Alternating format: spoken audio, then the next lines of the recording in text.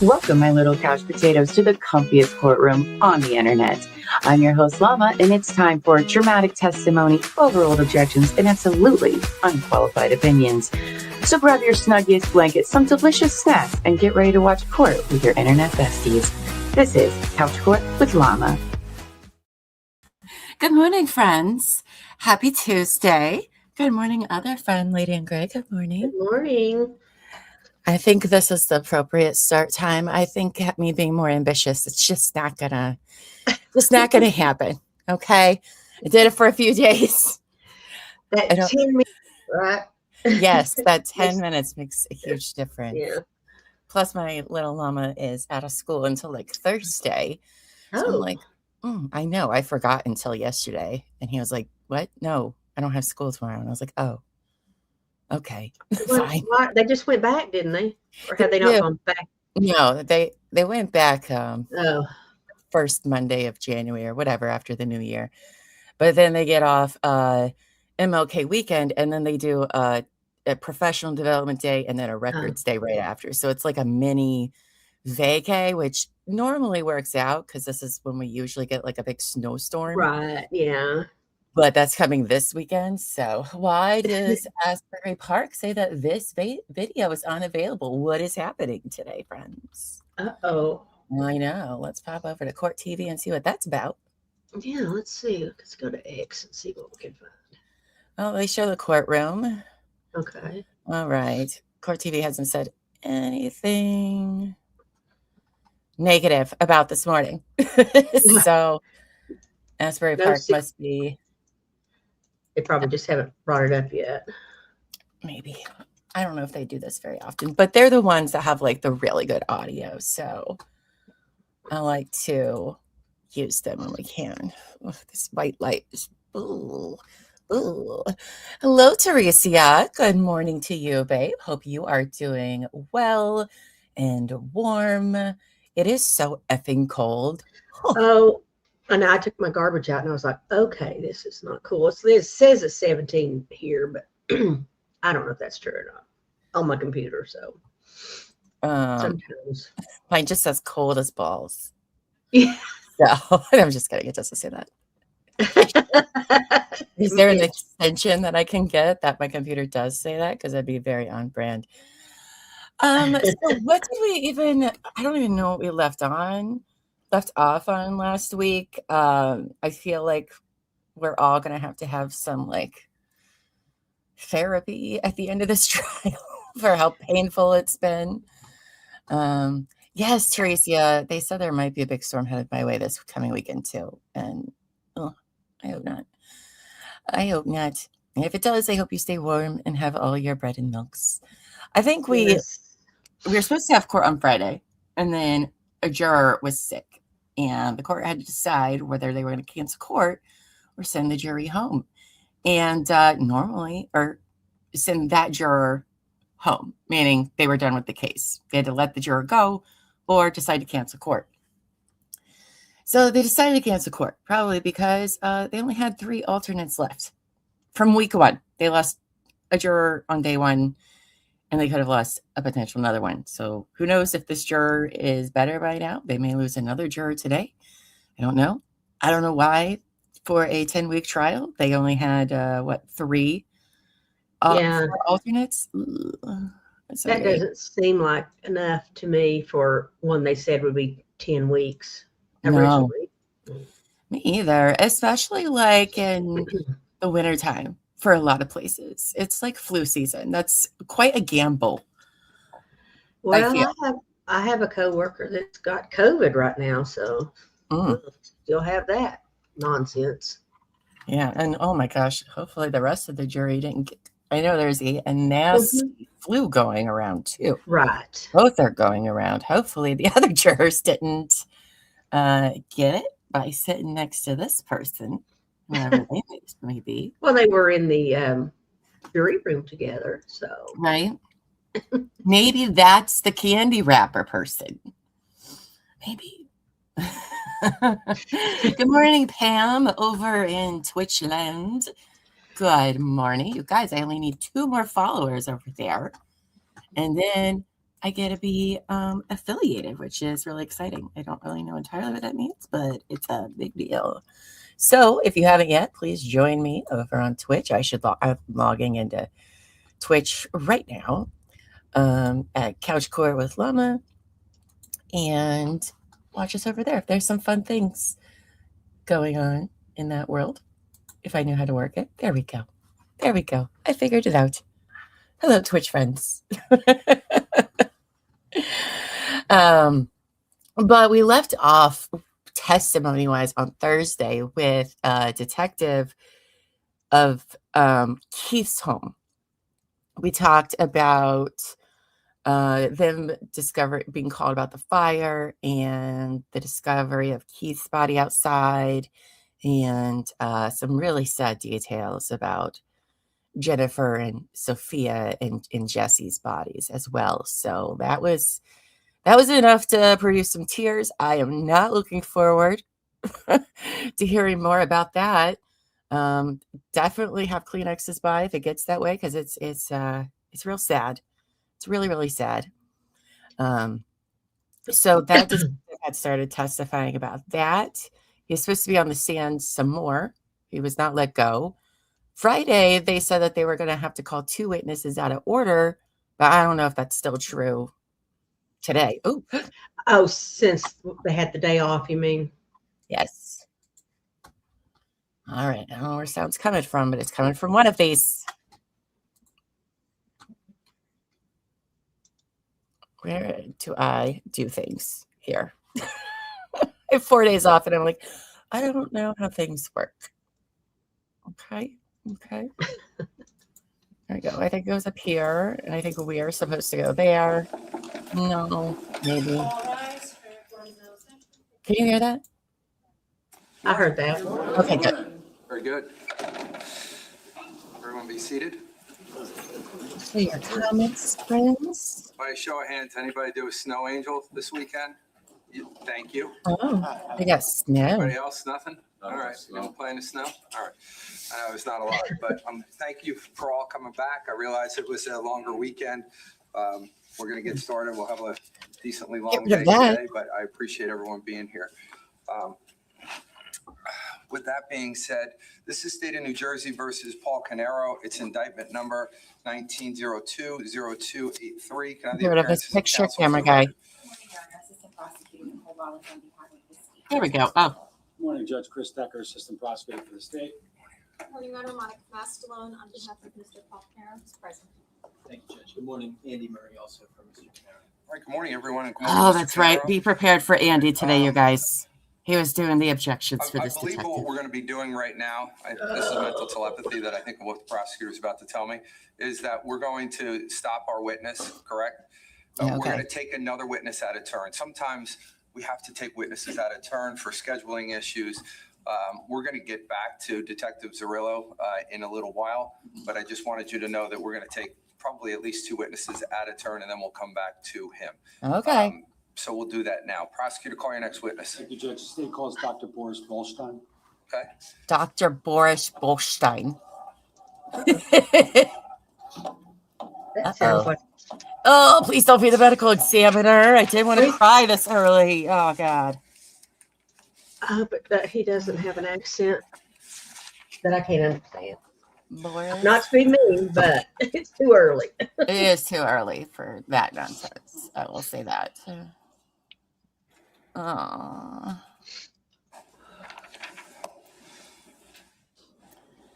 Dr. Boris. Something. Good morning, sir. Good morning. You can come right on up, come around here, just watch your step. Once you stand up by the witness stand there's a Bible there. If you could put your left hand on the Bible, raise your right hand for me. Do you solemnly he's a swear neighbor. or affirm to tell the truth, the whole truth, and nothing but the truth, so help you God? I do. Okay. Once you get seated and you're comfortable, Hello, Ed. can you state your full name for the record and spell your last name, please? My name is Boris Volstein. Boris Volshteyn. All right. Thank you, sir. And what I'm just going to ask for you, just please make sure you keep your I voice did my up best because with your jury last number name, 15 sir. and 16 in the back there. I They need to be able to apologize. hear you. Okay, sir? No problem. Did my best. Prosecutor. Thank you, Judge. Good morning, sir. Can you tell us what you do for a living? I'm a plastic surgeon here in Monmouth County. I want to take your attention back to November of 2018. Can you tell us where you were living at that point in time? I lived at 2 Evergreen Lane in Colts Neck. Okay. Now, I want to draw your attention specifically to around noon, November 20th, 2018. Do you remember approximately where you were? Yes, I was on my way to Trenton, New Jersey, to meet with Department of Business and Insurance. Do you recall whether or little bit not of you next. received Get a bit. some sort of communication which kind of forced you to turn around? Yes, Can you, without telling us exactly what was said to you, can you just tell us the circumstances of that? I was on my way to Trenton to meet with state officials, and as I was going on a Dutch lane right around the circle, I received a phone call from my landscaper concerned about smoke coming from my neighbor's house. And did he specifically indicate, you don't have to tell us, but did he specifically indicate to you whether or which neighbor that was? Yes, Okay. Now, can you just describe your location I'm in gonna sit under my relation lizard to lamp that neighbor's for house? 30 minutes. The connection Okay. between the two properties? our properties are adjacent. We have a fence separating us, several hundred feet. We live in a subdivision, and his house is immediately outside of subdivision, but we share the same border. And based upon that phone call from your landscaper, can you tell us what, if anything, you did? The landscaper was concerned that somebody, most likely Keith, was burning leaves in the back of the barrel behind the house. And he was concerned that he was going to get fined by the township. He tried to reach him. He couldn't, and asked me to see if I can help. And so I made phone calls to Jen and Keith. Nobody responded. I wish it was just So burning I leaves. turned around because Oh, it's yeah. nearby, Yeah, Amy's and face on decided me. to see if I can see what's going on. So you first referenced somebody named Keith, correct? Yes, And who's Keith? Keith is Mr. Caneiro, And Jennifer is who? his wife. Okay, and did you know them personally? I did. Okay. Now, I believe you said you reached out, made phone calls to the two of them? Yes, And were you able to connect? no, Did you, at that point in time, did you respond anywhere specifically? I'm sorry, can you clarify? I'm sorry. After you couldn't reach Keith and after you couldn't reach Jen, did you go anywhere? Yes, I went to their house. Okay. Can you tell us what, if Oh. anything, or what your observations were when you got to the house? There was nothing unusual in the front of the house. I just saw barely a little smoke coming from the back of the house. That's all I saw at that time. When you got to the property, and that's 15 Willowbrook, is that accurate? Correct. Did you pull in the driveway? Where'd you park? I pulled on the driveway right in front of the house. Okay. Did you get out of your car? I did. And where did you specifically go? I went to the left side of the house because the house was positioned in such a way there was a swimming pool behind it. And it was easier to walk on the left around the swimming pool to see what's happening behind the house. And did you go to the back based upon what you were told by your landscaper? Yes. That's not the side that Keith was Once you on. went around the back, did you make any observations of any smoke or anything like that? I did. I expected to see Keith in a big barrel of burning leaves. There was nobody there, and the smoke was coming not from the barrel, but coming from underneath the balcony, underneath the house.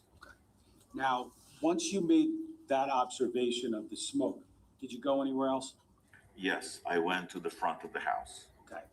What happened when you went to the front of the house? I opened the service entrance door. When you say the service entrance door, can you describe for us where that is? The house has main doors, and they usually were locked. When I brought my daughter to play, because Sophia and my daughter were playing quite a bit together, I would take my daughter through this service door, which was on the right of the main entrance, which was usually open. Now, did you open that door? I did. Okay, what happened when you opened the door? There was very thick clouds of smoke coming from the inside. Oh, so he's the one that left it What did you open? do then? I yelled to see if anybody was inside. Nobody responded. The clouds were so thick I couldn't even enter. So I went back to my car and called 911. Okay. Now, once you called 911, did you stay near your car or did you go other places? I was actually getting into the vehicle, and I have a truck, so I was getting up on the step, and as I turned, I saw a body in front of the house in the bushes. Were you, if you recall, were you on the phone with the 911 operator when you made that observation? I was. And based upon that observation, did you go anywhere? I went closer to the body to see what it was, and I was with operator on the phone. And at that point, I described everything, was instructed to leave the location because of possibility of somebody still being on the property, and I did. Now, the things that you just described about your observations of the body, did you describe those to the 911 operator? I believe I described that I saw the body laying there, and that's what the extent of it. Okay. And have you It's reviewed that 911 call prior to That it today? is. Yes, I did. Okay. And based upon your review of that, did you believe it accurately captured your phone call with 911 that morning? I see your hair looks great, Lig. Let me approach. Oh, thank you. Okay. You're welcome. Light is hitting it nice, real nice. Doctor, I'm just going to show you what's been marked as S96 for identification. Do you see what that is? It's a disc with a recording of 911 phone call, my name on it. Okay. And again, you said that you reviewed that 911 call and that it was accurate? Correct. Judge, Be I just prepared asked for to permission not go on understand that. any of it. Any objection? No. You can. Thank you, Judge.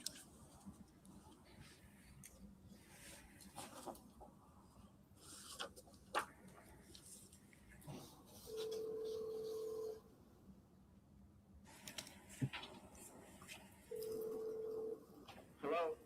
Hi, I didn't hear your name or what you're reporting, No. sir. What are you reporting? Okay, fire, Where? Willowbrook Lane, Willowbrook Road, What's the Colts address? Neck. Okay, what's the address? I think it's 40, I don't know, I think it's 44 Willowbrook. What's on fire? It is not. It's like 15. Huh? What is on fire? The house. Where do you see flames coming from? I see the smoke from behind. I thought that's my neighbors from behind me. I opened the door, and there is a smoke's coming out, and there's a person laying down Where are they laying down? on Can the you get over? property Can you get over in to front them? of the house. All right, get over Yes, to I'm coming over. Okay. Oh my God, there's blood here. Oh, It's a corpse. It's what? It's dead. What's dead? There's somebody is dead here. Okay, sir, you need to get to a safe area. Hold on a second. remember Keith was laying face down with a hood over his head. That's why he didn't know that it was. Sir, are you getting into a safe area? I'm leaving the property. What is the house number? I think, Are you able to see it on your way? let me get to the parking. Let me get to the, just 1 second. I don't care for her either. Teresa. Oof. A little abrupt.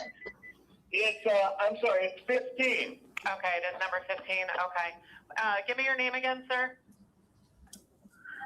It's 15, get over there, and I see the body on the premises. Yes, I told them. Just keep everybody away from that, okay? What is your name, sir? All right, What is your my name? name is Boris Bolstein. Can My you name spell- is Boris Bolstein, Can you spell it for me? B-O-L. Yeah. Okay, VOLSHTEYN, and I am at 2 Evergreen Lane. Okay, I'm right behind them. all right, now what is Volstein your first name or last name? Okay, Boris is my first name. Boris, Goldstein is my last name. Okay, what's your phone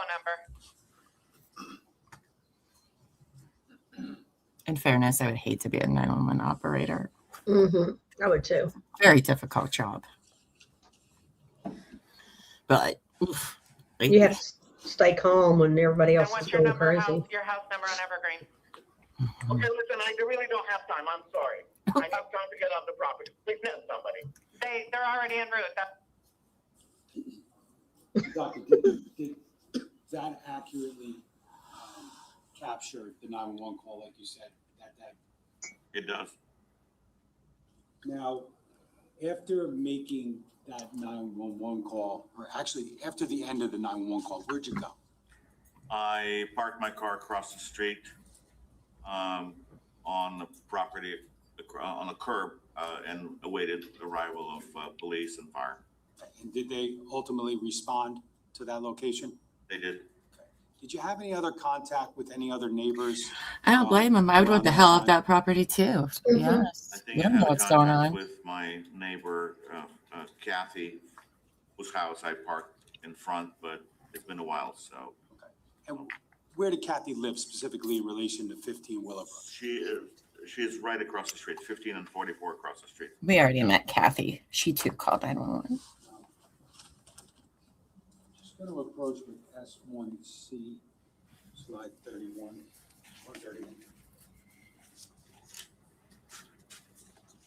Doctor, I'm just going to show you. Oh, your son's a 911 operator? S1C, Oh, bless slide him. 131. Do you recognize that photograph? Yes, What No, does that thank show? you. it shows the body laying on the grass. Okay, is that essentially, does that look like what you discovered on November 20th, 2018 on the front yard of 15 Willowbrook? Yes.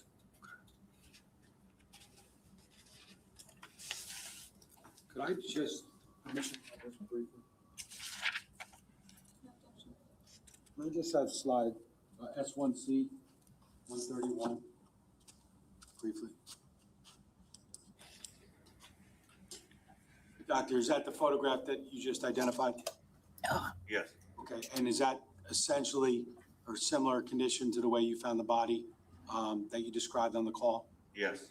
Okay, and just to be real clear, when you first encountered that body, did you specifically identify who it was? No. Okay, how come? I thought I knew who it was, but I didn't know for sure. Okay, you can take that down, thank you.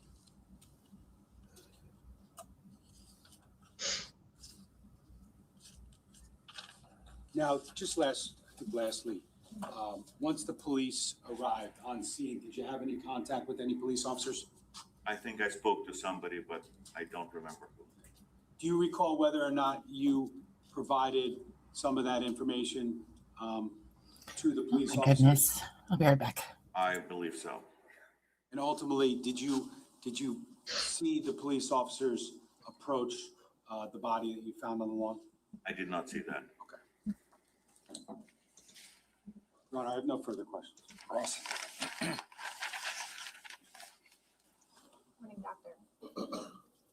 I want to clarify a couple of things that you mentioned. So originally, you mentioned during your testimony that you had initially assumed that Keith might be in his backyard burning leaves in a big barrel. Yes. Is that a big barrel that you had seen before? There was a barrel behind the house next to the pool that I've seen, yes. And is it something that you've seen him use before? Yes, I know that sometimes he would burn the leaves in the barrel. And you mentioned that your daughter was friends with Sophia, Keith's daughter. Yes, So you've been to the house before. yes. And were you familiar with Claudia? No. When you saw what we now know as Keith's body lying on the ground, did you also notice a cell phone there? I did. And you had tried to call Jennifer and Keith, or just Jennifer? Both. And obviously they didn't answer, right?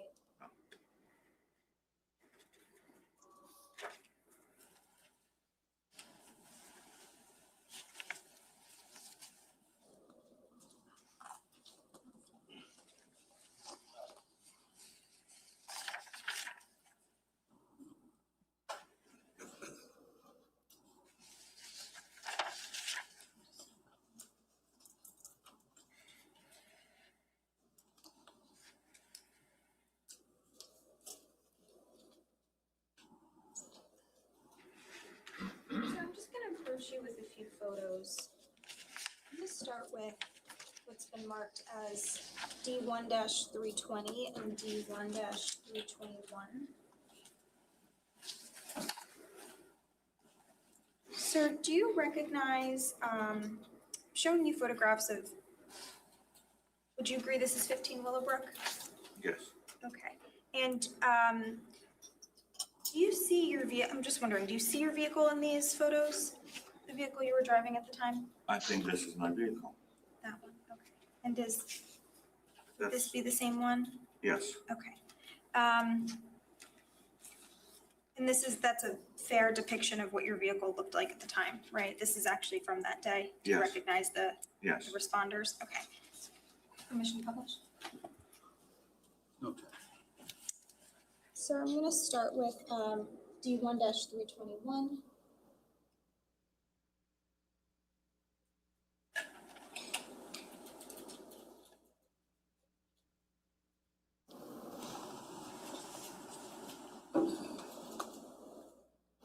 Sir, is that your vehicle that we see in the photograph? I believe so. And do you recognize the other person in that photo too? Is that your neighbor? Possibly, I Kathy? can, it looks similar, but I cannot see the facial features. Sure. Okay. Can I just ask you to circle your vehicle? And maybe just put like a BV for Boris. Can you capture that? I accidentally made Elbow Feet go live today. 321.1. I wondered what that I'm gonna was. show you -320 as well. There's an undo button at the bottom right-hand corner. On the right. There you go. You just hold it down. The screen capture that got notified for his viewers is a picture of my boob So I'm showing you, with my shirt on, by the way. Well, But that's good. like, uh-oh. This is after a few responders arrived that day, correct? Yes. You can see the police vehicles and it looks like maybe an ambulance or an EMS truck. Oh, she's Captain Obvious. Circle your vehicle in this and put your initials as well. Yes. We captured that one.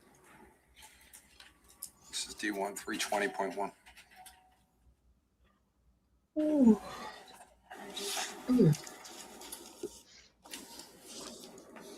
So I'm going to approach you with a few more photographs.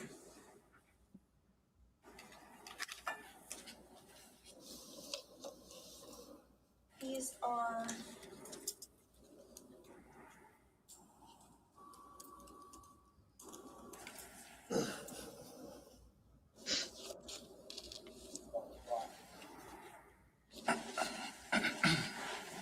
first I'm going to show what's already been published to the jury. It's D1-301. Ma'am, why is this important? So do you recognize this photograph as 15 Willowbrook? Yes. And does this accurately depict what it looked like that day? Yes. Okay. Can you just circle the door that you were referencing when you mentioned that you went into, they opened? Good morning, Amos. That's the door that was unlocked. Service door. Yeah, It was unlocked, Correct. but it wasn't opened, right? No. You had to open it? Yes. Okay. Can you also just put your initials there as well? And maybe just put a U for unlocked. Thank you. Do we have a .1 on this? On 300, 301? 301. It's Take a look. All right, 301.2. Well, hello, Krista. Good morning, babe. Hope you're doing well today. We are here early. Just a few more photographs, sir. It is early. I'm gonna It's so approve what's early. been marked as D1-304, 1-307, -308, and -309. Oh, her outfit is So I'm cute showing today. you, Love first I'll show that. you D1-304. Do you recognize what's in that photograph? That's Keith's house. Okay, so that's 15 Willowbrook. Correct. And do you see your house in that photograph or no? No. Okay. And I'm going to show you what's been marked as Oh, yes. I don't know much about Salt Lake City, D1-309. but it was a good time. Do you recognize what's in that I photograph? was writing and lurking That's and the listening. same house with 15 Willowbrook. Okay, it's like an aerial view. Correct. And you don't see your house in that photograph, do you? No. Okay. So I'm going to show you D1-307. Can we agree that's another aerial shot of 15 Willowbrook? Yes. And do you see the area of your house in this photograph? I do. Okay. Is it on the left side here? It's on the left side. Okay. And finally, same thing with D1-308. Do you see, do you agree this is another aerial shot of 15 Willowbrook? I do. And do you see a portion of your property? Yes, I can see. Okay. Permission to publish? Ken, any objection? No, Judge. So we're going to start with the first one, D1-304. And we've seen a similar photograph, but essentially we agree that this is 15 Willowbrook, correct? Yes. And this is a fair and accurate depiction of what it looked like when you were there on November 20th of 2018, correct? Yes. And I'm going to show what's next been marked as D1-309.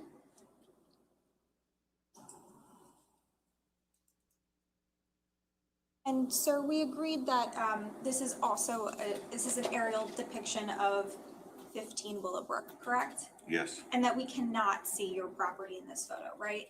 Correct. But what we can see is this road that's sort of like diagonal across the bottom right corner of the screen, that's 15 Willowbrook. That's Willowbrook Road, correct? That's the Willowbrook Road. And then this is the driveway that we see leading up to that property, correct? Correct. Now I'm going to show what's been marked as D1-307. I thought you should know that vengeance Now, sir, is we now also mine. agreed that in this photograph we can Uh-oh. see The mouse is 15 dead. Willowbrook property is on the right portion of the This mouse. of the photograph, correct? It's dead. Correct. And you also noted What about that the other in one? this photograph you can That's the one I'm see talking about. part of your Yeah, I know. property line, correct? Correct. I'm talking about his Do you want friend to just you haven't seen yet. like circle generally where the property was at the time? Hush your mouth. Oh, that's his place. Oh, Maybe that's just put nice. your initials as well. Mhm. Sorry, you might be hearing elbow feed. That's right. Ding dong, the mouse is dead. 307.1. Can live in peace today. And lastly, this is a very similar photo. It's 1-308. And this is the same thing, right? We see 15 Willowbrook, we see Willowbrook Road in the front, and then we see on the left portion your property, and then we see what's behind the property. Correct.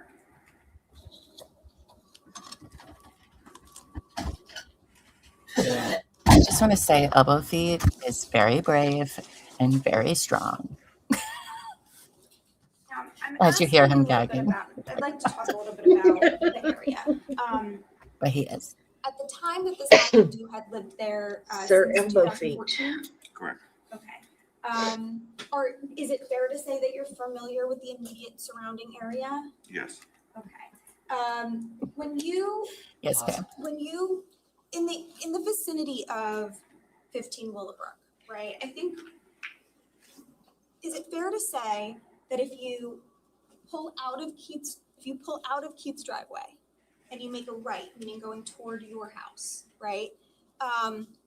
And you drive for just a little bit, there's some bodies of like small creeks, some small bodies of water that you would pass over. Yes, Are you familiar with those? yes. And one of them would be, it's actually the first one you pass it. It's like, it looks like it's right on Willowbrook down just a little bit. And looks like a little creek. It's actually called Willowbrook. Are you familiar with that? Yes. Okay, and so when you're driving over Willowbrook, like the actual brook of water, there's Not like hiding under my bridge, sad a lizard road, lamp. but See, it's look how bright it is. essentially one lane road each way. I'm almost done. Correct. And if you drive down a little bit further than that, so going toward Long Bridge, going toward Laird Road, there's another little brook of water. It's called Hop Brook. Are you familiar with that? I'm not familiar with it. Not familiar with the name? No. Okay. Are you familiar with the Not fact tempted. that after you pass the first little Willowbrook, but before you get to Long Bridge Road, there is a second little small bridge with some water there? Sure. If you can't remember, I could show you a photo to maybe refresh your recollection. I don't remember Second Bridge.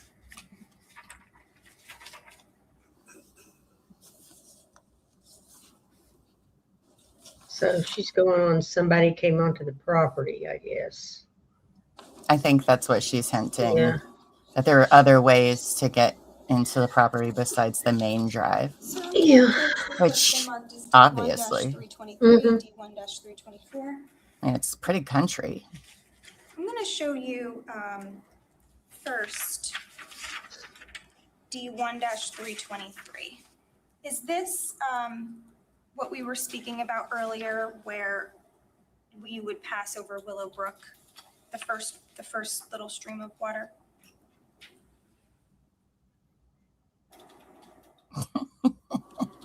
Captain Obvious. That she is. Perhaps. I usually see the bridge that dives downwards and comes up. I don't remember this portion. Okay. Maybe I didn't pay attention. How about this one? Only if you remember. Does this refresh your recollection as to whether you've passed over Hop Brook? Yes, this I remember. This one you remember? Yes. Okay. So this is a little bit further down Willowbrook Road, going toward Long Bridge. There's what you were able to remind yourself from the photo. There's like a little bridge and there's water. Correct. And it's a one lane highway each way. Yes. Right? And then finally, after you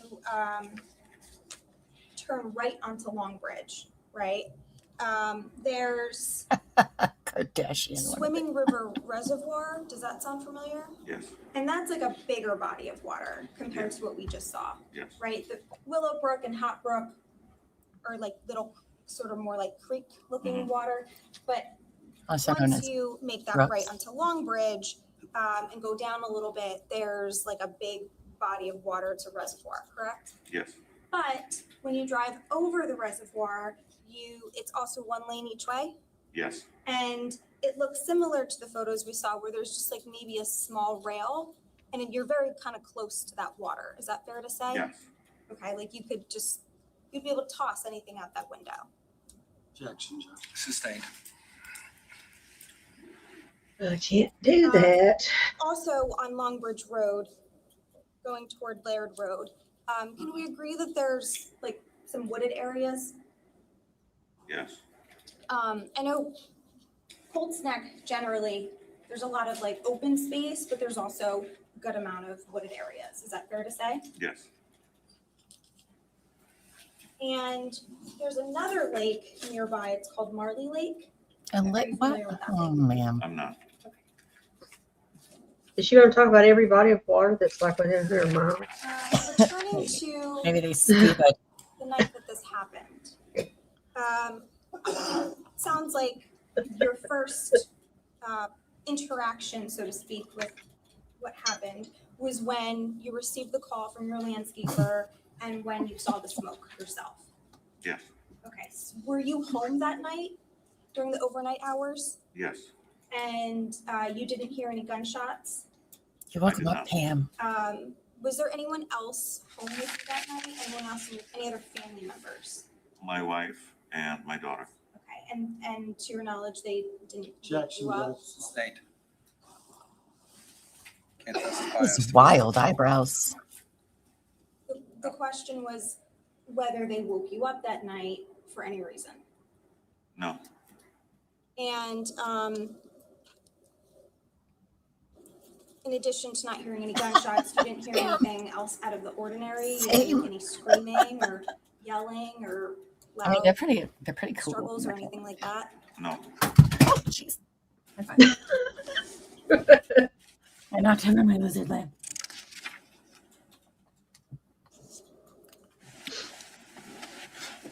So up until you got to the property yourself after you got the call, there was nothing out of the ordinary that you had seen prior to that?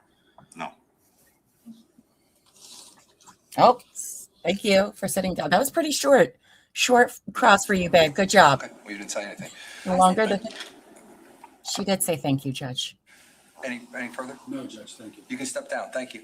Thank you. You sure can. That was a good cross for her. Yeah. I mean, I don't know if it really did a whole lot for me. No, I don't either, but still, it was to the point, concise, and she just brought out some reasonable doubt. True. You know, I Or think tried to anyway. Jennifer's family is the only one that's there. I don't think any Caneiro family is there. Because I was thinking about this weekend, like, what about his parents? We know that they had elderly parents. I think they're still alive. I don't know to be sure. But when this happened, they were, because the cops went and checked on them. But if they are still alive, like, how do you deal with this as parents? I wouldn't want to be there. You know, You've got a son accused of We're going to killing swear in another an son. interpreter for our next witness. Ugh. We're going to ask the interpreter to come on up. Oh Thank you so much. no! I need more Okay. coffee. Oh, that's Come on. true, Pam. They could be considered potential witnesses. That's very Witness will be up true. here. Oh, I'm not but judging would them also- being there or not. I just was thinking about how hard Can it you just must listen be. to my clerk, please? They could also, though, be victims, so they could still be in the courtroom if they wanted. Maybe they don't want to be there. I No. wouldn't. I think that'd be very hard.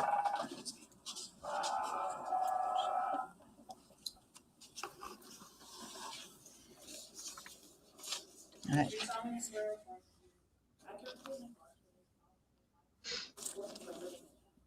That are binding, What is? I'm sorry, on you and duties and obligations of an official. Oh, she must be like, I ain't Yes, I swearing do. on no This is Bible. Margaret Serrano, Serrano. I am an AOC approved Spanish court interpreter. I'm sent to you on staff from the New Jersey AOC this morning. Pronto? Oh, I don't. Julia Vargas, VAR, She's GIS, the staff interpreter. IOC. Good morning, y'all. Great. Good morning to you both. Thank you. Ma'am, come over and take a seat. Señor, usted puede tomar asiento ahí en la silla. The interpreters are going to need to request if we could maybe get a chair because we need to stay close to each other when Sure. we interpret. I don't know if there's any place we could find a chair. You can have mine. He just gives his seat to everybody. Sir, I want to sit in that chair because that chair Yeah. looks comfy as shit. Does he rent it? Do you know? I've never seen a judge give up their Yeah. chair Yeah, I don't either. several times. We just need one. One? We normally have an active and a passive I like interpreter, and him. the passive one will sit in the chair. Wherever you need it. Thank you so much. All right, well, I'm not going to try to put any of these witness names in for this. This is confusing for me. Can you please stand? Hopefully these interpreters are better than the ones in Put your left Devin hand on the Michael's Bible. case. Raise your right hand. Gosh, Where that guy, Levantándose la mano it's derecha. awful. Do you solemnly swear or affirm to tell the truth, the whole truth, and nothing but the truth, so help you God? Yes.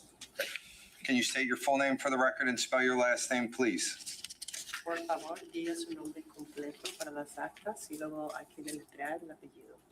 Giselle Restrepo, Giselle Restrepo, R-E-S-T-R-E-P-O. R-E-S-T-R-E-P-O. T-R-E-P-O. I've never seen You can two be seated and get yourself comfortable. interpreters. Ponerse cómodo. También le voy a pedir. The interpreter is just going to ask Oh, the thank you. witness to put these headphones on. I slept in a braid, a wet braid. Prison curls. Yes.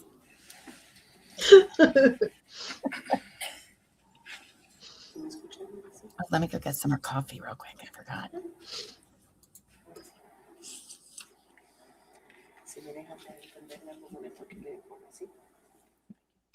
The interpreter just asked the witness to let her know if she is unable to hear or understand her at any time.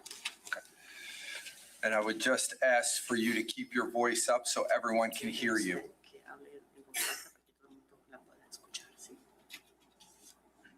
You have to speak a response. Okay. Can you move a little forward? There's a microphone closer to you that will pick you up.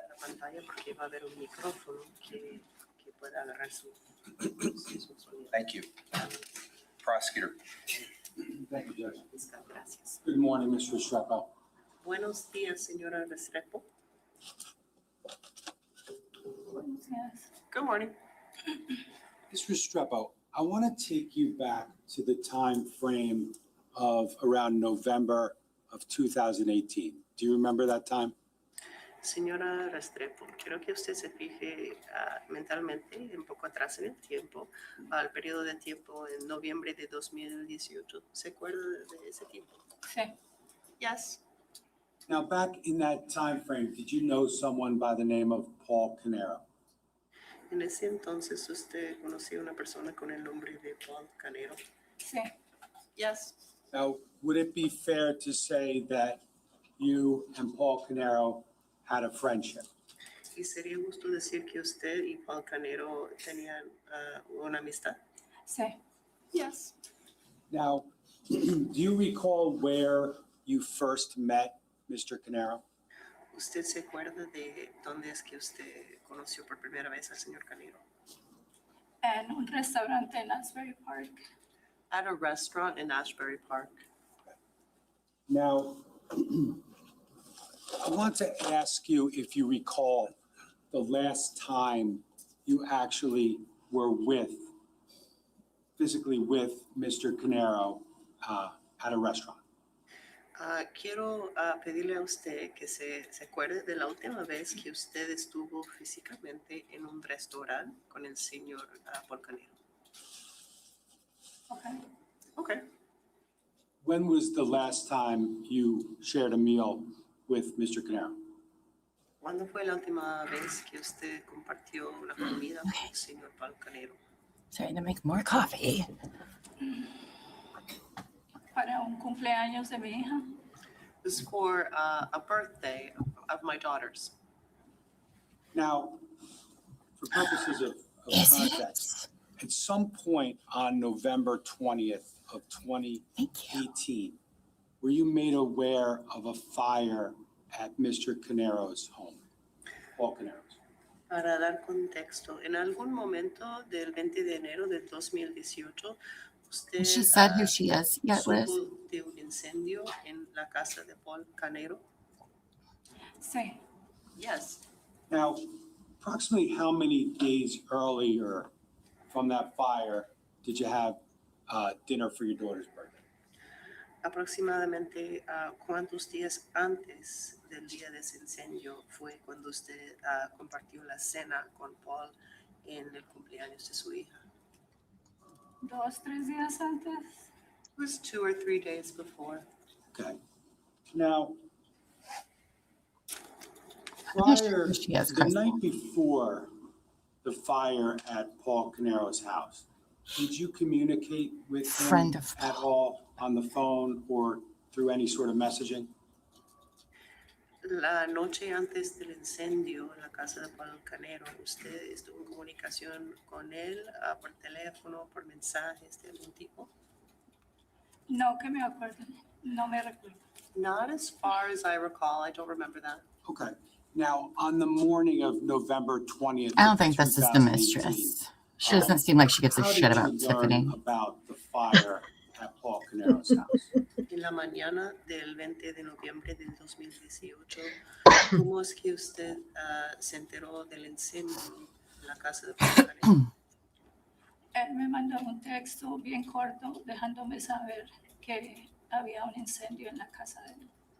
They sent me a very short text letting me know that there was a fire at his house. Okay. Now, I want to ask you about your friendship with Mr. Caneiro. Were there any points in time during that friendship that you and Mr. Caneiro went anywhere, like vacation-wise? Le quiero preguntar Interesting. sobre su amistad con el señor Maybe she Paul has. Caneiro. En algún momento durante esa amistad hubo un momento cuando ustedes salieron a algún lado juntos, como de vacaciones, algo así. Sí, Yes. Where do you recall going? Según sus recuerdos, ¿a dónde fueron? fuimos a Colombia. We went to Colombia. Oh, How many times did you go to Colombia? ¿Cuántas veces fueron a Colombia? 2 veces fuimos a Colombia. 2 times we went to Colombia. Okay. Can I ask you interesting. who paid for the trips to Colombia? Le puedo preguntar, ¿quién pagó los viajes a Colombia? Él pagó los viajes a Colombia. He paid the trips to Colombia. Does she work with Now- him? I'm so confused. Do you recall where you lived back in November 2018? ¿Usted se acuerda de dónde vivía el 20 de noviembre de 2018? Ocean Township. Ocean Township. Recall if you did you live in a house or an apartment or something else? ¿Usted vivía en una casa, un departamento o algo más? Apartamento. An apartment. I think it Do you is. remember the name of the apartment complex? ¿Usted se acuerda del nombre de departamento? Twinbrook. What? Twinbrook. Twinbrook. Twinbrook Apartments? Los departamentos de Maybe. Twinbrook. Sí. Yes. Do you remember, Ms. Restrepo, what your rent was there Restrepo. back in 2018? ¿Usted se acuerda, señora Restrepo, de cuánto Keith pagaba Caneiro was named alquiler en Claudia. 2018? Como 1,300. It was like 1,300. Was there ever a time when Mr. Caneiro paid that rent or helped you with that rent? Hubo un momento cuando el señor Caneiro Helped pay. le Wasn't pagó it an ese Audi? alquiler o le ayudaba a pagar ese alquiler. No. No. No. Okay. Now, Maybe during the not that course way. of that friendship, was there ever a time when Mr. Caneiro helped your children or you or your children with any expenses? Durante el transcurso de su amistad, ¿hubo algún momento cuando el señor Caneiro le ayudó No. a sus hijos o le ayudó a usted a pagar los gastos de sus hijos? No. We were. No. Was your daughter applying to colleges back in 2018? Su hija estaba aplicando a universidades. Whoever the mistress is, I would not be surprised if they called him. Did Mr. Caneiro ever provide any Just make Paul look assistance like a bigger with dirtbag. application fees? El señor Caneiro en algún momento proporcionó asistencia o ayuda con los pagos de las aplicaciones o solicitudes. Él le regaló el dinero para aplicar a los colegios. He gifted her the money to apply for the colleges. Now, was there a point in time, I believe in approximately 2018, when you got a new car? Aproximadamente en el 2018, cuando If it's the usted, Audi, it's consiguió definitely- un nuevo carro. Sí. Yes. Do you recall what kind of car it was? ¿Se acuerda de qué tipo de carro era? Sí. Yes. What kind of car was it? ¿Qué tipo de carro era? Audi. It was an Audi. It is her. Do you remember approximately what the monthly payment was for the Audi? ¿Usted se acuerda de aproximadamente cuánto era el pago mensual del Audi? Hice pagos de carro. I did not make car payments. Hi, Savage. Who made the car payments? ¿Quién pagaba It's los her. pagos cada mes? Hola. Paul. Now, was there ever a point in time in 2018 when Paul talked to you about any financial difficulty that he was having?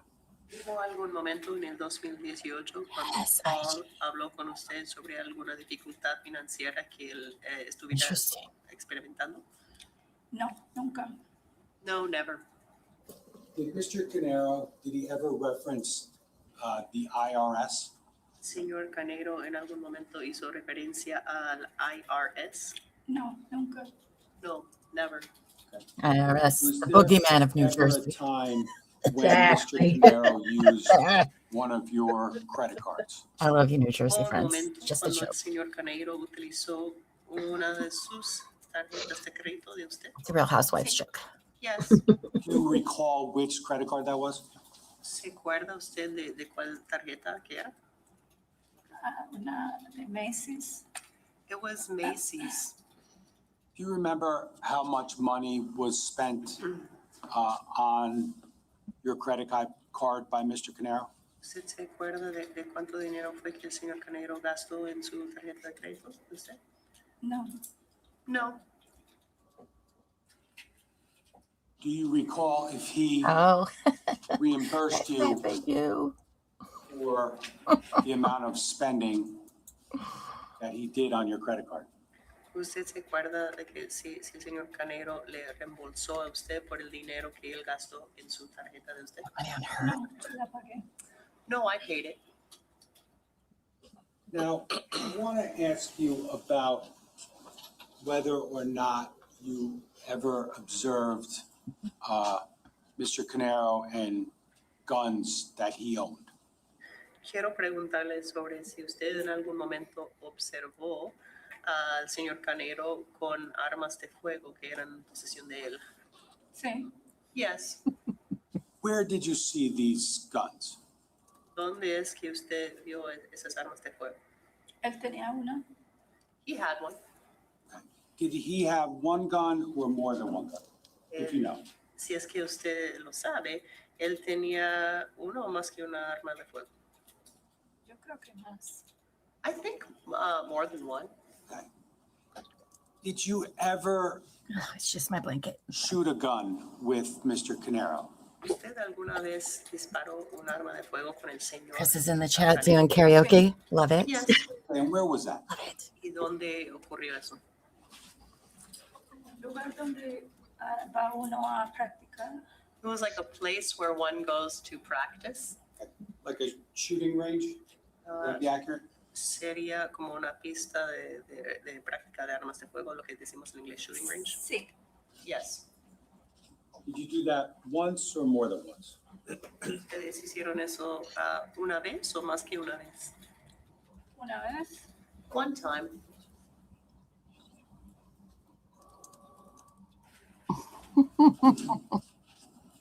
Now, you talked about going to Colombia twice with Mr. Caneiro. Did you ever go anywhere else in the United States with Mr. Caneiro? Usted mencionó ir 2 veces a Colombia con el señor Caneiro. ¿Usted alguna vez fue a otro lugar dentro de Estados Unidos con el señor Caneiro? Sí. Yes. Where did you go? ¿A dónde? Carolina del Norte, Las Vegas, Boston, She's definitely the mistress, guys. North Carolina. Nueva York. They're friends. North Carolina, Las Vegas, Boston, New York. Yeah. Who paid for those trips? ¿Quién pagó esos viajes? Él. He did. Now, Ms. Restrepo, you talked about Paul Caneiro. Hi, Dave. Good Did you morning. see that individual in court today? Señora Restrepo, usted ha hablado sobre Paul Caneiro. ¿Usted ve a esta persona, la misma persona aquí presente hoy? Sí. Yes. Could you point him out for us? ¿Usted nos puede indicar quién es? Identifies the defendant. ¿Quién ha indicado al acusado? El Estado no tiene más preguntas. En este Way momento. more than a friend. Interpreters will briefly switch. Okay. Yes. I don't think I've seen a picture of Paul's wife or family, or I haven't really looked. So they're probably there. I just haven't really looked. Thank you. Ross? Oh, who's doing it? Oh, okay. Monica. Good morning. I just have a few questions. Solo le voy a hacer unas preguntas. So, Oh, they traded the interpreters. Interesting. other than the trips that were mentioned, the car, and the college application fees, fair to say that you supported yourself? Aparte de los viajes que mencionó, el carro, las tarifas para presentar la solicitud de una universidad, ¿es justo decir que usted sola se mantenía? 100%. 100%. And you mentioned that you paid your own rent, correct? Y mencionó que usted pagaba su propio alquiler, ¿correcto? It's not what the financial crimes lady Is there said. one time when Mr. Caneiro helped you with your rent, but then you paid him back? Hi, Tracy. ¿Hubo alguna ocasión donde el señor Caneiro Good le morning. pagó el alquiler, pero luego usted se lo pagó de vuelta? Correcto. Correct. And Colombia, that's where you're from. ¿Y usted es de Colombia? Soy colombiana. I'm Colombian. So when you went to Colombia, you were visiting family? Entonces, cuando fue a Colombia, ¿estaba visitando a la familia? Sí. Yes. And the prosecutor said, asked you to agree that you and Paul were friends. Is it fair to say best friends?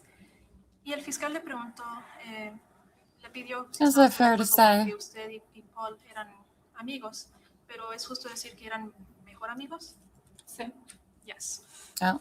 And during the time that you knew Paul, was he always very nice and supportive of you? Y en por el tiempo que conocía a Paul, él siempre le fue amable, cariñoso. Sí. Yes. Lady Gray, why don't you pay for my car and trips if we're besties? Huh? All the time. What kind of friend are you? We're not that kind of friend. English as well? También le ayudaba, le enseñaba el inglés. It would be Amy for you. It was a very important part for me to improve and practice. And would you agree that Mr. Caneiro, would you describe him as Possible very mistress, smart? Dave. ¿Y está de acuerdo o describiría al señor Caneiro como alguien muy inteligente? Él es muy inteligente. He is very smart. And Hi, Liz. since you knew Paul well, are you familiar with the fact that Paul was very close with his brother Keith? Y entonces, como conocía tanto a Paul, ¿usted sabía que él era muy cercano a su hermano Keith? So, eran cercanos. They were close. And was Paul close with Keith's family as well, like the kids, Jesse and Sophia? Y Paul también era apegado a los hijos de Keith, Justy y Sophia. Sí. Yes. To your knowledge, did they spend a lot of holidays together? A lo que usted sabe, ellos pasaron los días feriados juntos. Sí. Yes. No, it's a Che. And did Paul speak very highly of Keith? Y Paul hablaba bien sobre Keith. Siempre. Always. And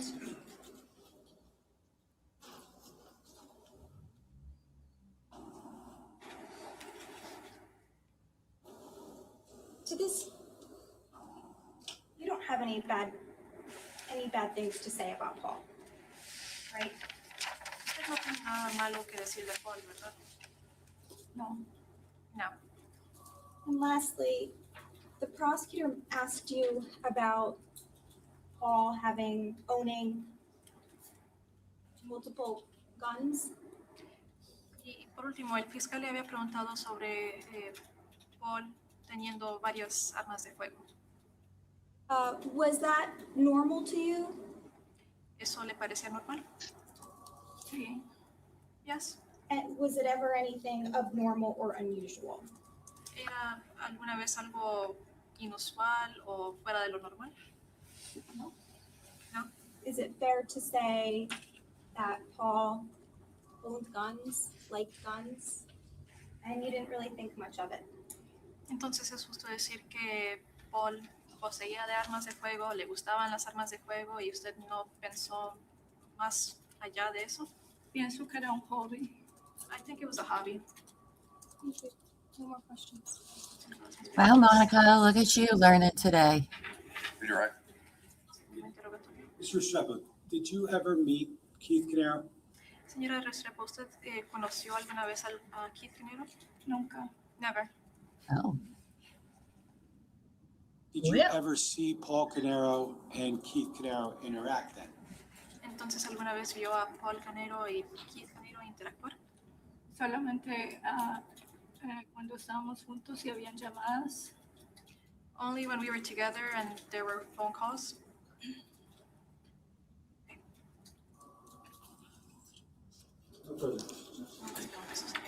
Well, you guys, so we've been wondering. Oh, no, never mind. Monica has more to say.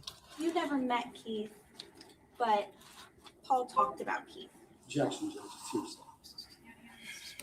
There's no statement, Judge. It's just I'll have this question.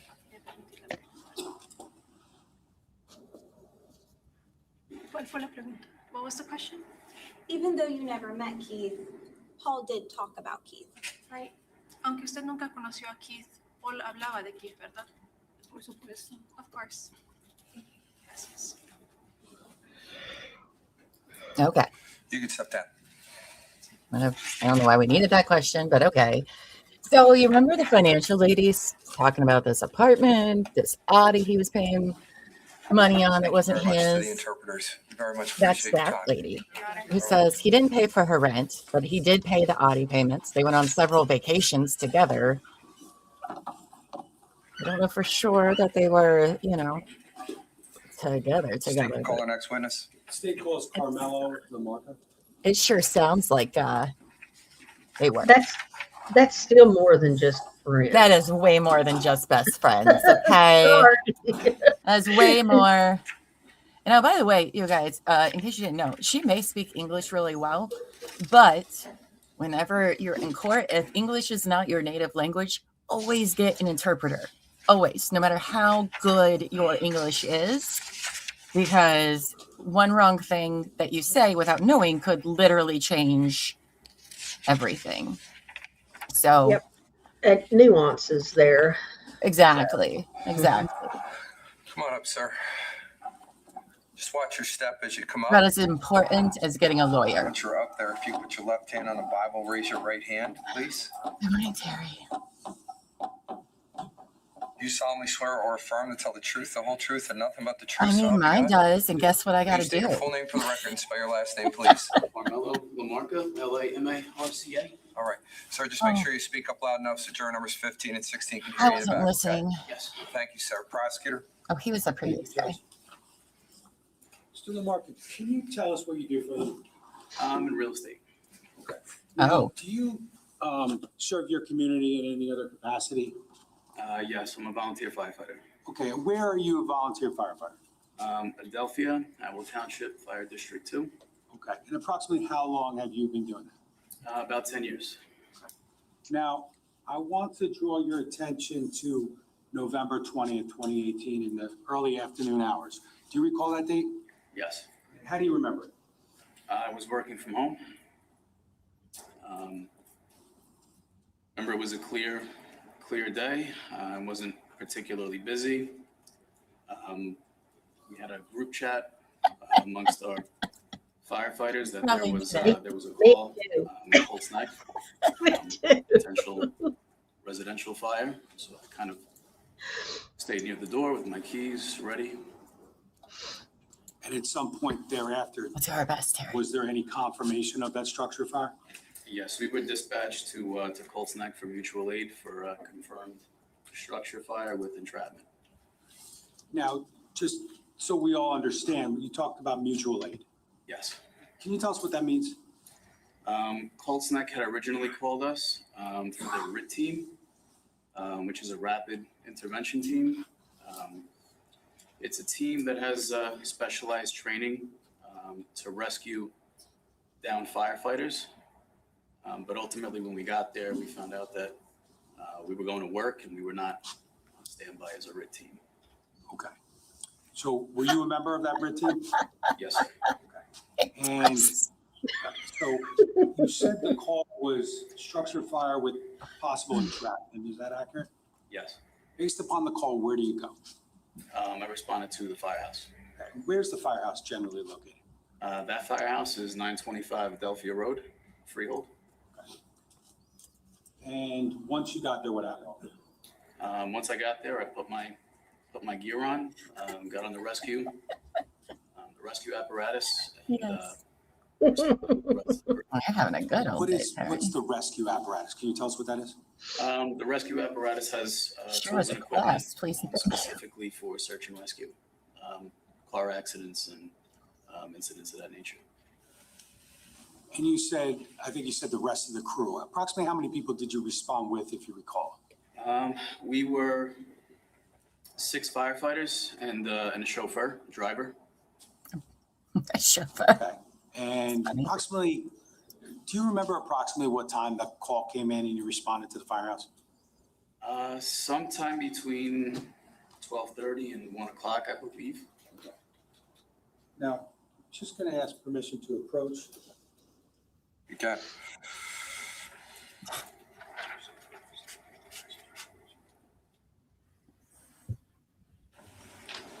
Mr. Lamarck, I'm just going to show you what's been marked as S106 for I identification. hope he has Do you messed with recognize my what this is? chair.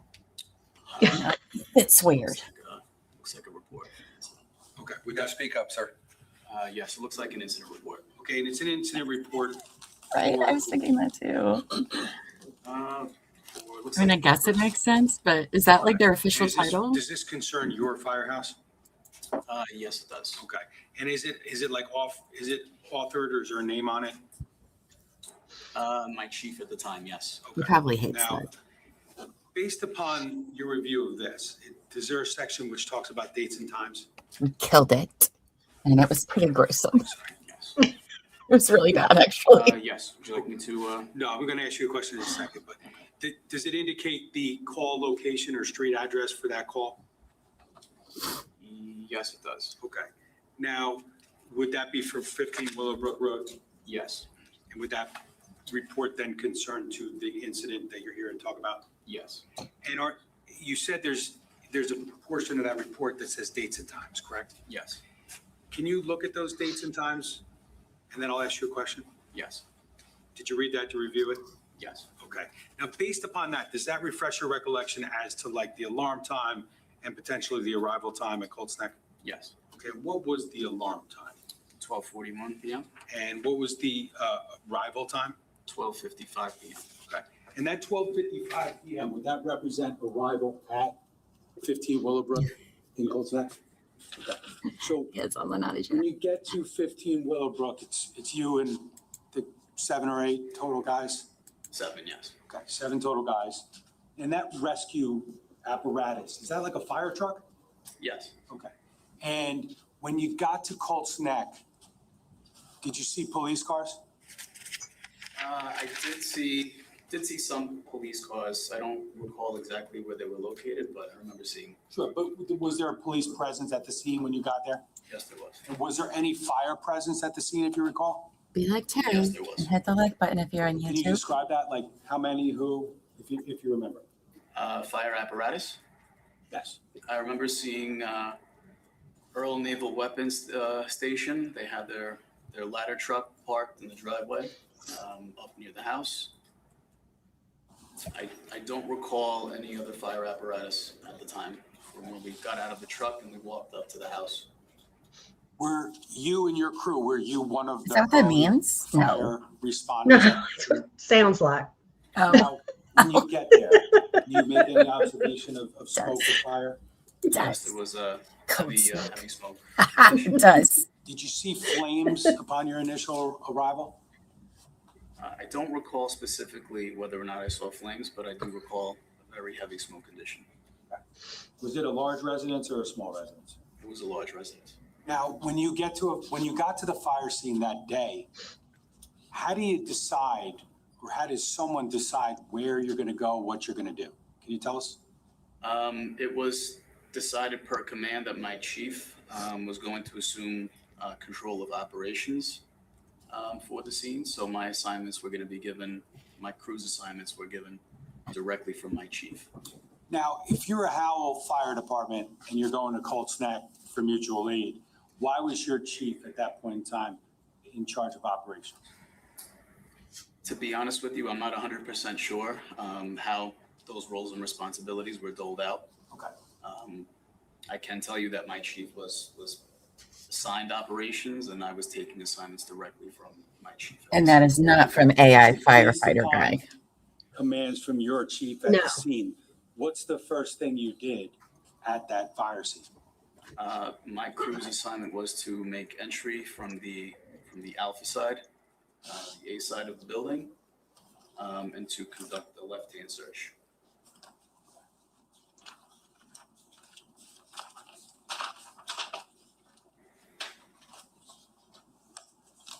I'm going to show you just briefly. I'm going to approach with S1C, slide 9. Yeah.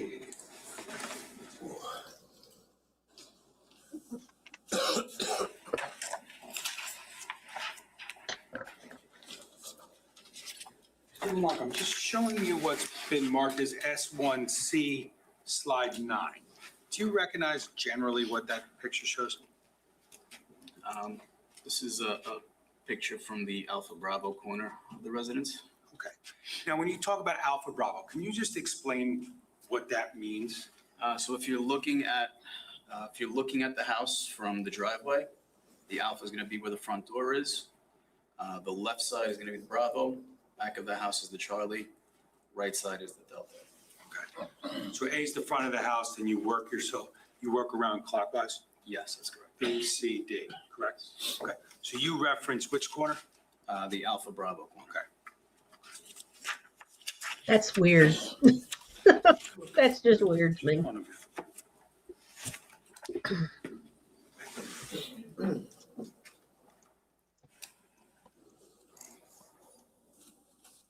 Before I keep that away, one quick question. On slide 9. Where did you enter, you and your crew, where did you enter on that date? From the door here on the Alpha side. You gotta speak up, sir. From the front door on the Alpha side that leads directly from the driveway. Could I permission to publish? No. Okay. Could I ask S1C, slide 9?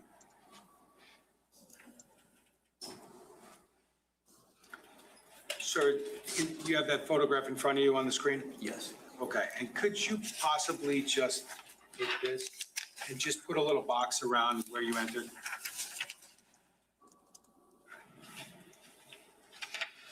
Can we preserve that, please? Thank you. That's slide 9.1.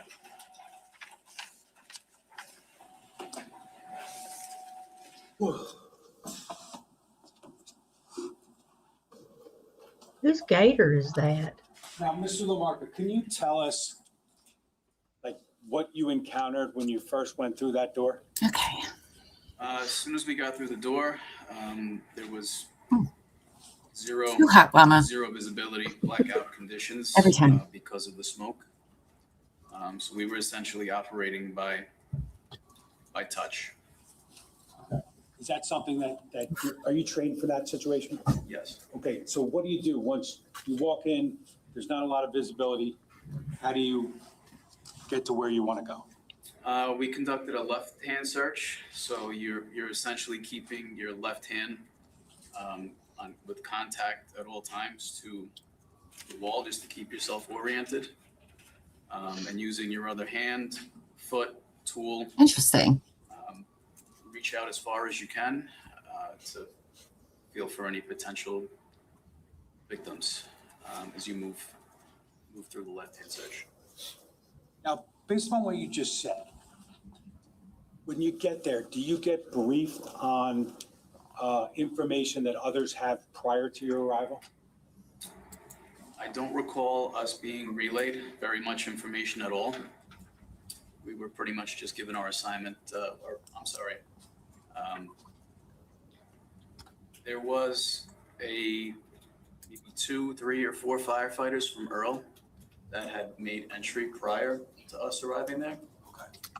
I'm not sure where they searched, where they went.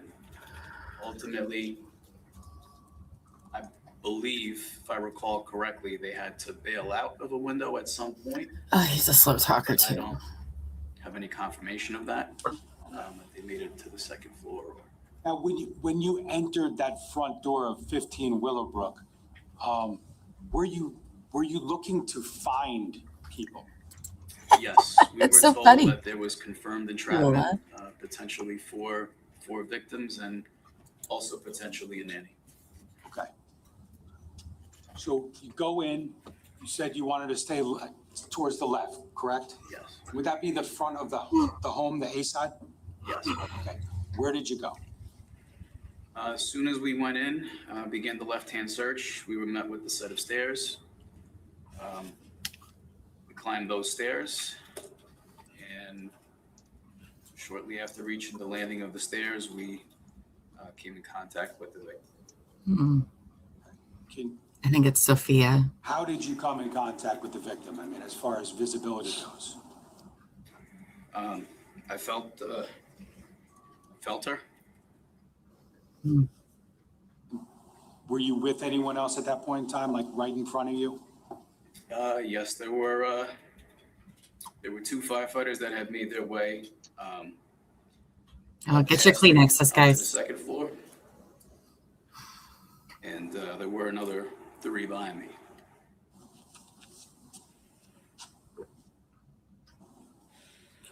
Was the visibility still extremely compromised on that landing area? Yes. Based upon the identification potentially of an individual, what if anything did you and other firefighters do?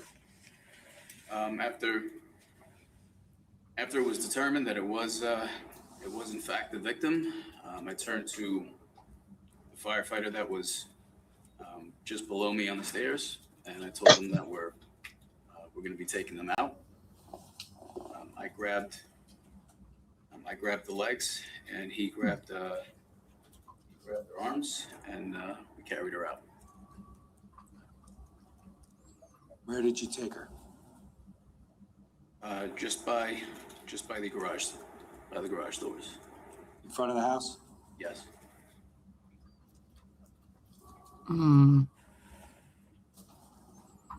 Yeah, because I think Sophia's the first one they After you did that, take out, if I remember right. He's not gonna forget that. Continue with efforts to find other individuals and or fire? Yes, we were instructed to place her down in the driveway and then to go back in and continue our search. Just briefly, so I don't miss it. Sorry, but when you encountered the body on the landing, can you describe directionally where her body was? So she was towards the wall in the corner. Her feet were facing out towards going down the stairs, and her head was facing towards the wall of the landing, heading up the stairs. When you ultimately took her outside and put her down on the ground, were there any signs of life at that point? I wasn't able to determine, but it didn't. Once we were outside of outside of the smoke, and Poor little Sophia. to see it did not appear to be. Just to be clear, was it a adult female or a young female? A young female. At points in time, did you remain, or strike that, did you remain at the scene for several hours? Yes, we did. And did you and your colleagues, did you continue to fight the fire? Yes, we did. And was there a point in time later that day that the fire was actually extinguished? By the time that we had left, I don't believe so. There were still crews operating when we had left. Okay. Do you recall approximately what time you left? I believe it was around 8 o'clock. Okay.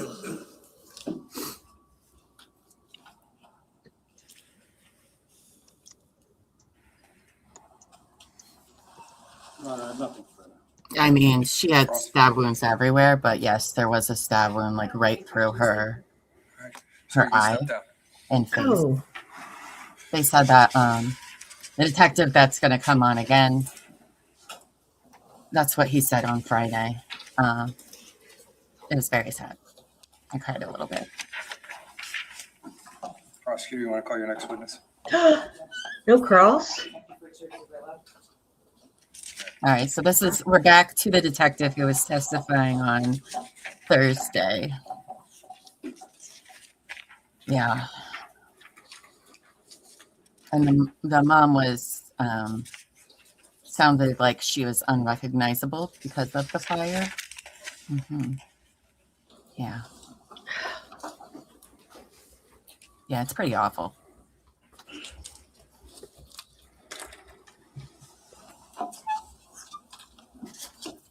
I don't know how anyone can do that to anyone, but also children. Like Yeah. Detective, you were under oath when we left you on Thursday afternoon. You are still under oath here today. You remember the oath that you gave, correct? Yes, Your All Honor. right. We were still in direct examination, so we will continue with Ms. Wallace. Thank you, Judge. Good morning, Detective. Good morning. We left off when we were here last with the conclusion, essentially, of your investigation of day one. Do you recall that? Yes.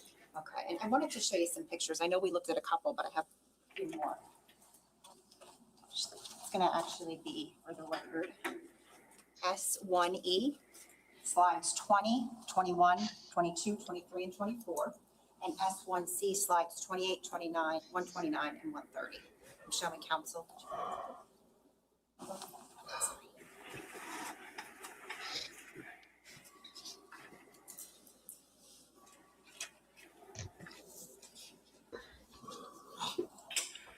So Marie, is there objection to them being published now, or do you need the foundation before? I don't know, Judge. There's no objection. This taken published now. Okay, great. Thank you.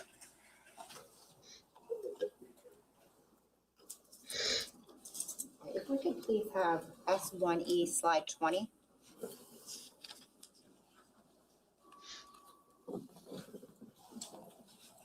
Detective, can you describe what we're looking at here? The rear of the structure, the house.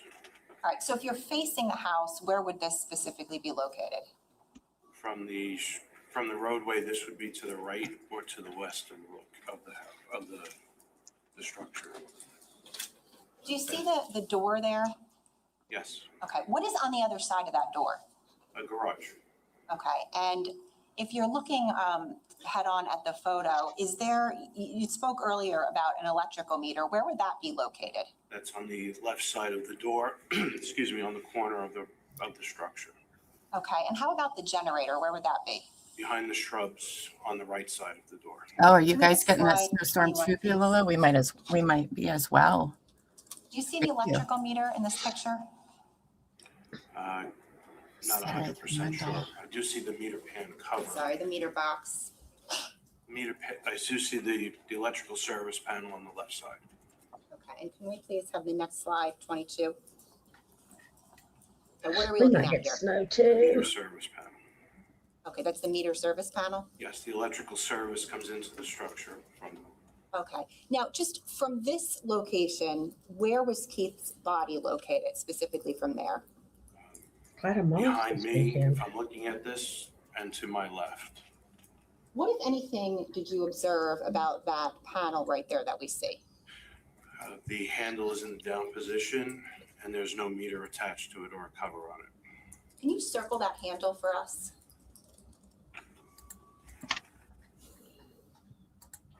What, if anything, did it mean to you that the handle was in the down position?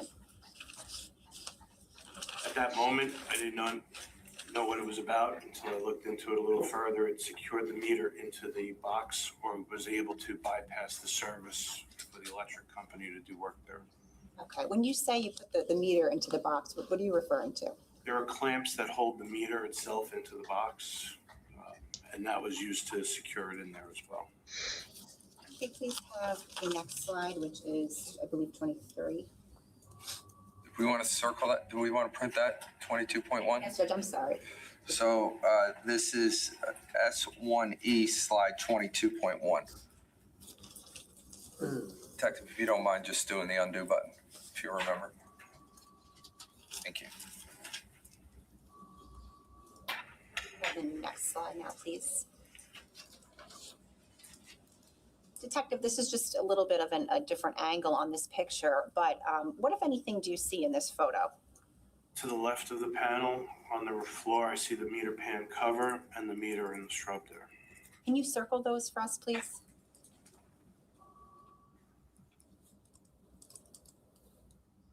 I imagine it's not a panel that's easy to be like previously opened. when you were on the stand, that when you arrived, Because you need were over by tools to Keith's open body, it. you made some You have to observations cut about the this lip particular off that's area. on there. Yes. Are I those don't know what observations that that you would were referring to, the door and the meter on the floor? Yes. On the ground? If we could please have the next slide. Do you want that captured? Yes, I'm sorry. 23.1. Undo? Yes, please.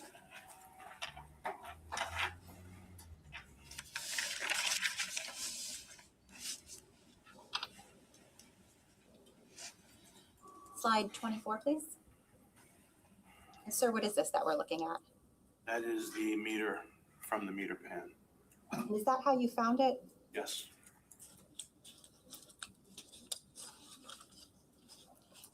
Can we please have slide, it's going to be S1C, slide 128.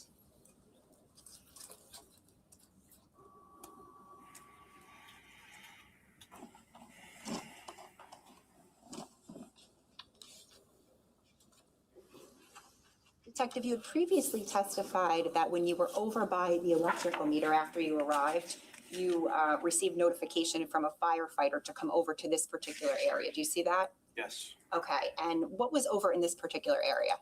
That is where the live round of ammunition was located and where I placed the orange traffic cone. Can we please have slide 129? Is that just a little bit closer up? Yes. And slide 130, please. What are we looking at here? The round of ammunition that was found on the floor. Okay, thank you. You can take them down. Detective, I believe we're into now the next day of your investigation. So that would it be 11/21/18? Yes. All right. And I think you said last time, but just to clarify that from Pennsylvania, you had gone back to the scene at about 1 a.m. Yes. Okay. And when you arrived on the scene, what were your observations? Fire operations had concluded. There was a manned engine company for fire watch, and the scene was secured by Monmouth County Prosecutor's Office and Colts Neck Police Office. Did you go home from there that night? Got some sleep? Yes. And the next morning at about 8 a.m., where did you go? Back to the scene. And who was there when you arrived? I met Detective Petrozello there. There were members of Colts Neck Township Police, Prosecutor's Office, firefighters. Due to structural concerns, members from the USAR, Urban Search and Rescue Group, and the Neptune Township Office of Emergency Management were there. Okay, and what were they doing there? They were brought in to secure the location and shore it up to ensure that it did not collapse. And do you recall what specific So- location? I think they ended up bulldozing the house, by the way. I believe they went into the basement of the location. They were I concerned. think they that ended the- up due to the bulldozing the fire, house. There was chance that it was going to collapse. And did they do what they had to do to make that area safe? Yes. On that particular day, what, if any, other detectives from the Monmouth County Prosecutor's Office were assigned to this case? There were several from forensics and Detective Bassenders. Detective Bassender? Bassender. Okay. And do you know what unit she was in? Financial crimes. Did you leave the scene of 15 Willowbrook Road at some point that afternoon? Yes. Where did you go? I believe we went to the office in Asbury Park. Do you recall where specifically that was? I couldn't remember the exact address, 7-something Cookman Avenue. Cookman Avenue? Yes. And when you Asbury say the Park office, Press, whose office are shout you out. talking about? That was where Keith and Paul Caneiro's office. That's was who's Square streaming this. And Echo Star was located. Okay. Who went specifically with you? Detective Petrozello. Why did you the two of you go there? We wanted to make contact with Tiffany Rivera. Who was she? The office manager. Did you make contact with her at that point? Not at the location. We did speak to her by phone. Okay. And later that day, did you actually meet with Tiffany Rivera in person? Yes. Where was that? At the Monmouth County Prosecutor's Office. Did you end up taking a formal statement from her that day? Not that day, no. A couple of days later, did you take a formal statement from her? Yes. Okay. Nonetheless, on that day, so on the 21st, did you and Detective Petrozello speak with Tiffany? Yes. And did she provide you with information? She gave us basics on the business structure, some financials. I don't remember exact details. I apologize. At about 7:13 p.m. that night, did you receive anything from Ms. Rivera? She sent an email that was requested. There was some conversations that she and Keith had via text message. Do you recall who else gave do you recall if anyone gave a formal statement on the 21st?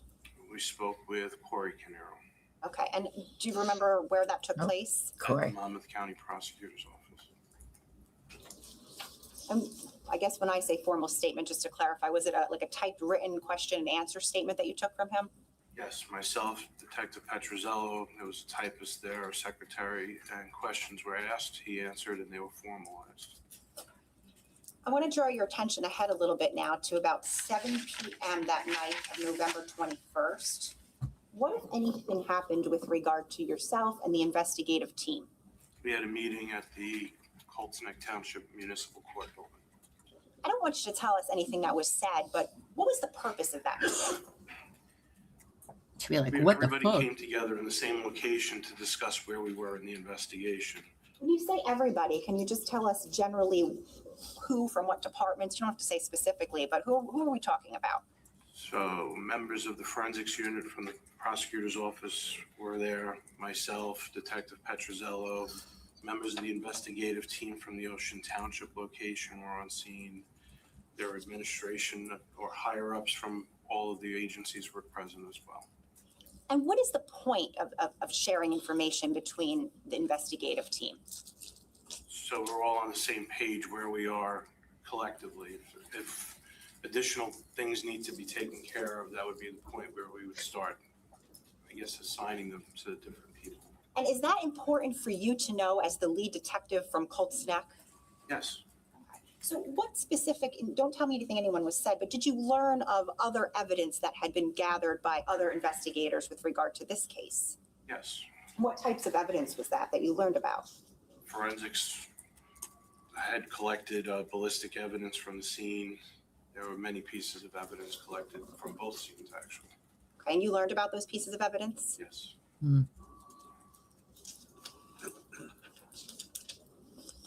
At that point, did you, again, you don't tell us anything that was said, but did you receive any preliminary results from any agencies? Yes. From where? From the Ocean Township location. Okay, and was it from the medical examiners as well?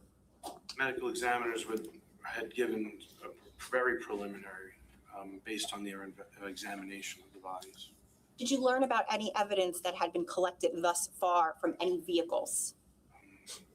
Yes, from the Ocean Township location.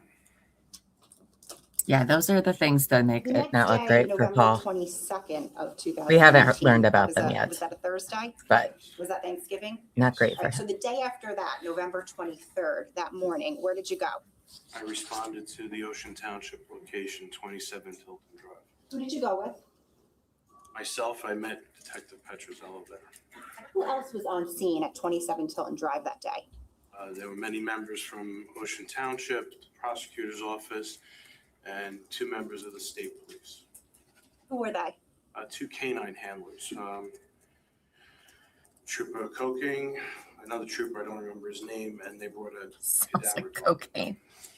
And what, if anything, did you see those troopers and that cadaver dog do? The trooper gave commands to his canine to search for specific evidence that he's trained to, and he went in there and located that evidence. Do you know where the evidence? Can we go to the sidebar? Sure. Oops, sidebar.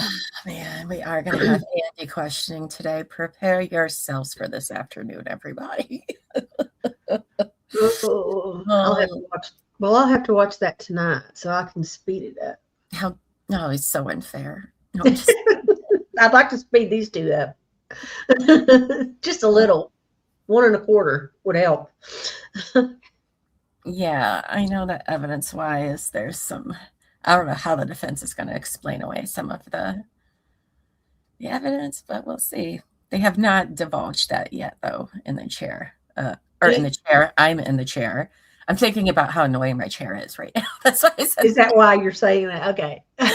Yeah. I'm at the crime scenes. So when I don't know if you know this or not, but when they tested the Paul's clothes at first, when they first tested them, were they specifically trying to tie the blood spots and stuff to people in Keith's house, do you think, at the time they tested them? Or did they just kind of fit together? You know what I'm saying? I don't know. I don't know, but probably. Okay. I didn't know if, Terry wants to trade pairs with you. Only if I get your Xanax, girl. Your Xanax and pain meds, then maybe. No, I imagine that their first tests, though, were for Keith and his family, just because they know that they were at the same dead. time. Yeah. So, and then maybe if those were not, accurate, which is not the case, then maybe they would have tried somebody else. But I mean, it would be the closest people to Paul that would have blood that they knew of at the time. I think because we watch a lot of true crime, and I'm really bothered by the fact of how the murders were carried out, which we can talk about later. We haven't really sustained the objection. seen the medical examiner yet, but that was identified by this witness or just testified to as it deals with what the canine dog may have hit on or identified. That's going to be for a different witness, not for this witness. So that last answer, I'm just going to ask. There's Canine Titan, and I forget what the other dog's name is. Thank you all. Go ahead. Thank you, Judge. Sir, I just want to know what your observations were with regard to any evidence that may have been collected from the scene of 27 Tilton that morning. They recovered some clothing from the residence that believed had blood on it. Where specifically in the residence? It was located in the basement of the residence. Thank you.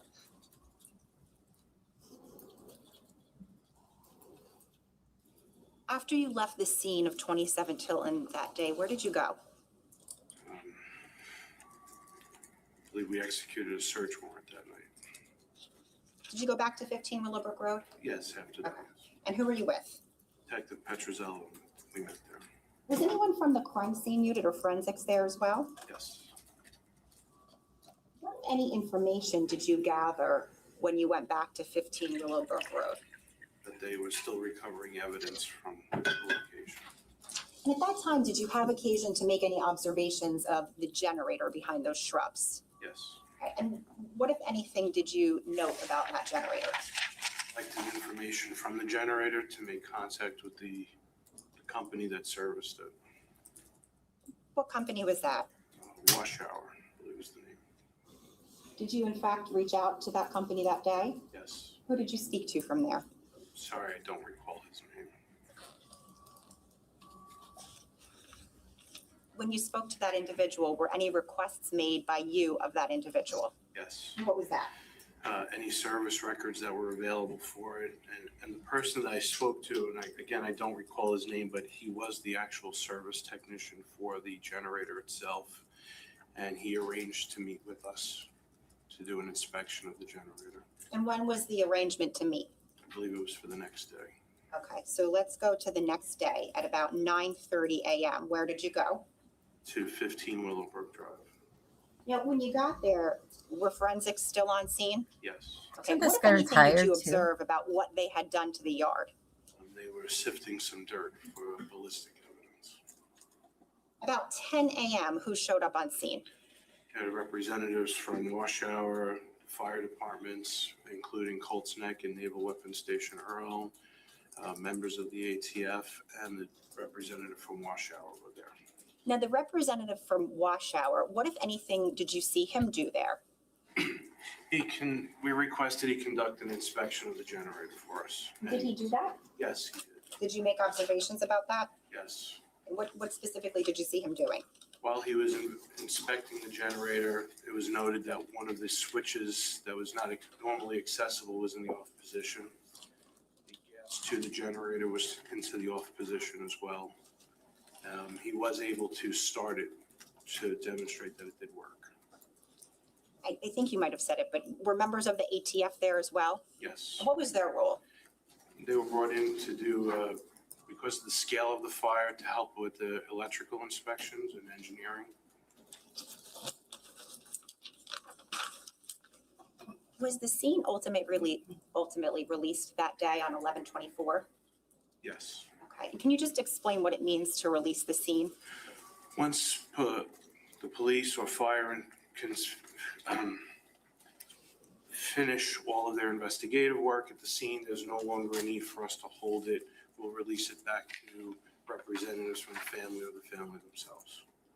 Now, just because the scene is released, does that mean that your investigation concludes? No. So drawing your attention now to November 27th of 2018, do you recall speaking with an individual named Stephen Weinstein? Yes. And where did you speak with him at? The Monmouth County Prosecutor's Office. And who did you speak with him with? With Detective Petruzzello, and I think Detective Basinda was there. Ultimately, did you obtain a formal statement from Mr. Weinstein? Yes. And was that later in January? Yes.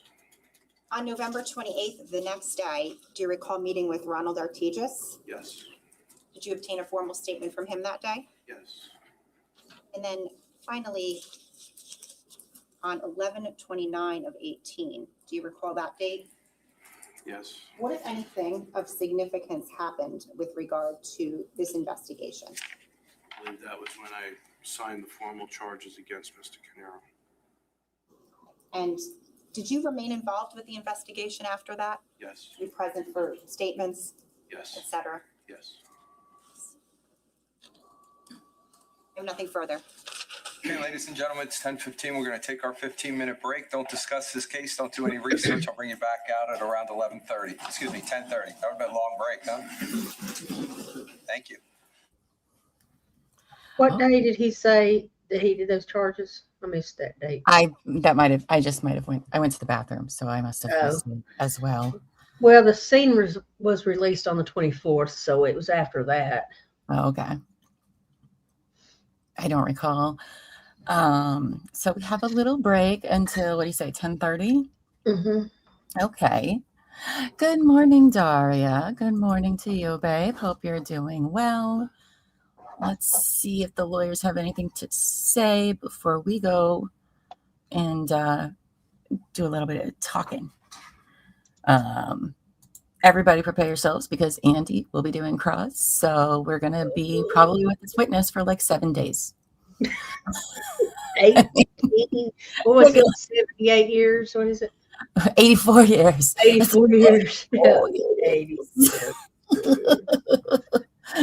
So buckle up, guys. Should have gotten that Bailey's for your coffees over the weekend. I didn't, but I should have. No, so we heard from a few interesting people this morning. The first guy that we heard from, Boris, he was just a neighbor. He was the first one to kind of show up at the scene, realized there was smoke coming out of it, and saw Keith's body and called 911. So we heard from him, and then we heard from, I don't know what her name was. I still don't remember. Was it Isabella or something? Anyway, you all remember when the financial, we can make it just us now somehow. Hold on. During the financial crimes lady, there were those expenses where we're like, oh, that sounds like a mistress to us. Well, guess who was on the stand? Now, she was not, as far as I know, because it's been a little bit of chaos on my side this morning. But she didn't confirm, they didn't ask her any questions about them having a sexual relationship, did they? I didn't think so. No, they were just friends. They were just best friends. She clarified. Well, best friends. That's true, but they went to Colombia together and Vegas together. They weren't just friends. No. I don't care if he didn't pay her rent. Right. She said, oh, he didn't pay my rent. Hold on. I have that screenshot somewhere of his finances. And I don't know. I was going to say otherwise. Maybe I don't. Oh, wait. Yes, I do. Hold on. Let me Well, pull she that said up. he paid it, but she paid him back. That's what she testified to. That's true. Here, hold on. I got it. But we don't know. I mean, I'm not going to say she's lying because maybe she did pay him back. There we go. I got to zoom in. Ridiculous. Yeah, I can't see that. I'm going to zoom in on my side. I can't really zoom in on your guys. Yeah. But the Woodshire Apartments, 2006 or 573. So that's about 2 months rent. Because she said it was about $1,300 a month. So which line is that? I see it. I see it under now. miscellaneous. Yeah, I see it. It's right above Poe's head. Yes. And then, that's not too bad. That's only 2 months. Yeah. So, okay, but it's not like he had the money. No. And then there's the other car, the Volkswagen Audi, which was, he paid over $9,000, paid those car payments for some reason. I guess because they're besties. I don't know. My besties need to step it up. Okay. I'm telling you. Yeah. First, they need to give me that Volkswagen Audi instead of this Forester out here. Yeah, it's real weird that you would buy and finance a car for somebody that's just a friend, especially a car like that. I mean, that monthly payment can't be great for that. So, while they weren't confirmed to be banging, it kind of we think that they probably were. It kind of, why else? We don't even know how they knew each other. It's very weird. They met at a restaurant, she said, but I'm wondering if she met in the bar section of a restaurant. I'd miss that part because again, it's been chaos over here on my side this morning. So they met at a restaurant? That's what she said. So that's what I'm thinking. We all know. The bar part of the restaurant, right? Yeah. We all know what this means. Okay. Yeah. So that was interesting. They didn't really go much into their relationship. I'm kind of surprised, but okay. It's probably because of the language barrier. That would just get so onerous, I think, Oh, Daria said she rewound to Ms. Restrepo for a second and heard Mega Prison Girls comment. I know, right? It was amazing. Yeah. Amazing. So we saw her, and then we saw a firefighter. I didn't catch his name. I didn't either. And he was one of the first to go into Keith's home and also found Sophia's body. So that had to be traumatizing for him. Yeah. Yeah. Oh, and then they had to carry out the little girl. So what I want, hi Thirsty Kelly P. Good morning to you. That's what. So I was going to say earlier, like, we read a lot of true crime, watch a lot of true crime, write a lot of true crime. And there were 2 weapons that were used, a gun and a knife. And we don't know yet the official amount of times Sophia, Jesse, and Jennifer were stabbed, but it was numerous. I think they did say for Sophia, I want to say it was 17 for Sophia. But so usually when somebody is stabbing somebody, okay, especially multiple times, there's usually this anger involved in it to get the amount of energy you need to do that to one person, let alone 3 people, so like, that's crazy. Can one person do that? Yes. I'm not saying that. It's just, and what really bothers me is that whomever did these murders, whether it was Paul or somebody else, listen, we know the kids suffered. Okay. The kids did not die right away at all. Both Keith and Jennifer most likely did die right away because they were the only 2 that were shot in the head. The children weren't. And maybe they ran out of bullets, but I just don't understand. Like, there's a more merciful way to do that. I know that sounds weird and horrible. You shouldn't kill anybody, but to do that to the children and them suffer when there are certainly more merciful ways is what's really disturbing about that. I don't like it. I don't either. I just don't see it.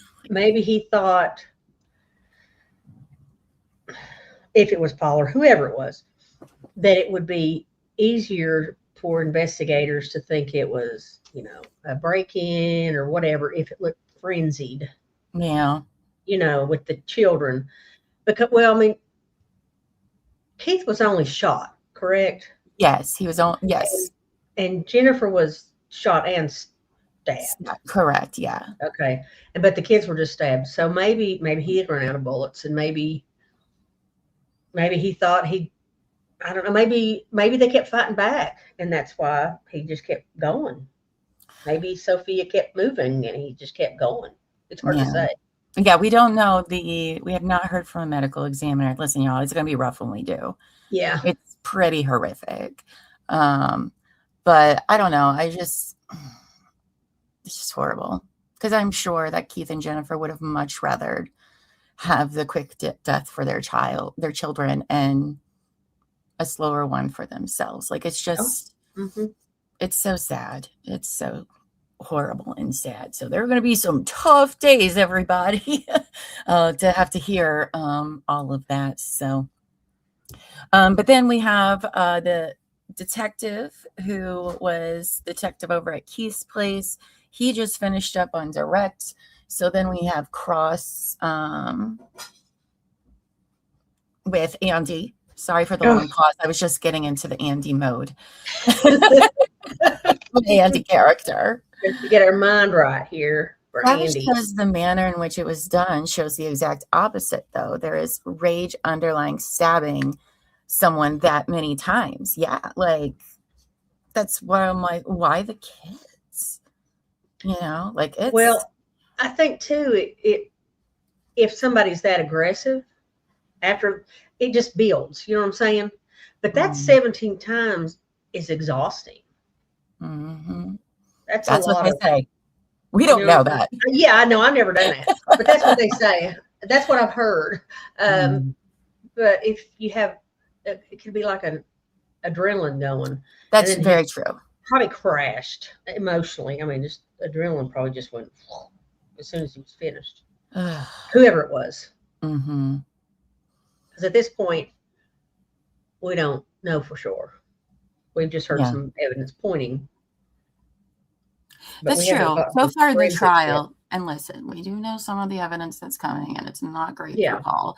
But in the trial itself, where the juror, and from their point of view, they haven't really given a lot of evidence of guilt yet, because we're just now getting into the Keith crime scene. I mean, the financial motive, okay.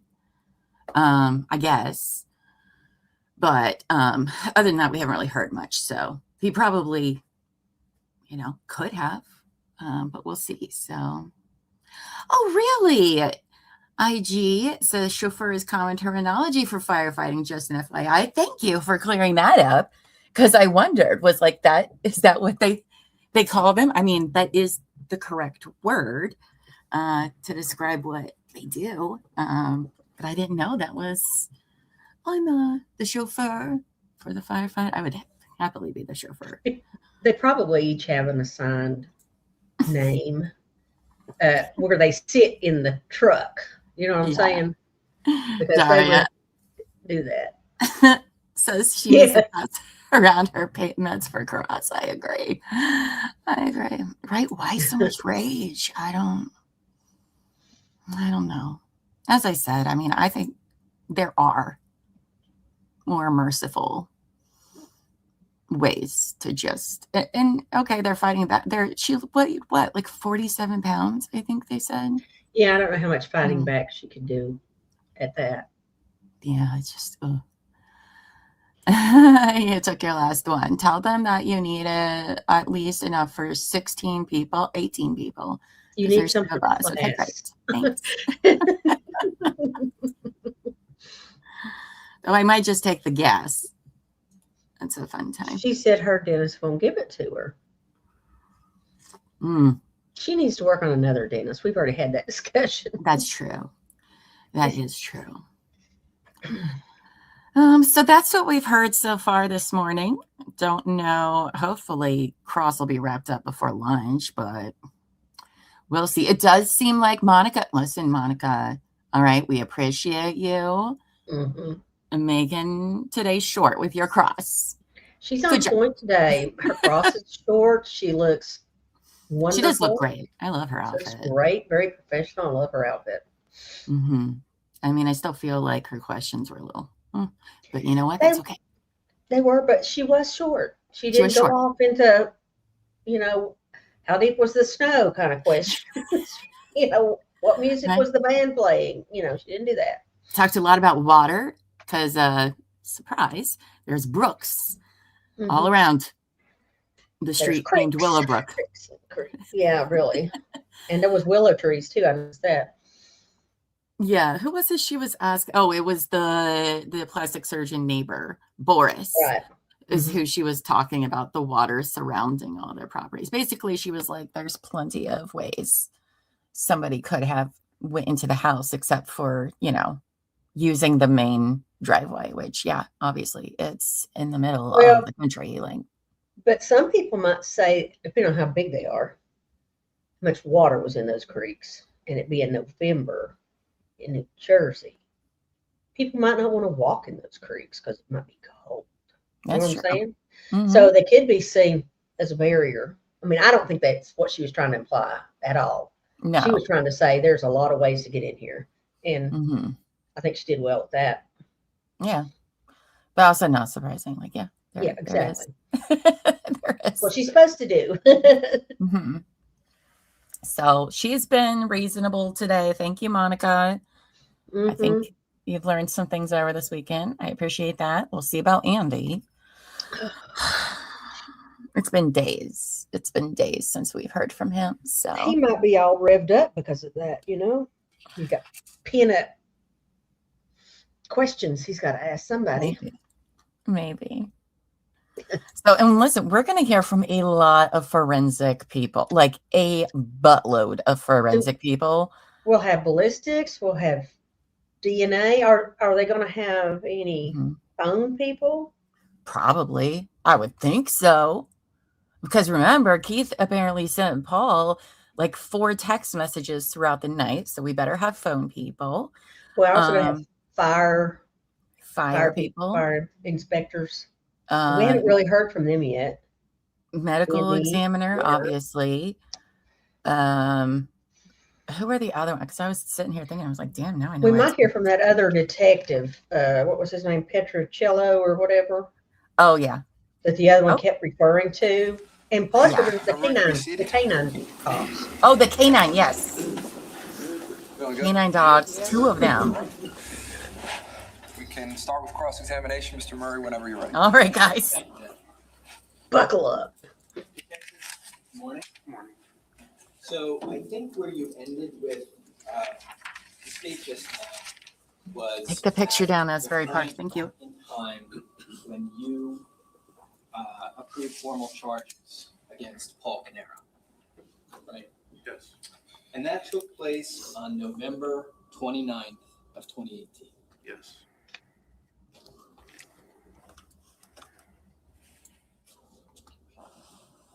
Take the picture down.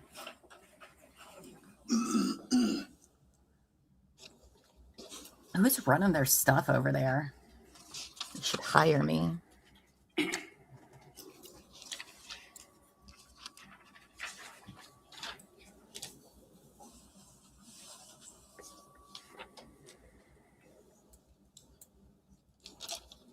Now, as part of the filing of those formal charges, you completed something known as an individual arrest report. Yes. And that includes personal details about Paul Caneiro. Is that fair to say? Yes. And it's going to include things like his address, right? Yes. It's going to have a booking number on it. Yes. It's going to indicate I'm very annoyed. things like his height and his weight, Yes. marital status. Yes. Andy.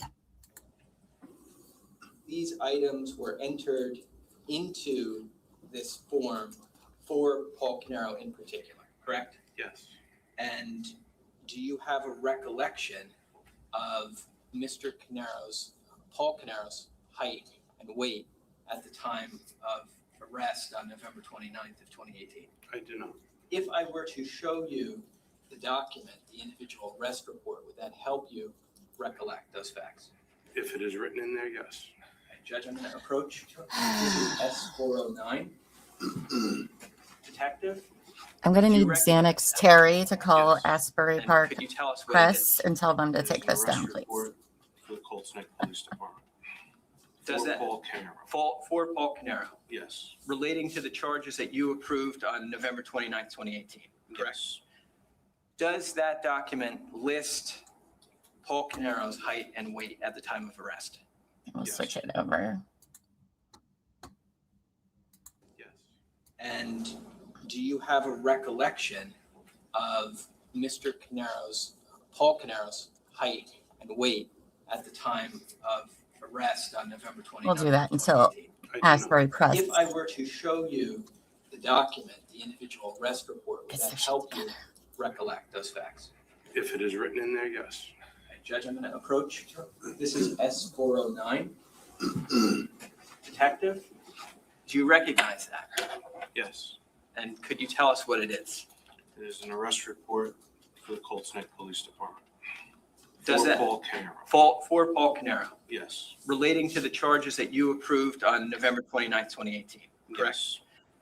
Does that document list Paul Caneiro's height and weight at the time of arrest? Yes. And could you tell us what those, This must be very important. what that information is? The information listed is 5'11" and the weight of 230. Not as tall as I thought he was. I'm going to take this back, okay? Okay. All right, so when you say the weight of 230, obviously, I'm sure we all understand this, but just for clarification purposes, we're saying at that time, Paul Caneiro was 230 pounds, right? Yes. Okay.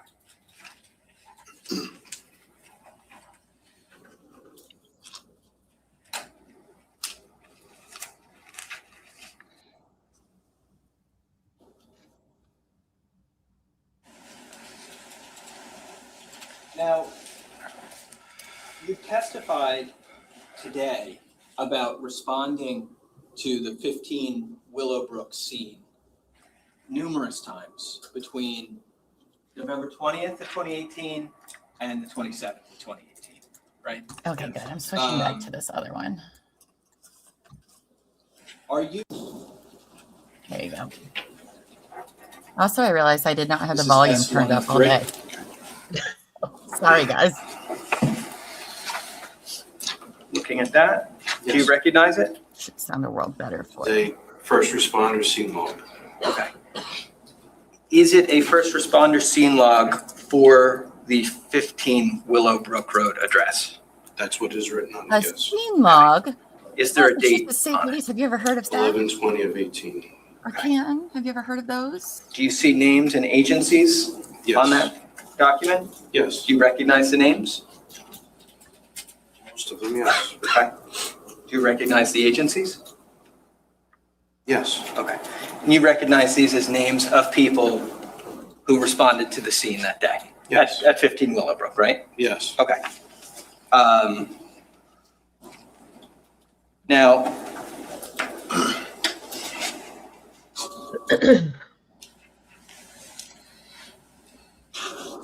this document also, and I can show you if you don't know or don't recall, spans over multiple days. Okay. Okay. And that would be common for a scene entry log for a crime scene where there was police and fire involvement over multiple days, right? Yes. Yeah. And the point is that the purpose of this document is to keep an accounting of what members of law enforcement from what agency came onto the property, right? Yes. And when they came onto the property. Yes. And obviously, this is a multi-page document because there were a number of different police and fire personnel who came onto the 15 Willowbrook property, correct? Yes. And they were from a number of different agencies, right? Yes. And there was also, aside from there being numerous police and fire response, there were also there was attention about this location from media outlets during this time, right? Yes. And there were news helicopters flying over the house, right? Yes.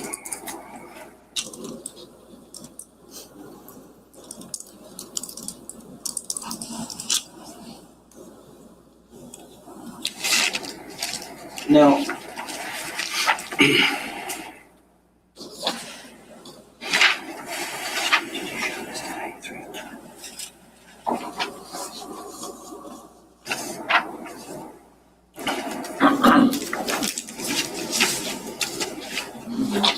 Andy. Thank you.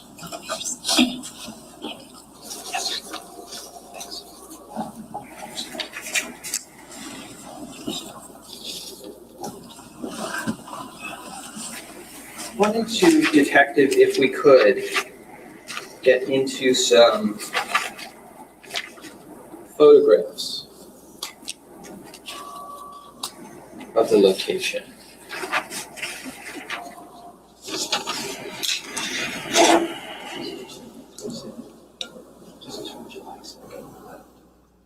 Oh, Darth Vader's back. Did you hear that? Prosecutor, you're okay to publish? Yes, Judge. Okay, so you don't have to go through that step, you can just do it on the screen. Okay, thank you, Judge. I'll save you the step.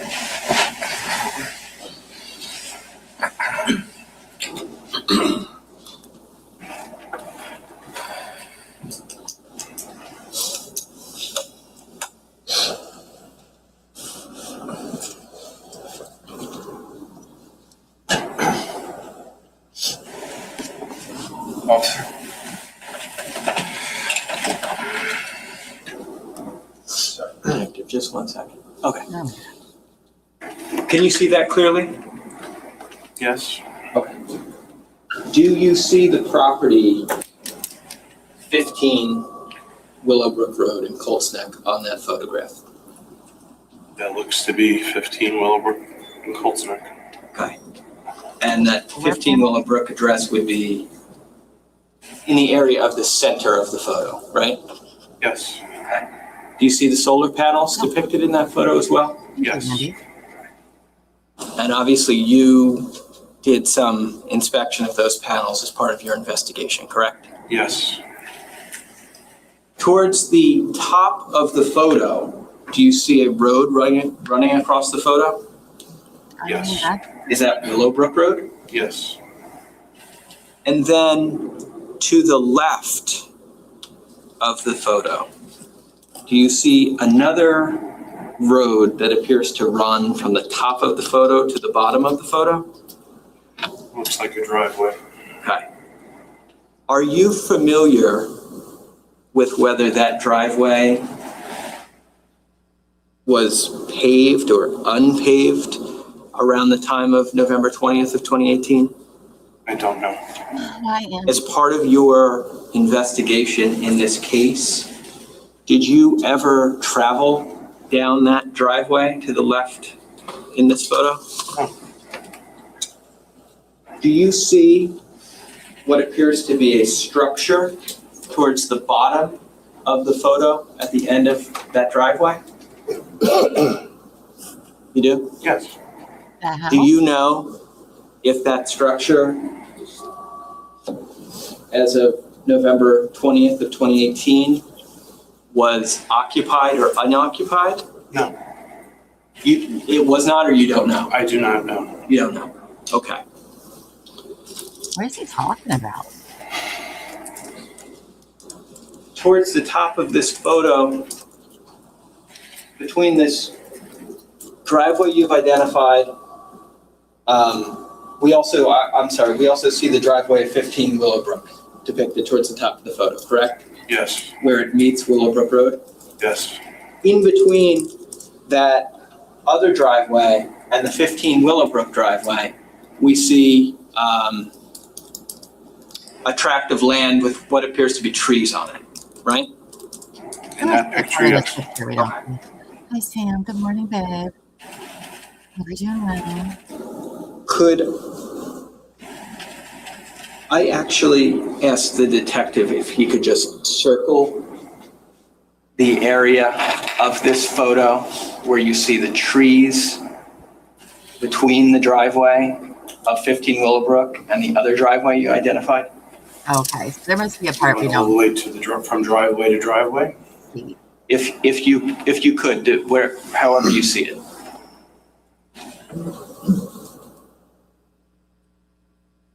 Oh.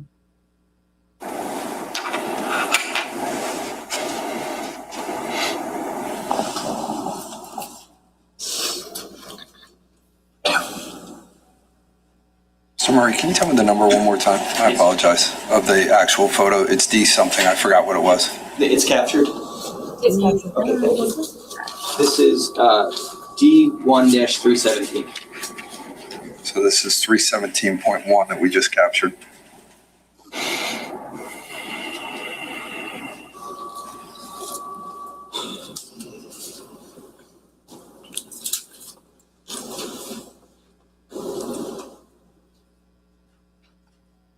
Detective, as part of your investigation in this case, did you ever walk the area that you just circled in D1-317? I did not. You did not. So you did not walk in that circled area to do, let's say, a canvass for potential pieces of evidence, right? I did not. Okay. Did you take any measurement from the area of the house, 15 Willowbrook, to the area of the circle in the upper left corner of the photo? I did not. Okay. So you did not measure how far it is, let's say, from the end where that other driveway meets 15 Willowbrook Road to where the actual house of 15 Willowbrook Road is? I personally did not. Do you see inside of the circle that you drew on the photo? It would be to the right of the other driveway. Do you see a little area where it looks like you might be able to enter between the trees onto the 15 Willowbrook Road property? Possibly. Okay. as part of your investigation of this case, did you ever drive along that area of Willowbrook Road, specifically looking at this area that you circled? I did not. Okay.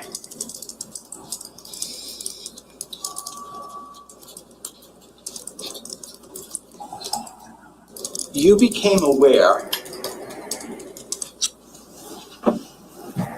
I would imagine, at some point that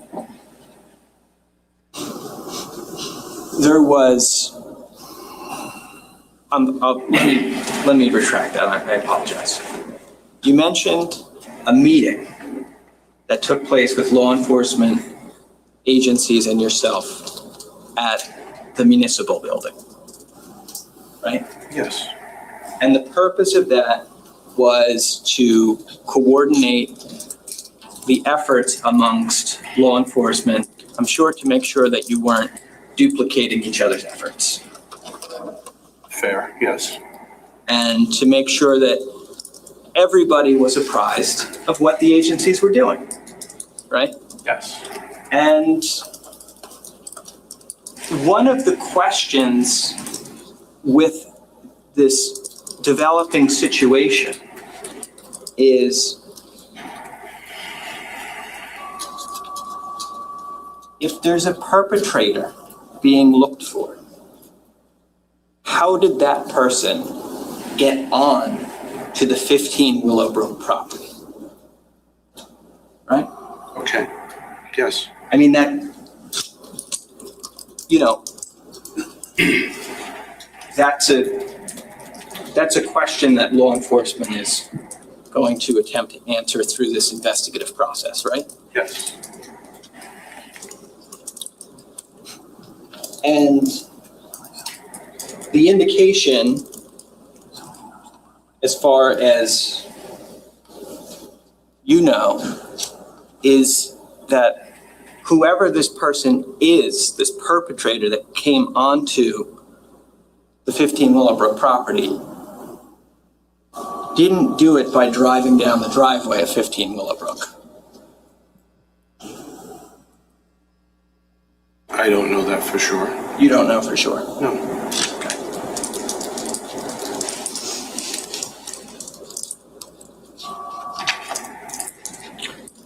Could you do me a favor? The circle that you've drawn, could you just retract that? It's Catherine.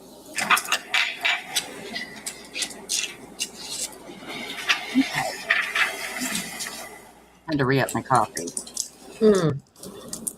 Definitely. Did you, this investigation, get a sense of how big the property at 15 Willowbrook is? And by that I mean, do you know what the land measurements are? I don't know. Sorry, this guy's like, are you torturing me right now? Would it be fair to say that in this time period, November of 2018, you were familiar with the roads surrounding Willowbrook Road in Colts Neck? Yes. And you were aware that if you were at 15 Willowbrook Road in the driveway, if you went out of the 15 Willowbrook Road driveway and made a left, you'd go to Route 34. Yes. And if you made a right, you would go to Longbridge Road. Yes. And you're aware that other members of law enforcement who participated in this investigation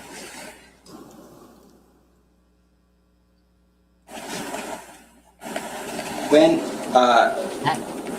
on a canvas to look for surveillance from various roads in the Colts Neck area.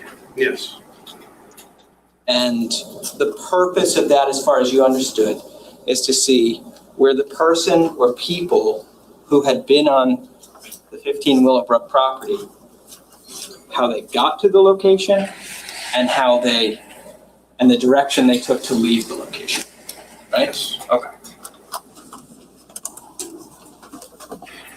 And you knew that at some point in time,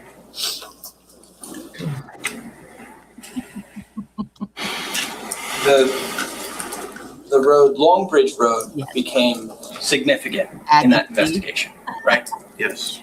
And Longbridge Road connects directly with Willowbrook Road, right? Yes. But it's fair to say that Willowbrook Road comes to a T intersection and you can make a left or a right onto Longbridge Road from there, right? If you make a right and go and head down Longbridge Road, you come to a body of water, right? I believe so, yes. I don't work in the town anymore, so it's been some time. Okay. Are you speaking of a reservoir? I'm speaking of, yes, so I think that's Swimming River Reservoir? Yes. Right? And Longbridge Road actually crosses over Swimming River Reservoir? Yes. And where it crosses over Swimming River Reservoir,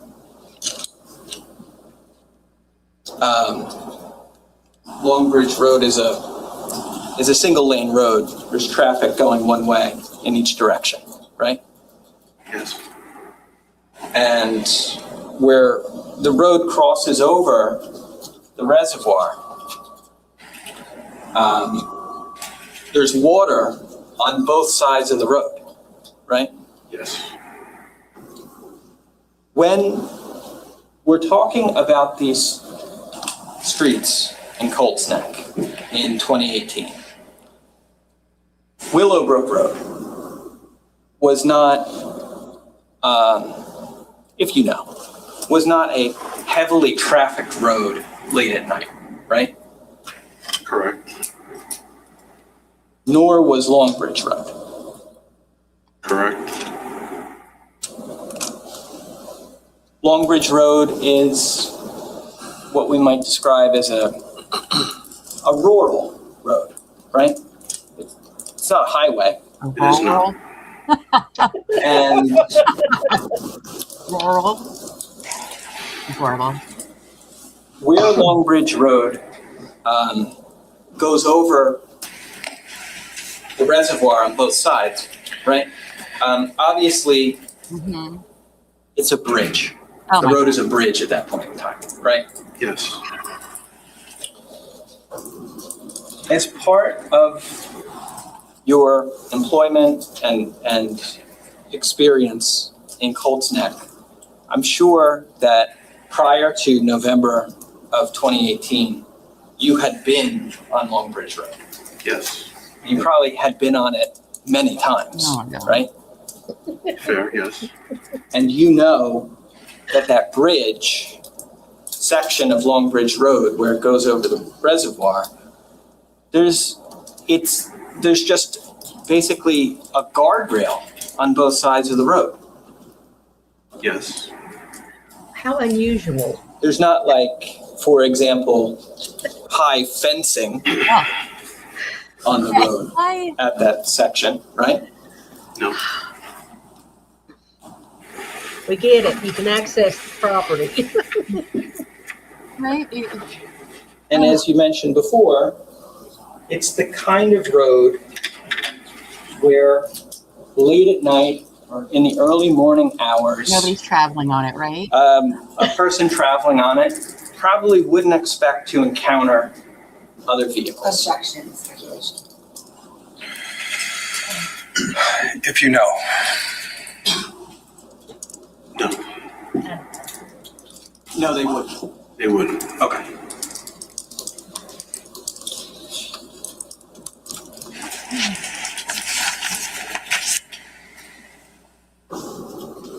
You know that the investigation, and let me clarify this first of all. Obviously, you've testified that this investigation not only involved 15 Willowbrook, but also involved the Tilton Drive address in Ocean, right?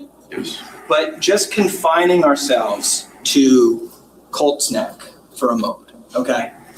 You know that the investigation of this case regarding Colts Neck took place not in more places than just the 15 Willowbrook property, right? Yes. You know that officers searched in other parts of Colts Neck for potential evidence rather than just 15 Willowbrook, right?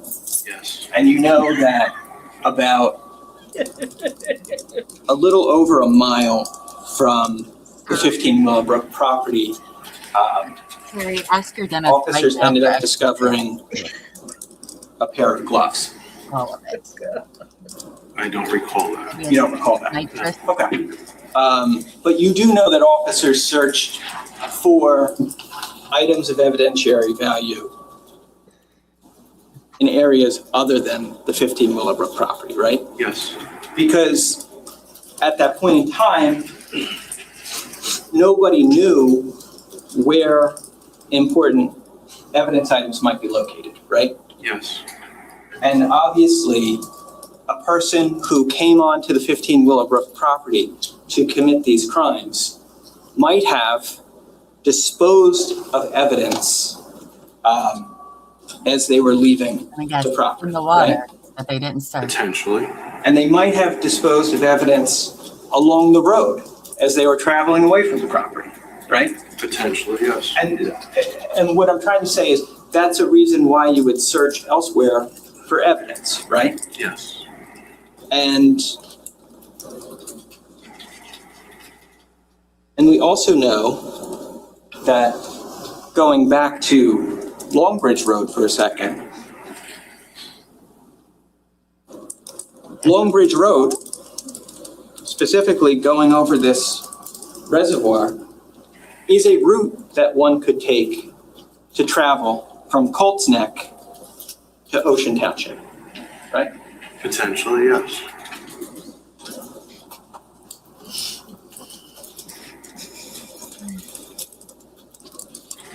Everybody brought their stress balls today, right?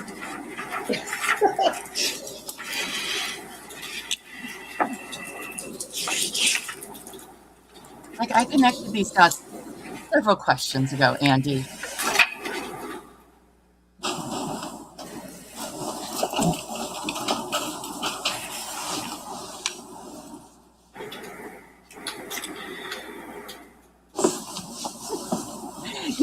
We saw It's just like ours. It's like, during your direct examination, the state showed you a photo of a garage door.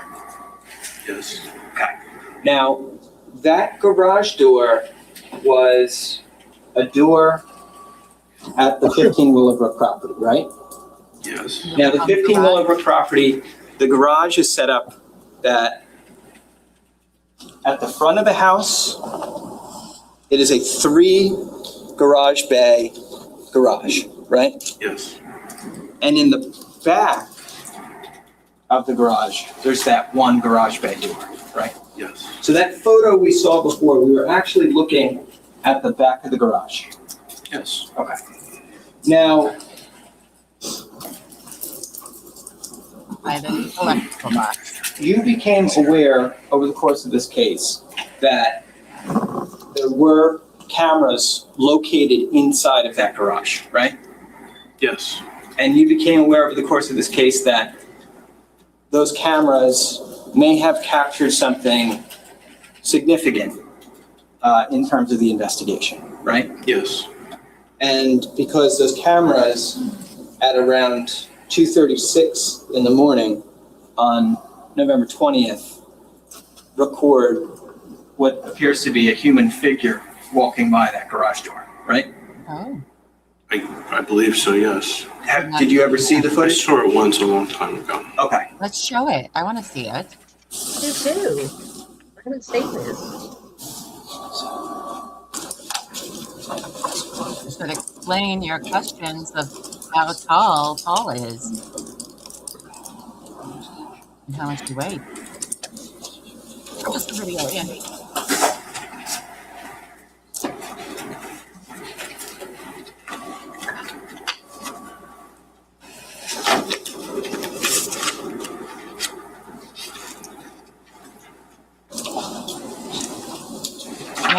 sorry, did he say Paul's camera captured a figure or somebody else's? I don't know. I have a hard time following him because it loses very quickly.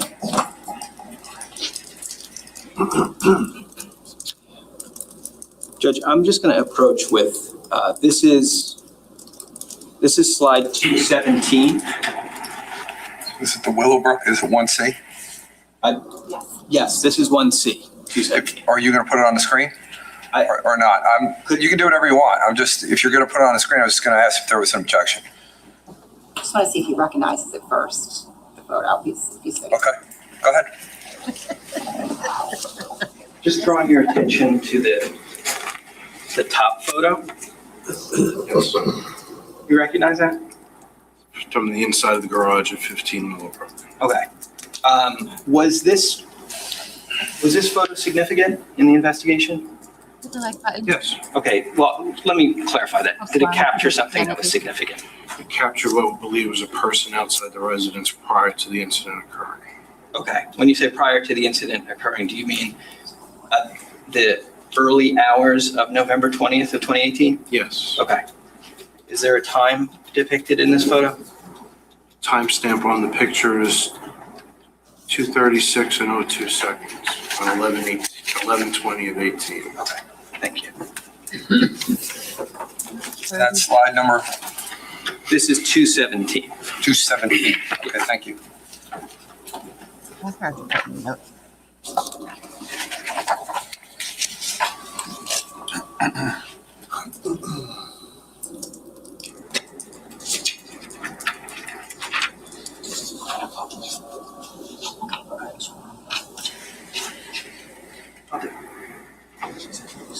Judge, this is going to be with the state's consent, 217 and 218. Okay, go ahead.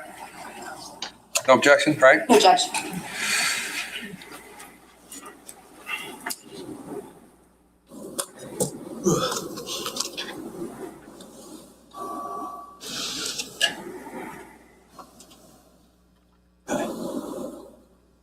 Okay. Detective showing you what is 217 on the top and then S1C slide 218 on the bottom. We just looked at, you and I just looked at the top slide, correct? Yes. Appearing to show a human figure walking by that garage door at 2:36 in the morning, right? Yes. Below that, we have a daytime photo of that same garage door, correct? Yes. And we can see that in that lower photo, that's 218, there are what appear to be frosted panes of the door, right? Yes. And there's kind of a metal support structure to the door, right? Yes. Now, we see the figure in 217 walking by, and we can see that figure relative to that metal structure on the door, right? Yes. Did you make any effort to measure the height of that door? I did not. Oh. Okay. Did you take any effort to measure, for example, how high it is from the upper half of the metal support structure to the ground? I did not. Yes, you can borrow him. He's as good as a cat. Just want you to know. I'm going to remove this slide.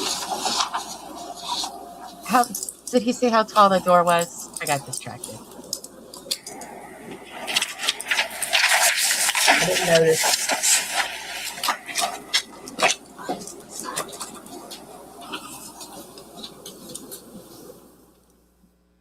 Because I know they're trying to do some height math. Sounds like.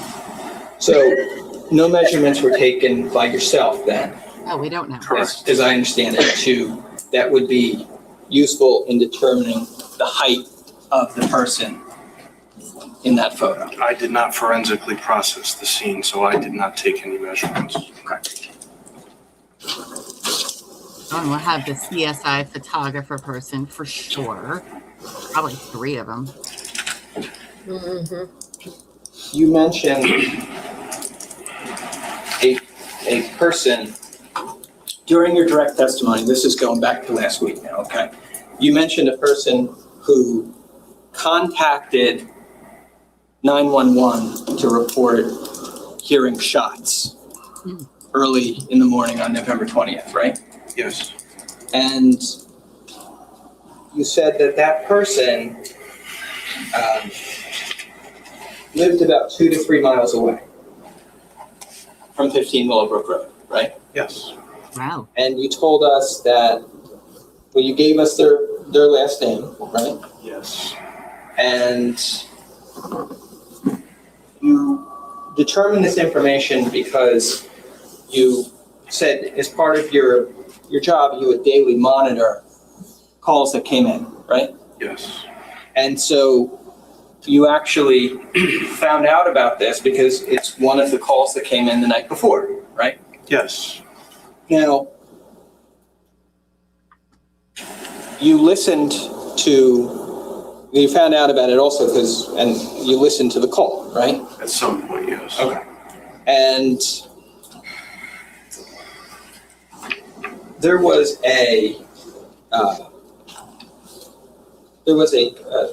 this call became part of what's known as a CAD report, right? Yes. Would you tell us what a CAD is? It's a computer-aided dispatch record that's created when the 911 call comes in or any call for service comes in. When this call came in on the morning of November 20th regarding shots fired, a CAD was created, right? Yes. And the CAD would have listed when the call was placed to the police, right? Yes. And it would have listed when the caller identified hearing the information about which he was calling, right? Yes. And it would have given a brief description of why the caller was calling, right? Yes. And the CAD in this case for that call describes all those things we just talked about, right? I believe it did, yes. Okay. Do you remember when the call from this caller came in? Okay. Do you remember when they reported hearing the shots? No. If I were to show you the CAD report, would that help you to remember? I would be able to identify those times, yes. Yeah, I don't know if you can. I mean, it is going to be very quiet where they are. But I don't know if you could hear them that far away. This is D109.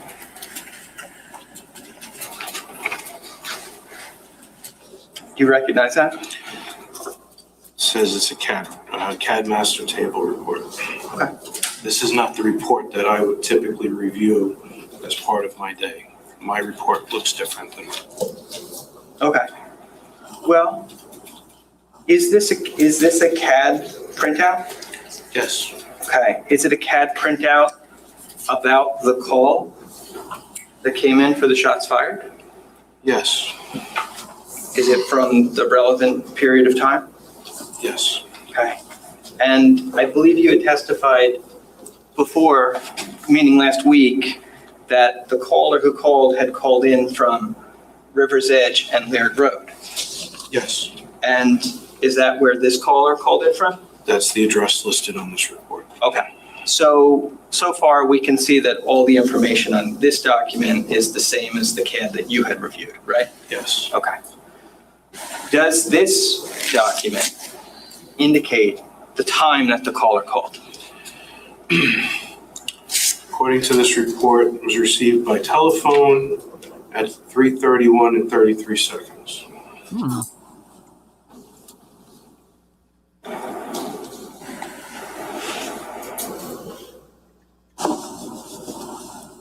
And we see that there's a time for when reported. 3:33 and 43 seconds. So 3:33 and 43 seconds is when this CAD is reported. According to this report, yes. Okay.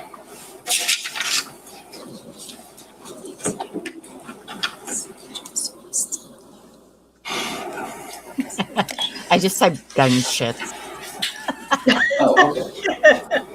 I'm sorry. This is S1 of 4. Oh, you're doing What you said it. you had seen a different version of this before? Were you talking about this Yes. document? That is the way the report will be generated at the Colts Neck Police Department. Okay. Does it contain the same information that we just went over? Yes. Okay. All right, thank you.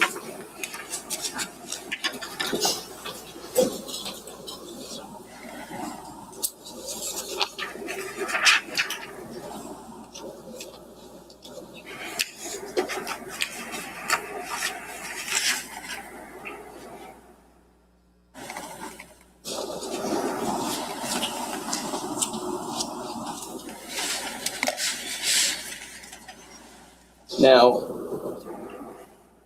you obviously when you got to the scene, you are the person who placed the traffic cone in the patio area? Yes. And you did that because you saw that there was a live round on the ground in the patio area, right? Yes.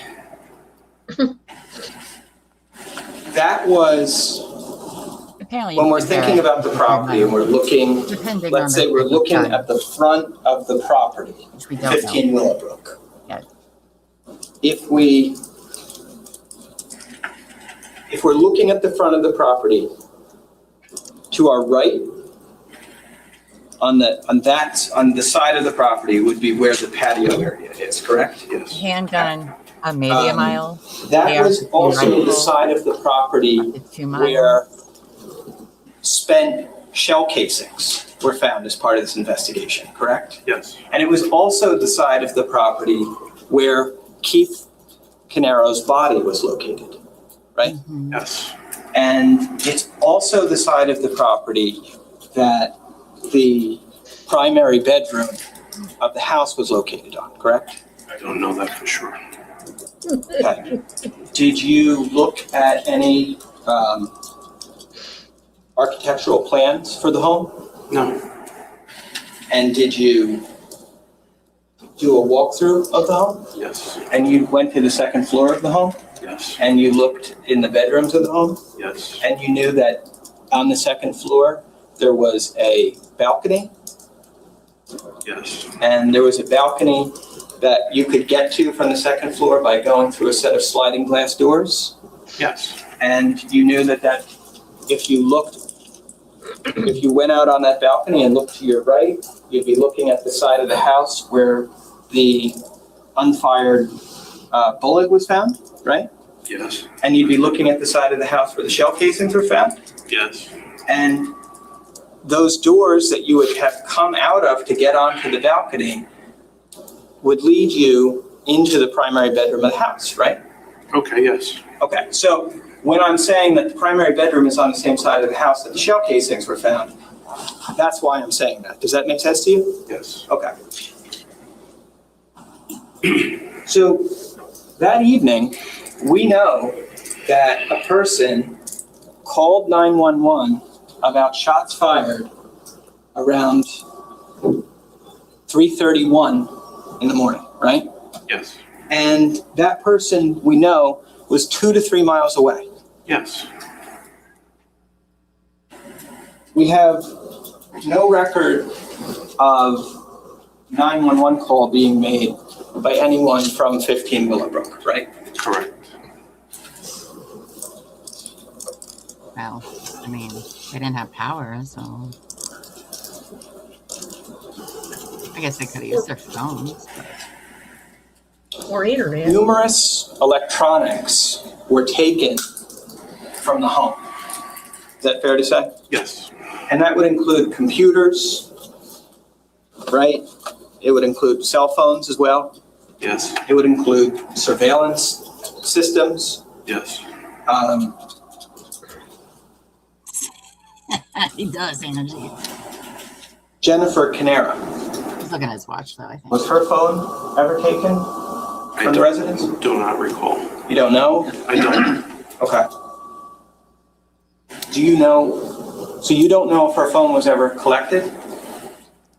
I don't recall.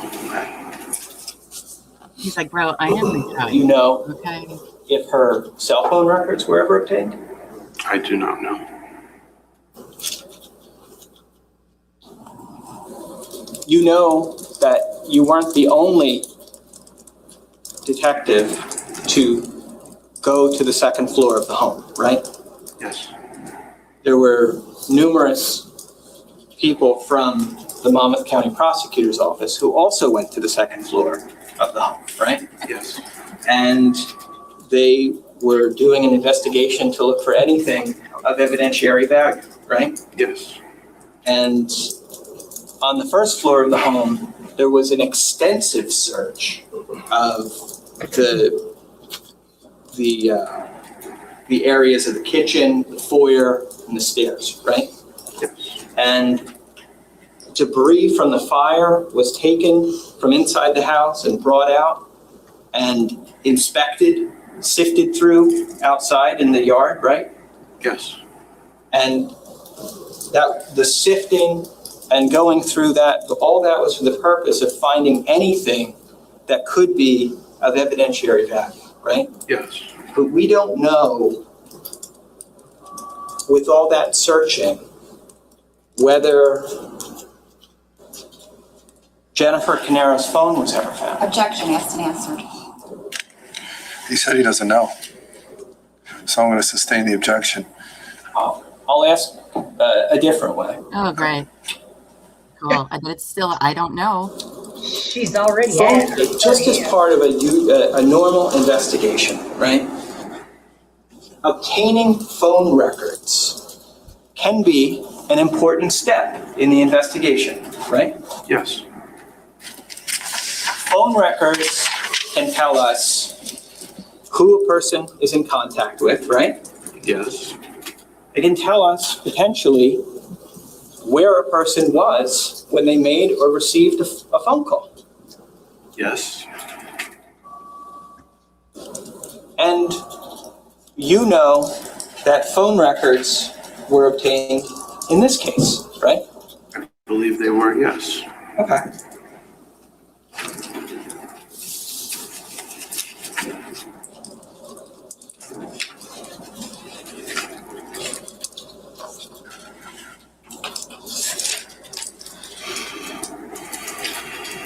Specifically,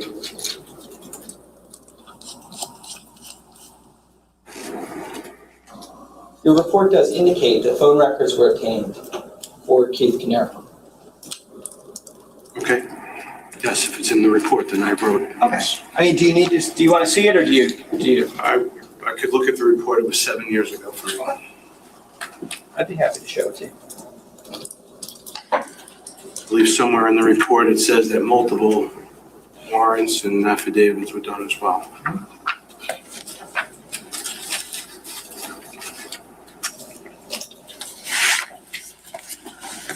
According to the Goog, inmates can travel that far depending on the time, which is early morning, the type of season, which was winter, which is very still air, and it happened outside. So it could realistically be heard to breathe. Whenever, yeah, go ahead. Could. Okay. And Piolilla said, Does that document include the report you wrote in this case? Yes. And do we see that report starting on page 17 Oh, thank you, Amos, of this document? for the gifted memberships. Congrats to all of Page 18 our and 55. new Yes. members. We have And that's lots where of your member-only report begins, content right? for you. Yes. All right. I'm going to just direct your attention to page 46.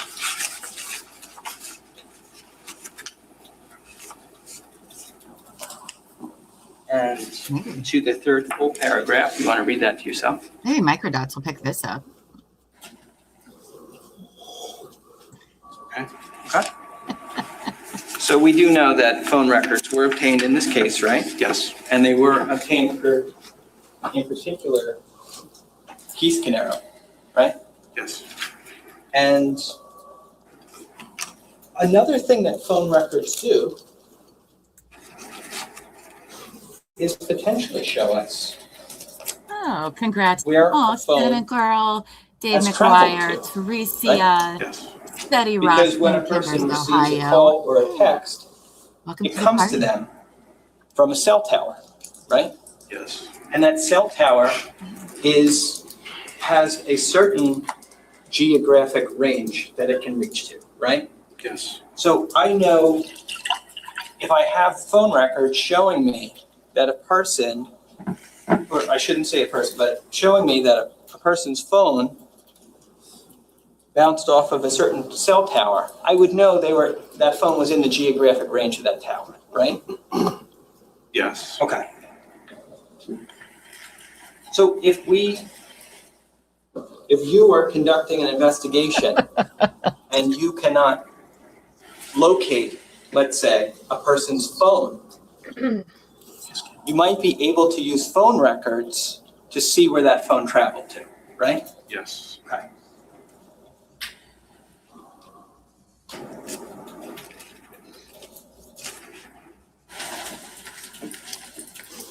But your testimony is you don't remember if phone records were requested for Jennifer Caneiro's phone. I do not recall. Okay. All right, so they're trying to be like, okay.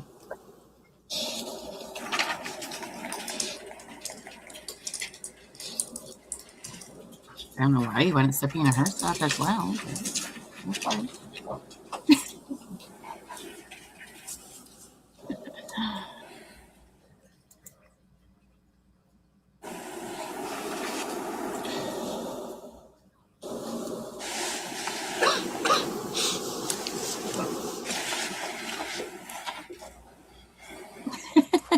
The property, you had mentioned during your direct thing that the property was cleared by law enforcement and turned back over to the appropriate people, right? Yes. And so basically that's an indication that at some point in here, police and fire had concluded what they needed to do on the property. They could release it to whoever, either the homeowner or somebody else, right? Yes. And in this particular case, there was an insurance company involved. Yes. And that insurance company was involved with securing the property, right? Yes. And that insurance company was AIG. I believe so. And AIG was involved because they were actually the insurers of the home, 15 Willowbrook, right? I believe so. Interesting. AIG conducted an evaluation of what items were within the property, right? Okay. I guess. Sir, if you don't know, you say, I don't know. Don't say okay, because then we don't know what you're talking about. I don't know the answer to what AIG did at the property. It's like, Your Honor, my brain hurts right now. It's painful. Did you ever speak with any representatives from AIG about what they did at the property?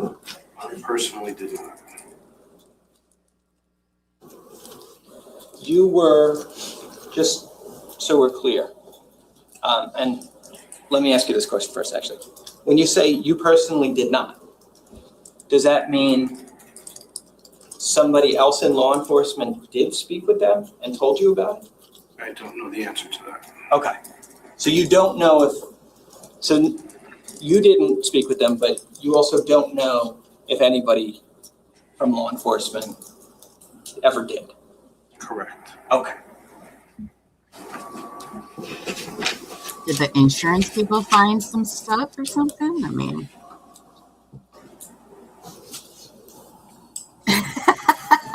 No, you were the lead detective for Colts Neck on this I don't know where case, they right? got Quaaludes, but apparently they still have them in And Jersey. what What does it mean to be the lead detective? I don't understand the question. Well, the words you've used are lead detective. So it's detective who's leading the investigation. Yes. Okay. And what does it mean to lead an investigation? Determine what needs to get done at the scene, who to interview and other parts of the investigation. But while I was the lead detective for Colts Neck, I had a partner from the Monmouth County Prosecutor's Office, and we were co-investigating this case.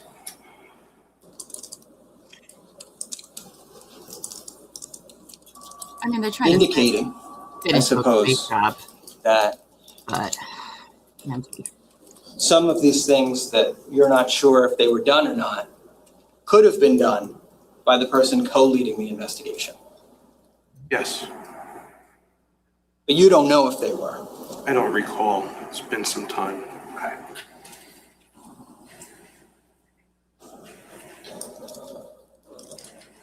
Just so the jury's aware, the person you're talking about who was co-leading the investigation, that's Detective Petrozello. Correct.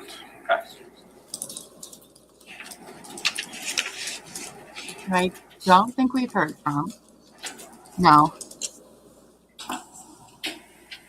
So you're saying since you don't remember whether these things happened, Hi, Wendy.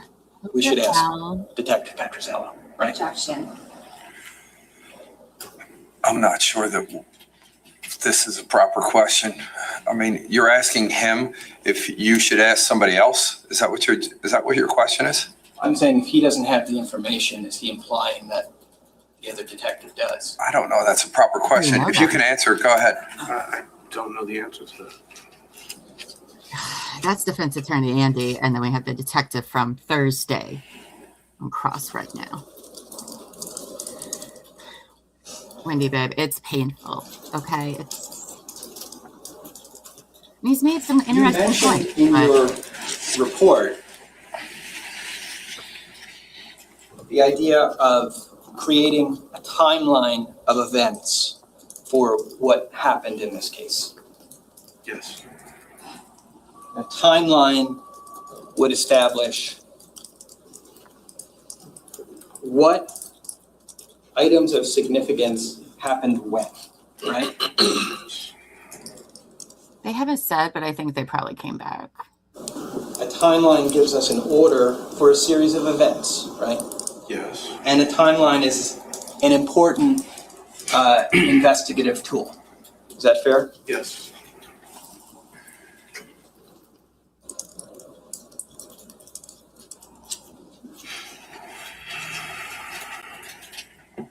You mention in your report that I think the timeline would include not only events that took place on the 15 Willowbrook property, but events that show when people of interest came onto the property and left the property, right? Yes. And when they might have been driving down the road away from the property, right? Yes. And one of the things that you put in your timeline is that a vehicle of interest in this case is seen driving away from the property at 3:45 in the morning. Yes.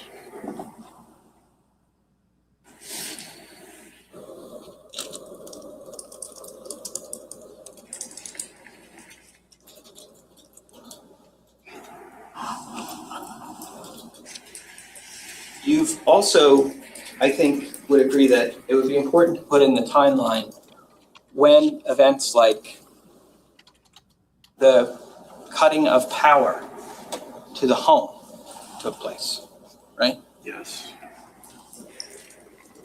There was Agreed. the de-energizing of the home, and then there was also perhaps some manipulation that happened with the generator, right? Yes. And there was also a Verizon Fios line No, Pila, we don't know. to the house that was cut, right? I believe so, yes. Okay.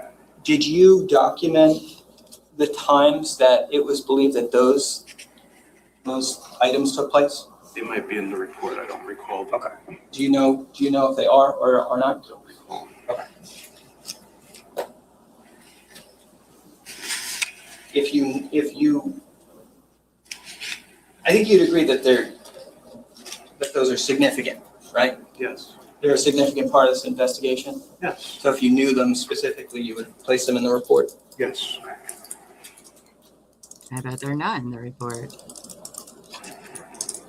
You also learned through the course of this investigation that the surveillance systems at 15 Willowbrook, at least primarily, were cloud-based. Yes.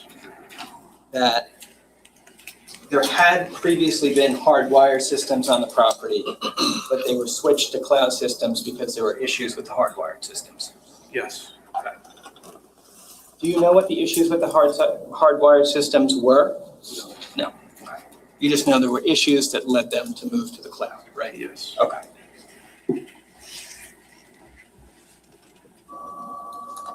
One of the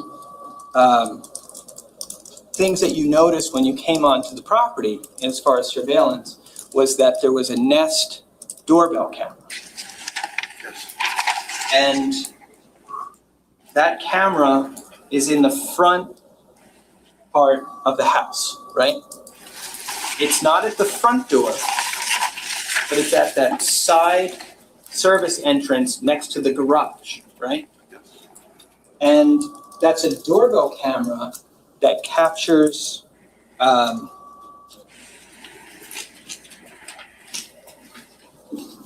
some area in the front driveway area of the house, right? Or Angie.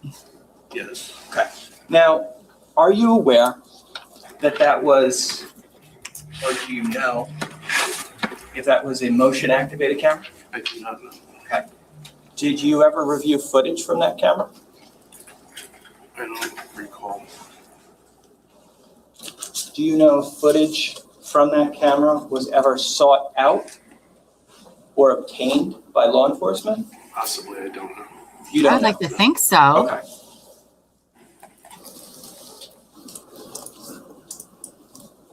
It's hard to tell if he's pointing out that they never did or not. This is previously published. Judge, this is previously published, D1-1. Go ahead.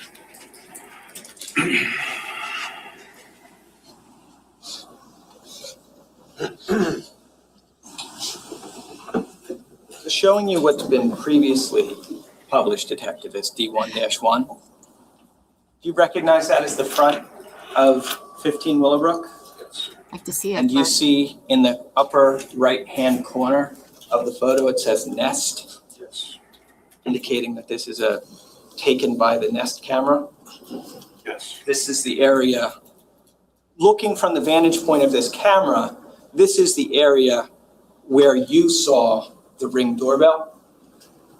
The video doorbell, yes. The video doorbell, I'm sorry.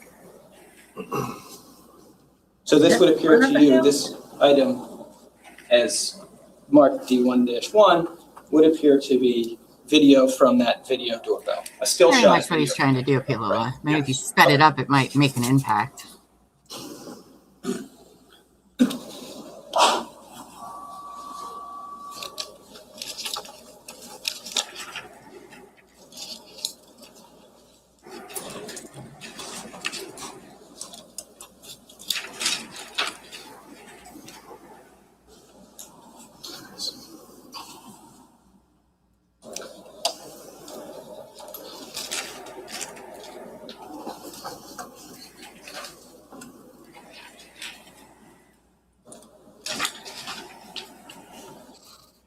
You mentioned taking a number of statements from people in the case, right? And you participated in statements involving Tiffany Rivera, right? Yes. And Steve Weinstein, Yes. and Ron Ortigas, Yes. and Detective Bassender also participated in all those interviews. Some of them, yes. And she actually was involved in this case because she was involved in financial crimes. Yes. And you were looking at this case in terms of how finances potentially played a part in it, right? Yes. And specifically, you were looking at things that could go to motivation for the crimes, right? Yes. And obviously, when you were conducting these interviews with Steve Weinstein and Ron Artigas and Tiffany Rivera, that idea of motive is something that you were interested in exploring, right? Yes. Tiffany also was going to be an important person to talk to because she, as far as you understood, knew both Keith and Paul, right? Yes. And knew them in terms of their business relationship, right? Yes. You went to 705 Cookman Avenue in Asbury Park, right? Yes. That was the location of their business. Yes. Tiffany also worked there, right? Yes. You knew that when you went to the location? Yes. In fact, you went there hoping that you would speak to her at that location, Yes. but she wasn't there. Yes. So you talked to her later that day. Yes. And your report indicates that you talked to her fairly extensively that day, right? Yes. And you recount that. You don't need to tell me what was said, but your report recounts what took place during that conversation, right? Yes. And it's about over a page and a half of your single-spaced report goes to recounting that conversation with Tiffany. Yes.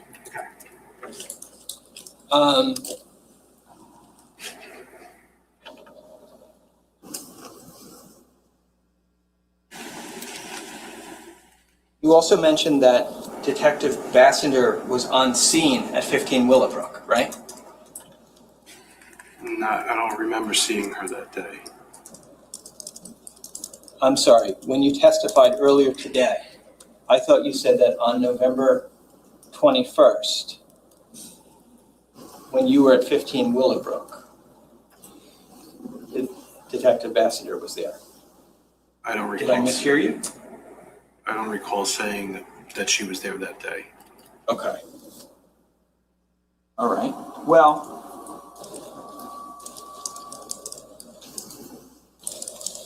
and maybe I'm mistaken, but obviously she was present when you went to speak with Tiffany Rivera, right?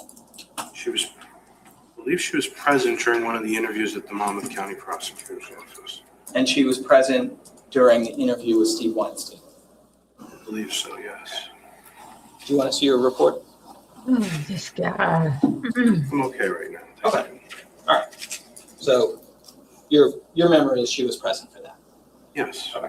And she was present for the interview with Ron Artigas. Yes. Okay. And obviously, like Tiffany Rivera, you're meeting with these people so you can get background on financial information that could be relevant to your investigation, right? Yes.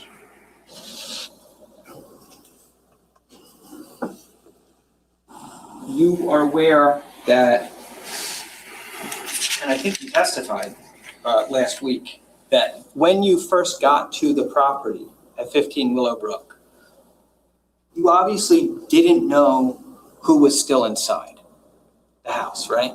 Correct. And there was a point in time where you thought that the babysitter could still be inside the house. Correct. But over the course of that day, you learned that that person is not in the house, right? Correct. You also learned that person's name. At some point, yes. Okay. And that person's name was Claudia Tamayo. Yes, yes. Do you want me to show you? If I were to show you your report, would that help you refresh your recollection? Okay. This is for Claudia's name, you're saying? Yeah, Yeah, just for her last name. Do you have any reason to disagree with what you're being asked as what her last name was? No, Your Honor, if it's in that report, that was the name that was provided to me. Okay. I'm going to save you the step. Okay. That's the name. Okay. So this was Claudia Tamai. Okay. Claudia is identified through this investigation as the babysitter of Keith and Jennifer's children, right? Yes. I'm a lot of coffee creamer, you guys. Actually, law enforcement officers Rhapsody. take a statement from her, right? Yes. We all are. Now, law enforcement wanted to speak with her because she was at that house very often, right? Yes. And knew who would come over to the house to visit the people she babysat for, right? Yes. And she knew who came and went from the house, right? And checked the speculation of what she did. One of the reasons you would want to speak to her is because you believe that she may have information of that nature, right? Yes.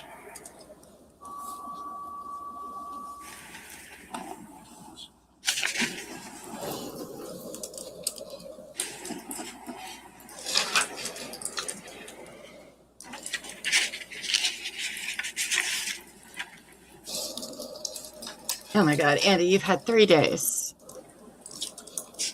to think about what you were going to ask this guy.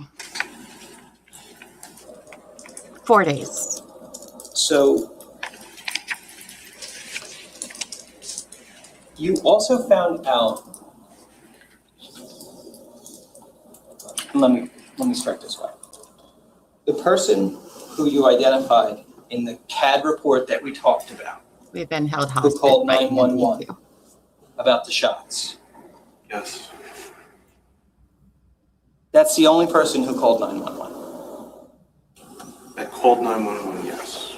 And you answered that way because you learned through the investigation that other people heard something they believed to be gunshots that night, right? Yes. But those people, as far as you understand, did not call the police. Correct. And they may have given various explanations for why they didn't, but in the end, they didn't call the police, right? Right. Okay. Colts Neck is a rural town in New Jersey, right? Yes. There are a lot of farms there. Yes. There are a lot of livestock there. Yes. People, Did the cows hear the gunshots? there's hunting that takes place, right? Yes. Really? Oh, okay.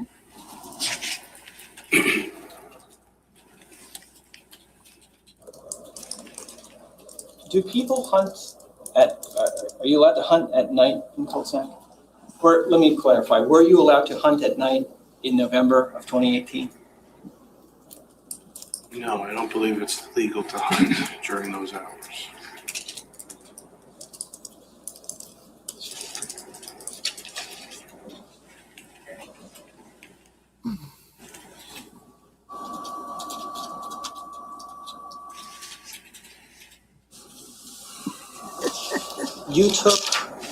You spoke with Corey Caneiro Well, Corey. on more than one occasion as far as this investigation, right? Yes. One time you spoke with Corey Caneiro, you were in Pennsylvania. Yes. And you drove to Pennsylvania to meet with him there, right? Yes. And you did ask, before you drove all the way out there, Yes. obviously you were involved in this investigating the scene at 15 Willowbrook, I right? think you hunt at And so I'm sure you didn't want to dawn. leave that investigation to drive all the way out to Pennsylvania unless you had to, right? Yes. It would have been obviously more convenient for your investigation if Corey Caneiro had come to you, right? Yes. But that you determined was not going to be possible, right? Correct. And if you wanted to talk to him that night, you would need to drive to Pennsylvania. Yes. And that was because Corey had a medical condition that prevented him from driving at night? That was what was told to Detective Petrozello. Interesting. Thought those could have been the gunshots. Told to Detective Petrozello by Corey. Yes.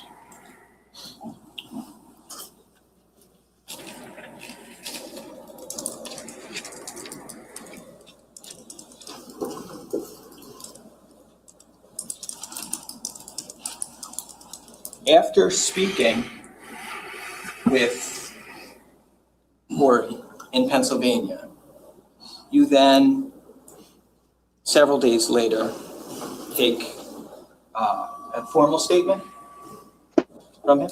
Next day. The next day, I'm sorry. Take a formal statement. Yes. At the conclusion of that statement, do you continue to investigate this case in terms of obtaining any further documents for Corey Caneiro? I don't recall if we asked him for any additional documents. Okay. Did you subpoena any documents pertaining to Corey Caneiro? I did not know.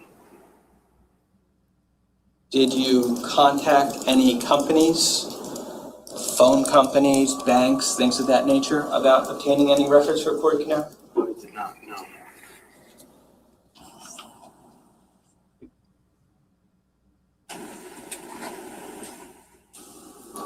Now remember, the life insurance policy with the whole family gone, Corey was set to receive about $1.5 million. Him and Paul was split the $3 million life insurance. That on one of your returns to the 15 Willowbrook property,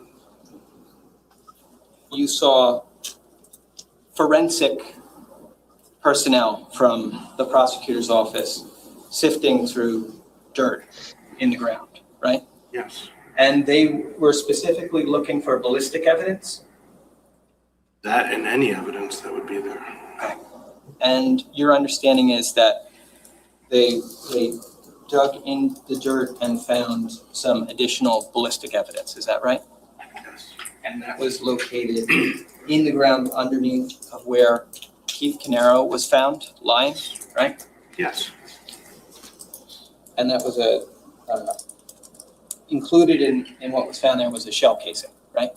I believe so, yes. When you say you believe so, do you? It was ballistic evidence recovered. I don't remember exactly what it was. Your report would indicate what it was, right? Yes.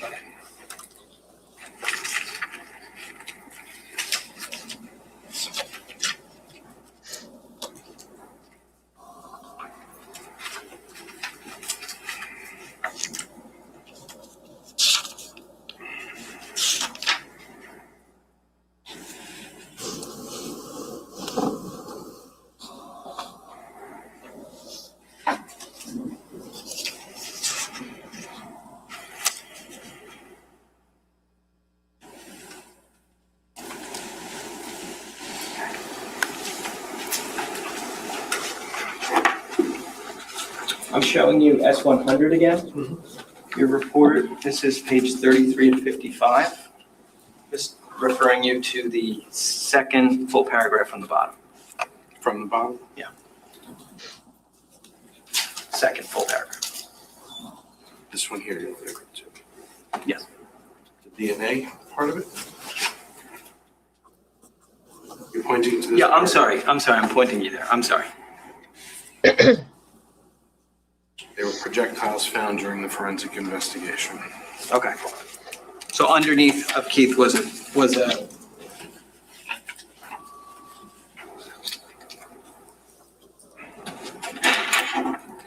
Does it say that it was additional casings that were located?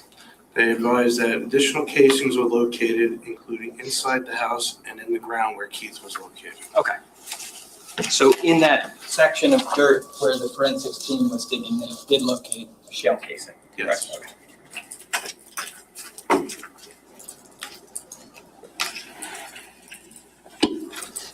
Okay. Yes, Liz.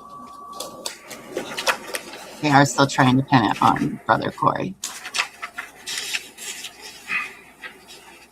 Which, I mean, he did have stuff to gain. It is surprising that they didn't investigate him super thoroughly. But for a lot of things, though, you kind of do have to have some kind of probable cause, you know? So sometimes they can only do so much. The worst questioning ever, I'll tell you that. Oh, my goodness. Maybe Corey had a alibi, you know what I'm saying? And they didn't go any further with him. I don't know. But you can't We just don't know buy yet. somebody's alibi. No, I know. I'm just saying we don't. As part of this investigation, did you ever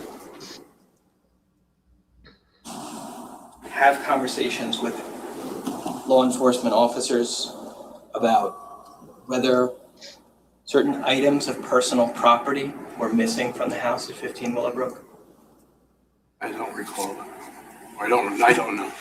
You know, that was one of the questions I had. Do you know if you ever had contact with any companies about potentially items missing from that location? I don't remember.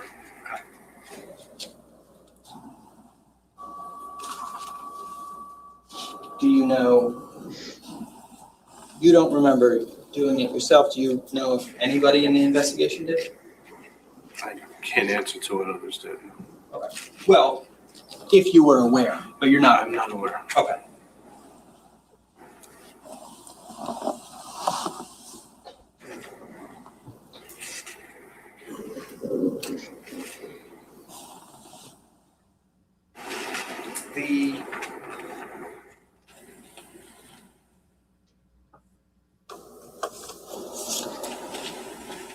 Going back to the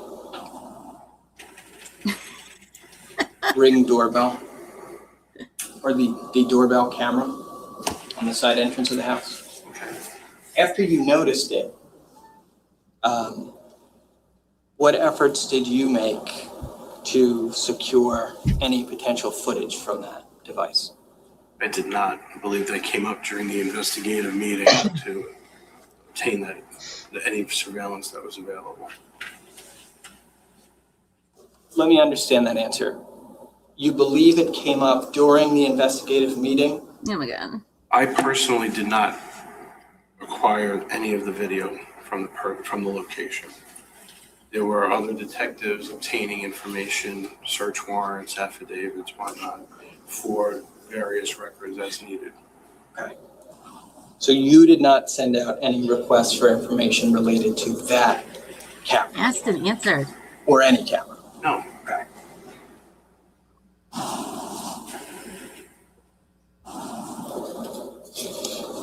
Your understanding, though, to go back to what we were talking about before with the cameras in the house, your understanding then was that that was a cloud-based camera system? At some point, yes. Well, when we say at some point, what I mean is that was a cloud-based camera system as of November 20th of 2018. Yes. So just so everybody here is clear, when we say cloud-based, what do we mean by that? Storage of the images on the premise. So when the device records, the data from the recording goes somewhere other than the physical location of the property. My understanding, yes.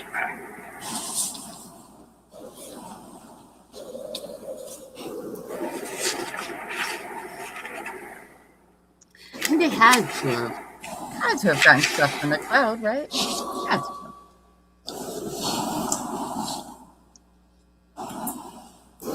In a cloud. At the law enforcement meeting,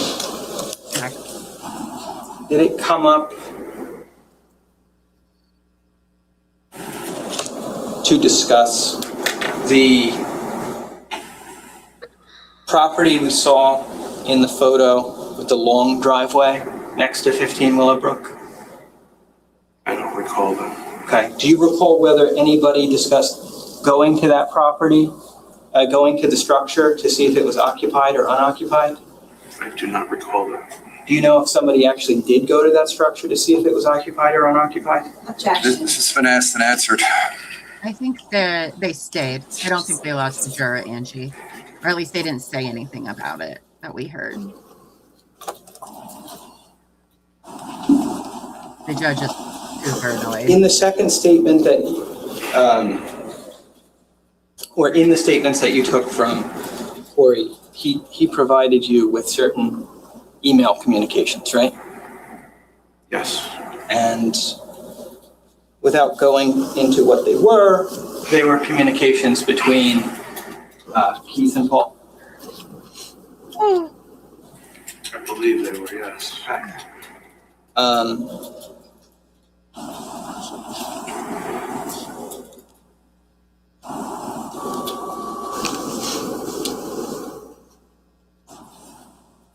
After you approved charges on November 29th of 2018, you stayed involved with this case, right?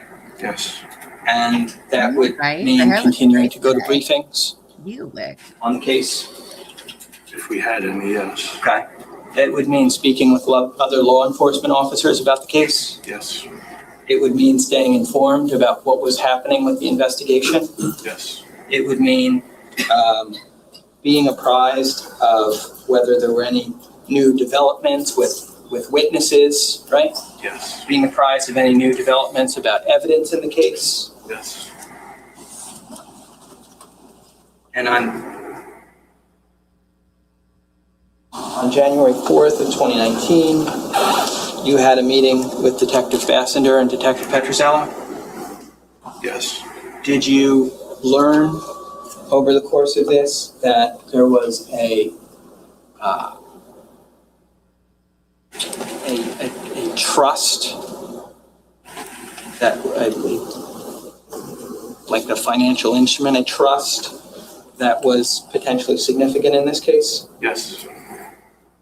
And did you learn that that trust included as potential beneficiaries, not just Paul, but also Corey?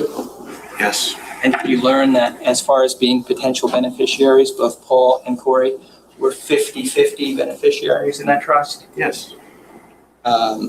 Meaning that they stood to benefit equally? Oh my God. Yes. And You know. after learning that, in being updated in this investigation, did you take at that point any efforts to additionally investigate Corey? No. At that point, did you take any efforts to additionally get any records pertaining to Corey? No. At that point, did you take any steps additionally to contact any companies or organizations about Corey? No. Or his records? No.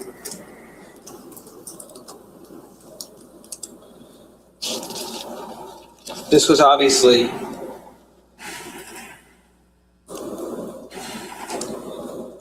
an extremely traumatic event that took place at scene at 15 Llama, Yes. right? Yes. And something that was totally unexpected for the entire Colts Neck community, right?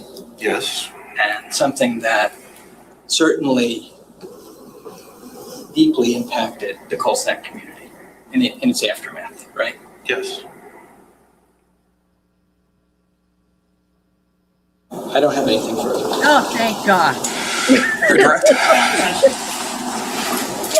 Detective, this is just a little thing, but you were asked about gathering some personal pedigree information from the defendant at the time of the charges. Do you recall that?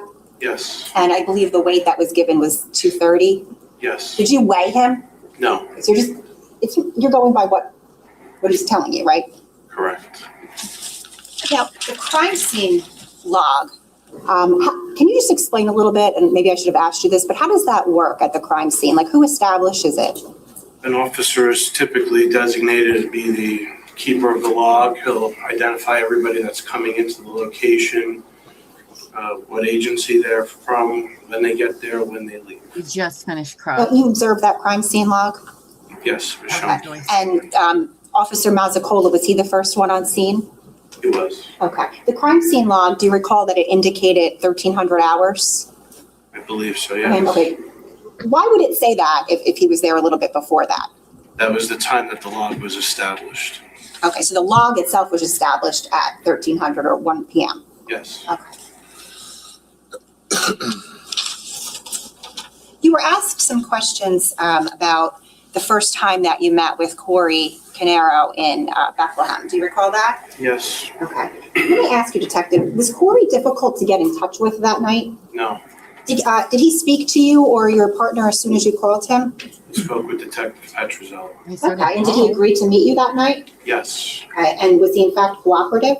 Yes. And he agreed to meet with you again to provide a formal statement? Yes. And he actually met with you again the next day and provided a formal statement, is that right? Yes. And by the way, did you notice any injuries on Corey Caneiro that night? No. Corey, you indicated this on cross-examination that he had an eye condition, I believe you said, that prevented him from driving? Yes. You were asked about that. Do you recall that? Not verbatim, but he did have something that would not allow him to drive at night. Yes, astigmatism. Corey was actually at his in-laws' house with his children that night. Isn't that correct? Yes. Check. Already answered. Well,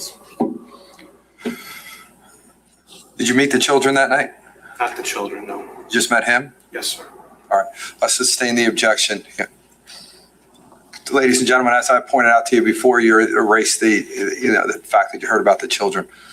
Now, Corey provided you with certain information as it came up on cross-examination regarding emails. Do you recall that? Yes. Okay, and those emails were between Keith Caneiro and the defendant. Do you recall that? Yes. Did he come into headquarters waving those emails around? No.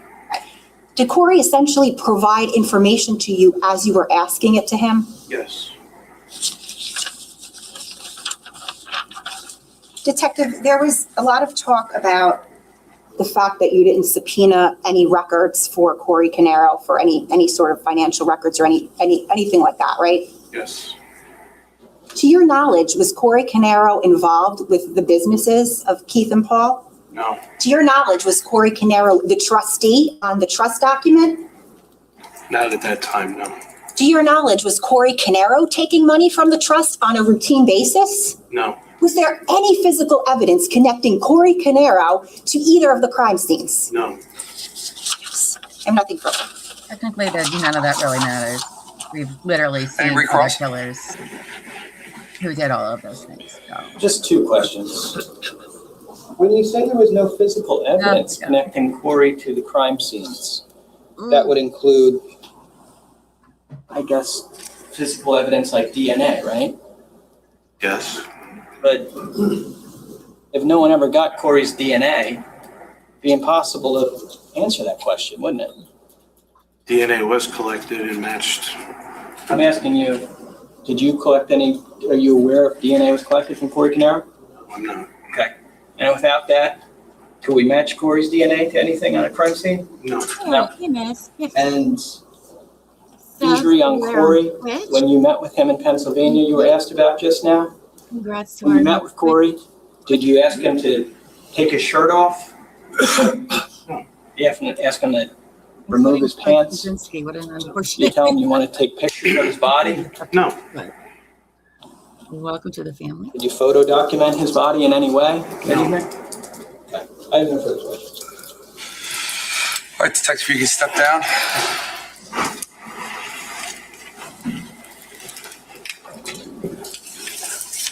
You think they're going to go to lunch early? State and call your next witness. Oh, no. Just have a moment to go outside. Yes. Thank you. So I think Andy was trying to How's everyone doing? Anyone need a bathroom break? Okay. There was just. All right, let's go into the jury room. We'll give you 5 minutes just real fast. Anyone that needs one, real quick, and then we're gonna come back out. I'm gonna give you your lunch break pretty quickly, but I just want to make sure everyone was comfortable before we started. I sound far away. Oh. I shouldn't sound very far away, but maybe I do. It's because it was, yeah, I don't know. My volume's normal, so I don't know. Zoe, no, we're not doing that right now, ma'am. You can wait. So Andy basically spent however long it felt like weeks talking about possible things that the lead detective didn't do as part of the investigation. I'm going to go with, he's saying that it was never done. And some of them are kind of questionable. Listen, all right, in case you didn't know, there are some brooks and some reservoirs and some bridges. And that was, it was very hard to get through. He's implying, did they ever search any of the water to see if a gun was in there or maybe a knife? Because I don't remember. I think they found the knife, but I'm not entirely, my memory's not sure on that one. But I'm assuming they didn't find either one of the weapons. But then, you know, he pointed out some, you know, did you guys search the whole property because it's so big? Could somebody have come from a different angle? Oh, probably, sure. Did they subpoena any Jennifer's phone stuff? No. Not that he knew of. And I'm going to go with they asked. You don't ask a question you don't know the answer to. So, I don't know. I don't know about this, though. Huh? He might ask a question he doesn't know the answer to. Right. That's why I'm like, I don't know where Andy's going with all this because I can't tell whether or not he's saying they didn't do any of this. Nobody did. Or it just takes Andy to fucking say a question. It takes him like 15 minutes that we completely lose everything, all the points he was trying to make. So according to Andy, which we did know during openings, right? Monica was like, it was a shitty investigation. They zoned in on my client and didn't do anyone else, which I'll be honest. Okay, so maybe there was a lot of evidence pointing to Paul, but why would you not subpoena phone records for Jennifer? I mean, this is kind of a killing where it could have been from her angle. You know what I mean? But could have been. So that's basically what Andy took like 7 hours asking. Oh my God, he's just the worst. He's just Well, the worst. This investigation was not anywhere near as shoddy as Proctor's and Vanderlazy's were. Theirs were terrible. And I'm sure you can always look in hindsight and say, well, yeah, we could have done that. Or maybe they should have searched some of those bodies of water. But yeah, it's hard to say whether or not he was implying that nobody did that or if he was just honing in on whether that detective did that, because there are numerous agencies involved in this case. So that's true. I couldn't tell, is he saying that no one in any of these areas? I mean, yes, as lead detective, you should probably know these things. Sure. There's also like 3 or 4 lead detectives. So I don't know where he was going with that. I don't either. Oh gosh, he is just. Are they coming back or is this lunch? This is a brief break, a 5-minute break, and then he's sending them to lunch in like 15 minutes. Okay. So that's what I thought. I just wanted to make sure. Yeah. Well, I mean, he did wrap it up by then, so that was nice. Yeah, he actually did. Because I thought, oh my gosh, he's going to drag these people into this afternoon. Andy really needs to say his questions quicker, and he needs to sound more confident of the questions he's asking, because his slow pace makes him sound like he's not confident. Yes. Yeah. I mean, not just in the answers, but in his train of thought. Yeah, it's very stumbly and clumsy. That, I mean, God, if I was a juror on this, I would just be like, is this your first day? Like, you've had 4 days to think of all the questions you want to ask this guy.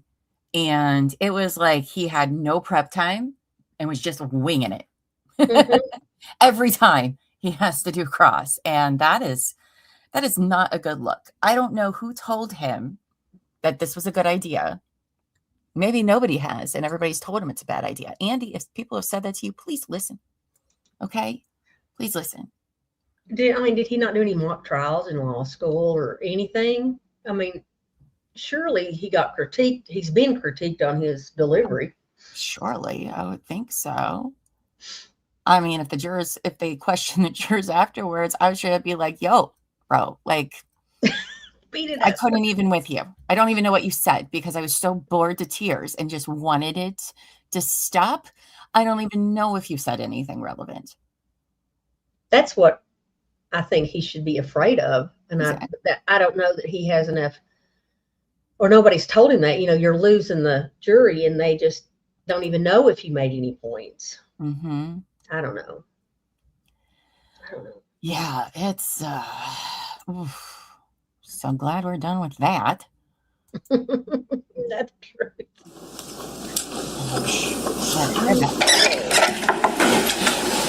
Everybody can be seated. Thank you.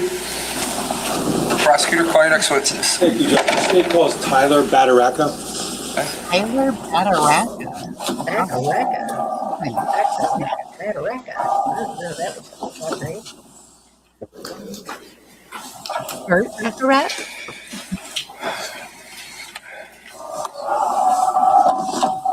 Well, sir, just watch your step. Once you get up next to the witness stand, you put your left hand on the Bible, raise your right hand. Do you solemnly swear or affirm to tell the truth, the whole truth, and nothing but the truth, so help you God? Okay. Once you're comfortable and seated, can you state your full name for the record and spell your last name, please? Tyler Badaracco, Badaracco. Thank you. Prosecutor? All right. That is not all right. Sir, can you tell us what you do for a living? I'm an operations manager for an electrical contracting business. Are you actually an electrician? I've grown up in the trade. Okay. Now, I want to ask you some questions about your role in a certain fire company. Are you a member of volunteer fire company? I know you're kind of And where? Colts Neck. Okay, and approximately how long have you been a member of that fire company? Roughly 19 years. I'm just going to ask you to keep your voice up a little bit just so everyone can hear you. Okay. So you said about 19 years? Yes. Okay. I want to draw you back to November 20th of 2018. Do you remember that time frame? Yes. And what was your role in the fire company back then? I was the chief of the department. Okay. Now, specifically, I want to refer to the early afternoon of November 20th, 2018. Do you remember that day? Yes. Do you remember if you received a call regarding a fire in Colts Neck? Yes, I did. Do you know where you were at the time you received that call? I was at work on a project in the Meadowlands. The Meadowlands up north? Yes. Now, as a result of that, did you do anything? I got my stuff together and headed down to the fire. Okay. So when you say the fire, do you recall the address? 15 Willowbrook. Okay.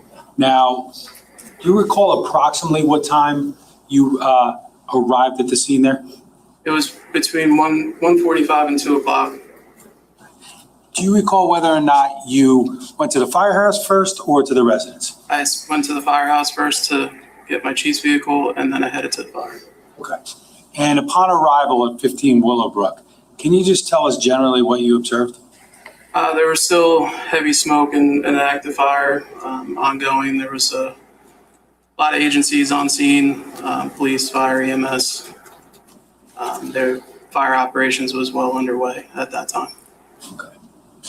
Now, just for purposes of some clarification, I just want to show you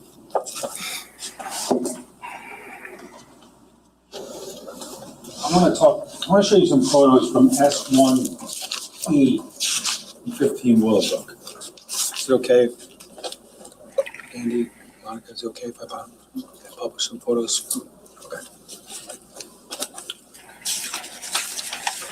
We have the back table, please. Thank you. And again, this is S1E. I'm going to ask if you can put up slide 3, please. Do you recognize what's depicted in that photo? Yes, that's the front of the residence of 15 Willowbrook. Okay. Now, is that a fair depiction of what the scene looked like upon your arrival that day? Yes. Okay. Now, as far as like where the fire was worse, would it be in the front or the back of the house visually? Visually, it would be towards the front left side, called the AB corner.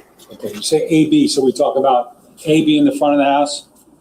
B being going around clockwise? So the B side would that be the east side of the residence? Yes. Could I have slide 12, please? Do you recognize that? Yes, sir. And what does that show? That's also the front of the house in that AV corner with heavy fire blowing out of the windows. Can I just have slide 11, please, as well? Do you recognize that photo? Yes, that's the east side, the B side of the residence, and also showing part of the back that heavy fire showing. Okay. The area just, there's a firefighter in that photo, correct? Yes. And is that you or someone else? That's one of our guys. Okay. But it's not you? No. Now, just underneath where the water's being shot, is that the entrance to the basement? Yes. Now, your guys, as you said, members of the Colts Neck Fire Department, do you recall approximately how many of your guys were there that day? On the initial, we had 7 guys from our department there. Were there more that came later? Yes. Now, during the course of operations like this, do people need to get breaks and things like that? Correct. Okay. Now, as far as upon your arrival, were you briefed by anyone at the scene, like a commander or anything like that? Yes. The ex-chief at the time, Mike Burke, he had the scene. He was the incident commander with the help of one of the Naval Weapons Station Earl Chiefs. When I got there, I had a briefing with him, did a 360 on the house, and we went from there. Okay. Now, where, if you know, were the guys from your department upon your arrival? The guys from my department were in this side of the house, on the east side, and as well as the front side of the residence.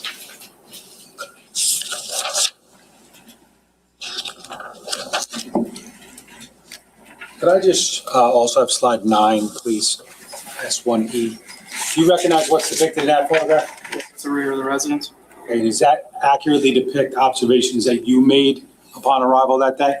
Yes. Okay. So you said your guys are in the basement, is that accurate? Correct.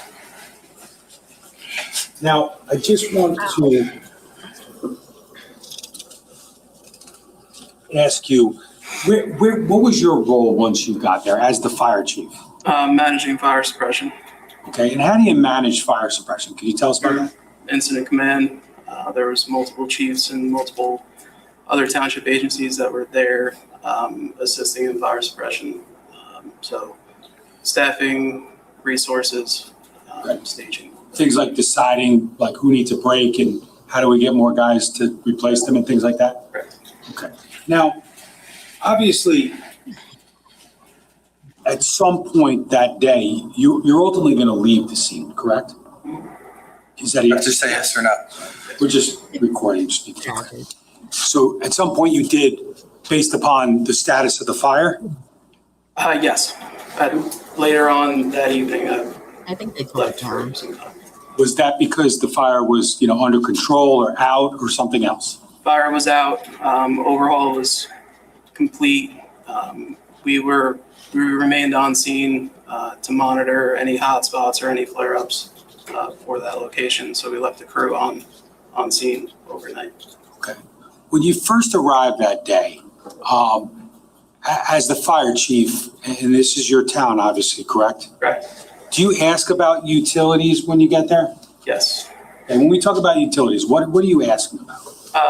To know the status of the gas and electric into the residence, mainly to make sure that with guys operating on the interior that there aren't any other potential issues with them operating inside with electrocution or additional flames. Okay, without telling us specifically what people told you, did you learn whether or not the gas had been shut off? At that time, I don't recall getting brought up to date on the gas. Okay, what about the electric? The electric, yes. Did you specifically ask how the electric was turned off? We were told when I was there, the Jersey Central representative came up to the command post and said that he disabled the electric at the street. Now, had you been to fires and other situations where JCP&L or whoever turns the electric off at the street? Yes. Actually, it's not the first time you've encountered that, correct? Correct. Is there another way to shut it off? Yes, the meter on the side of the house can be removed, and that'll turn the power off into the house, and it'll just be live back to the street. Okay. And again, I think you, upon arrival, learned that they did it the street way, right? Correct. And is it, in your experience, is there any reason to do it that way? There's a few different reasons. If that area where the meter is located is compromised, or if it's easier for the utility just to turn to pull the cutouts at the street You don't know who they are. for access or whatever. Stay innocent forever.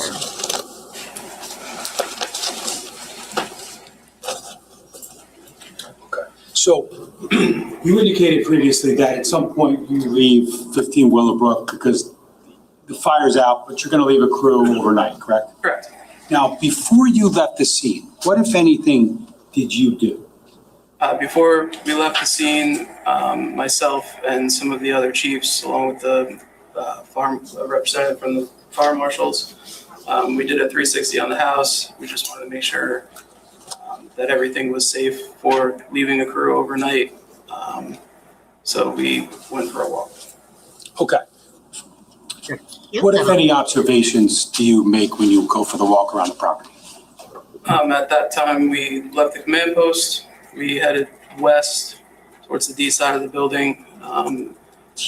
Our main objective was to make sure that utilities were disabled for safety precautions. At that time, we found the meter pan with the cover off and the meter on the ground. Also, we checked the generator. The home had a backup generator. We wanted to make sure that that generator was in the off position. When we inspected the generator had been disabled prior. And for precaution, we disabled the breaker that fed the house, just in case something did go wrong and the generator did start, it wouldn't feed power into the house. And we also disabled the disconnect that was the feed from the solar array that was on the west side of the residence. Okay, so you mentioned the solar array on the west side of the residence, correct? Correct. You mentioned the electrical panel? The meter pan, yes. Meter pan. And then you also mentioned the generator, correct? Correct. Now, starting with respect to that solar panel, and I think we've all kind of seen photos, can you tell us the condition you found it and what, if anything, you did to it, to be clear?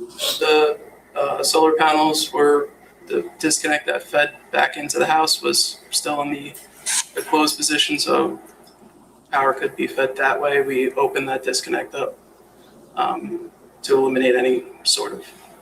Okay, so you're trying to eliminate any ability of that solar panel to feed the house? Correct. Now, had that solar panel been feeding the house prior to going around and looking at it? Like, yes. Okay. Now, as far as storage goes, did you make any determinations regarding the solar panel and storage or anything like that? Did not. Okay. Now,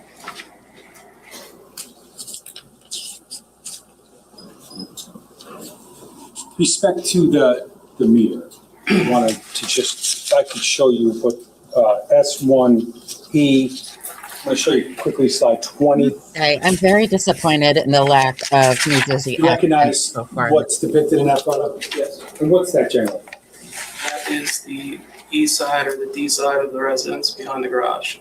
Okay. And then I'm just going to show you slide 22, same. Recognize that? Yes. What do you see there? That is the meter pan that feeds the house. Okay. And was that the condition that you first saw it on November 20th, 2018? Correct. And then can I have slide 23, please? This is S1E still. And do you recognize that photograph? Yes. Okay. Is that just a little closer up picture? Yes. And do you see anything on the ground there? The cover to the meter pan. And then also S1, I'm sorry. And also the meter in the shrubs. Okay. I'm going to show you slide 24 of S1E. Do you recognize that? Yes. What's that? That is the meter to the house. Okay. Now, Were you made aware of anyone that had contact with that meter panel prior to your inspection of it? We discussed it with the incident command team. Nobody was instructed to remove that meter or do anything with the power. Jersey Central was called to disconnect the power from the house. That's where we stopped. Now, fair to say, as fire chief and as a firefighter, have you been to many fire scenes? Yes. And have you paid attention to electric at those fire scenes in the past? Yes. Now, is it normal to find the meter on the ground? I Is it normal to encounter a meter that doesn't have that door on it? No. Would your firefighters ever, under your command, take the door off and leave it on the ground? Just kidding. Speculative. If you know. They would ever judge. In this case, they do. If you know, have you ever had a situation where someone took the actual door off the meter in one of your fire investigations? Not in my 19 years of doing this. Okay. Now, I want to direct your attention, I think you went next to the generator, correct? Correct. And could I have slide 26, please? Do you recognize that? Yes.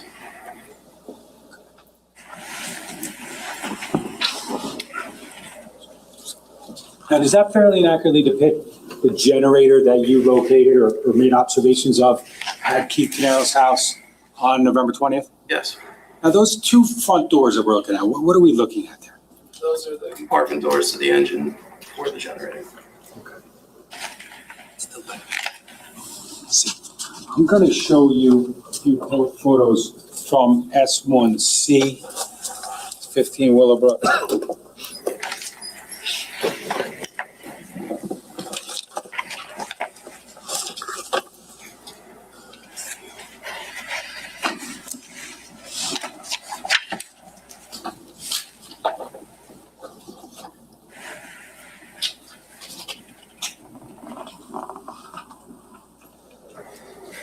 Mr. Decker, I'm going to cut you now, just for lunchtime, and then we'll start back up. Okay. I want to give the jurors enough time to go downstairs. So it's lunchtime. Don't discuss this case. Don't do any research. I'll bring you back up at about 1:35 or so. Actually 1:40, because I need to talk to the attorneys about one thing. So you guys will be taken downstairs, and more have you back in your seats at 1:40. Thank you. If you're going to talk to them now, I hope so, because I want to hear it.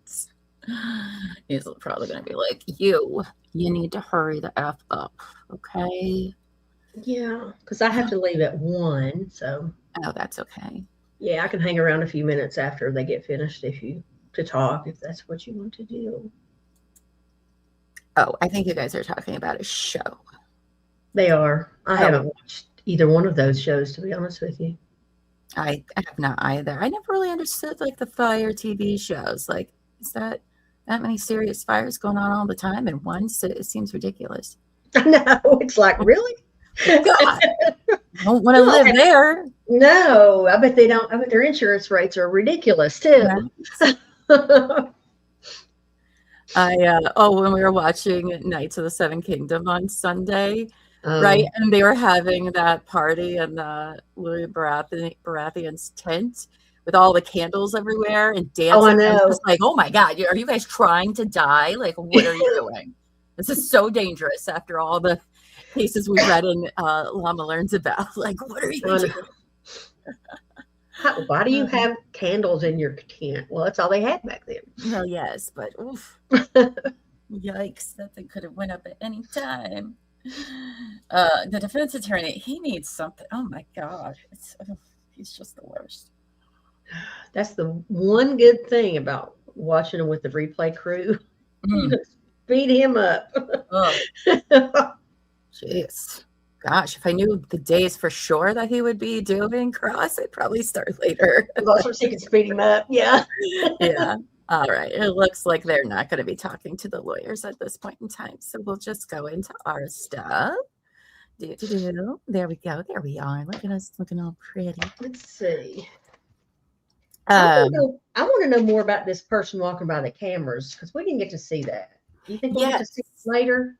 I hope so. With Hold a on. tech person?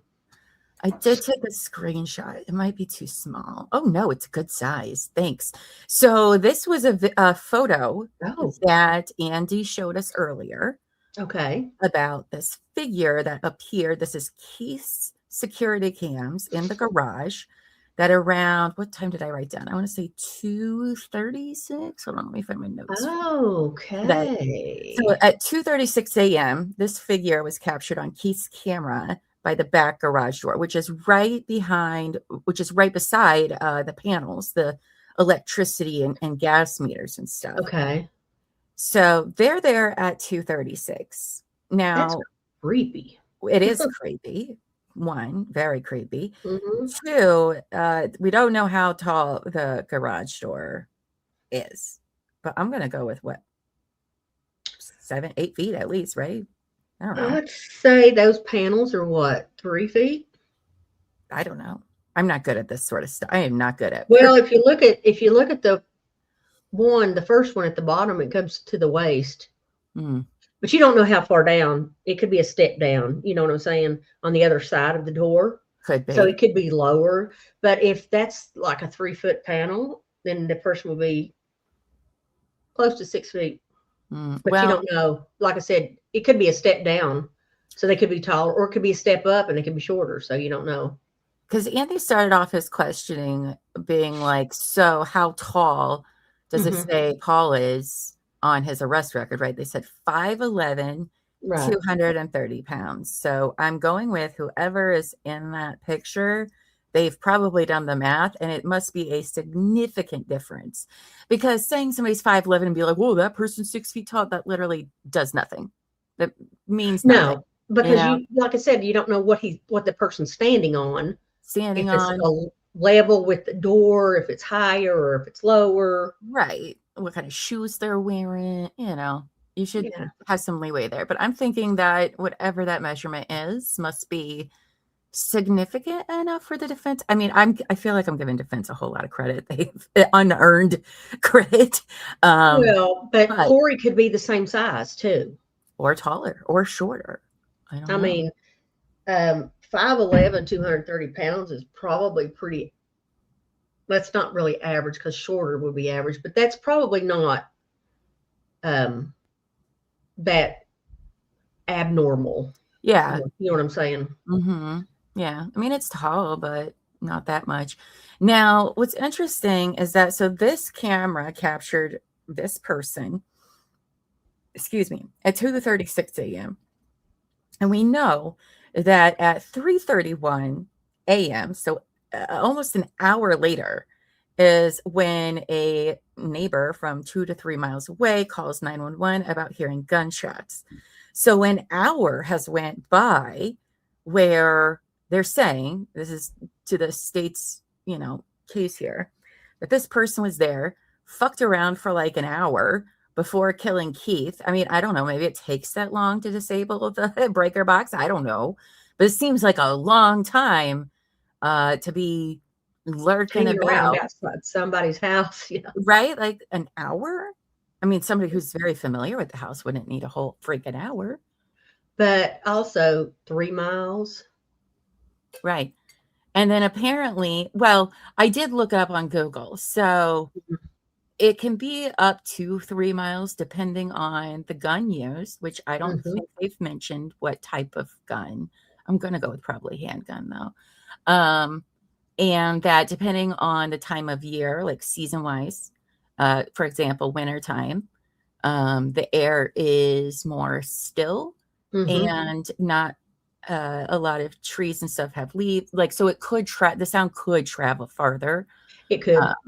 Depending on that. But that was with bigger guns than a handgun. So that's why I'm wondering if somebody really did hear 3 miles, it's probably a rifle. And even if it's hunting season, most people, well, unless they've got night vision, I don't know if you can hunt at 3 o'clock in the morning. You know what I'm saying? I don't know. Well, the reason I think that it was a handgun is because of Jennifer. No, I mean the sound. Oh, the sound. Oh yeah, yeah. I think the weapon was a handgun because you wouldn't take a rifle. Well, I guess I shouldn't say that.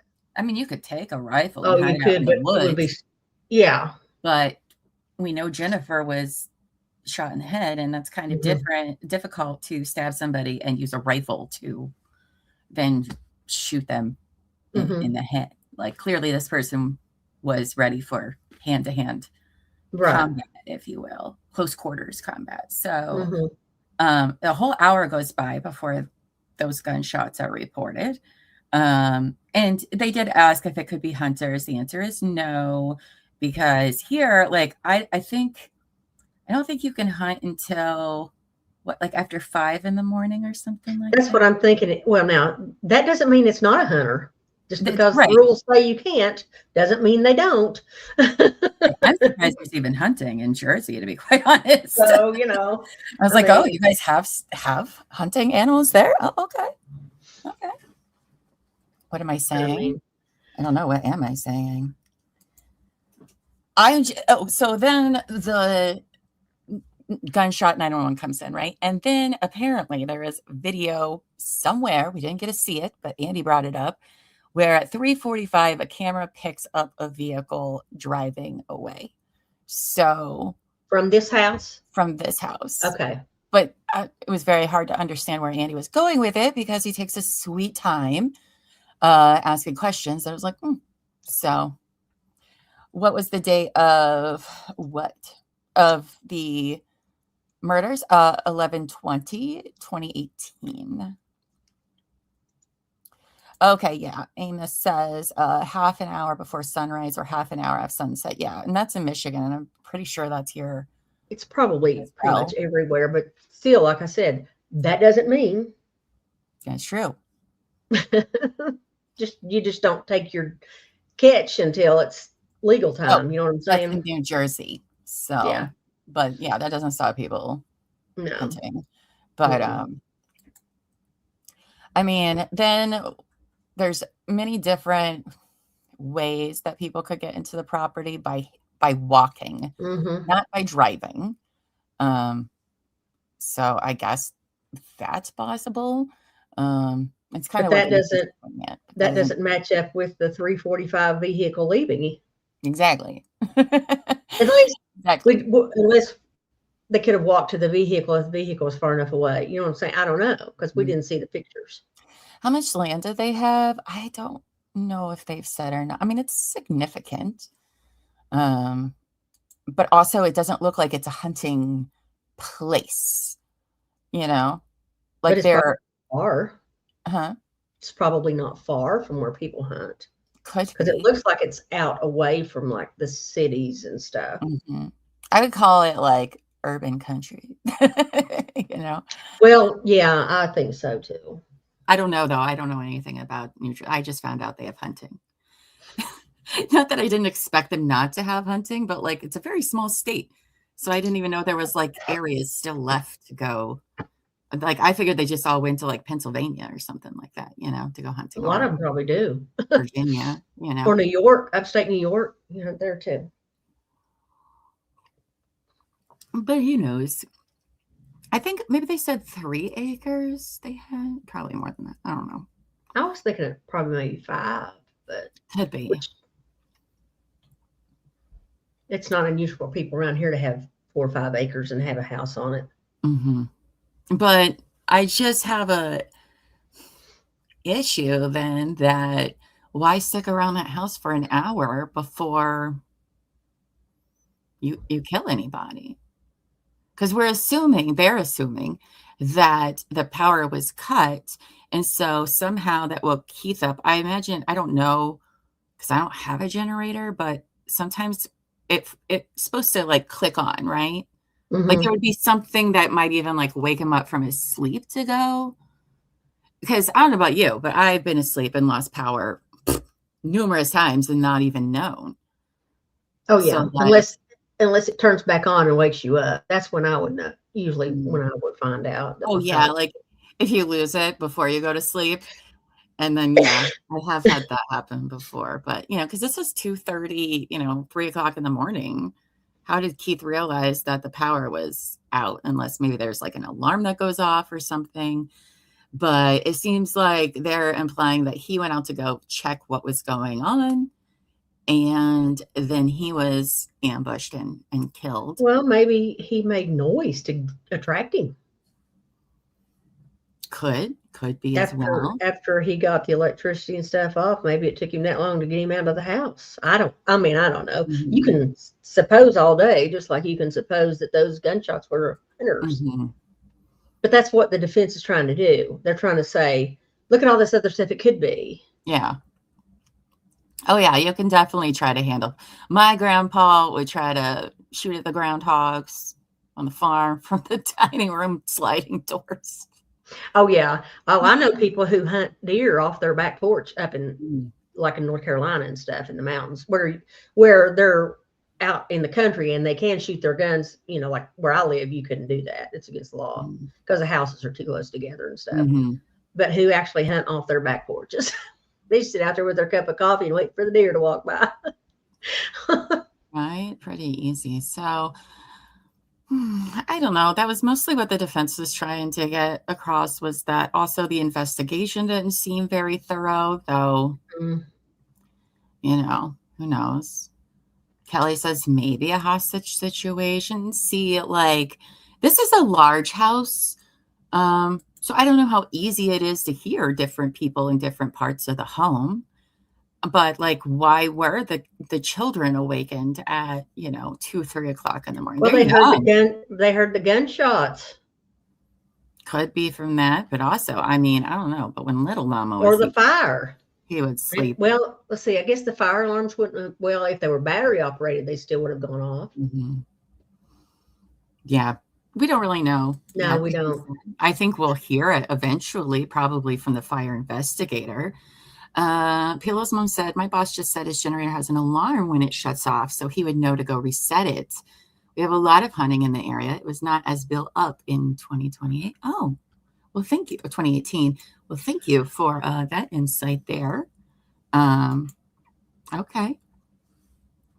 I mean, that would make sense to me of how somebody's woken up in the middle of the night with their power. Generator goes off. Yeah. And it has an alarm. And he probably, because he said he had a hood on, right? So he got dressed, at least partially, to go outside because it was November. So he didn't like go out in his underwear, his shorts. But, also, so we know with Keith that he was shot in the lower back, maybe butt area. And then he was shot 4 times in the head. And so he was shot once to put him down, probably. Yeah. That would at least to stop him. That's what I'm assuming. Yeah.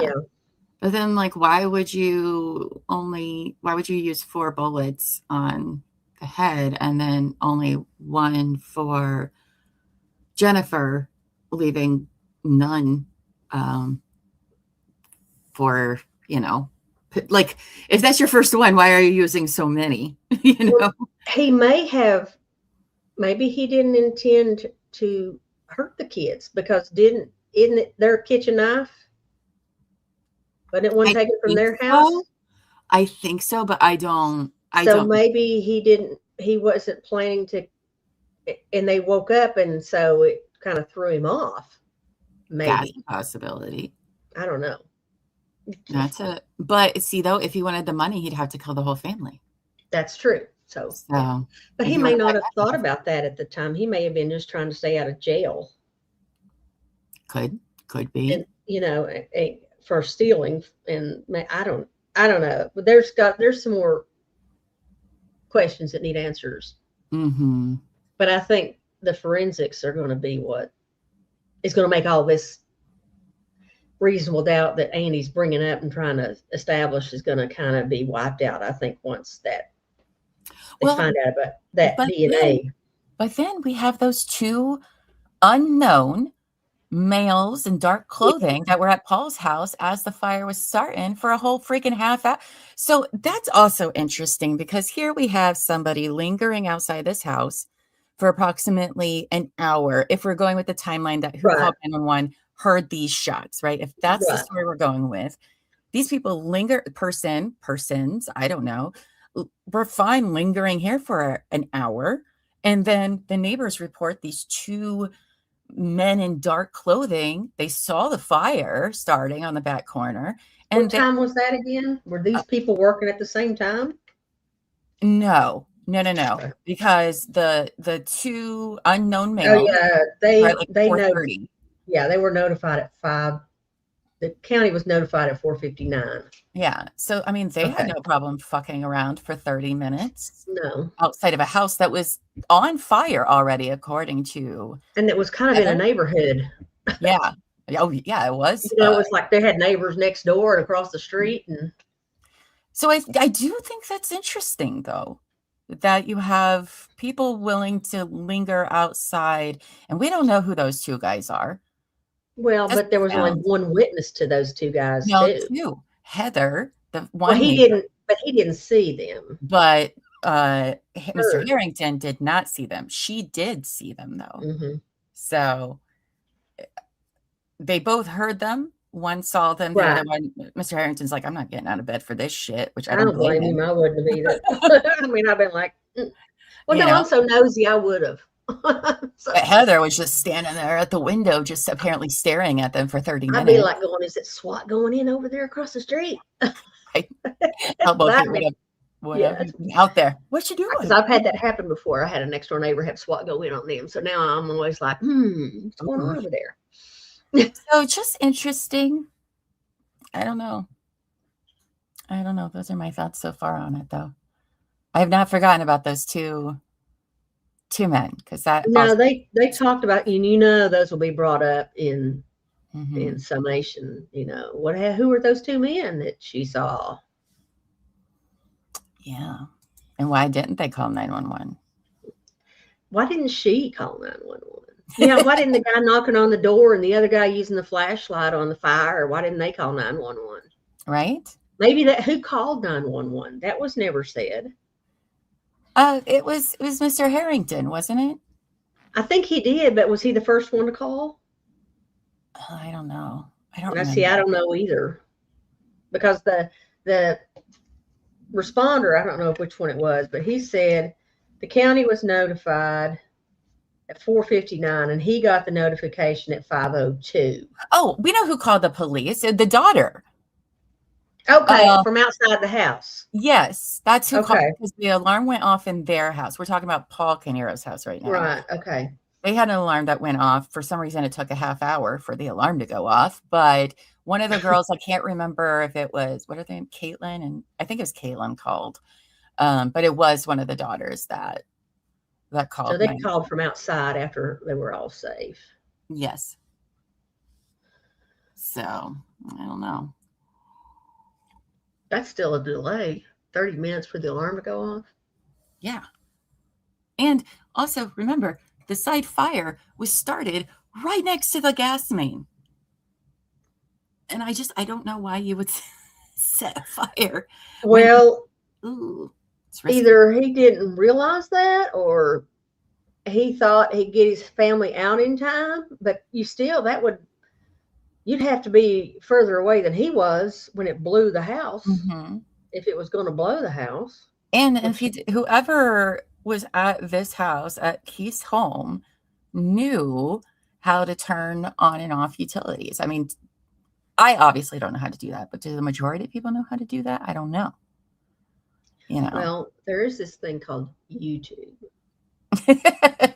But I'm just saying, if you would do it at one house, why wouldn't you do it at your house too?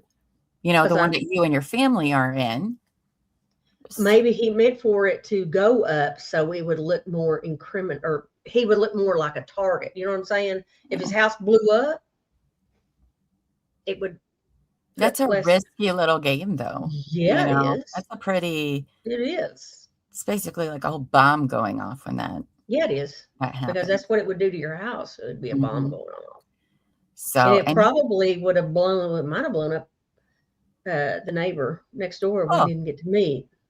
Could be. I mean, we've had a few houses that, they had gas work done, and when it was turned back on, the whole house went. It does happen, and it's terrifying, and it's one of my fears. I hate it. But Mm-hmm. Side note, it's effing cold here. Oh my gosh, I know. I might have to get out my little lap heating pad just because It's 28 right here, right now. And you know what? We're in the South. It's not supposed to be that freaking cold here. What did Corey do as a job? He's not involved with the businesses that Paul and Keith were in together, which seemed like IT businesses. That's what they provided for Square One anyway. The other one was a pest control business. But what did Corey do? That's what I want to know. I don't know. Haven't heard anybody say. I haven't either. Oh my God. If it's in electricity, I'm going to be like, what? Yeah, I know. Don't tell me he's an electrician. I think if he was an electrician, they would have looked at him a little bit more, I think, but who knows? Maybe. I mean, if what Andy was getting at is true in the sense that there's a lot of things with the investigate, like not searching the whole property, that's probably should have done that. But I don't know for sure if they did or didn't because nobody can follow Andy's train of thought with his questions. So, well, yeah, and we may find out with another detective that they did a canvass the property. They did a grid search of the property. We don't know that from this detective because this is just one guy, and the judge is really doing a good job of not letting either side ask the witnesses something that they would have to guess at an answer. He's not letting them assume. He's saying, if you know, you can answer that. Not, what do you think? So he's been real good about, this is not the right witness, like with the dogs. He said, this is not the right witness to ask about the dogs. Bring the dog handler on. Yeah, see the whole, did you investigate this kind of questions? That's like, with Karen Reed, right? First it was the Canton department, but then it went to MSP. So did this case then go to higher ups that no, you're not actually like the lead on anymore, initially, yes, but did it go further? I don't know. But there's a whole lot of people at both of the scenes. So exactly. There really were. Did anybody else use ChatGPT to write their reports? I don't know. He didn't use it to write his report. He used to say, what are they going to ask me so I can get my answer straight? Himself, of course. Yeah. Because I don't want to look stupid when I'm on the stand. Oh, right. Yeah. That backfired on that gentleman. It did because he stuck his notes with the district attorney. And so, of course, they had to turn him over. It's like, you should have kept that piece of paper at home. Kelly says, you would not believe how long it took people to get out of the store when we made an evacuation announcement because of a gas leak the other night. Oh, my goodness. Oh, I'd have been right out. I'm not. You all can fend for yourself. But see, one of the things I have to do is I'm responsible for any minors we have working there. So we're after them all the time. If they just walk off to go on break and they don't tell somebody, you have to tell me where you're going. Sorry, I'm responsible for you. And I'm not going to hunt this store over if I think you're inside and you're outside. I don't want to do that. Also, looking at this picture, it looks like whoever's on the other side there must be wearing some sort of light colored clothing. At least, yeah, or at least like a shirt and maybe a vest that's darker. But yeah, I agree. They look like it's a light colored, and a hat or a toboggan. Now I want to know what color the clothes are that's at Paul's. We'll find out, won't we? But I'm making a mental note that is definitely a light colored shirt. That person is definitely or jacket. It might be a jacket. Yeah. Some sort of upper body apparatus. I don't think that's a word. That was the word of the day. Apparatus. At least he said it right. And he didn't say, I can't even say barbiturates wrong. Barbiturates. Barbiturates. As I said earlier, I am a little disappointed in the lack of New Jersey accents in this trial. Very, very upset about it. Because it's great. Yeah. I want to hear it more. Jeez, New Jersey. Oh. So that's really like the morning that we had. We've went through like what this is witness number 5. I don't know. So far, so we had the detective. We had 2 before him, 3 before him. Possible mistress. Yes, and the neighbor who called 911, and the detective was back, and there was somebody else, wasn't there, before that? The fire guy. Yeah. Who brought Sophie out was after Right, the yeah. mistress lady. So we had hot cop. I don't. Yeah. I mean, maybe for somebody, but I don't think so. No, I didn't have one. I didn't have a hot cop for today. But there's still time. There's still time. It's what Ocean Township, I think, is where the one hot cop is from, if I remember right. Oh yeah, well, the other day, Kelly. Yeah, the other day we Still want. has it on her mind, of course. I know. She's like, okay, we need to bring him back. I think he's probably done. He's gone on, and he's like, oh my gosh, those defense attorneys were killing me. Yeah, last night when Wolfie was making dinner, he had like gotten one of the knives out of the knife block, and it reminded me, if you guys haven't yet, go watch Couch Court with Llama After Dark. I've been covering the Banfield trial at night, and the knife that was used in that was like a chopping knife, right? So like the edge is rounded on the end. I was going to say that, yeah. Yeah. It's rounded. Yeah. Yeah, that was the knife that was used in that. And it's pretty horrific when you find out like what happened to her and how awful that is. And I told Pete that. I was like, don't grab that one. The other one over there. Oh my gosh. Next to it. But then I like looked at it and I was just like, oh wow, it's so much worse than, even seeing that. I mean, it's just So I'll be covering that tonight because they started up again today. That video will drop. If you guys haven't yet, go check out Couch Court with Llama After Dark for the Virginia versus Brendan Banfield trial that's also happening, which it might be handed over to the defense today. Right. So. And Llama is uncut, so you get all the bloopers and mispronunciations. and delirious Llama on Thursday. Yes, after she sat here all day. So delirious when I was reading that. It's quite funny. So that's when Llama's just like done and it's like, it's 11 o'clock at night. I shouldn't be allowed to have a microphone in front of that late at night. So if you haven't yet, go watch that while we're on break or stay here and hang out with us, or after trial today, you can get caught up. But the trial seems to go real fast. So it's been interesting too. I mean, it's what, the 20th of January. Mm-hmm. We still have 11 days. I mean, I would say how can the state really go past the first week of February? Maybe.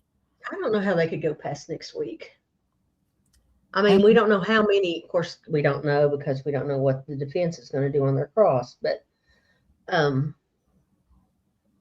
if it was more like, if their cross is more like what Monica did today, they could fly through, I think. But with Andy and his, of course, we go back to Monica from last week, and then that's different too.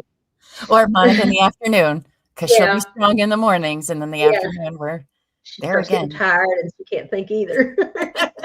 Yes. Yeah, well. I mean, they do still have a ton of forensic evidence, or I'm sorry, people to call, both the forensic team that did it and people, probably some experts. I don't know. But we don't even know if the defense is putting on a defense. They haven't even given the state a witness list. They're just like, well, we can call whoever we want. I'm like, oh. Well, okay, let's just take a guess at who they would call if they're going to present a case. Maybe their own fire expert. Probably, because if I recall, I haven't heard testimony from an arson investigator. Mm-hmm. But if I recall, though, based on other true crime stories, they're not. It's not a very specific science. No, it's not right? really a. Yeah, it's a lot of. I don't want to say guessing, but it's a lot of. It's not really scientific, I don't think. But I mean, some of it is like they know burn patterns and Yeah. they can tell if an accelerant was used and that kind of thing, but I'm not sure how specific they can be. I also wonder if they'll bring in a DNA person, since this is a fancy DNA testing that they did, to say that's not accurate, or if they'll just go after the person, and just have them come out and say, well, it's not been used before, or it's not used often, or whatever they're going to do with that. I'd imagine they'd have their own like digital person too. Maybe. For digital evidence. So Kelly asked, when covering multiple trials, do you find it hard to keep facts straight and not get them mixed up in your mind? I don't see how you do it. You're amazing. Well, thank you. Yes, that's where her DID comes in handy. Yeah, because not only covering trials, I'm also writing cases for Yeah. one time. No, I do sometimes get them mixed up, especially by like the end of the day. I'm just like, or closer to the end of the week. Which one was that in? I better make sure I'm not getting my facts crossed. Yeah, it took last night when we were making dinner and the knife thing. It took me a few minutes to be like, why do I know this knife in a case I've just covered? And like, it took me a while to figure out like where that, which one. And I was like, oh my God, it's just the Banfield one, you dingus. So, I mean, I'm usually pretty good at keeping things straight, but it happens. It happened. You probably mix facts from multiple trials. I mean, for sure. I do with this one. I mean, honestly, last week, I can't even tell you really much of last week. I can. If I didn't have my notes, I mean, that's why I had to go back and look for what time that call was, because I was thinking maybe it was at 3:30, but it wasn't. It was like 5 o'clock in the morning. So that was not at the same time. And this year I can't take notes. Oh my gosh. It's crazy. They're not taking it. I know. And that's what I was thinking when they took those witnesses out of order. I thought, oh my gosh, it's bad enough. And they can't take notes. And now they have to leave a witness that they saw Thursday and come back on Tuesday, try to remember where he left off. But before that, we're going to talk to 3 other people. Yeah. So what was I writing the other day? Oh, when I was writing my story for Maureen McDermott for True Crime and Wine Time for when we start back in February. I think that case is in March or something. But there's this one part where the investigator, like, anyway, it's totally the most ridiculous thing ever to check the temperature of bath water. All right. This investigator lady, whatever she was, didn't test the actual bath water at the house. Instead, she ran her own experiment in her bathtub. And I was just like, oh my God, is this Dr. Welcher's wife? Like, what? Who is this person? Who is this person? But it was pretty late. So I wanted to message you because it was that and Dr. Dorothy Lewis is in that story. Oh gosh, when you said that, I was like, oh God, I can't wait. Because she's my favorite person. I was like, oh, Leah's gonna lose her shit. She's my favorite witness ever. He's in there. I must say, I don't disagree with her in this one. It's not just because of what she had to say. We could have done without Dorothy, I'll tell you that. I'm sure. But yes, I'm very excited for you guys. We have been working hard behind the scenes, putting together all of our cases for True Crime and Wine Time, which starts back February 5th. With 2 weeks. 5th. And the first one's about the Lane Bryant unsolved murders. That is 2 weeks. I know. So I'm very excited for that to start up again. That's what I do. Like this weekend, I just like locked myself in my bedroom and was like, I'm gonna write some things. I'm gonna write and watch Mob Wives. Yes, that's what I did. Yes, I wrote things and watched Mob Wives, which is amazing. Okay, it is so bad. It's amazing. So bad. But I love them. I mean, I do too. Have you started the next season 4 yet? I started it last night. I need the computer for like 30 seconds. Okay. All right. I need to take that string down of your boot. Okay. I don't know why we have to have a whole explanation this second, but okay. So, He's like, he needs to use the computer real quick. because No, he I've messed I've up. got to go to get ready for work anyway. 'cause I Well, have to be thank you there for to do joining this. me today. It's I been a enjoyed it. pleasure. Oh, At least you get a fast forward through all of this. So, future Lig, you're welcome. yes, that's right. Thank you. I can fast forward through the afternoon. Right? Yeah. All right. So, well, you have a great day, babes. For Okay, the I rest will. of you, You have a good afternoon and don't get too far ahead of me on the Mob Wives. oh, I don't even know where I left off. I fell asleep last night. I'm still on season 3. Oh, I think I started the next season. So we have new crazy. We have new crazies. I love that Yeah. for us. All right. Well, you have a great rest of the day, Lady in Gray. Bye, everybody. Bye, babes. I need just a few minutes for the rest of you because Elbow does have to use this computer. So give me just a second. I'll put on some music for you. Go to the bathroom or whatever. And sure, why not? We'll go with this one. I'll be back in just a few minutes. Okay, friends?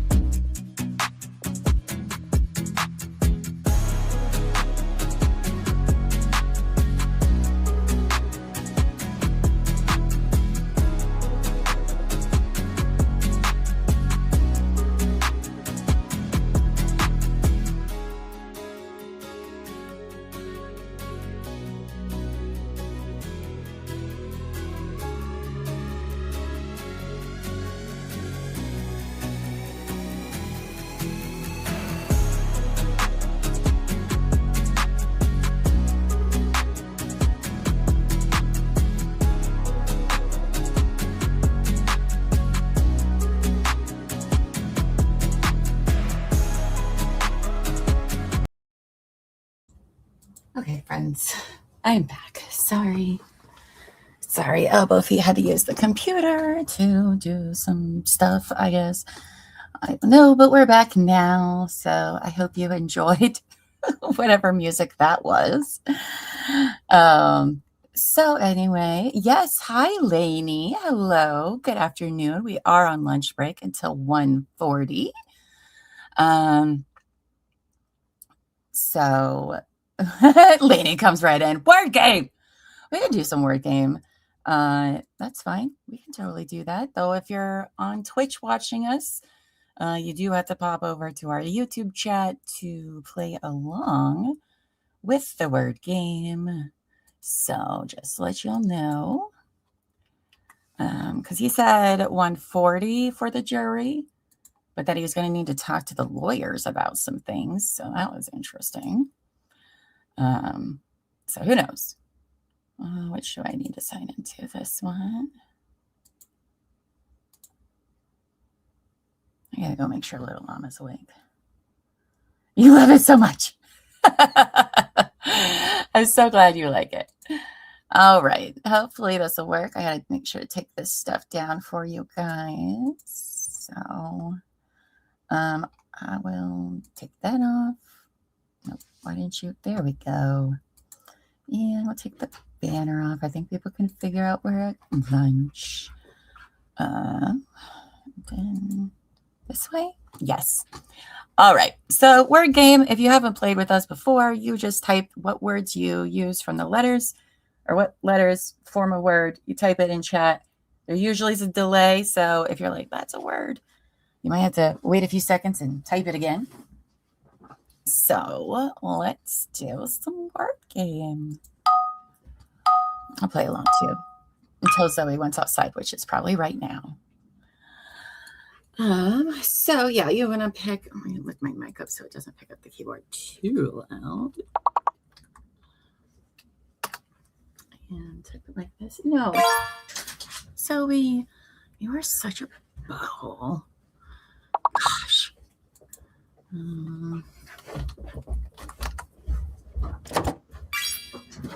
Noses.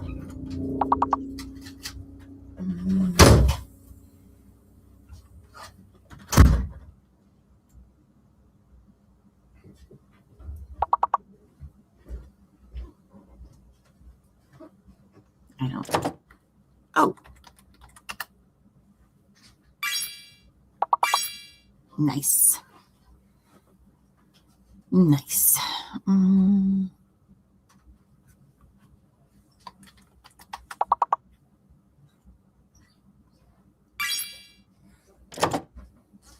Oh, sons. Look at you. Good job.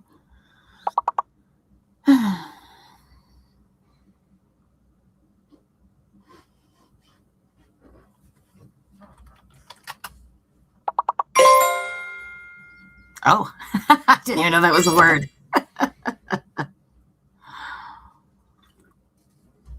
Nose. I guess there would be an E. That makes sense. Let's see. Did we have this word yet? No.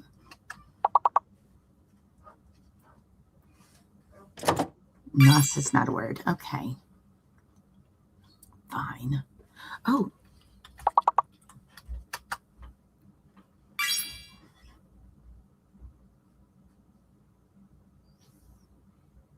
Well, we beat it, so that's good.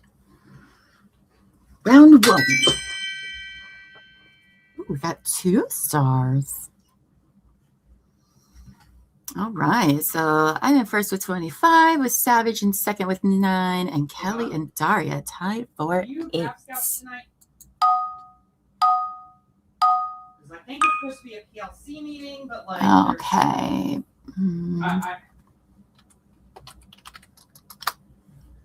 I know. I wish they would tell us what we missed too, Kelly.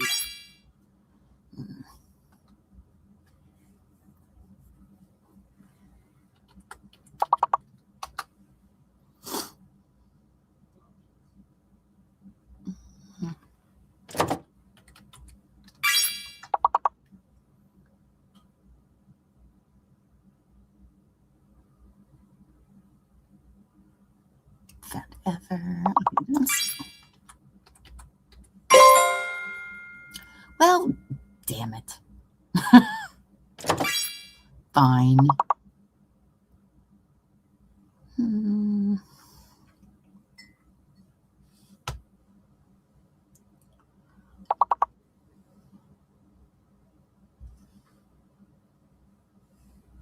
There's only one R, so it can't be that one. Oh.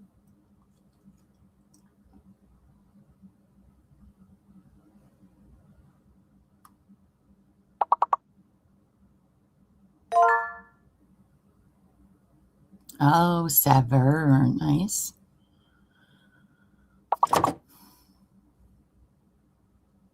Or severe, I mean. Oh, silly llama. You know words sometimes.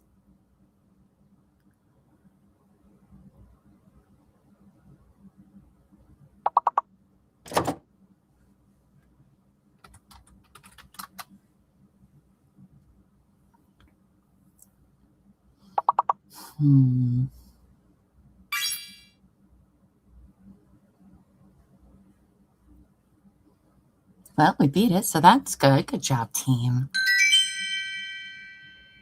2 stars. All right, so that has me in first with 33, followed by Amos with 31, who just came in out of nowhere.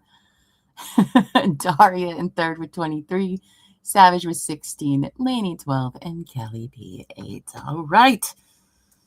Up next, level 5.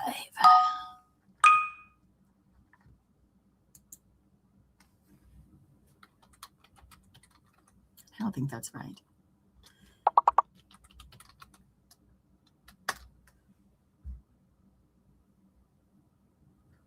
So, no, that's not a word. Okay, fine. Fine. Oh, no.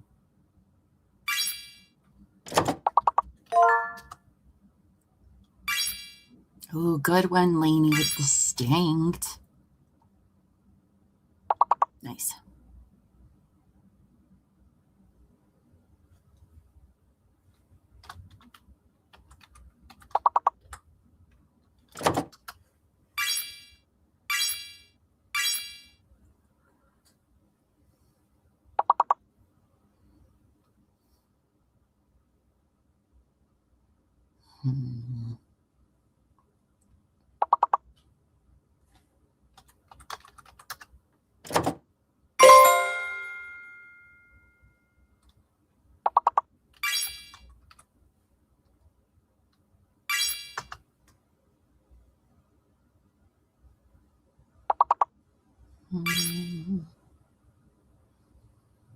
Indict. Oh, right there.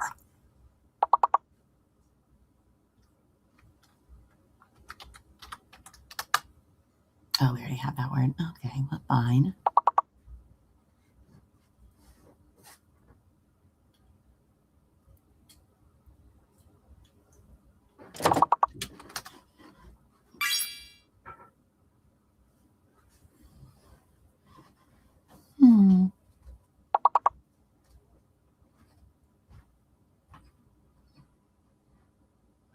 Well, we beat it. Good job, guys. Ooh, 3 stars. Well, that's, yeah. All right. So Amos is now taking the lead with 52. Me and 49. Daria 40. Lainey 36. Savage 16. And Kelly P 8. Up next, level 8.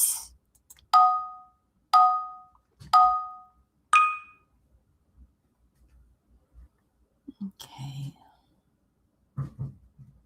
Oh, one of these is fake. Oh, jeez.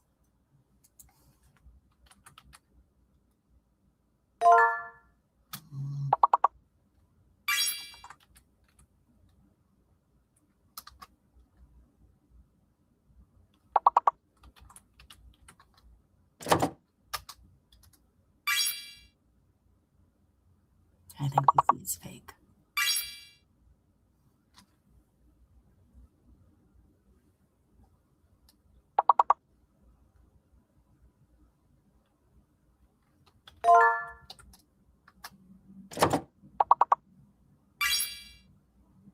All right. Yep. This is definitely fake. Well, thanks, sweet.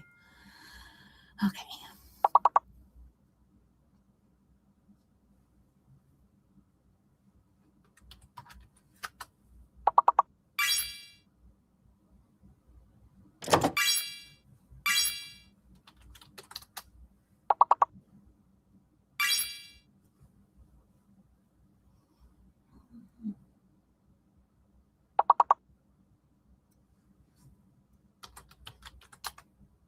Oh, we already have frame. Damn it.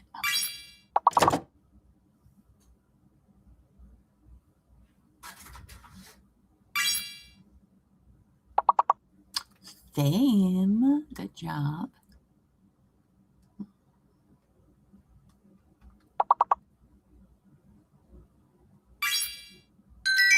We got all of them. Have we ever gotten all of them before? I don't know if I remember seeing green.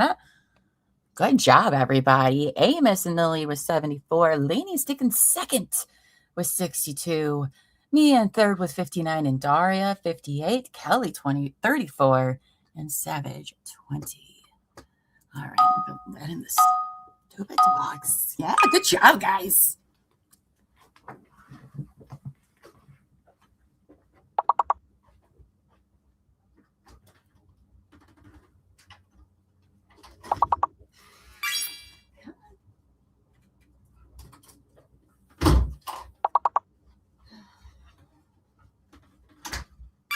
Oh, it's so cold.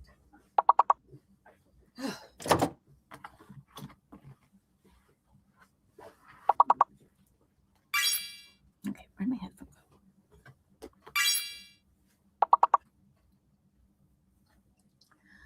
go? Okay, fake and hidden letter. Oh, this is where it falls apart for me.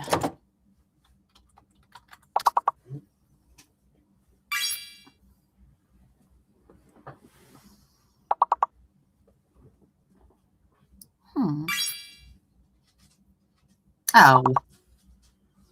Did I spell it wrong? Probably. Damn.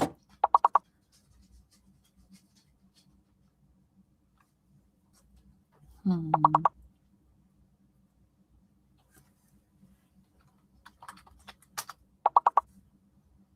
don't think that's right.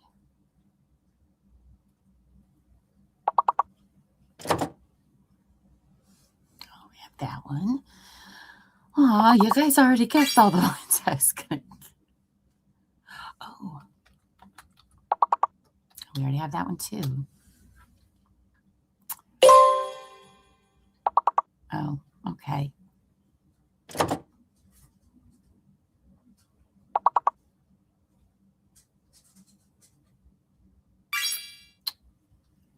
Oval. Nice, Daria.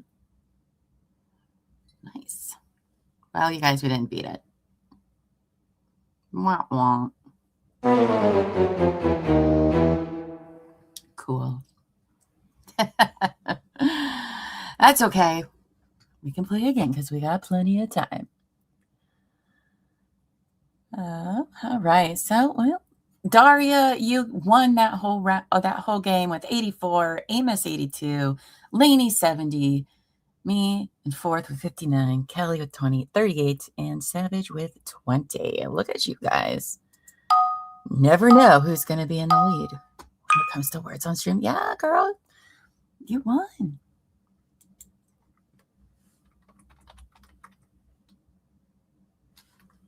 Good job.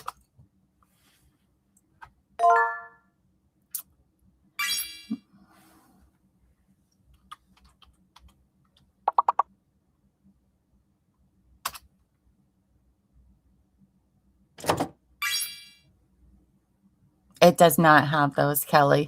The settings are, do you want your music on and off? Do you want it to autoplay if you're away? And then that's it.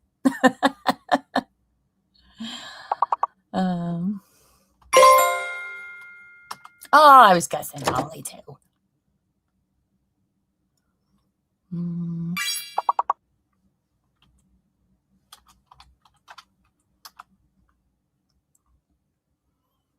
Okay, so that's not a word. Fine.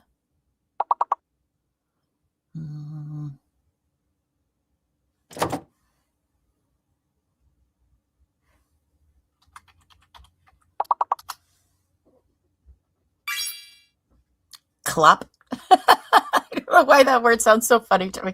Clop. It's a word. One that we don't use very often.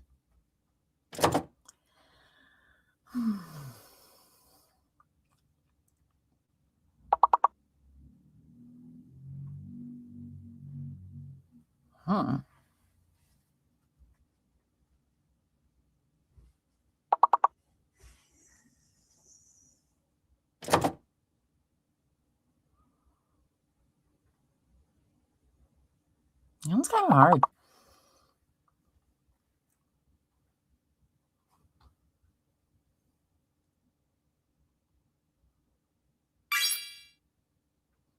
Oh, low guy.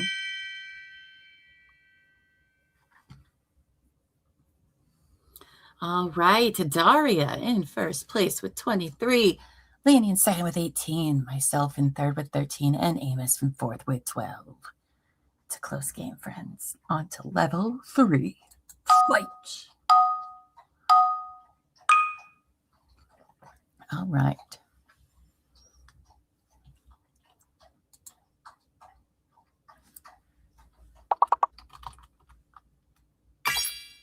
Ah, damn it, Laney.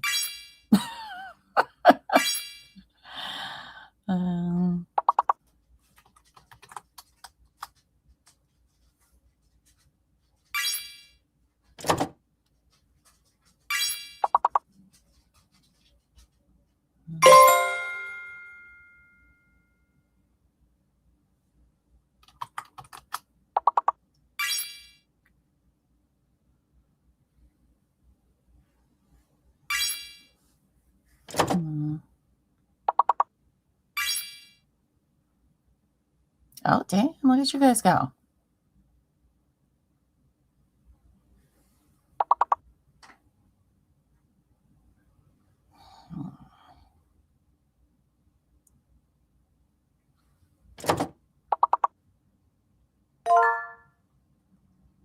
Garget. I think you're just making up words, Amy. Did you hack the game? Probably. I'm just kidding.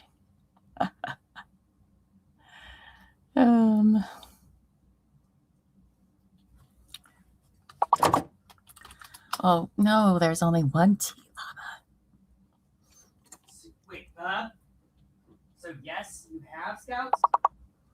So it's a PLC. The reason why I was asking is because I got an email. I got an email.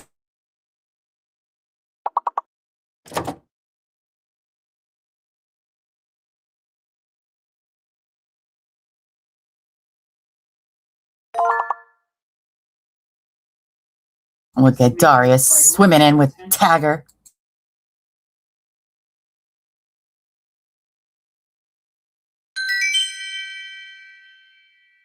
Ooh, 3 stars. So Daria in first still with 40 points. Laney with 30. Amos in third with 25. Me with 21. And Kelly P in fifth with 11. Good job. On to level 6. I don't know what that was. I have no idea. All right. First to find anagram.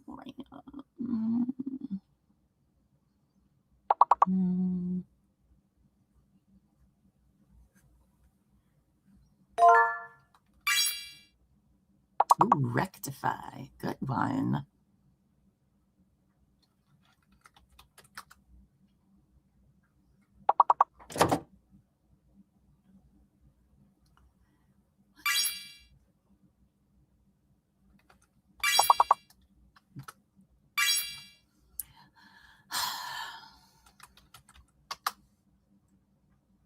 Oh my goodness, I'm not even typing my words. Get it together, Llama.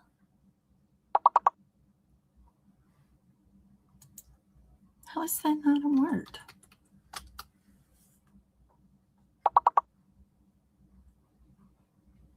I call shenanigans.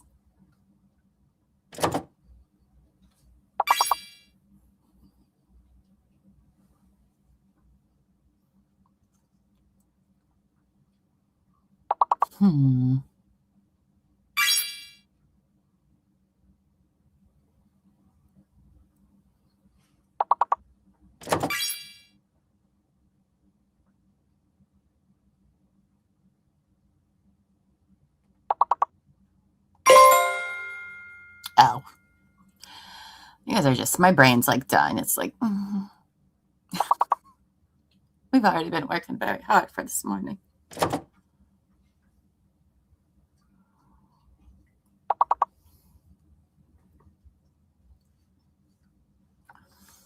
Do I make sure I don't have this?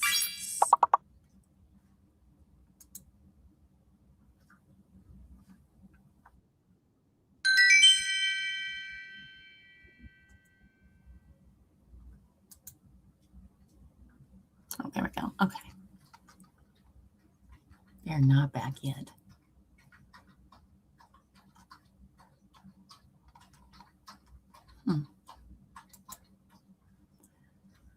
But why does it keep... Oh, don't do this. Stupid.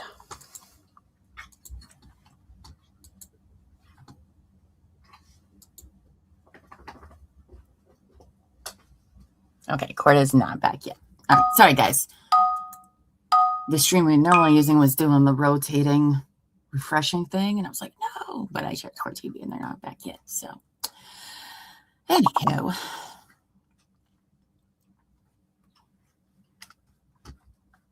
Here.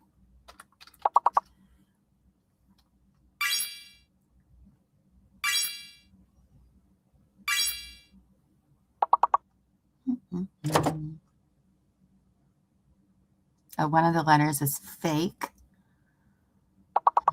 Okay.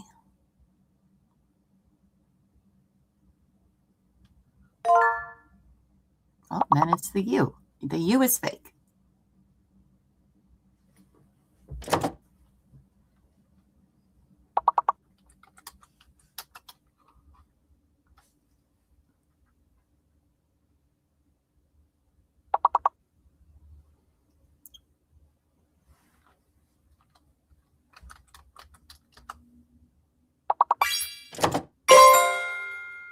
Oh, good one.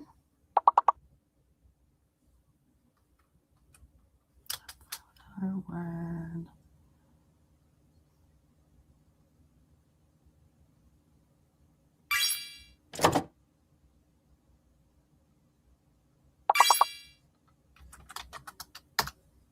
Okay. Oh, that won't work.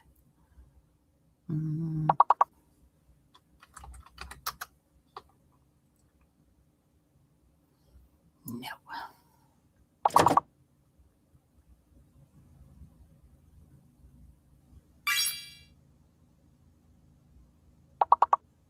I feel like I said Gert earlier. I was like, maybe I didn't. I was just thinking that, like, Llama, get out of here. All right, so done with that round. Let's see. Oh, 3 stars. Congratulations, guys. In first place, we have Laney with 77, followed by Amos in 76. Just a 1-point difference. Daria with 68. In fourth with 31, and Kelly P with 21. All right, level 10.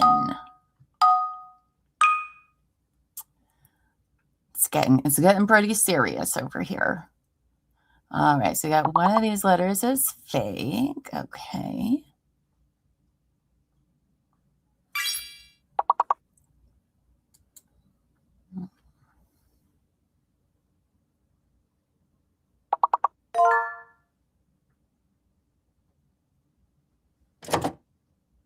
Nice. Call me crazy, but I bet the X is a fake one.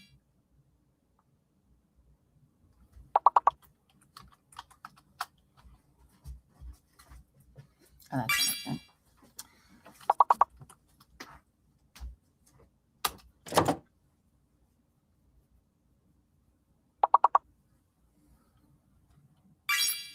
Oh, because there's no E, Llama. Oh, my goodness. Doy.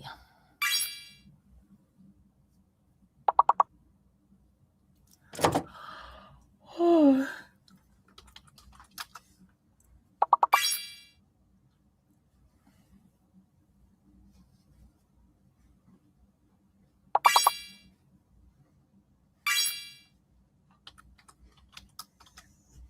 Oh, damn, Amos.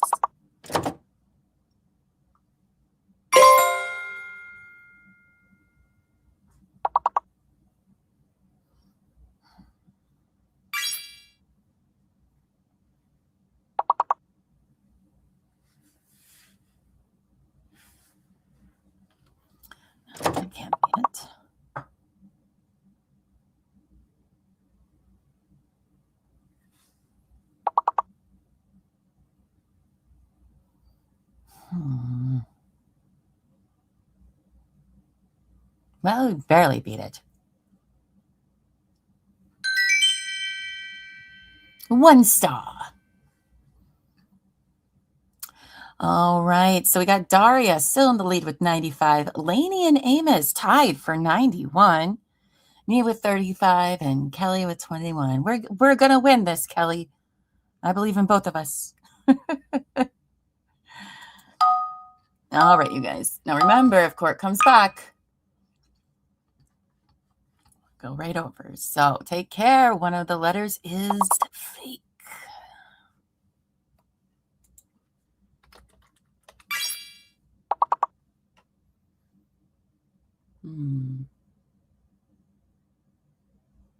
Well, that wouldn't have worked anyway, Llama. There's only one each.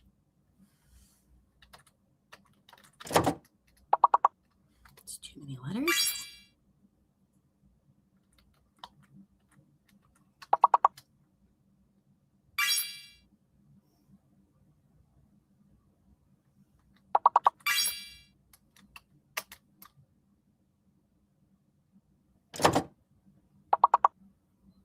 Oh, the H is a fake letter.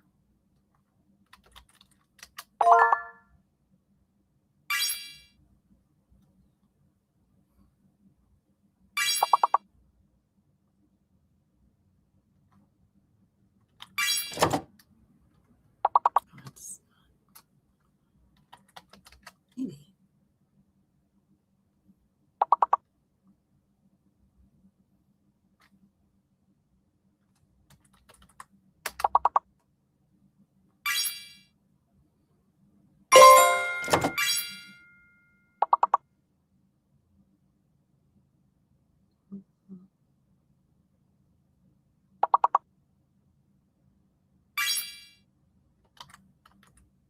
Oh, I was typing in E's too, Amy.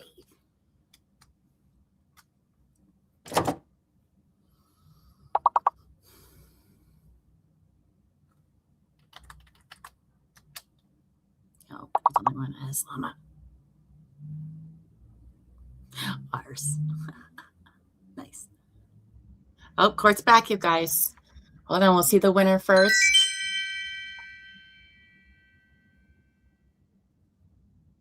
Congratulations, Daria. You won that round with 109. Amos in second with 104. Lainey in third. All right, hold on.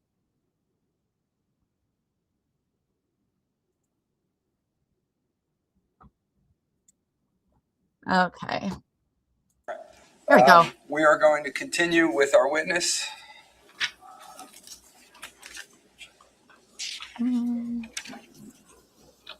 Still hearing the ding from the game. No words on stream. Sir, I'm going to remind you that you're still under oath. This is State of New Jersey versus Paul Caneiro, indictment 19-020283. Now the appearances of counsel for the afternoon. Good afternoon, Judge Chris Neck for the state. Good afternoon, Your Honor. Monica Mastellone on behalf of Mr. Paul I'll be back. Caneiro, Went to the bathroom before we start. Okay. Good afternoon, everyone. Good afternoon, Mr. Caneiro. All right. We're ready to go. The back table again.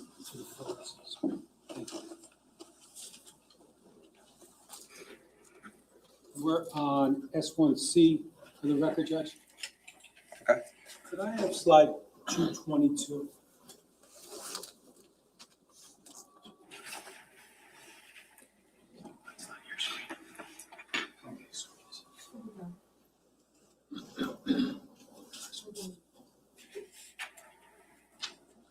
We'll ignore that for a minute. Now, Mr. Badaracca, I think you already indicated this is the generator at 15 Willowbrook Drive, correct? Correct. Now, could I have slide 223, please? You recognize what that shows? Yes. Is that one of the front two doors we saw? Yes. And what's in there? The engine for the generator. Could I have slide 224, please? What do you see there? It's the control panel for the generator. Does it look the same as it did when you looked at it on November 20th, 2018? Yes. Could I have slide 226? Recognize what that shows? Yes. What is that right there? That's the compartment where the on-off and automatic switch are for the generator controls. Okay. Can I have slide 227, please? You recognize that photo? Yes. What's it show? It shows that the generator's been disabled, the light indicating on the right side bottom so that the generator is off. Okay. If I may approach, Ron? Can. Now, I believe you could kind of see there's a light on in that picture. Is that accurate? Yes. Could you just put a little square around that light?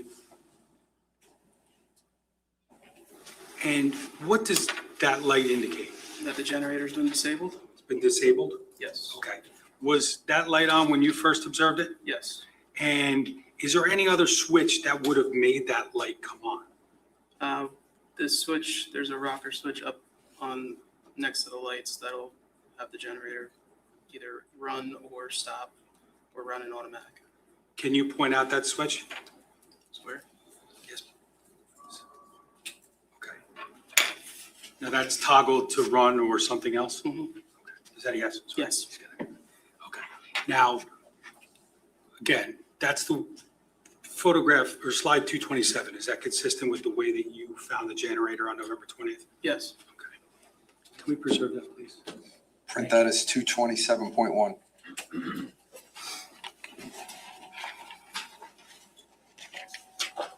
Could I have slide 229, please? Do you reckon, can you hit undo on the bottom right corner, sir? That's okay. You recognize that photograph? Yes. What's in that photograph? The compartment on the right is the breaker that will feed the house when the generator is in operation. Okay. Now, on that, one of those doors, there appears to be a switch visible? Yes. What's that switch? That switch is the breaker, and you can have that in the open position, which won't send power from the generator to the house, or the closed position, which will send power to the house. Can I see slide 230, please? Do you recognize that? Yes. What's that? That's the breaker, And does it indicate that it's in the on or off position? the off position. And how is it when you found it? It was in the on position. Okay. Who put it in the off position?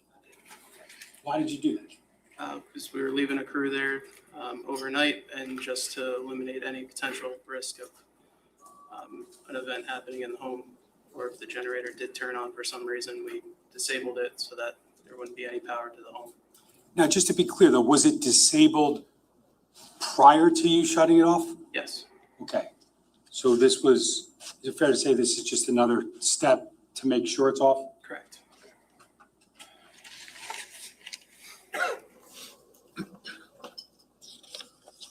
Now, was there a point in time when you were asked to come back to the scene at a later date? Yes. Okay, and did you meet with any detectives? Yes. And during the course of your interaction with the detectives, did you explain any findings that you had made from November 20th, 2018 about the generator? Correct. Okay. And was there a point in time that they showed you a photograph? Yes. And do you recall what the purpose of the photograph was? Yes. What was that? To show what I initially found when we inspected the generator, if it was disabled or in the run position. I may approach you. Okay. Just going to show you what's been marked as S405 for identification. Do you recognize that? Yes. And what is that? That's the picture that I was shown when I met with the detectives. It's my signature. There. Okay. And you circled something on that photo, correct? Yes. And why'd you circle that? That's the breaker that I disabled. Thank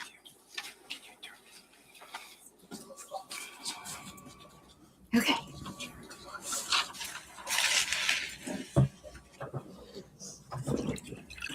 Ah. Okay. Can we go to the front?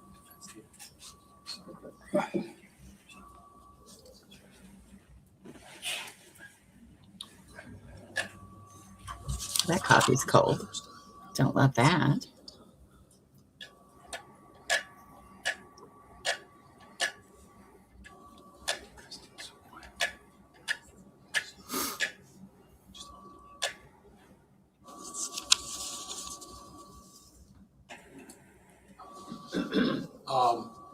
Mr. Banaraka, what's on the screen in front of you and on the big screen over here? Is that the photograph I just showed you, S405? Yes. And does that indicate that you circled something and signed and dated it? Yes. Okay.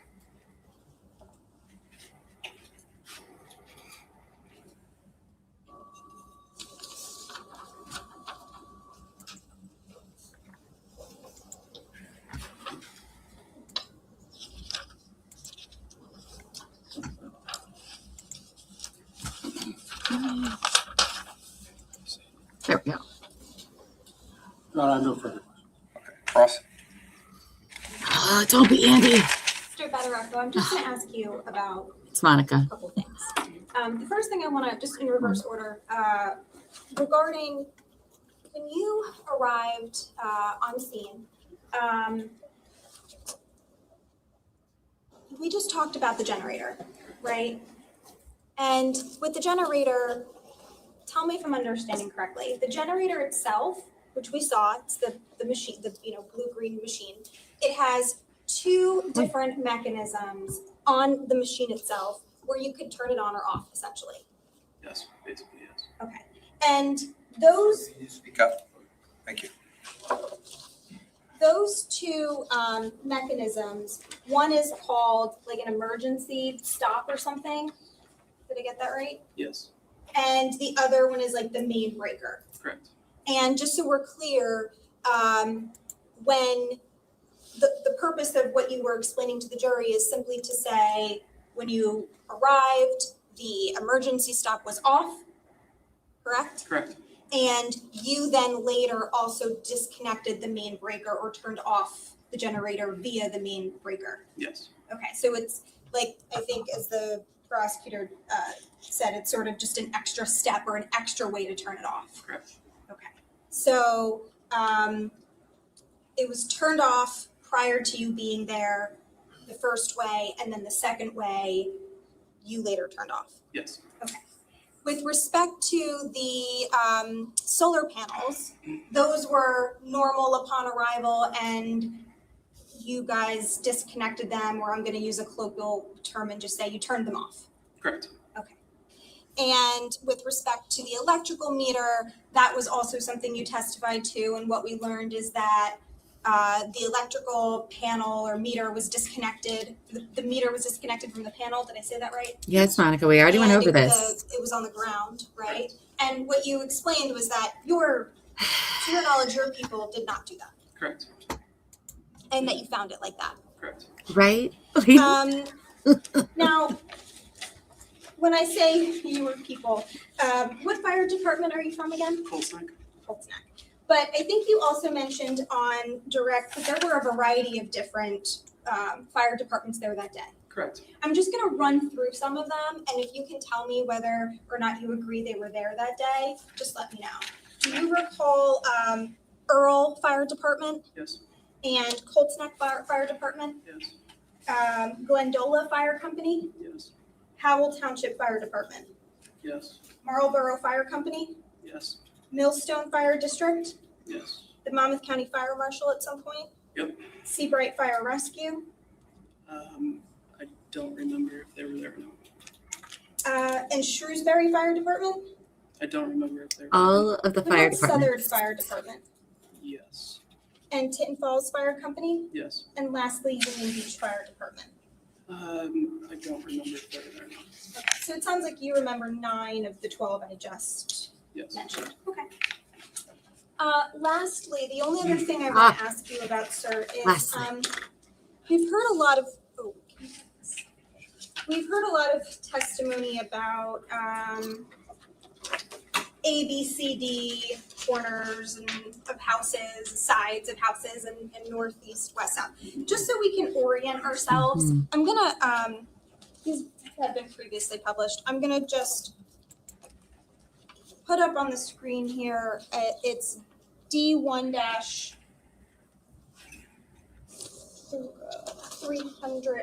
301. I'm going to do D-301.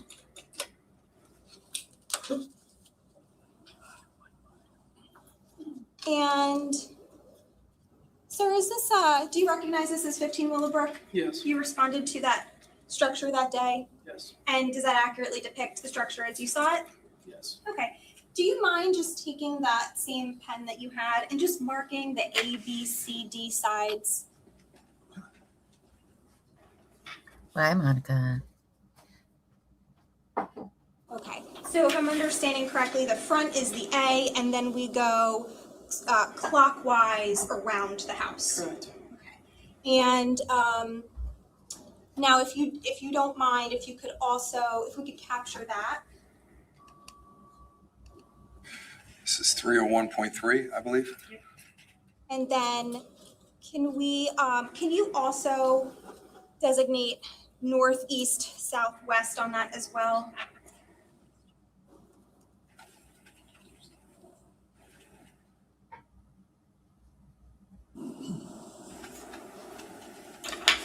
Okay. And the west side of that house is going toward Route 34? Correct. Did we capture that? It's 301.4. Thank you. I don't have any other questions. Thank you. Bye. Okay, so any redirect? Why do we need that? Sir, you can step down. So they can call our next witness. Bye, Tyler. Short break, I'm sorry. I'm sorry, can you do me a favor? Can you just, 2 seconds in the room? I'll bring you right back out. If anybody has to use the bathroom, please feel free. Uh-oh. Is it because they have to set something up, or they gotta go talk to the judge about something? Why are we taking a quick break? God, it is so cold today. I'm over it.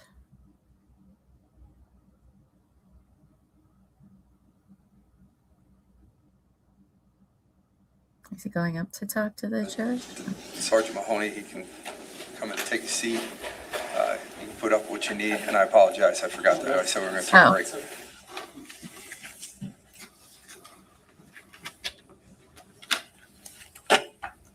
So definitely a sergeant named Mahoney.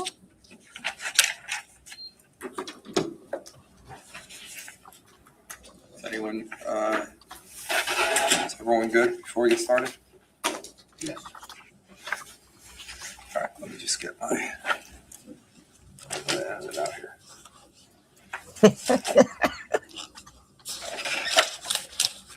I had to type in sergeant, and I spelled it SHT as the abbreviation. I'm glad I caught that. That would have been not kind. See if they're ready.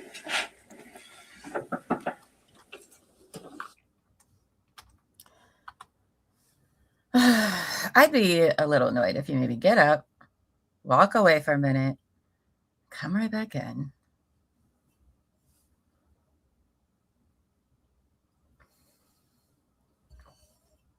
I'm not sure what they even had to set up.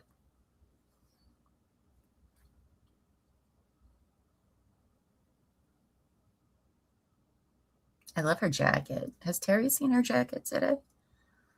It's cute. Her blazer.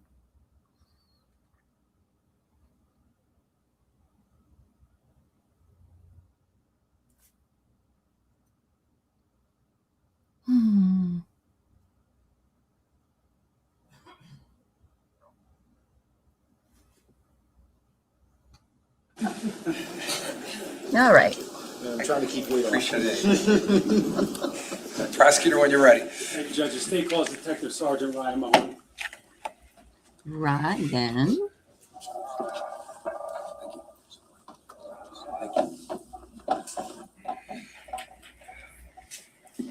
Sir, could you put your left hand on the Bible and raise your right hand for me? Do you solemnly swear or affirm to tell the truth, the whole truth, and nothing but the truth, so help you God? I do. All right, can you state your full name for the record once you're comfortable, and spell your last name, please? So it's Ryan Mahoney, Mahony. Thank you. N-Y. Damn, I put a bunch of letters in there. Prosecutor, when you're ready. Thank you, Judge. Kind of got ourselves a fox here, Sergeant Ellie. Mahoney, can you tell us where you work? Work for the Monmouth County Prosecutor's Office. Now, approximately how long have you worked for the Monmouth County Prosecutor's Office? Almost 10 years. Okay. Now, can you tell us a little bit about when you became a police officer, how, and how you got to here? Certainly. I began my law enforcement career in 2004. I started as an assistant prosecutor in Hudson County. In 2009, I switched to become a detective within the Hudson County Prosecutor's Office. In 2014, I spent 2 years at the Ocean County Prosecutor's Office as a detective, and then I was hired by the Monmouth County Prosecutor's Office in 2016. They have separate ways you can swear in. Now, once you were hired at the Monmouth County Prosecutor's Office as a detective, can you tell us what units you worked in and in which order? Sure. I was initially assigned to the Professional Responsibility Unit, which is a But I don't like affairs it. type unit. Subsequently transferred to the Major Crimes Unit, where I spent approximately 2 years. And then I was transferred back to Professional Responsibility, and again back to Major Crimes recently. Now, I want to draw your attention to November 20th, 2018, approximately 12:55, 1 p.m. Do you recall that time? Yes, I do. Okay. Now, were you made aware of your need to go and respond somewhere? Yes. And where was that? I was contacted by my sergeant at the time, Richard Chapman. He advised me, he asked if I would make my way to 15 Willow Brook in Colts Neck. He reported to me that the house was engulfed in flames and there was an apparent homicide victim on the front lawn. Okay. And did you in fact respond there? I did. And did you confirm some of the I information gotta go find you his provided photo. I'll to be back. Sergeant Chapman? Yes. And I'm not going to get into too much of your on-scene observations. We've kind of heard some of that, but did you make observations of smoke and or fire at the scene? Yes, I did. Did you make observations of a body that was located in front of the house? Yes, I did. Okay. Now, were you involved upon arrival in like a briefing with other officers? Yes, I was. Okay, what's the purpose of that? Just generally to understand where we were at in the investigation, what was known and what was unknown. Now, shortly thereafter, once you got some information about what was going on, were you provided with some direction or were you asked to do something specific? Yes. And what was that? Sergeant Chapman asked if I would exit the property, attempt to find any witnesses that could be pertinent to this investigation, and or any surveillance cameras that could assist us in determining what had transpired. Okay, so did you ultimately exit the physical property of 15 Willowbrook? I did. And did you ultimately begin to see if there was anyone with information and or any surveillance cameras in the area? Yes, I did. Now, there's a house across the street from 15 Willowbrook, correct? Correct. You recall the address? 44 Willowbrook. Okay. And did you attempt to make contact there? Yes, I did. And why was that? I attempted to see if there was any surveillance footage that may have captured 15 Willowbrook, which was across the street. Okay. And did you ultimately make any observations of any cameras that were affixed to the house? Yes, there was a camera that was shooting out over the garage that would have captured across the street. Okay. Now,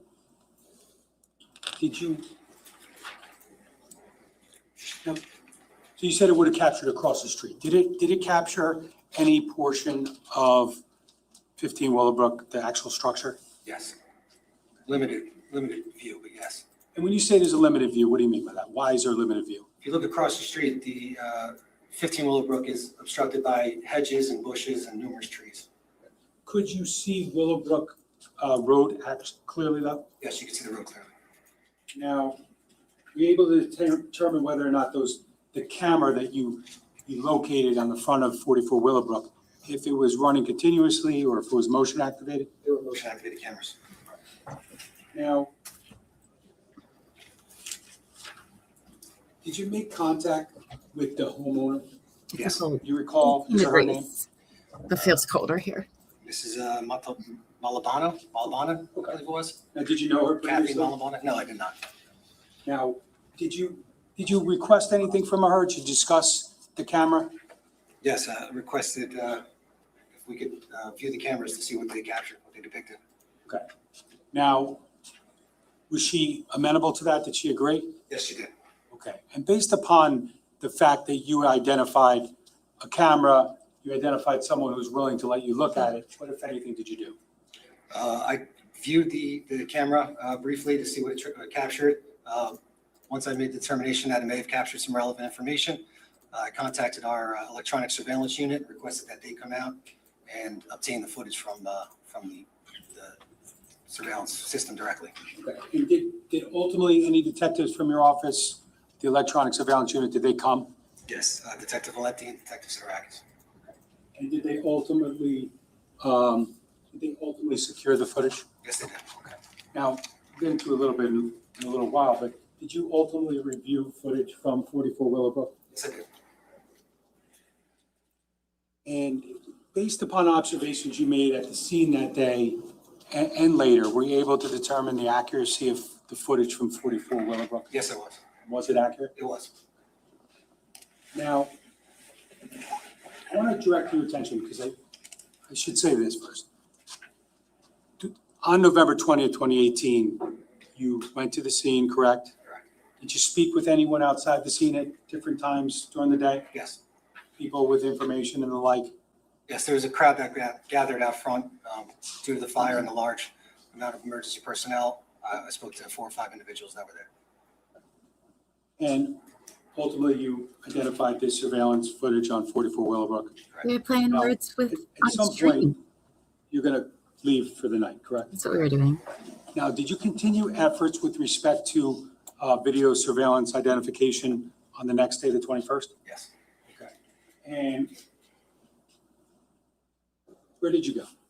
We responded to, Sergeant Chapman and I responded to 85 Willowbrook. Now, did you look at all the houses in that vicinity? Either I did or a member of the investigative team did. And 85 was the next house you went to because why? Surveillance camera was observed outside of the residence, close to the road. Did you make contact with anyone at 85 Willowbrook? Yes. And who was that? The homeowner, one by the name of Debbie Mercantile. Now, ultimately, were you able to, based upon the conversation with her, make arrangements to secure video from 85 Willowbrook? Yes, she didn't know how to operate the camera, the surveillance system. She contacted her husband. He was spoken to. I don't know, but I know that they're not very someone ultimately do cooperative that? with the Yes, I prosecution. believe Detective Valenti responded to that location. They have a lot of After I negative left, feelings about them the surveillance footage. Now, and investigators. I'm just going to show you what's been marked as S262 for identification. We learned that through Monica last week.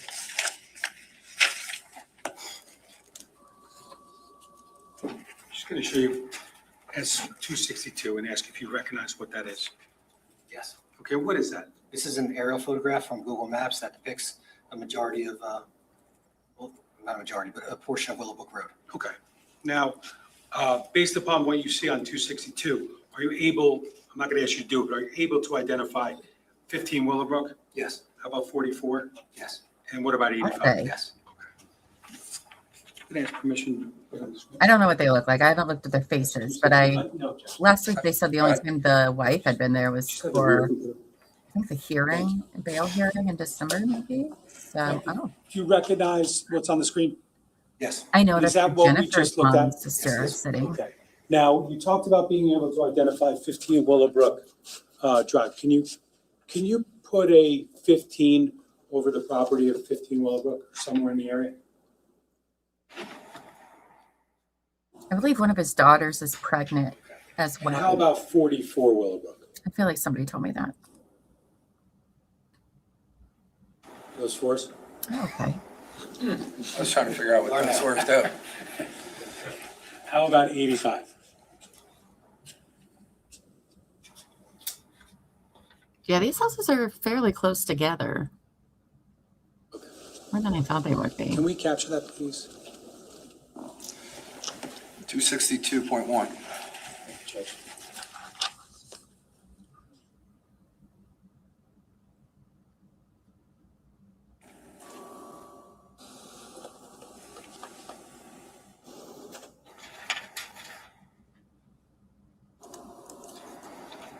Now, during the course of your investigation into this incident, is it fair to say that, you had been tasked with trying to assist with identifying video, but then also reviewing certain video that was obtained by others? That's correct.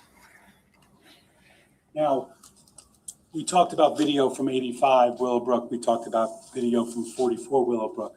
Was there any other video that you identified and or reviewed from any other towns or locations? Yes. Where was that from? Ocean Township, specifically Tilton Drive. And what was the significance of Ocean Township in this investigation?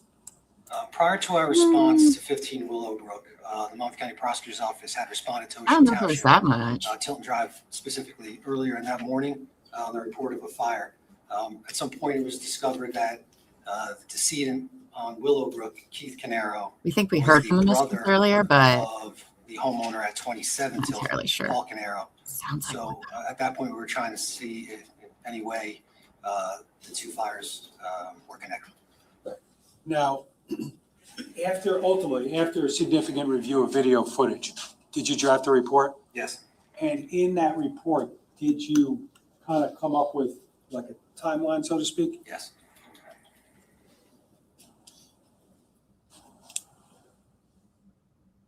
In that report, did you document the first video that you documented was from where? 27 Tilton. Okay. Now, 27 Tilton is whose home? That's Paul Caneiro's home.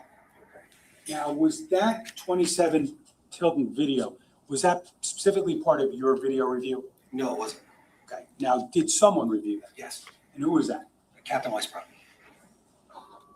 Now, what was Captain Weisbrot, or then detective, and now Captain Weisbrot's role in the investigation at 27 Tilton? Captain Weisbrot was assigned as the lead detective at the Ocean Township scene. I'm not going to ask you about that video because we'll ask him about it, but have you reviewed it? Yes, I have. And is it included as part of your timeline in your report for those purposes? Yes. Now, was there other video from Tilton Drive that you ultimately reviewed? Yes.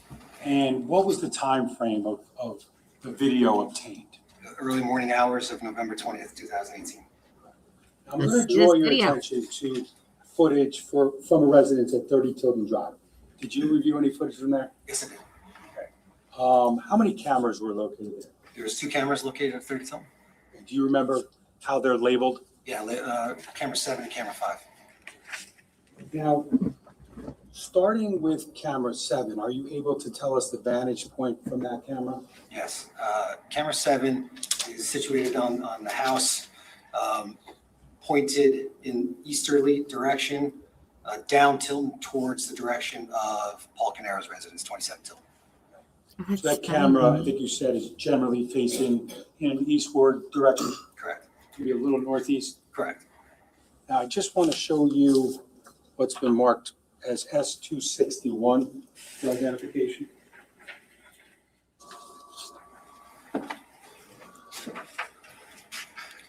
Yes. Okay, do you recognize that? Yes, I do. And what is that? This is a Google Maps aerial photograph which depicts Tilton Drive. Okay.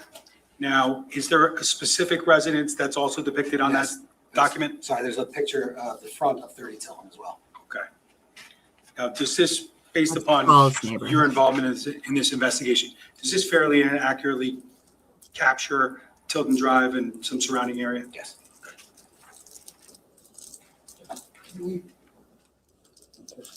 No. Just going to ask the published 261. You can. Now, Detective, is that what we just looked at? Yes, it is.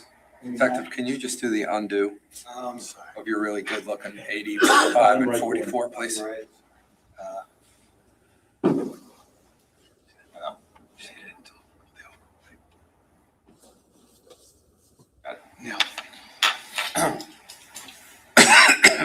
Now, there's a marking that's on that map, correct? Yes, And what does that marking represent? that's 30 Tilton. Okay. This is Paul's Now, neighborhood. is that the house that we just described with 2 cameras, Yes, it is. number 5 and number 7? Yes. Now, are you able to identify where, if at all, 27 Tilton is on that map? Yes, I can. Can you write 27? Maybe. Can you see the driveway for 27 Tilton on to the north of where you wrote that? Yes. Can you put a little X in the driveway? That's Paul's house. Okay, thank you. We'll get there in a minute, but is there also a video that you reviewed from Tilden Drive, in the area of Tilden Drive during your review? We already talked about So these. is there a videos. second location? You have 30 Tilden? Yes. Is there another house with a camera? Yes. Do you remember the address? 308 Green Grove? Okay, and can you see that house on the map? Yes, I can. Could you put a little square around it?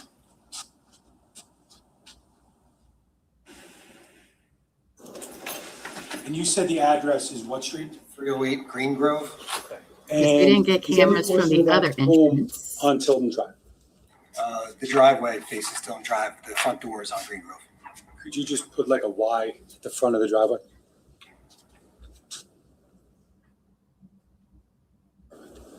We could capture that. Thank you. 261.1.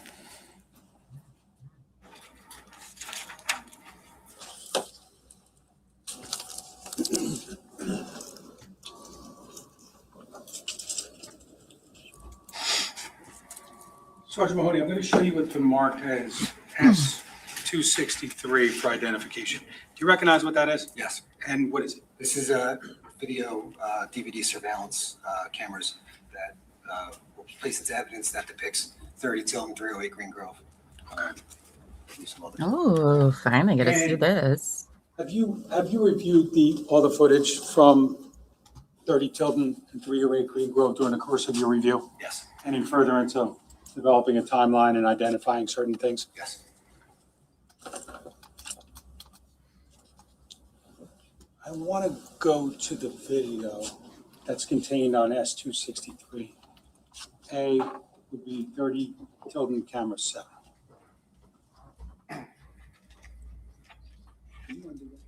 Let's see it.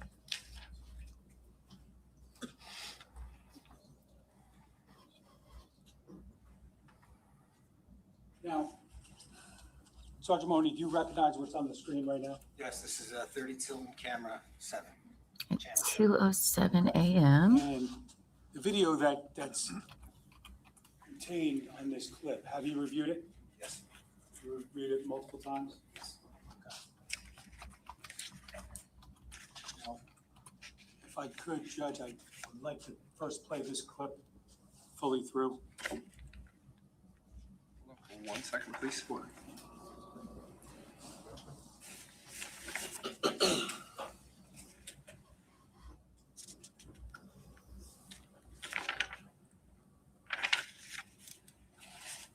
Is this 263 if we're looking at the exhibit list A? Yes, sir, I'm sorry. Okay, I just want to make sure we're on the same page. Camera 7, 30 Tilden Drive. Any objection, counsel? To playing the video all the way through? No, Judge. Okay. I have no objection. Thank you. Go ahead.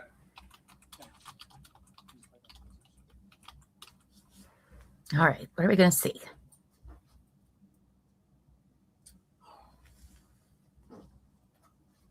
That's not good.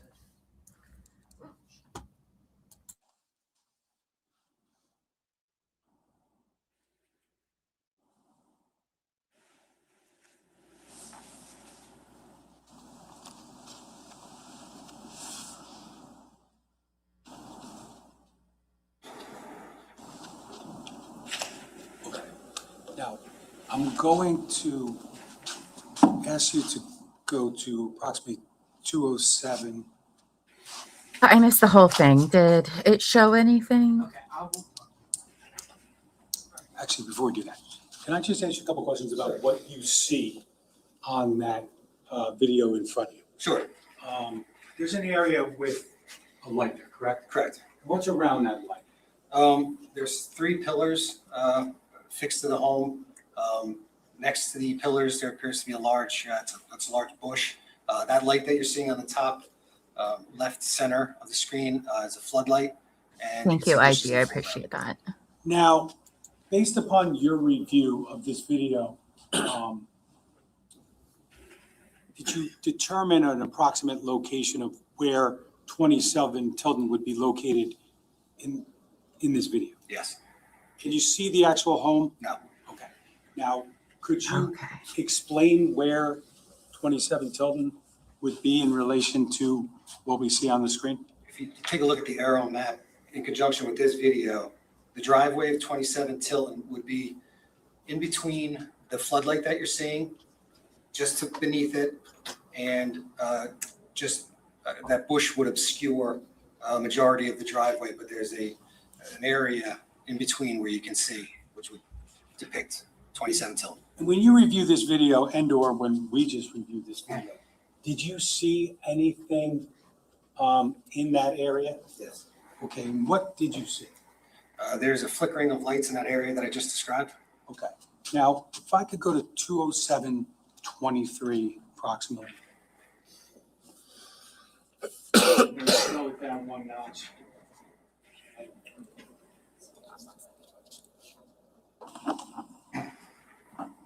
And I'm just going to, once we run it now, if you could just explain what it is you see. Yeah, in the area I just described, you're seeing a flicker of light several times. Okay.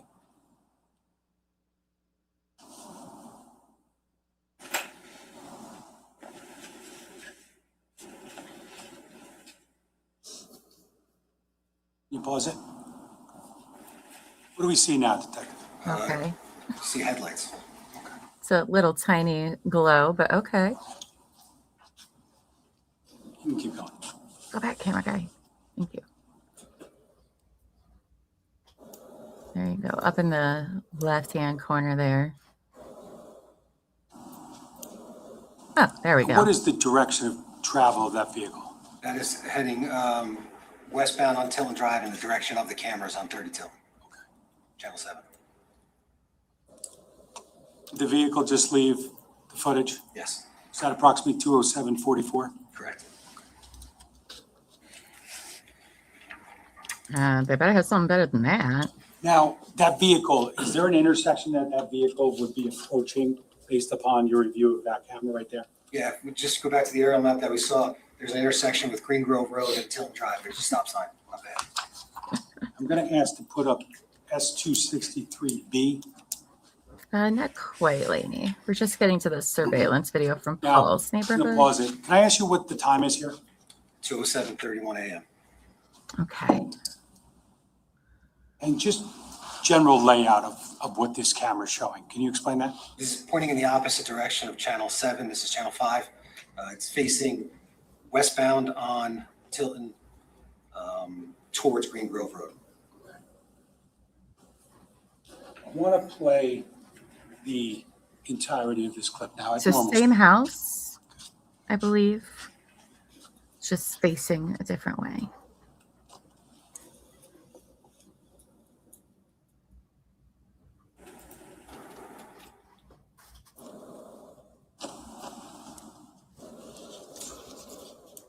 Everything's good. Everything's good, baby. Just do your thing. Okay. Now, I'm going to ask you to run it again, and I may pause it at a certain time.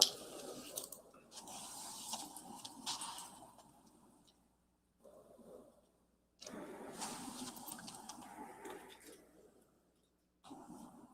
you pause it, please?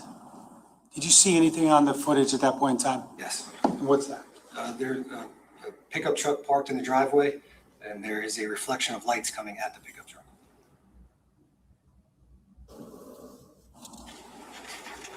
Now, based upon your review of this video, the two cameras from 30 Tilton, is there a degree of overlap? Yes, there is. Okay. They just show the same thing from different angles? Correct.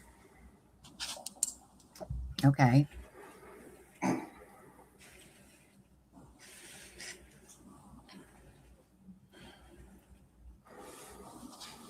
We continue to play. Can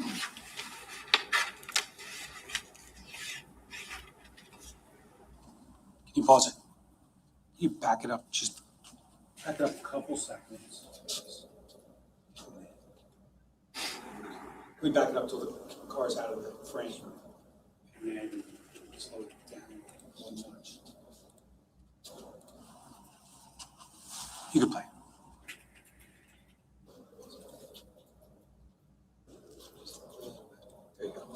Okay, Detective, based upon your review and what's on the screen in front of you, did you make any observations Sam. of that vehicle? Yes. And what was that? I noted the vehicle's taillights. Well, technically, I'd be going there, but it Can we please circle what's on this, or put a Isn't square around the very- taillights? visible, like from this angle, to verify. So I'm sure they'll have a better one because We preserve it that. doesn't really show what kind of car it is. 263B.1.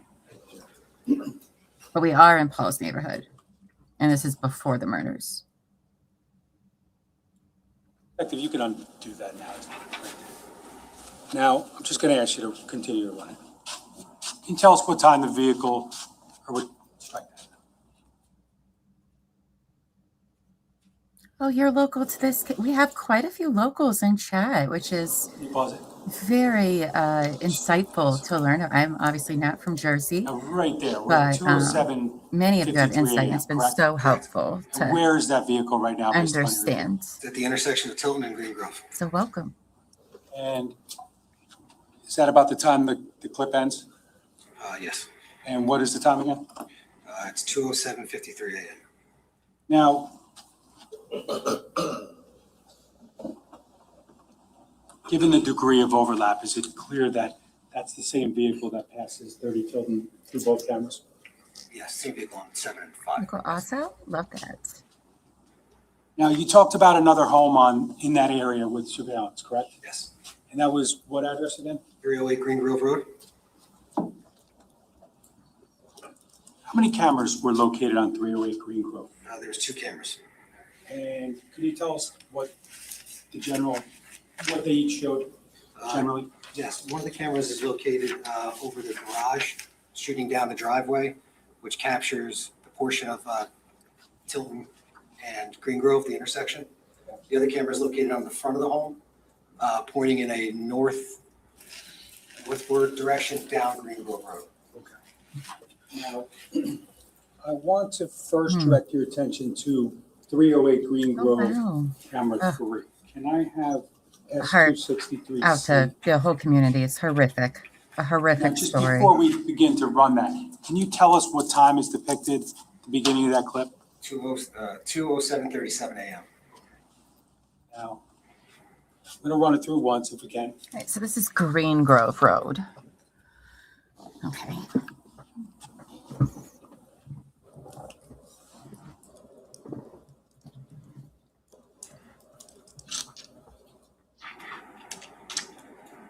Okay, there we can tell it's a white vehicle or light colored vehicle.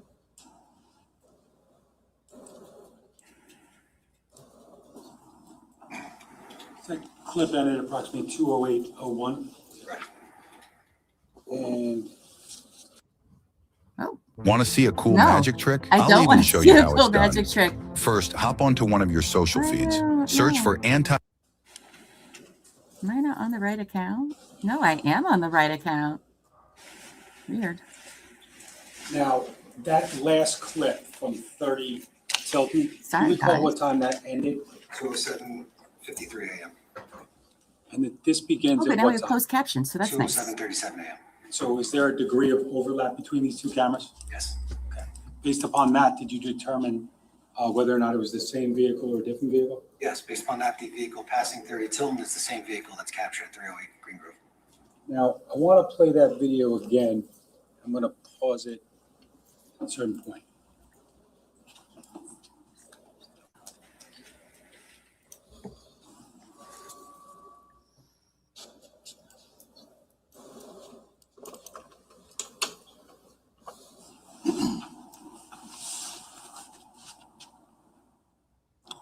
Can you back up just a notch? Okay. Now, the video is paused at 2:07:50, correct? Correct. Now, as the video is paused here, what does the camera depict? It captures a clear side profile of the entire vehicle. And based upon the pausing, is it, you can now see certain features of the vehicle, is that Yes. accurate? Yes. Now, just want to direct the mouse Wait, to a certain portion of this vehicle. Wow. Directing the mouse to to the lower portion of that vehicle. Do you see that? 15 minutes. What is it that you see there? There's a darker area that goes across most of the bottom of the vehicle, in the area of the front and rear driver's side, doors of the vehicle. Capture this real quick. Now, just if I was to take the mouse again quickly and direct the mouse to the top of the vehicle. Can you explain anything that you saw there? Yes, there's a certain curvature across the top of the vehicle from the front to the back. Can you run that? Please. Just gonna pause it right now. What do you see here? The vehicle's taillights. Can you put a little square around that?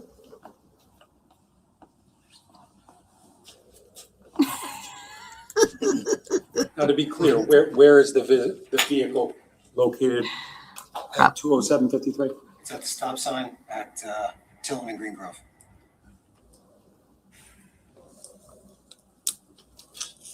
Now, you said 308 Green Grove. You could undo that, I think. Did we capture that? I'm sorry. No, 263.1, 263C.1, please. Thank you.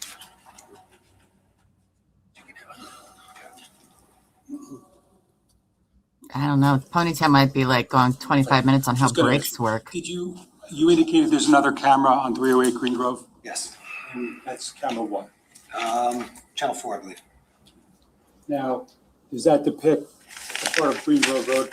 Yes. Can I have S263D, please?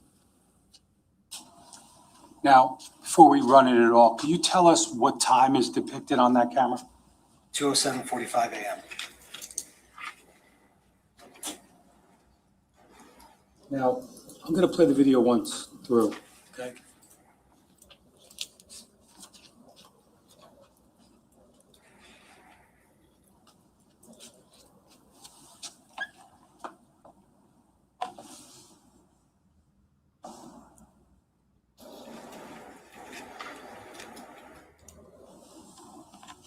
I see the other angle.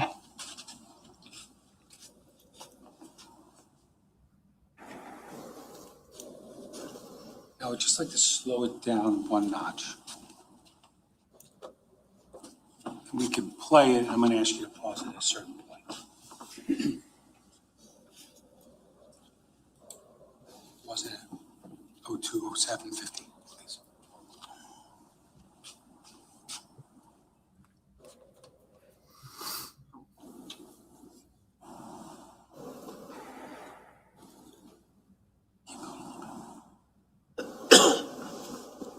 Just to be clear, we're paused at 020752. Where's the vehicle? The vehicle's approaching the stop sign at Tilton and Green Grove. I'm going to keep running. I'm going to pause at approximately 020754.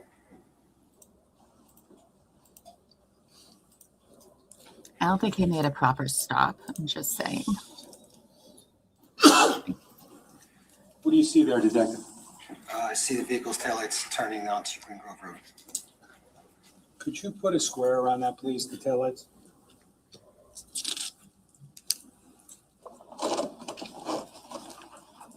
Preserve that, please. 263D.1. Now, Detective, based upon your review of the two cameras from 30 Tilton and the two cameras from 308 Green Grove, was there a degree of time overlap? Yes. And based upon that, were you able to determine anything? Yes, it's the same vehicle.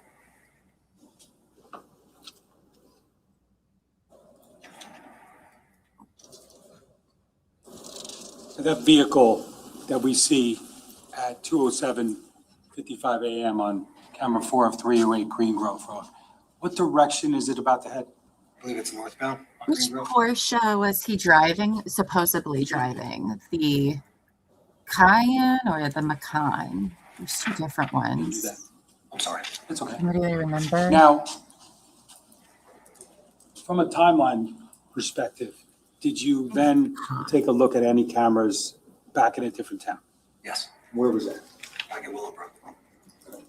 Now, if I could I have S263E? Oh, well, now we're going to cameras and Now, Keith.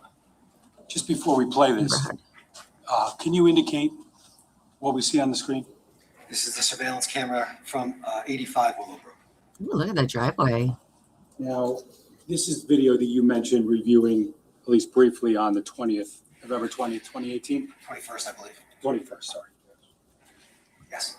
It was secured by another detective? Yes, Detective Scott Moore. Did you watch this another video many times? Here's something What? most No. drivers don't know. Why? The older your car, the cheaper your insurance should be. November 20th, 2018 at 2:23:51 a.m. I don't know why that's happening. I'm going to first play this in its entirety.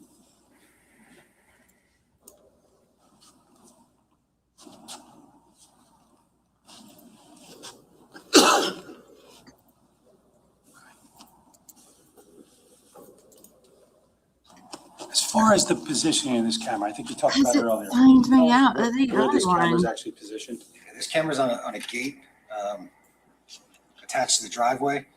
That's about roughly 15 yards of driveway. Then there's a gate, and then be a longer driveway beyond the gate. This camera is on the west side of the driveway, trained out on the road in a slightly, on the east side, faced in a slightly western view. And was there a vehicle that we just watched on that footage? Yes. What direction is that vehicle traveling? It is heading westbound. Now, can we just slow it down one notch and then play it? I'm going to ask you to pause it at 2:23:57.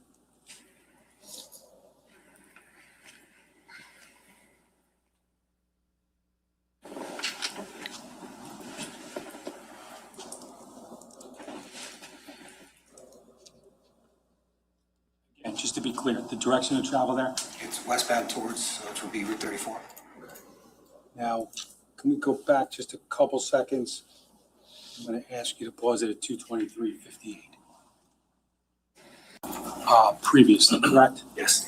Now, the vehicle, as we just discussed, is heading westbound. Is that generally in the direction of 44 Willowbrook? Yes. Now, you obtained footage from 44 Willowbrook? Yes. Now, if I could just A lot of big first, nice homes. can Beautiful I have area. S263F on the screen, please? Now, just to be clear, what do we see here?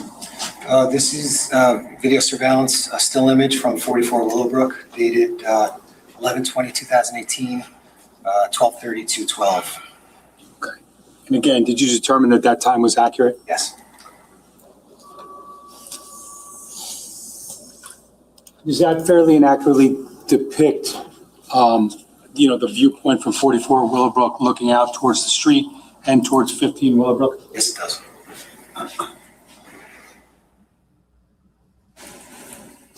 Could I have 263G, please?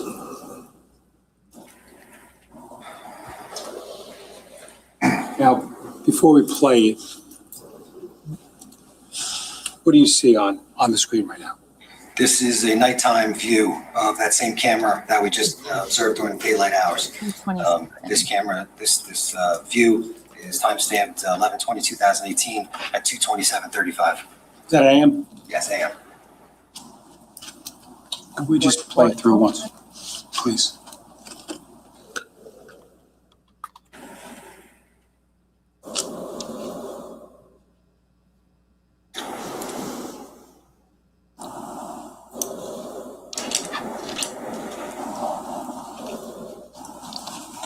If we just slow it down one notch, I'm going to ask you to pause at 2:27:41.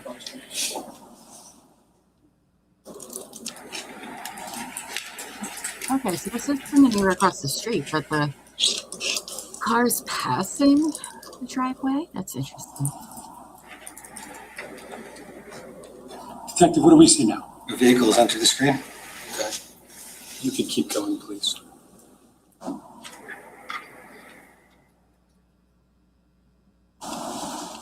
I should pause at approximately 47 seconds. Man, yeah, that's about 20 Do minutes. you see anything in that photo, in that video? Yes. What do you see? The vehicle's taillights. Can you put a square on that? Close enough. plausible anyway. Can we capture it, please? 263 G.1.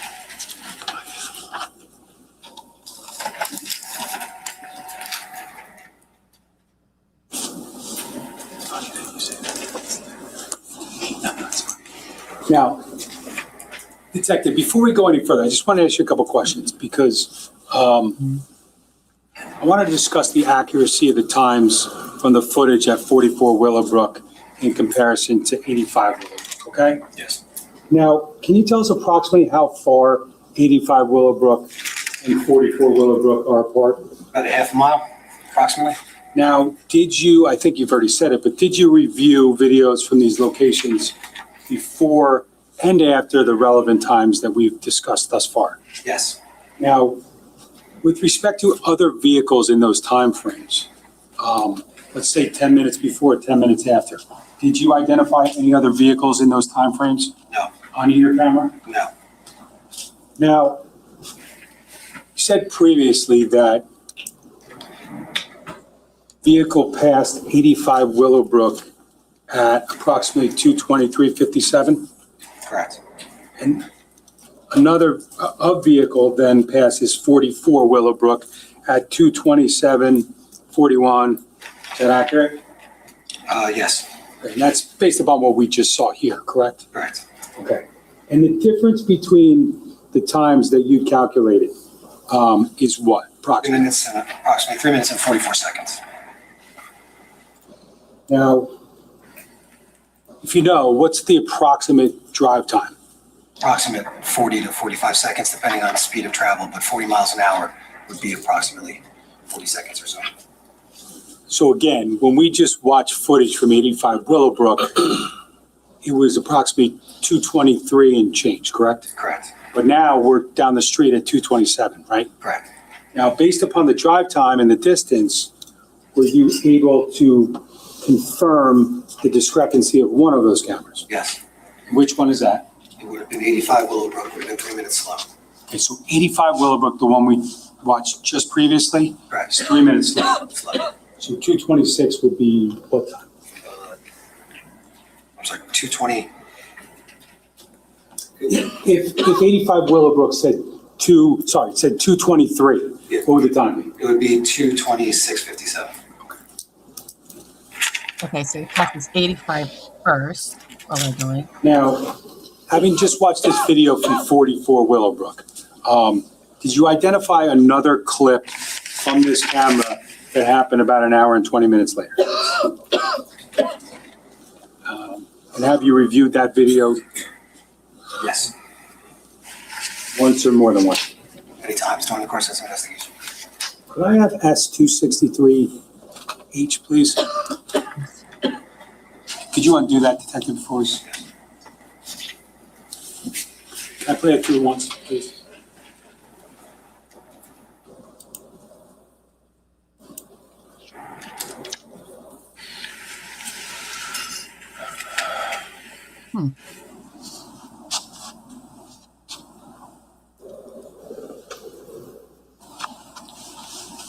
Just going back to the beginning, what time is depicted on that camera? So November 20th, 2018 at 3:48:03 a.m. 3:48. Can you slow it down one notch? I'm going to ask you to play it. Pause at approximately 3:48:18.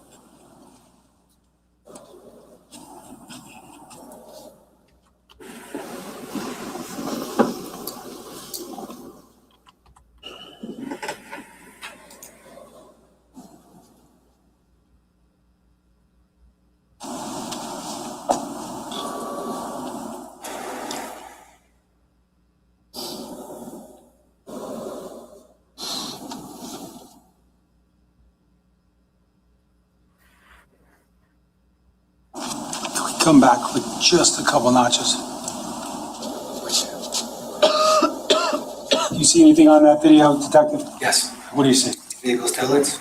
Could you possibly put a box around them again? Could we also preserve that? 263H.1.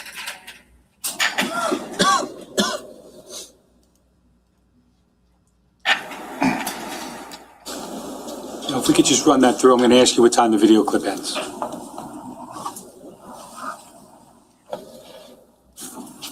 Is where that square is not the driveway for the We stopped house? at 348. Can you do that? Are they agreeing that he didn't pull in the driveway, or I think 44 Now, road? That's can I have 263I, please? It's a dual drive around driveway. I don't know what those are called. Pause it. Now, just to be clear, Detective, what are we looking at here? This is 85 Willowbrook that we just viewed previously at a different time. The time depicted now is 3:45:46 a.m. Okay, now based upon what we discussed a few moments ago regarding the time, can you tell us approximately based upon your investigation and observations what time would be correct on the screen right now? If you would advance it 3 minutes, it would be 3:48:46.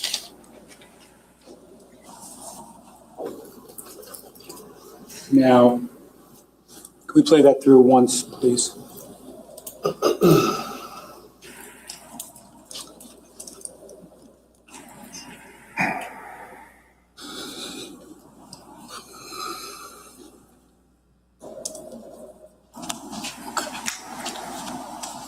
Can we slow that down one notch?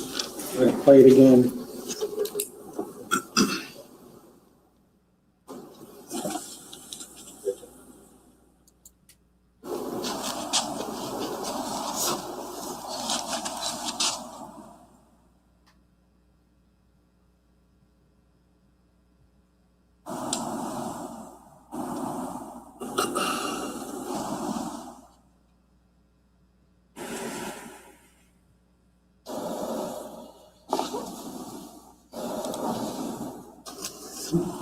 Looks like a regular vehicle as well.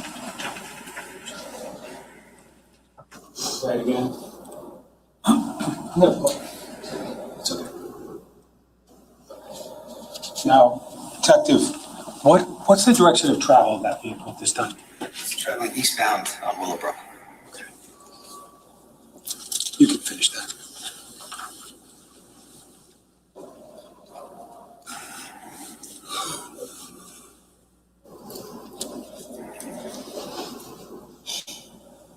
And just to be clear, regarding the video that you just testified to on Willowbrook, you note that a vehicle passes 85 Willowbrook at approximately 2:27:57 and arrives at 44 Willowbrook at approximately 2:27:41. Is that accurate? Yes.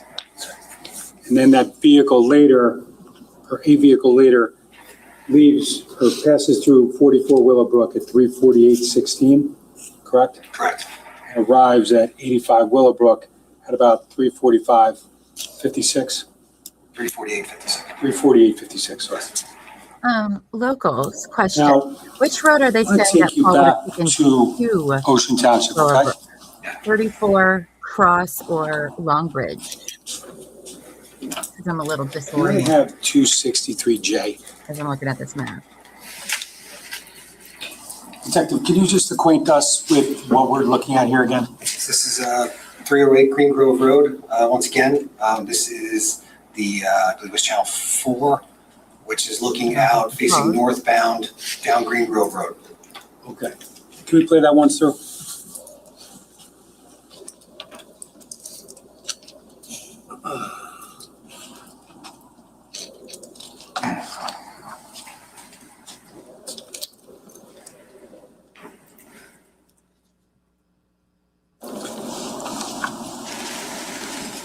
Clip ends at about 4:08:29.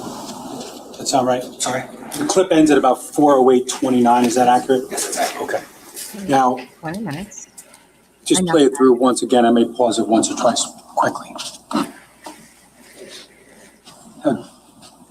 Keep it running. But what do we see here, Detective? See a vehicle approaching, driving down Green Grove Road southbound, approaching the intersection at Tilton Drive. And what does the vehicle do? Vehicle makes a left-hand turn onto Tilton Drive. Now, again, I think you said earlier, there's another camera at 308 Green Grove, correct? Correct. Can I have S263K, please. Yeah, I'm going to play that through once, okay?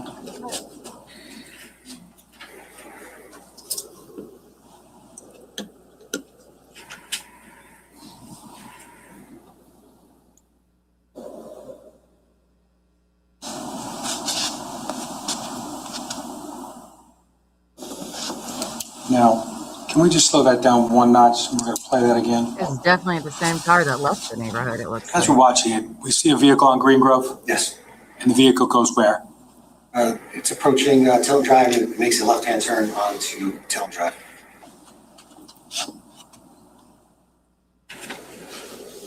Was it 28, please, approximately?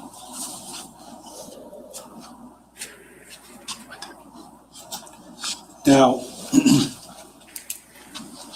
I'm paused at 4:08:28 a.m., correct? Correct. Okay. Now, are you able to describe the color of the vehicle? It's a light-colored vehicle. Okay. And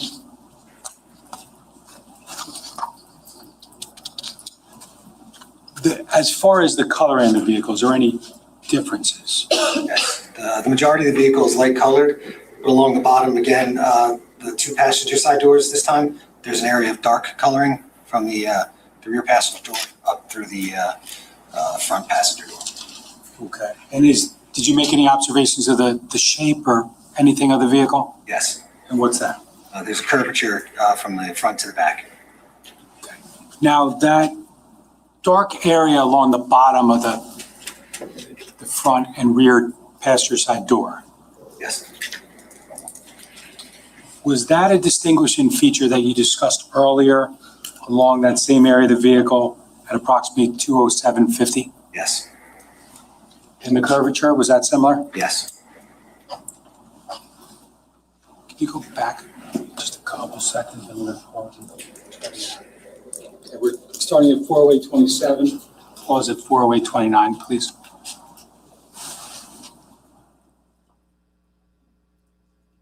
What do you see, Detective? Taillights of the vehicle. Okay. Can you put a square on that?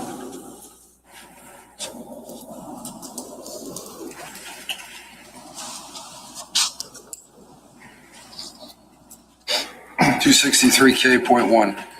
Thank you, Judge.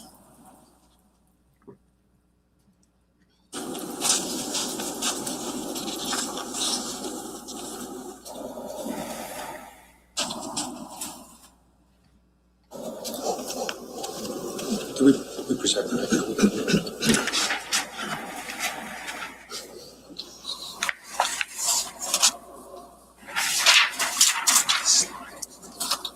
Just going to show you what's been marked as S264. Do you recognize that? Put this on. Yes. That's Okay. And what is that? This is two separate photographs. The top photograph is timestamped November 20th, 2018, 2:07:50 a.m. That's the still photograph we observed earlier during my testimony regarding a vehicle heading westbound on Tilton Drive. Okay. No, I was going to say, what's depicted in the bottom of the photograph? The bottom is a photograph taken in our storage yard of a Porsche Macan that belongs to Paul Caneiro. Okay.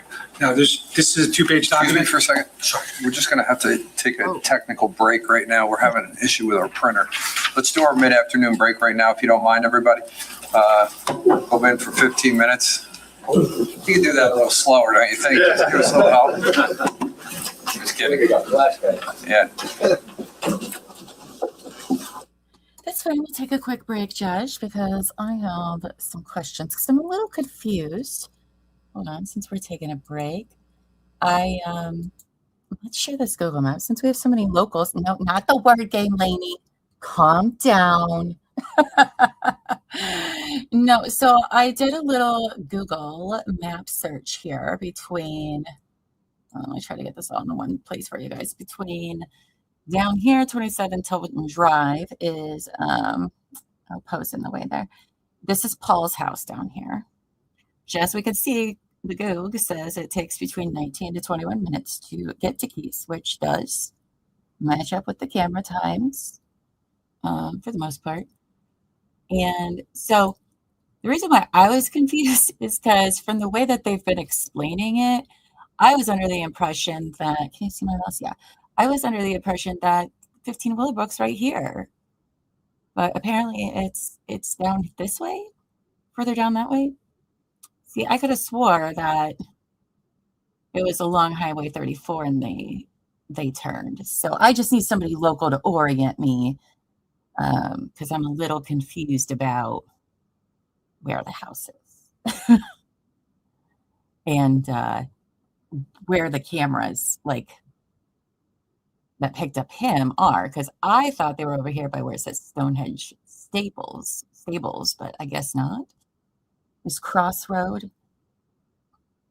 That map is inaccurate. Okay, so his house is over here by the Stonehenge Staples area, right? Not over here by Mary Louisa and Cho or Sandplain Meadows then?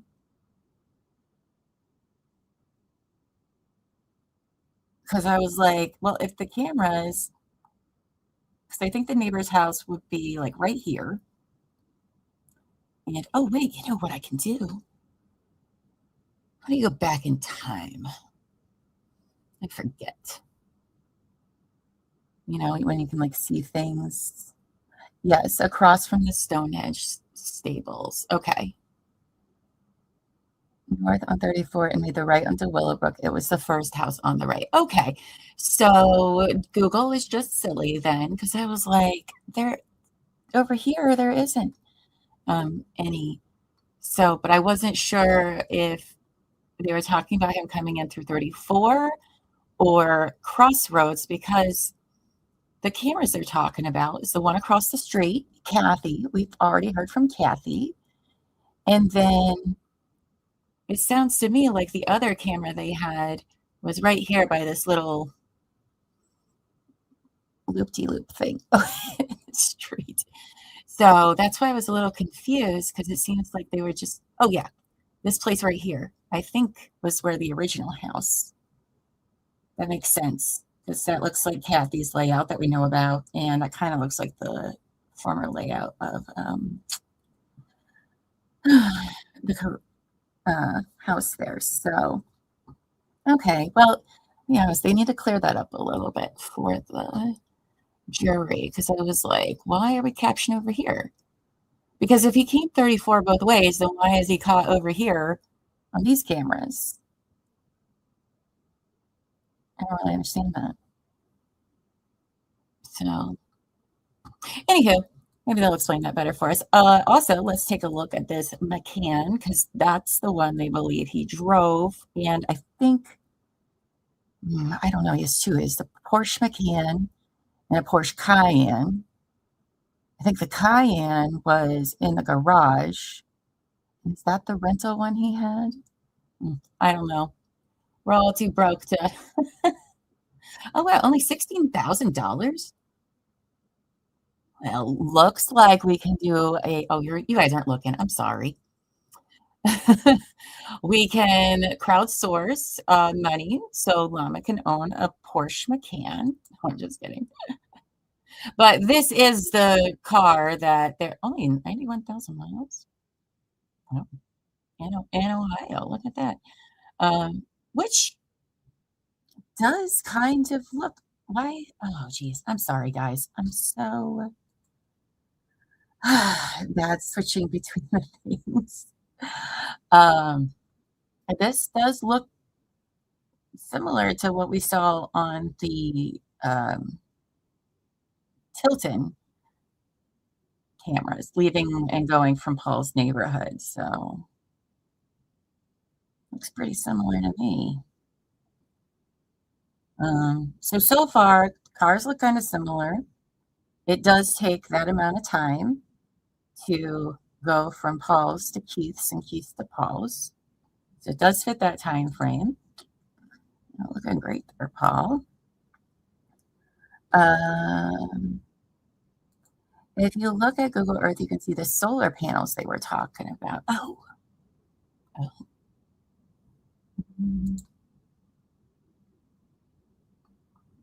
Well, see, now it put me at the wrong spot again. Is this the right way? Are we going the right? Oh, here. Sorry, guys. Apparently, we're going to go all the way down. I hope we're going the right way. Oh, we are going the right way because here's our little guy down here. So actually, we need to turn around. Sorry, that's too crazy. And keep going. Okay. Oh, look right there by that. That's the driveway right there into what does that sign say? Something. Yeah. That would be their place. I'm pretty sure about that. You can see all the trees over here, and I'm pretty sure they bulldozed the house.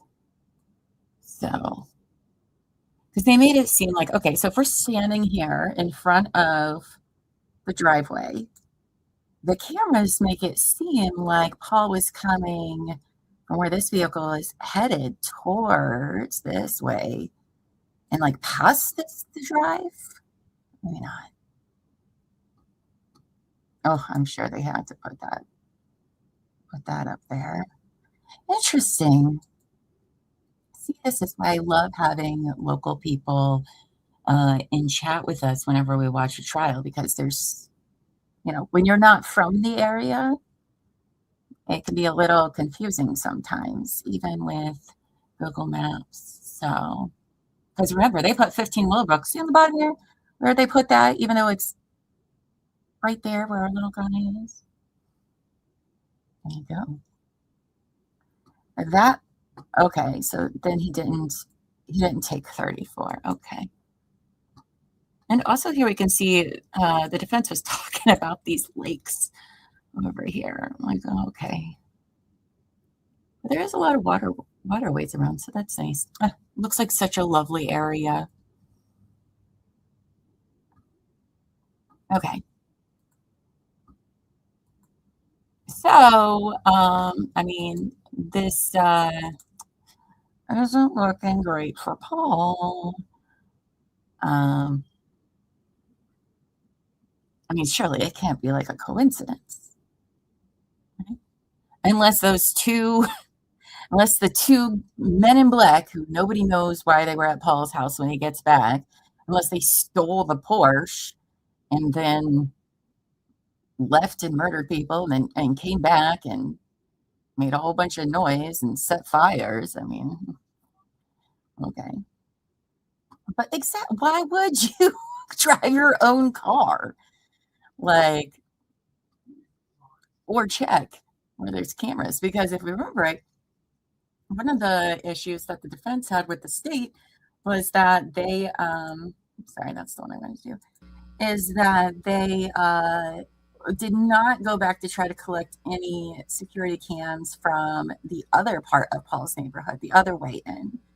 It's like, Paul, you gonna do a little recon in your neighborhood and see who has cameras where? But hey, job security, all right? Dumb defendants is job security for us. So Stan is confused also because he thought he would have taken Route 18. I mean, I don't know. I think they need to give us a better map, and maybe they will. It's still so early in this trial. It's only been a week out of a 9-10 week trial. Hold on. Some people forget I'm live streaming all the time. But what was I saying? Oh, I'm going to need them to draw on a map from Paul's to there, which way they thought he went. So renting a Prius didn't work out well, though. Yes, that's true. Reference to the Donna Adelson, well, all the Adelsons trials. Right. I saw that there were other ways too, which is why I don't know. I just hold on. Let me pull that back up for you guys. Not that one. There we go. All right. I think if he did come from 34, because if you are looking at the neighbor's camera, the car comes from the west. Right. Okay. So here is, okay, we're facing north. Okay. Because, no, wait, north is the other way. Sorry. North is this way, according to what the firefighter guy said, because he marked them. I was like, oh, all right. So if this is north, then the car would still be coming from 34.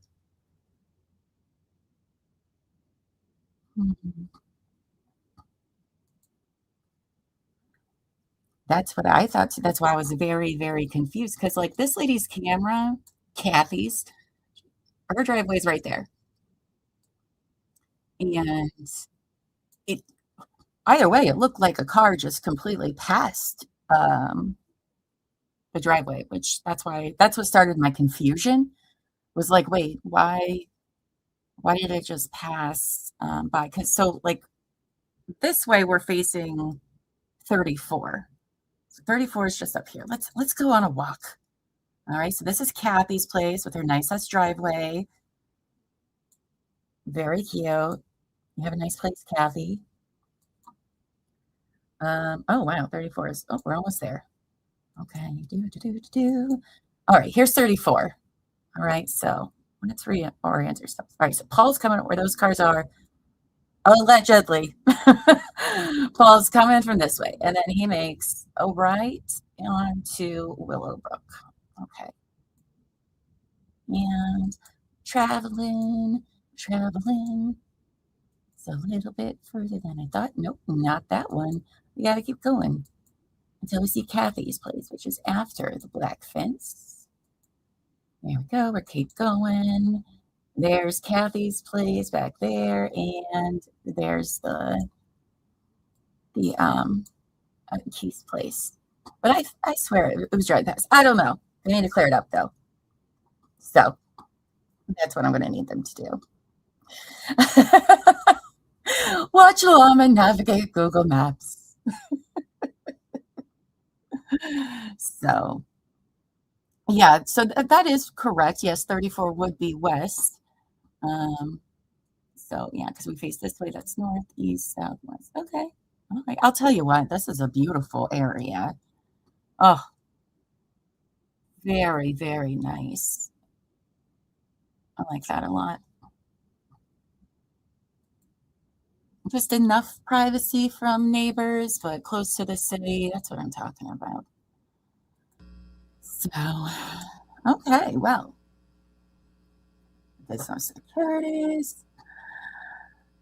cams. Well, yes, they were not the brightest killers either. No, that's why we have a channel. I can tell that's a very expensive area. I mean, they got a lot of stables there. Horses are expensive AF. Like, it is not cheap to have horses at all. So, we got some money up there. Oh, yeah, that's what you were saying earlier, Stan. Yes. A 400-acre farm a mile from there. Wow. Wow. I'm surprised nobody's bought the land that it's on, though. I mean, just for a fresh build, you know. I mean, a lot of stuff's already been ran to the house, like utility-wise. So you wouldn't have to worry about that if you were doing a build, because that's expensive. So I am surprised after all these years that it hasn't been. Oh, the land may be sold. Oh.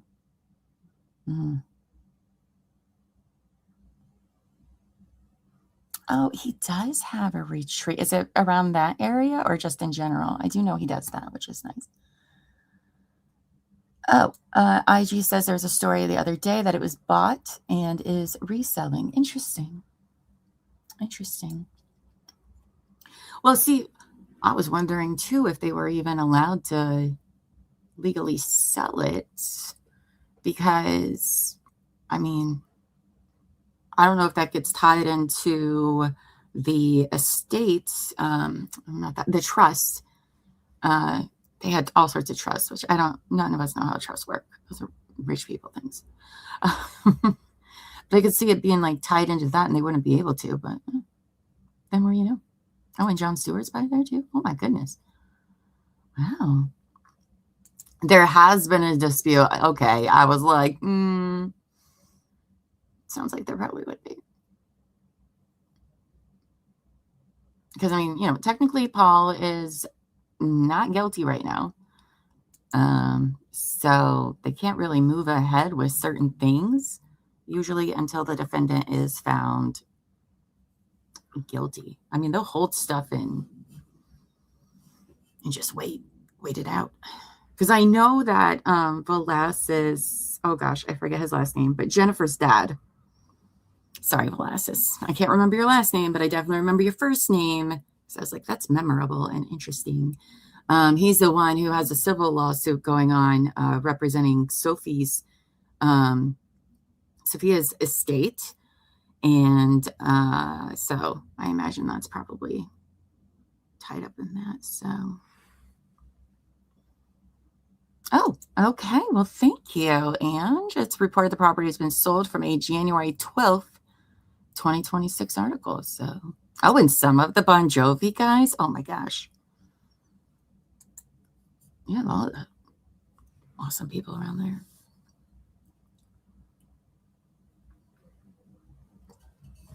Well, so far today, they're doing some pretty good job finally bringing out some things that, you know, doesn't look great for Paul.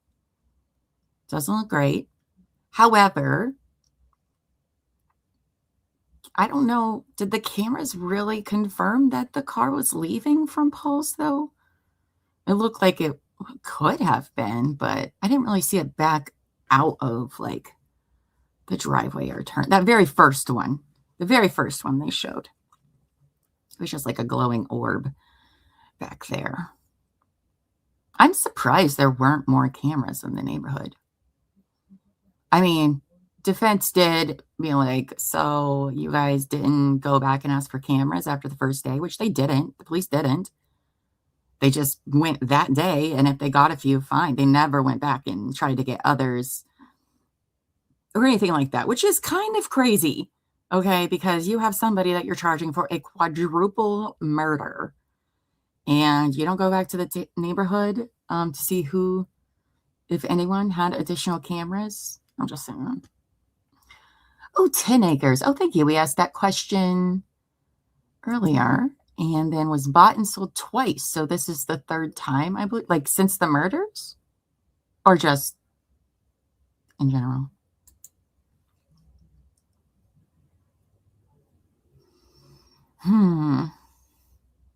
Also, oh, the other thing I noted was when this car goes past the Willowbrook Road. Willowbrook Road. Oh, that sounds like Yellow Brick Road. When it was going past Willowbrook, the time for that was 2:27. And earlier when we saw, I'm sorry, 2:26, 2:27, right there, depending which one we went to. But earlier when we saw the figure, this figure,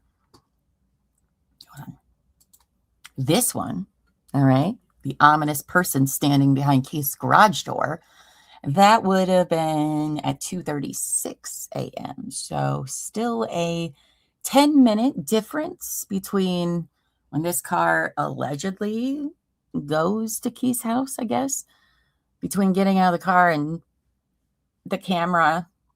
I'm sorry, not getting out of the car.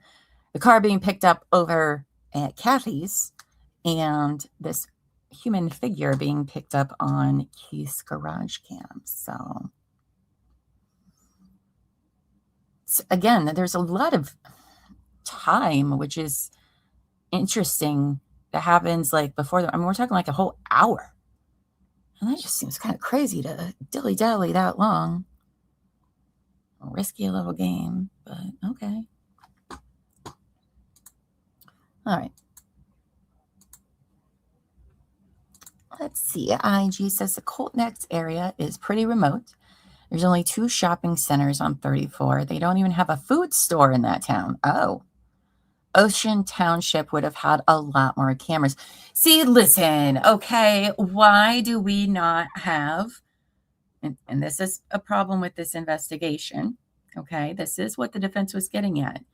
There is absolutely no reason why they couldn't have tracked this vehicle better. I mean, you had to have caught it on other cameras. I mean, I don't see why you wouldn't, especially around Paul's area, you know, because that was in town, if you will. Like, I think there's like a freaking CVS next to his house or something, or like one of the exits, but maybe he didn't go out that way. Hold on, how do I move this? Okay, but I don't want the picture of Willowbrook anymore, please and thank you. Hold on. Let's do this and see. No, thank you. Trying to see what the area looks like over by, okay. Over by Paul's place. Let's go on a journey with Paul. Oh, sorry, guys. You should just fire me. All right, so this is, this is Paul's neighborhood. Oh, wait, this is Tudor. It should be Tilton. Oh, because we're not on the right spot, Llama. There we go. There's Tilton. Someplace. All right, so if that's Tilton, what road's this? Oh, Greengrove. Okay.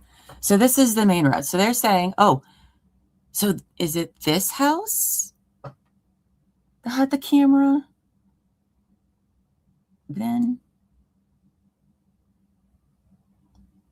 Or, oh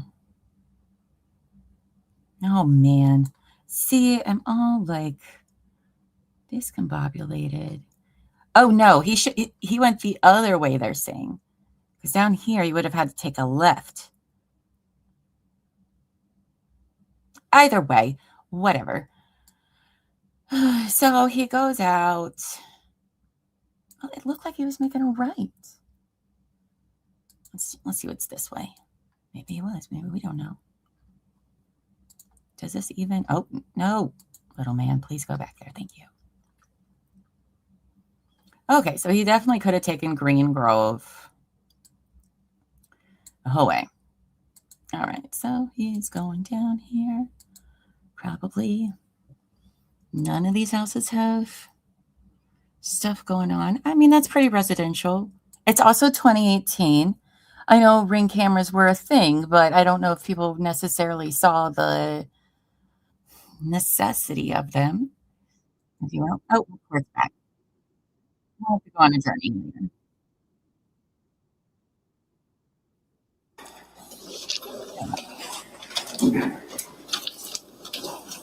It comes went north about 18. Oh, why? It needs to draw a map. That's just me.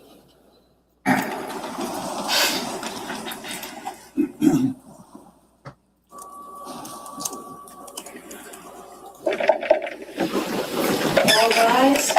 You're reported back in session. Last leg for the day. Everybody take a seat.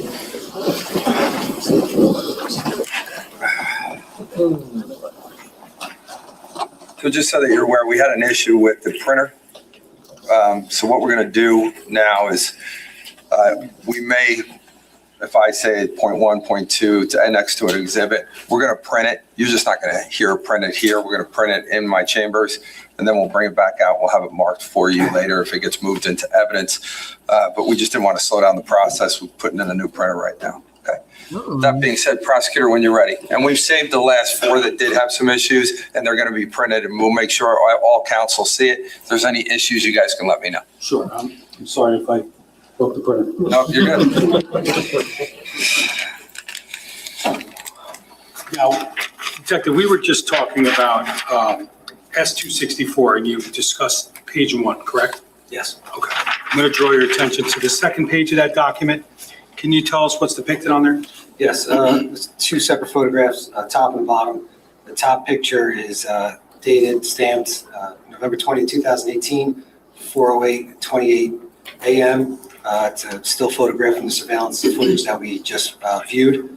The bottom photograph is a picture of a Porsche Macan that was taken from Paul Caneiro's home, 27 Tilton Drive. It's stored in our facility in the Llama County Prosecutor's Office.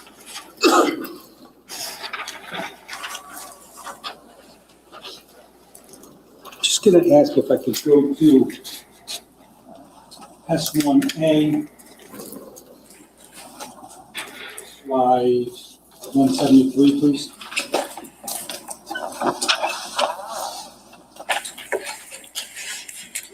Do you recognize that, Sergeant Mahoney? Yes. Okay, and is that consistent with the photograph that we just discussed up there in S264? Yes, it is. Okay, and again, just the jury now seeing it, can you just explain what's depicted on that? Yes, it's a top photograph, which is a still photograph taken from the surveillance footage that we just viewed, dated 11/20/2018 at 2:07:50 a.m., which depicts the vehicle that we discussed earlier. The bottom photograph is a photograph of a Porsche Macan, a white Porsche Macan that belongs to Paul Caneiro that was taken from his home, 27 Tilton, and it's stored in our storage facility at the Llama County Prosecutor's Office. Okay, so that bottom photo was taken in a facility belonging to the County of Monmouth? Correct. Can I have slide 174, please? Do you recognize that? Yes. What's that again?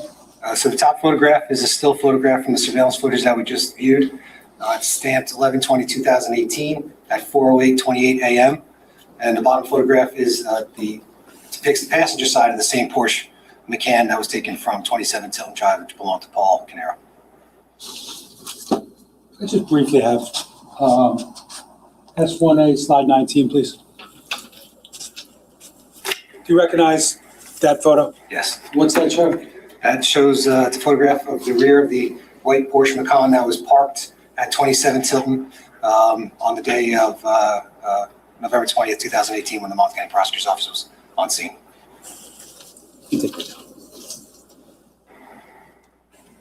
Now, lastly, we were talking about cameras at 308 Green Grove, correct? Correct. Now, I want to next go to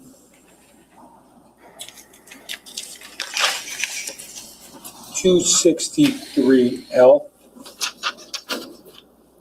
I could.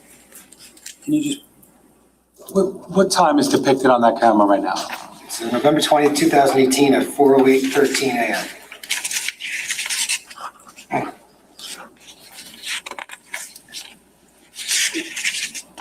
Now, can we just play that one, please?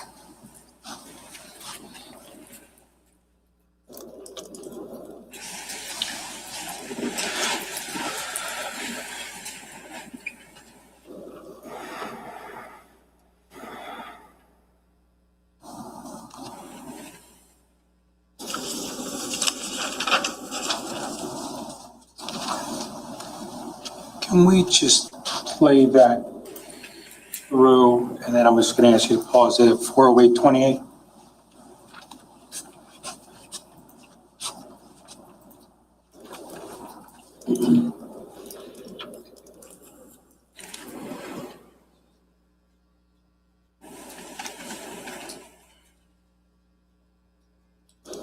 Detective, could you just for the record, can you indicate the time? It's 4:08:28 a.m. I just want to show you again what's been marked as S264 identification. We just talked about this document, correct? Yes. And this is the second page of S264? Yes. And the time on the top of that picture is what? 4:08:28. Is that the same time here? Correct. Okay. And this vehicle right here in S264, where is this car? It's in front of 308 Green Grove's driveway on Tilton Drive. Okay, and it's heading towards what house? 27 Tilton Drive, or 30 Tilton first. Now 30 Tilton's on the screen right now? Correct. Okay, so 408:28 on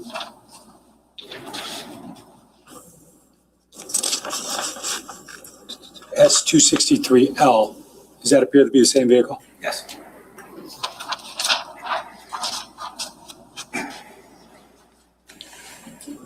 We can run that through.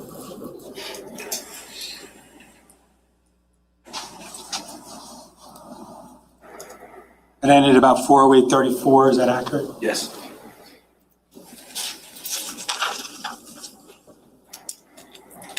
I want to go to 263M, please.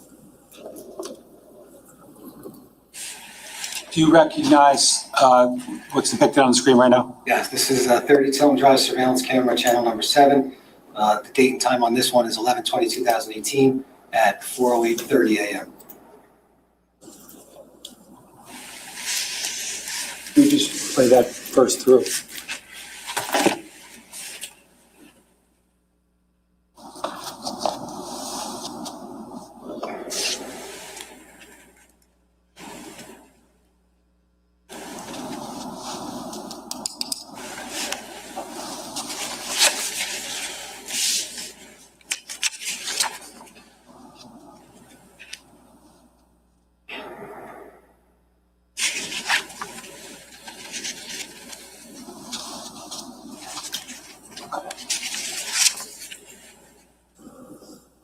Slow that down one notch. We're going to play it again.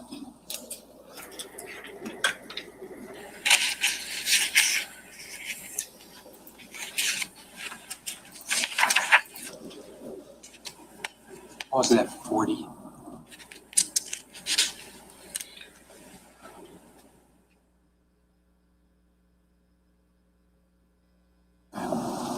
What do you see there, Detective? I see rear taillights of a vehicle with appears the brake lights are activated. Let's go back a little bit to like 36. I'm paused at 4:37. Sorry. Yes. What do you see there? It's in a vehicle.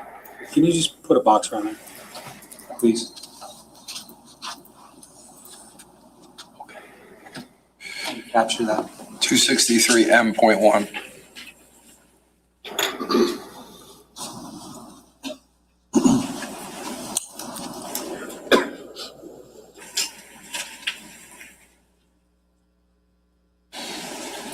Just want to make sure we capture it before we undo it. We okay? It's printed in the chambers.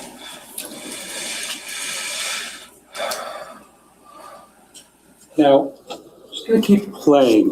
I'm going to ask you to tell me to pause it if you see anything of significance based upon your review.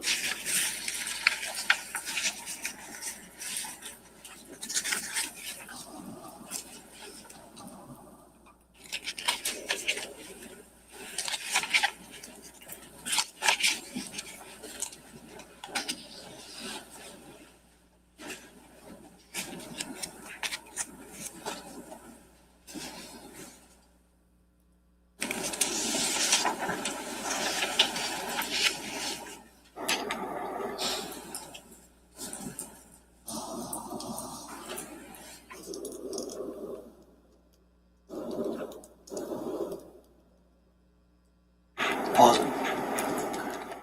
Now, if we just go back like a second before we play it, can you just tell me why you said to pause it there? There's a flicker of light that can be seen around the 4:08:57 mark. Okay. Can we play that again?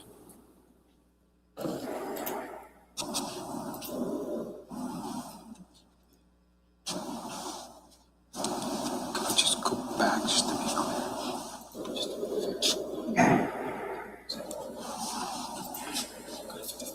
I'm glad they're playing this one again. What was it at? 4:08:54. I'm going to play it again once we go. Oh, wait, no, it's 4:08. Oh.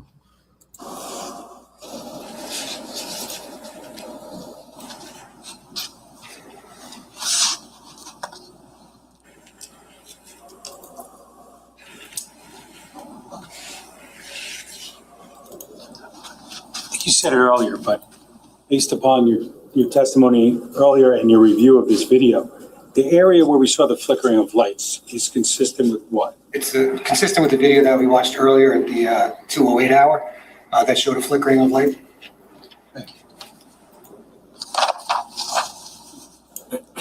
It's very cool, lady. Lady, a rock star. Now, Is it a rock star? for purposes of your investigation, was there a point in time when you attempted?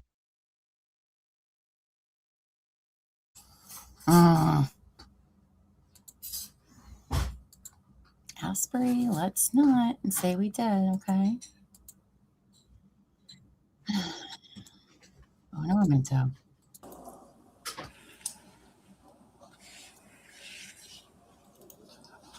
think you said it earlier, but based upon your testimony earlier and your review of this video, the area where we saw the flickering of lights is consistent with what? It's consistent with the video that we watched earlier at the 2:08 hour that showed a flickering of light.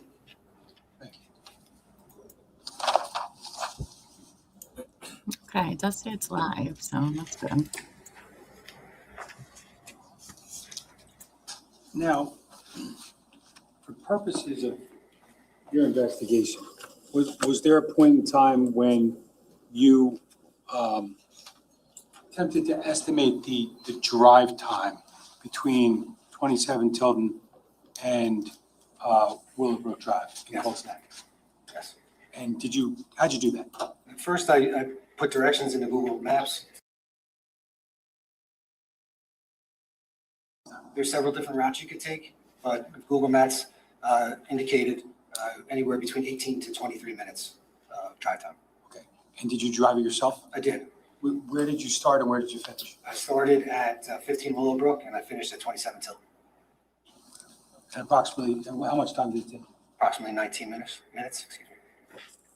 Did you document that? Yes, I did.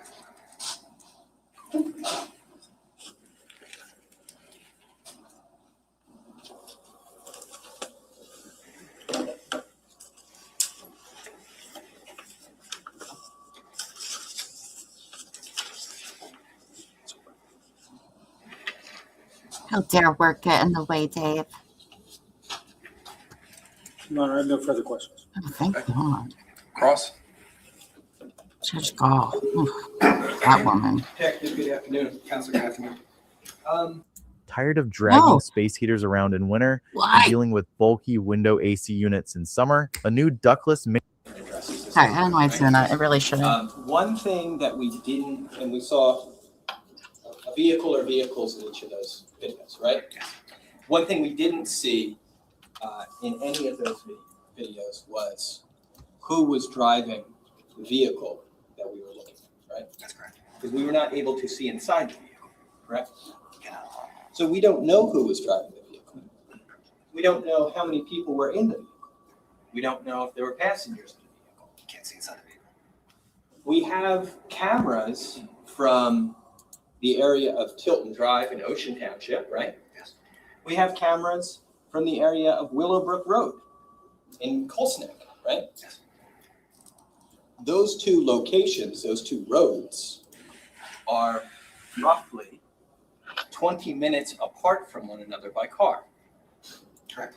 We did not see any surveillance. This guy, cool. Today.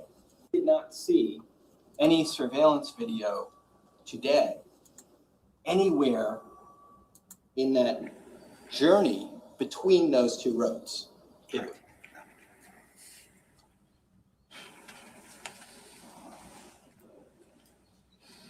We also know that you did a drive from Willowbrook to Tilton Drive, right? You took Willowbrook to Longbridge Road to do that drive, right? Correct. And then you went to Laird Road. Correct. And then you continued to drive down. And along those roads, you, I'm sure, noticed certain things about the geography of the area, right? Correct. In Colts Neck, for example, I'm sure you noticed on Longbridge Road that it's a very rural So that means he didn't House take 34. Right. The homes are spaced out. The homes are spaced out. It's a country kind of farm town. Fair to say? Correct. And as you get closer to Ocean, you're going to see that the houses are closer together, right? There's more of them. Yes. There are more businesses along the road.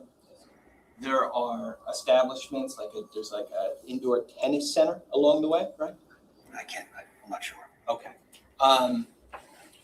Along that route that you traveled, did we see any surveillance cameras from that travel route today? When I made that travel, I wasn't looking for surveillance cameras. I was just approximating a time. You were just approximating the time. Okay. So then you didn't document during that trip, for example, what cameras might have been located at residences or businesses along the way. Because at that point in time, you're not curious to get that information. This was much after the fact that the drive time was conducted. No, that wasn't the point of my travel. When you say this was much after the fact, you're saying that you did this drive to get the distance, not back in 2018.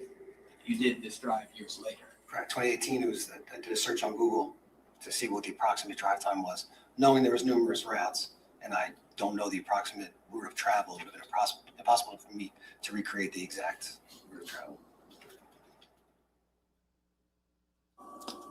But let's take this a step back, though. When we're talking about surveillance along that route, right? We didn't see any surveillance of that travel route today, right? I'm just not sure I follow. When I took that trip, was I looking for surveillance cameras? Well, I understand you did the trip years later. I'm saying back in 2018, did you obtain surveillance from that travel route, anywhere along that travel? I didn't conduct that travel route in 2018, so I wouldn't have been No. obtaining surveillance. Okay, I'm just gonna, but, just as a yes or no, did you obtain surveillance from anywhere along Long Bridge Road? The only surveillance I obtained was Willowbrook Drive. Okay. So the surveillance you obtained was from Willowbrook Drive and only Willowbrook Drive? Me personally, yes. Gotcha. And then the surveillance that you've reviewed here today was from Tilton and Willowbrook, right? Correct. Okay. The two houses that we saw surveillance from as far as Willowbrook are 44 and 85. Yes. Right? And directionally, they're both on the same side. Well, I shouldn't say that. I should say this. 44 Willowbrook, just to refresh, is the location across the street from 15 Willowbrook, right? Yes. And then further down the road is 85. Yes.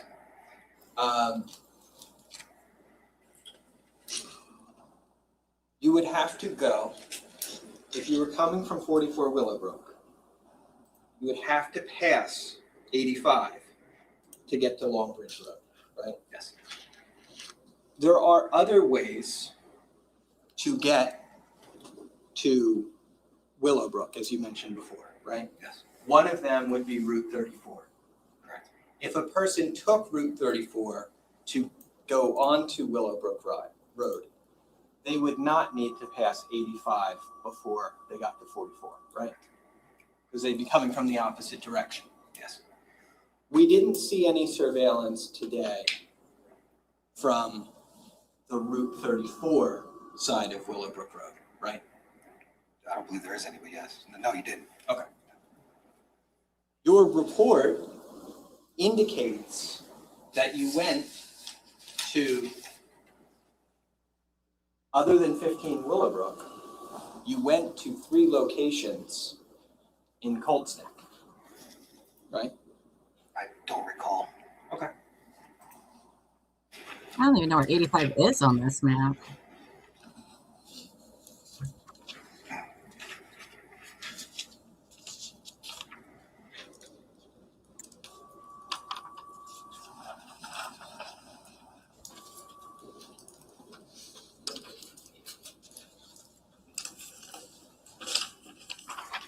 So my understanding from your report is that you went to 85 Willowbrook, 44 Willowbrook, Oh, and then 85. 51 River's Edge Drive, right? But I can show you, Judge, I'm going to approach. Sure. I'm going to show you this. This is S258. Just tell me if this is your report from 2018. Yes, it is. Okay. You recognize it? Yes. You've obviously seen it before today. Yes, I have. You reviewed it in preparation for your testimony? Yes. Okay. If you go through that, would you tell me if, other than 15 Willowbrook, the three locations are 85 Willowbrook, 44 Willowbrook, and then the 51 River's Edge?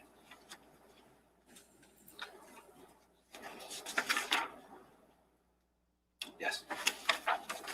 Yes, I did go to 51 River's Edge. I did. Okay. Yeah. So those are the, as far as Colts Neck is concerned, those are the three locations that are mentioned in the report. Yes. Thank you.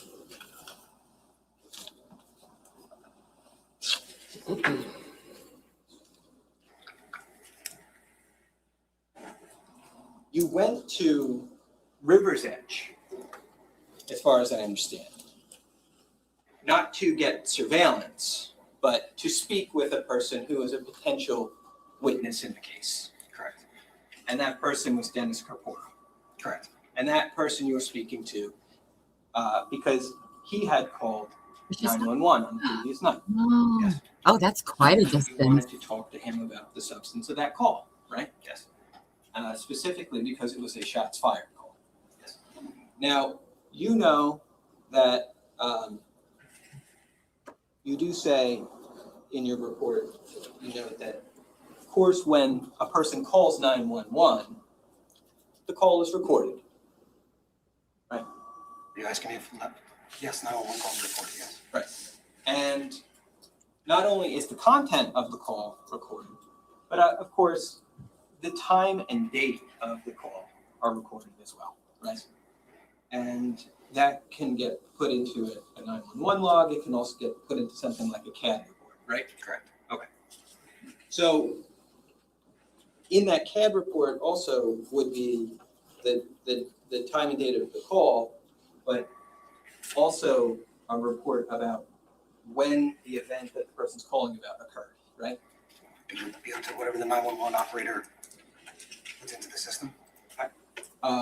Did you look at the CAD for Mr. Corpora's call? I don't recall if I did or not. I may have 7 years ago. I don't recall. Okay.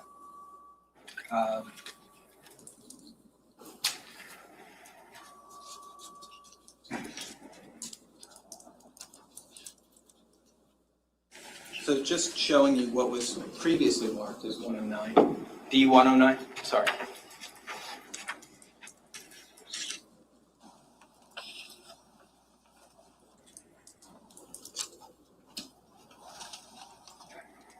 Okay. Is that something you recognize? No, I don't recognize it. I've seen CAD calls before, but I don't recognize that specific. You don't recognize this specific? No, I don't recall looking at that document in the past. Understood. Do you recognize that it is a CAD for a shots fired call? It appears to be, yes. And do you recognize that it's a CAD for a shots fired call in Colts Neck? Yes. From the relevant date? I didn't look that closely, if you want to. Well, okay. Sure. Yes. November 20th, 2018, right? Yes. Okay. From what would appear to be, based on your testimony today, a potentially relevant time period. Yes. Okay. So what this CAD's going to show is that the occurrence of the event about which the caller was calling transpires at roughly 3:31 and 33 seconds a.m. on November 20th of 2018. That's what the document shows, yes. Okay. You have no reason to dispute the accuracy of the document, right? As it's inputted, no. Okay.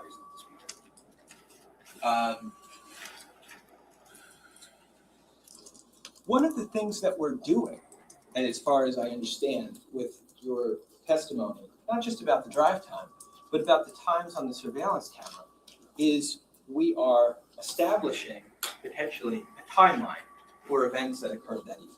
Correct. And the timeline is important for investigative reasons, right? Of course.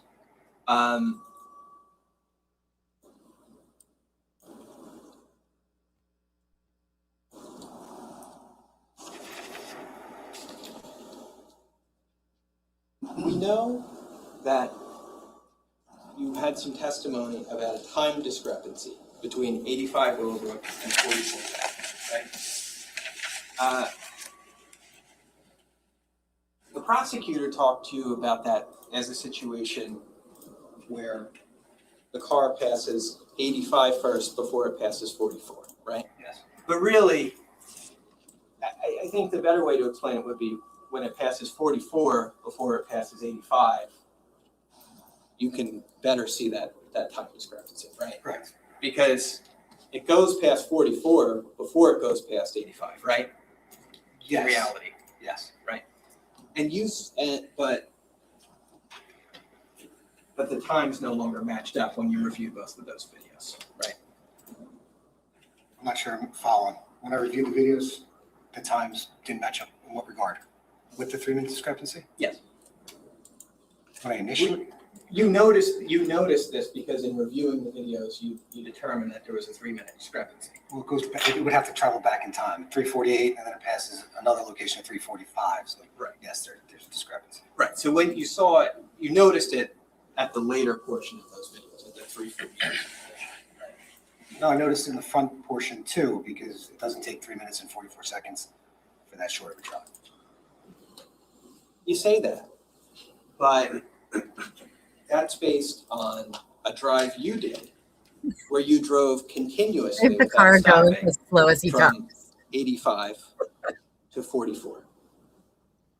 No, it's a half-mile distance. It's assuming the car is traveling at 30 to 35 miles an hour, how long it would take, and it's roughly 40 seconds. Right. That's what the assumption is. But you don't know if the car did stop. And if the car did stop, we don't know how long it stopped for, right? Well, there was no other vehicles on the road. There were motion-activated cameras. No other vehicles set it off. The camera from 85 was continuously recording, and no other vehicles were observed on the road. So the question's a little bit different than that, though. It's if the vehicle we're talking about stopped in between 85 and 44, we wouldn't know, right? If it stopped, If the vehicle stopped, if the vehicle came to a stop. at least we should know from If the vehicle 44. came to a stop and, I don't know, let somebody out of it, we wouldn't know, right? Because it wouldn't have been caught on camera. No. And the time discrepancy is obviously relevant to our timeline, but what I'm hearing you say today is you realized the discrepancy when you reviewed the 85 Willowbrook video in conjunction with the 44 Willowbrook video, right? Yes. Okay.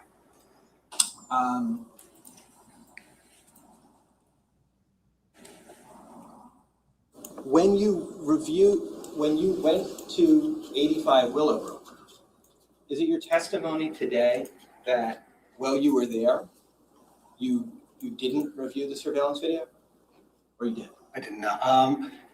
My recollection when I was at 85 Willowbrook is the woman I spoke to, Debbie Mercantali, did not know how to operate the system. I believe she showed me a live shot of what it captured, but did not know how to operate the system. She called her husband. I believe Sergeant Chapman spoke with her husband. He agreed to come home to assist in the duplication of the video, at which time we called electronic surveillance unit to come and obtain that video. I believe I left the scene prior to the SU coming. That's my recollection. Gotcha. So you're on scene that day at 85 Willowbrook. You talk to the homeowner, but you leave before you're able to see the video played that day. Yes, the rewound, yes. Yeah. So as of that date, it's not, as of the day you were at 85 Willowbrook, it's not as if you could have recognized the time discrepancy at that point in time. I believe I may have looked at my watch, I believe a phone, I don't wear watches, and may have made a note of it. I have a vague recollection, again, this is a long time ago, of making a note that there was a time difference. It wasn't until I sat down with the videos and I was able to corroborate the discrepancy based upon the travel of vehicles. And there's other vehicles that are traveling on that road, which would be consistent with the same time difference. A truck passes by and it takes approximately 2 minutes and 12 minutes to get to 85, the same as the vehicle that we observe at 3:45. Gotcha. None of that's in your report, right? No. Okay.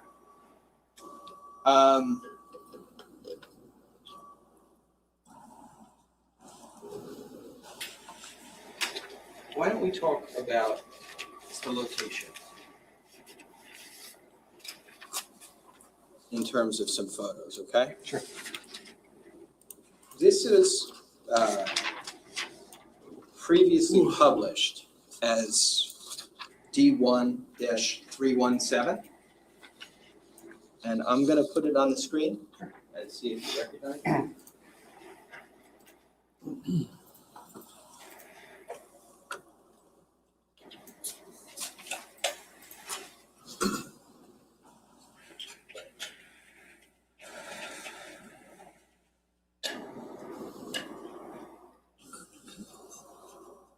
Okay.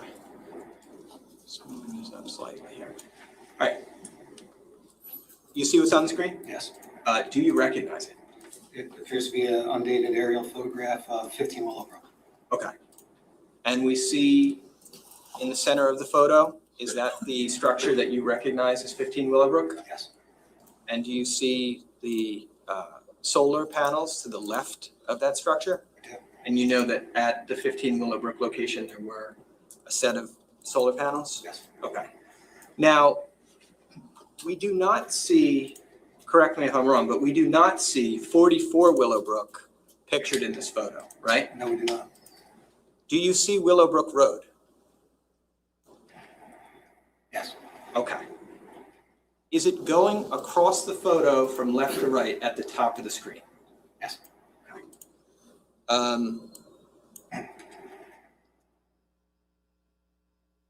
In the upper left-hand portion of the photo, do you see a place where what appears to maybe be a dirt road intersects with Willowbrook Road? Yes. Could you circle that for me? The entire road or the entrance? Or? Just the entrance. Okay. Is that the one that they're talking going from And the top corner? Oh, yes, it is. Oh. would it be correct to say No, thank you. that between that intersection that you circled and the driveway of 15 Willowbrook, that in between those 2 points on the other side of the street is where we would find 44 Willowbrook Road? More towards the driveway of 15, but yes, in between those. That's exactly. Is it your understanding that the surveillance video that we looked at from 44 Willowbrook Road, is it your understanding that that driveway that you circled is not visible in that footage? The surveillance footage we viewed at 44? Yes. Can you see that driveway? Yes. No. You cannot? No. Okay. That dirt road does connect with 34. In the surveillance footage from 44 Willowbrook, on the opposite side of the street, when the car that you talked about passes, when it first passes at 2:26, I think it was, in the morning, that vehicle is going from the left side of the screen to the right side of the screen. Yes. Meaning that that vehicle is headed, is past the driveway of 15 Willowbrook and is headed towards that driveway that you circled. Yes. Okay. So the significance of that footage that we saw from 44 Willowbrook doesn't have anything to do with that vehicle potentially pulling into the driveway of 15, right? I can't say it did or didn't know. You don't know? No. But you know that the vehicle passes 44 Willowbrook and is then in that video is headed towards that driveway that you circled, right? So beyond that driveway that you circled, just down the road is the intersection of Route 34, right? Correct. There's really not anything in terms of houses further down that road after that driveway, right? At the end of this driveway that you circled, we see what appears to be a structure. the end of, I'm sorry, leading up to this, you follow the long driveway? Yes. Yes. At the time when you were conducting this canvass for surveillance videos back in 2018, did you go to that structure? Yes. You did? Yes. Was it occupied or unoccupied? I don't know if when I was there, I don't remember if I met with the homeowner or not, or if somebody was there. You don't know if you met with anybody or not? No, I don't recall. Okay. When you go to a location and you're trying to talk to somebody and This helps nobody's me home very much. or nobody answers, what do you typically do? As an investigator, what do you typically do? I'd leave a card or go back. Right. Okay. Did you leave a card? No, I didn't, but I believe we had a canvas team that eventually did stop and speak with somebody at that home. Okay. Now that fact is not in your report either, right? I had nothing to do with it. Well, nor is the fact that you went to that location. Right. There's nobody there. Sure, there could be people there or not, but I'm just saying in your report, you don't mention ever going to that location, right? My report, no. So after you went there and maybe left a card or not, we're not sure.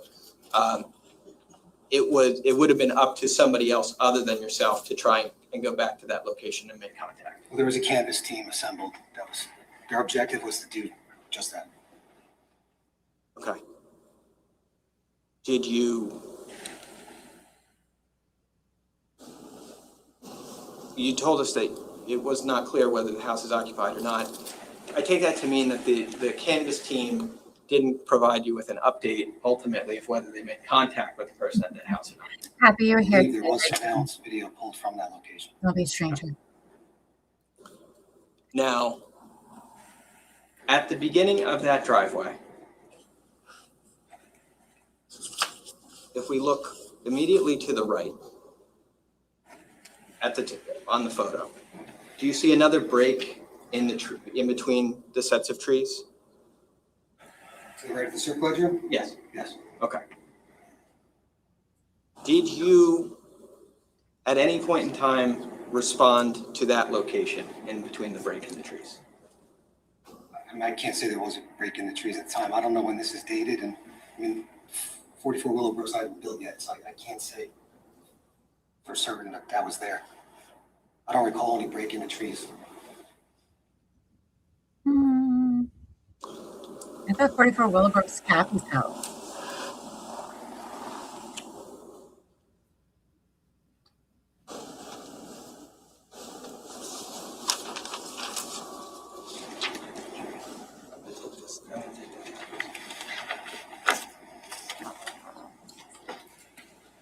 Just showing you a different photo. Oh, I apologize.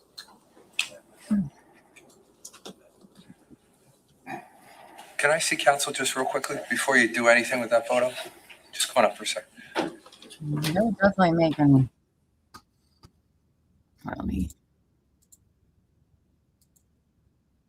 I'll say this: they're both making us very confusing, but actually, he's making a lot more sense. But I don't know if this is actually beneficial for his client or not. I have the maps pulled up, so we'll go over that. Because that does explain, because I was like, well, why don't we see a car pull into the driveway? But there is this utility road, we'll call it that, right next, which is the perfect place to park a car. No one nobody noticing. So I just don't know if that helps Paul. Because who else would know about this road but Paul? I mean, other people probably too, but I don't know. I don't know.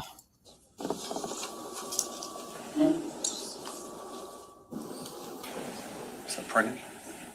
Was that printed? Yes. Okay. So the print was D1-317. Is that point one? Or we're at, are we at point two on 317? Could be. I thought that road was 34 that we kept seeing on these photos.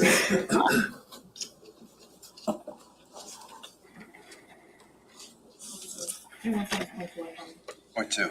Okay, that was point. I don't know if you heard us. The one that we printed was 317.2. Okay, thank you.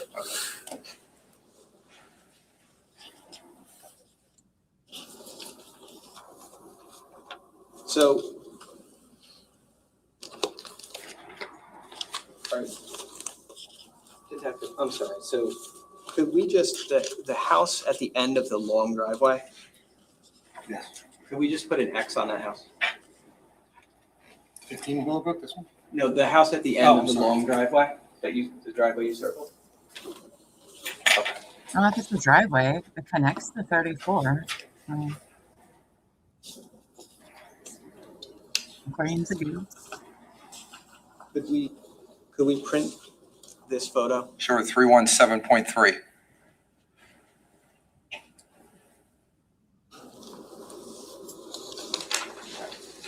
Sergeant, can you just hit the undo? Yes, Judge, sorry. Now, this is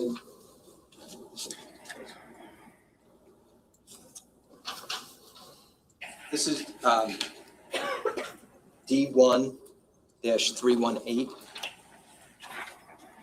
Just going to show you. Do you recognize this just as I know it's a little dark, but do you recognize it as a close-up of the area of that clearing and where that long driveway meets Willowbrook Road? Yes. Okay. Judge, I'm going to ask to publish this. Prosecutor? No problem. Okay. Ken?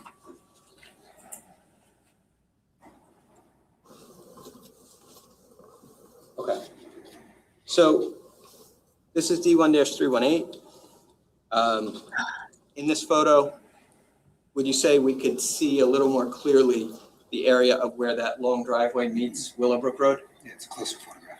And it's also a close-up photo of what appears to be a clearing in between the trees along the property line of 15 Willowbrook. Yes. Okay.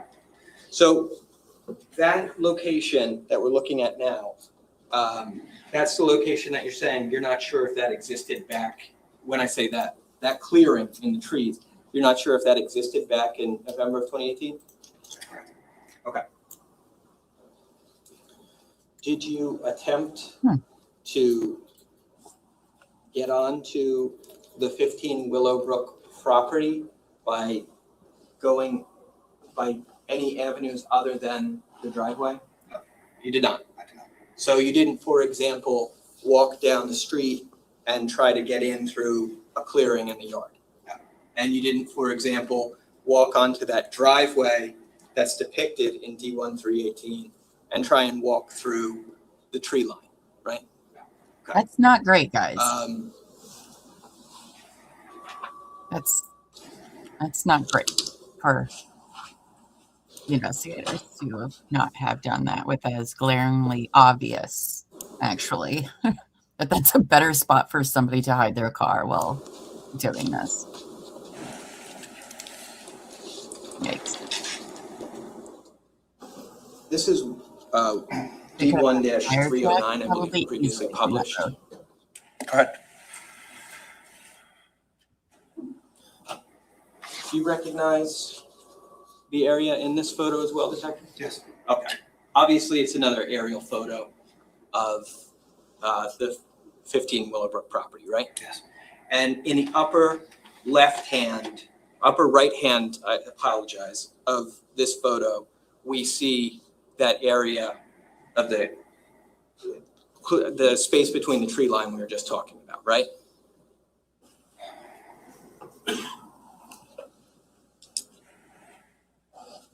I'm not sure I see it.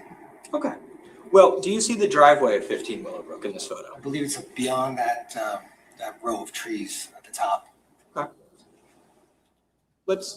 I'll take a step back. I'm sorry. Do you see the driveway of 15 Willowbrook in this photo? Yes. Could you, and do you see where the driveway intersects with Willowbrook Road? Yes. Could you circle where the driveway of 15 Willowbrook intersects with the road?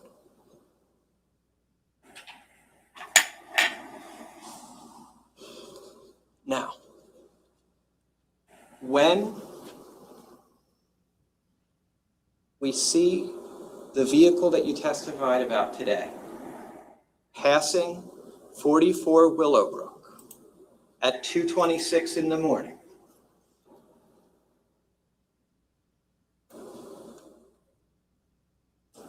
What direction is that vehicle going in this photo? It's going northbound. Northbound.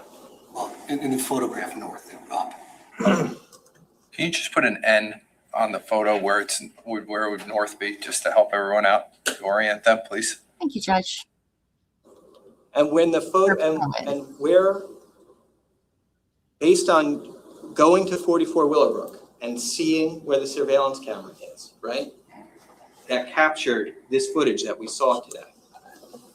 As the vehicle is passing that camera, do you have any idea of where it would be along Willowbrook Road? I can approximate roughly where it would be. I believe the driveway is here. So when it goes out of view, I would say it's roughly, should I put an X? Sure. Roughly around here. Okay. You put an X where the vehicle goes out of view on the 2:26 a.m. clip from 44 Willowbrook Road, right? Yes. So that means that that vehicle is traveling north in the photo, and at 2:26, it's past 15 Willowbrook Road, the driveway, right? Okay. We did. Well, obviously, it would appear that that vehicle did not stop at the driveway of 15 Willowbrook Road as it passed it at 2:26 a.m. That's accurate. And that would mean that if that vehicle is significant or meaningful for this case, it's not meaningful because it pulled into the driveway, right? Not, no. It's, if that vehicle has an involvement in this case, that vehicle must have pulled off or in somewhere other than the driveway of 15 Willowbrook Road, right? Yes. I'll give this point to Ponytail. And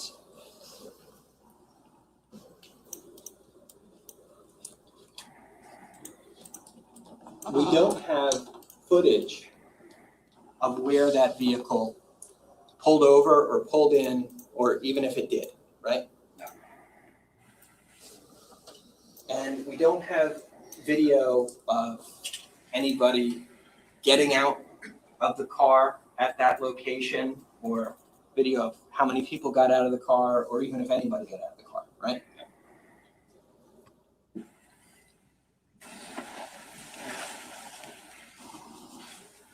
Don't worry, we'll do another Google Map adventure. To go back to the issue about timelines.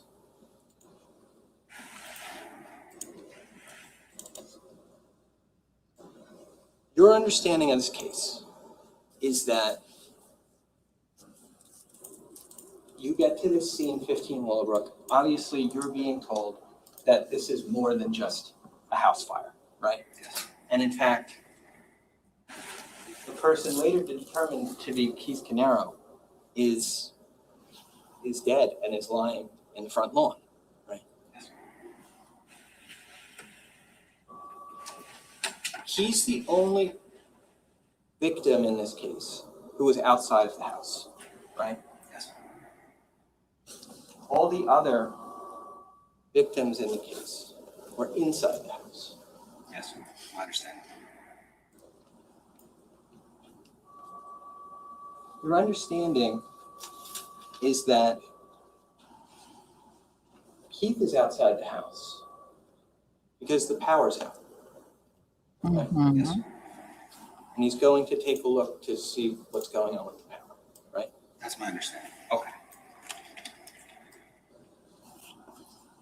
So, in terms of timelines,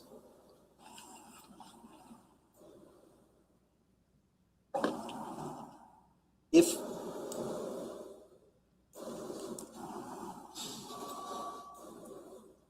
one person committed these crimes, right?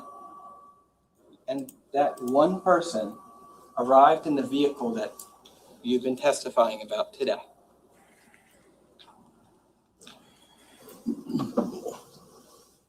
they would have had that specified window, presumably that you've testified about, in order to do everything they needed to do to commit these crimes, right? We're assuming that the vehicle that we talked about today is the vehicle that carried the occupant that carried out the murders? Yeah. Yes, that's the time frame. That's the window that they would have, yes. Okay. Obviously, you don't know if that's the vehicle, but if it is, that would be the time frame, right? Yes. Okay. Now, if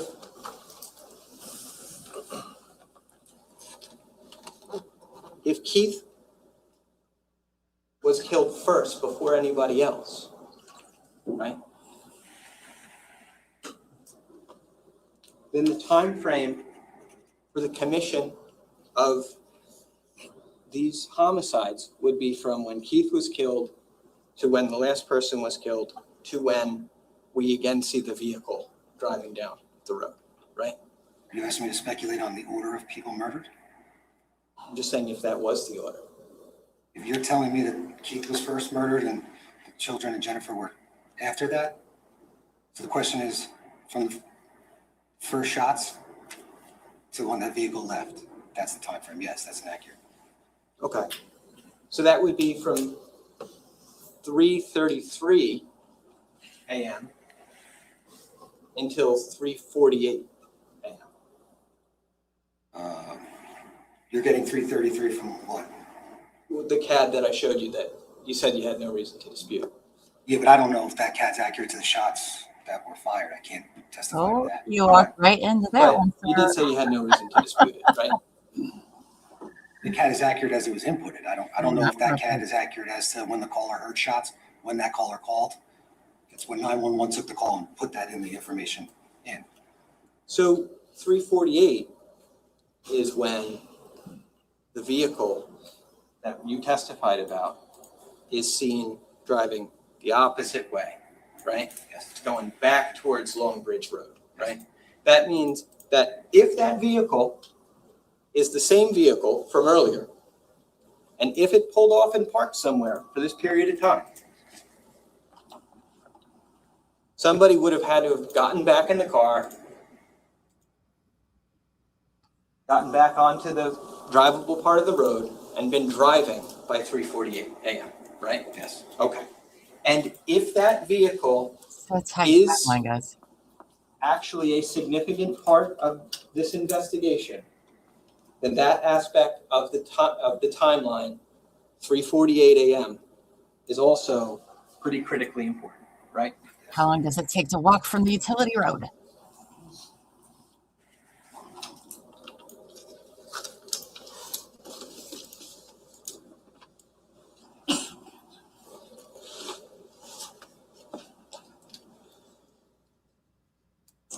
Now, just turning to Tilton Drive for a moment. Tilton Drive meets up with Green Grove, right? So Murray, I don't mean to slow you down. Can we print this now? Oh, I apologize, Judge, yes. All right. So this is 309.1, or do we have anything else written on this one? Yeah. 309.1. I walk Murray, real would you like the fast. lights back on, or do you want to keep them off for now? I like it in the dark, Judge, but I know that the court may not, so. Significant? Significance a little bit. I think you're speculating on what I like and what I don't. I'm just kidding. We'll turn them on for now. I just want to see everyone's beautiful faces over my jury over here, so Thanks. keep an eye on you. Thanks. Go ahead. Thank you. There's two entrances onto Tilton Drive, right? Like there's two, you can get to Tilton Drive by taking one of two entrances. I believe that's correct, yes. Because Tilton Drive is basically a horseshoe. Yes. So the video that we saw today from Tilton Drive is video that is all from one side of that horseshoe, right? 308 Green Grove is at the corner, right? And 30 Tilton is next to it, right? But they're on the same end of Tilton Drive, right? Yes. We didn't see surveillance from the other entrance of Tilton Drive, right? And obviously, you collected the video surveillance from Willowbrook only, or from Colts Neck only, right? Yes. So I'm sure you would say, and it's fair to say, you weren't involved in the surveillance collection from Tilton Drive, right? I was not. Okay.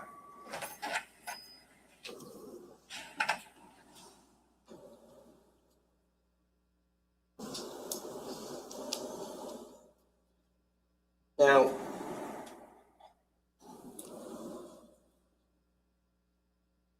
obviously, Colts Neck appears to be an affluent area, right? Appears to be, yes. And Obvious. of course, McCann might not be that uncommon of a sight in a town like that, right? I suppose. Okay. Did you watch, how much of the surveillance video from 44 Willowbrook did you view as part of your investigation in this case? Safe to say all of it. Okay. At some point or another.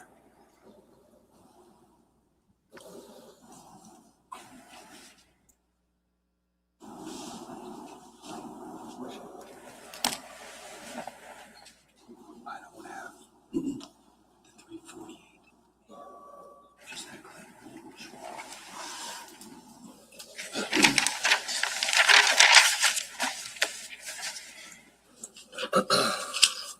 All right. Just get rid of the, can you do the undo on the screen for me? Thank you.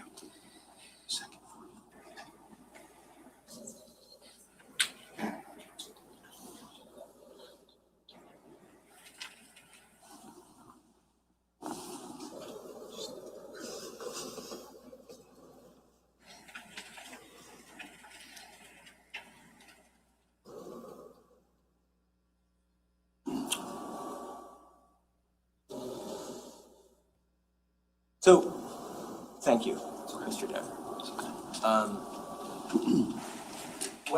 What I asked the prosecutor to just put on the screen for us is a still shot of the surveillance camera from 44 Willowbrook.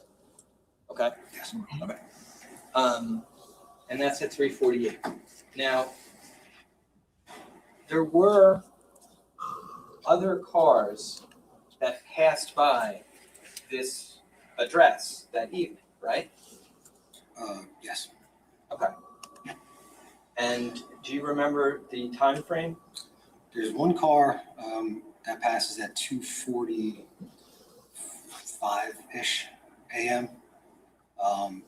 Then there's this 3:48 a.m. activation, and I don't believe the camera is activated again until the 5 a.m. hour.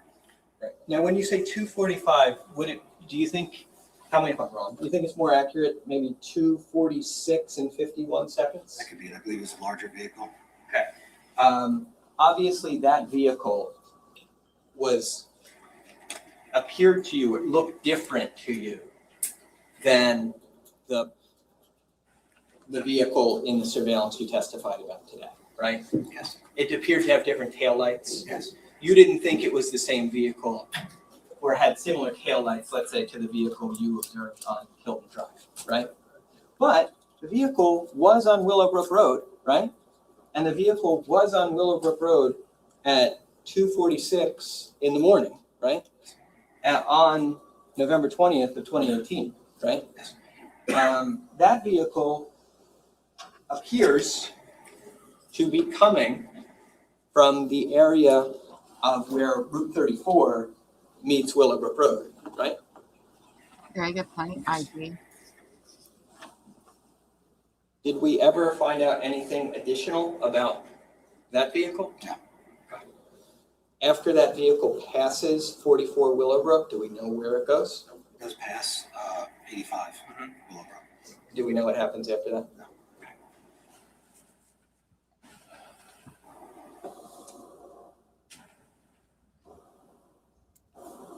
Am I correct that obviously this footage goes back further in time than just the early morning hours, right? There's footage on this camera from We play is a the gunshot, evening of the is a 19th, firework right? game all of the time. But we know the difference. We do. We just Did you sometimes review that footage as part of your investigation? fireworks.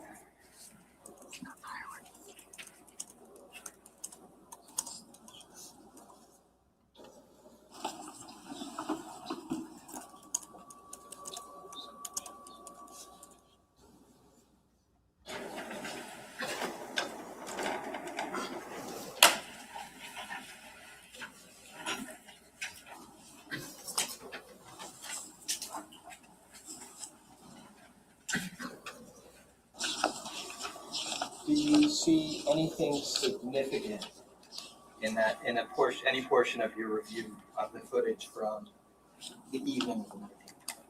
Prior to the midnight hour, anything significant? Yes. Not to my recollection. No. Okay.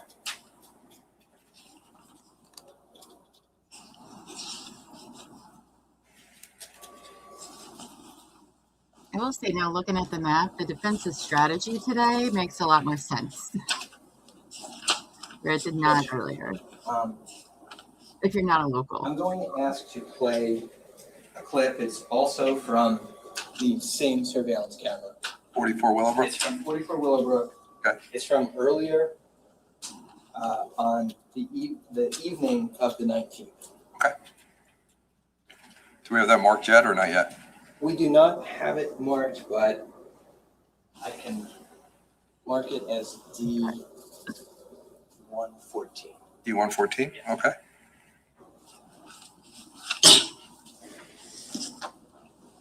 If you don't mind, when you start it, just make sure we get the time.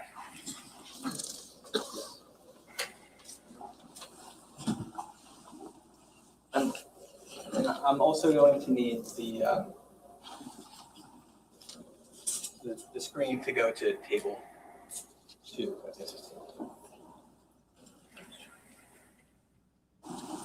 Okay. Now, on screen, it looks to be the same angle of the surveillance camera, right? Yes. Okay, from 44 Willowbrook? Yes. You see the time is listed as 20:34 and 10 seconds? Yes. That would be 8:34. I'm gonna have to trust you. I'm not good with military time. Okay. I believe you can say 8:34. Okay. So, assuming I'm right that that's 8:34, this is from November 19th to 2018, correct? Yes. All right, I'm just going to play from the beginning of this clip.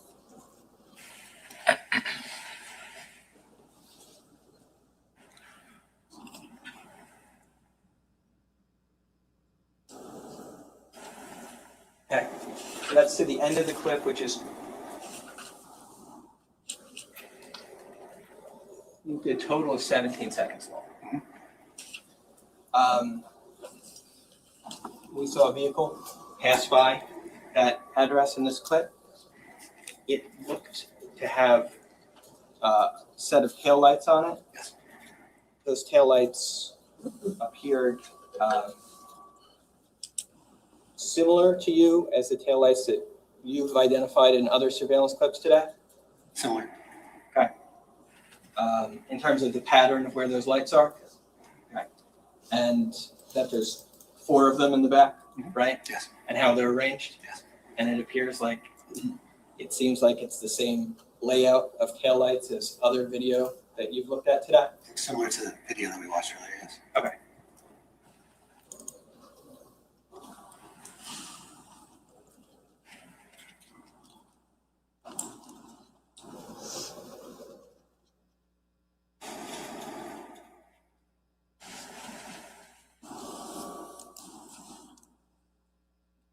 I'm going to unplug from this, Jim.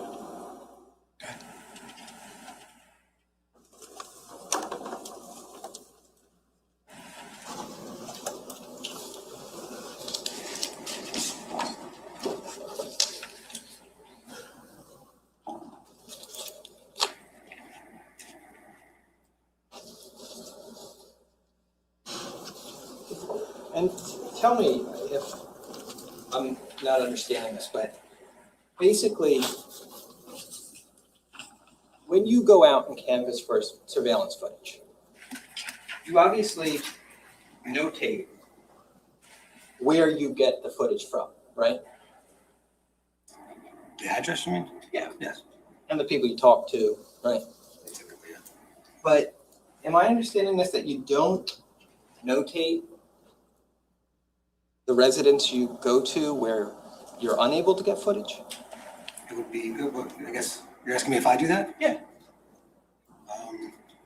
Typically, if I was doing a canvas, if my assignment was to canvas, and yeah, I would document where I went. Sure. Right? Yeah. Because you'd want to know, you'd want other people to know, like, hey, I went to this location already. There's no point in you going, right? Right. You don't want to duplicate efforts of law enforcement, right? Right. So it makes sense to put down where you get surveillance footage from, but it also makes sense to document every place you go to, regardless of the results, right? Yes. But in this report that we have from you here, right, there's only 3 addresses listed as far as places you went in Colts Neck. Those are the places I went to. Okay. So that would, well, no. There might be a 4th one where I spoke. Because you said you went to the other place and left your card there. No, I didn't. Well, you asked me what I would do typically. Yeah. But you said you went there. I went to that location, yes. Right. Okay. But you said you did. You just said you didn't go anywhere else, but you did go there, right? I did, but a canvas team came and went after me. Sure. But you went there, right? I went there, yes. Okay. And you didn't put that in your report. There's no point in putting in a report. I didn't make contact with anybody, and another investigative team went there and actually pulled camera. Right. So, but you said that you would document these things, whether you got results from going to the location or not, right? I went to the scene, that house, the day of, looking around. I guess when I first arrived on scene, I was up at that side of that area. I noticed the house there. I looked around for surveillance cameras. I didn't see anything at first hand. When I went back to 15 Willowbrook, I was given an assignment to go out, canvass for surveillance cameras, and I was advised that there would be a team assembled to go out looking for surveillance cameras. That's my understanding. And I later found out that that address was spoken to and surveillance video was obtained. Okay.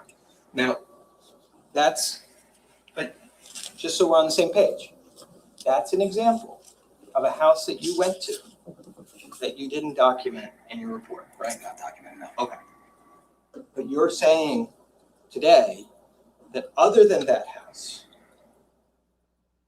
there are or are not other houses that you went to that aren't mentioned? To my recollection, the houses that are mentioned in my reports are the houses that I was at on that date.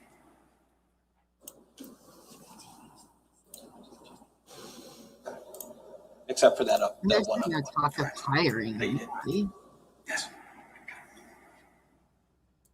And there's really no one to confirm Paul was in bed. Him and his wife have separate bedrooms. That's a Paul problem.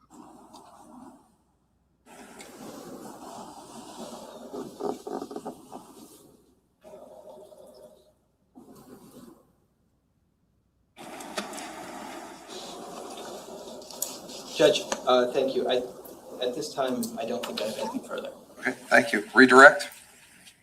Yeah, you had some questions about going to 51 Rivers Edge Drive, right? Yes. Okay, in Colts Neck, correct? Yes. And I think Mr. Murray asked you that you went there because that was identified as address of someone who called 911? Correct. About shots fired in early morning hours? Yes. Now, you saw the CAD report before, correct? Yes, Lightning. You said you had no reason to disbelieve the accuracy of it, correct? Correct. Do you remember if the 911 caller said that he actually waited a little while before he called 911? Yes, I do. Did you document that in your report? I believe I did. Why haven't you told us that? Just going to show you what's been marked as S-258 for identification. Do you recognize that? Yes. Okay. If I were to draw your attention to page 4 of 7, I'm just going to ask you to take a look at that top paragraph, full paragraph, and then I'll ask you a question.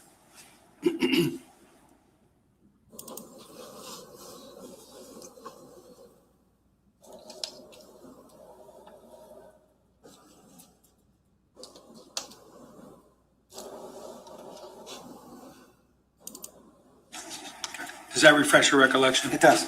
And did he indicate, at this point, based upon his belief, what time he called 911? Yes. And that was what time? 3:26 a.m.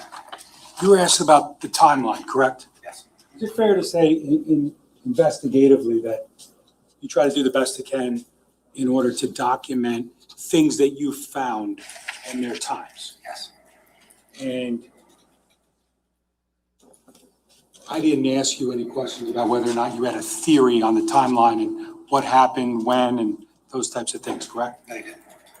I believe you were asked about a video of a car passing 44 Willowbrook. Do you recall what time it was? About 8:30 the night before. Hey, was there another one though? 2:46? Oh, I'm sorry. 2:46 a.m. You familiar with whether or not someone was actually seen physically on 15 Willowbrook property just before that time? I'm sorry. My question is this, and you may not know the answer Right. investigatively, but at 2:46 a.m. on November 20th of 2018, do you know whether or not someone was actually depicted on the property on a camera just prior to that time? No. You don't know because that's not your role? No. Now, you were shown a bunch of pictures of 15 Willowbrook, correct? Yes. Did you know when they were taken? Now,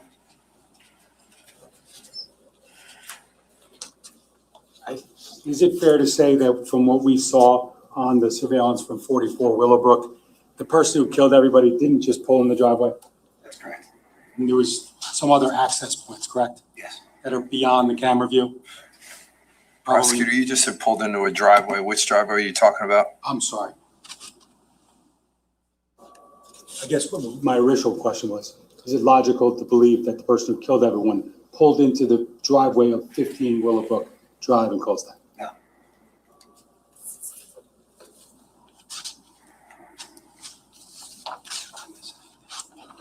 Judge, I don't have any further questions.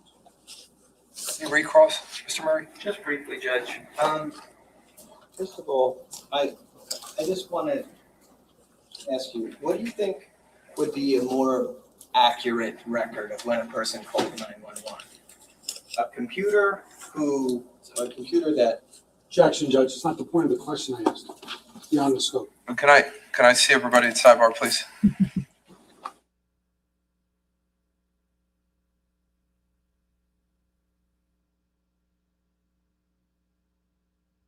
So just to make sure I understand this correctly, did prosecution just concede that whoever did this did not pull in to 15 Willowbrook? Did they just concede that point?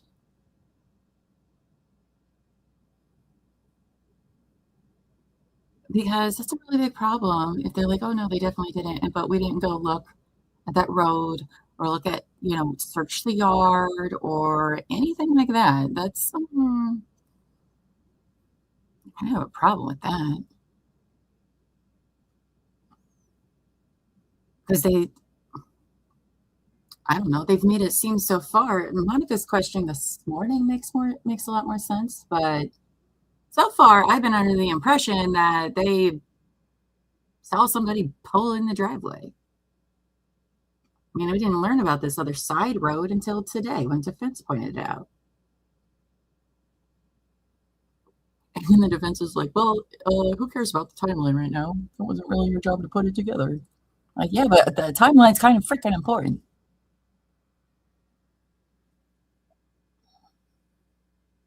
And I think they established that the time that the person who called 911 heard those was at like 3:26, so possibly 5 minutes before the call, which could put that at potentially 20 minutes, separating the gunshots heard and then camera picking up a vehicle driving back across 44. I think. No. I don't know.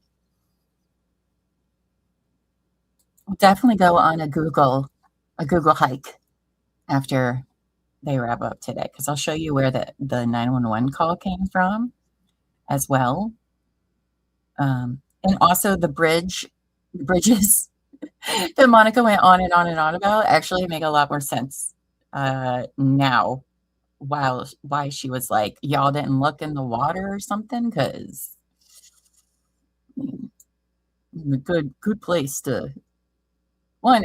So if they did pull into this utility road and park there, and then went to 15 Willowbrook to Keith's place and killed all of them, no one bothered going down this utility road. They've already said that. Nobody searched the whole property all over the place.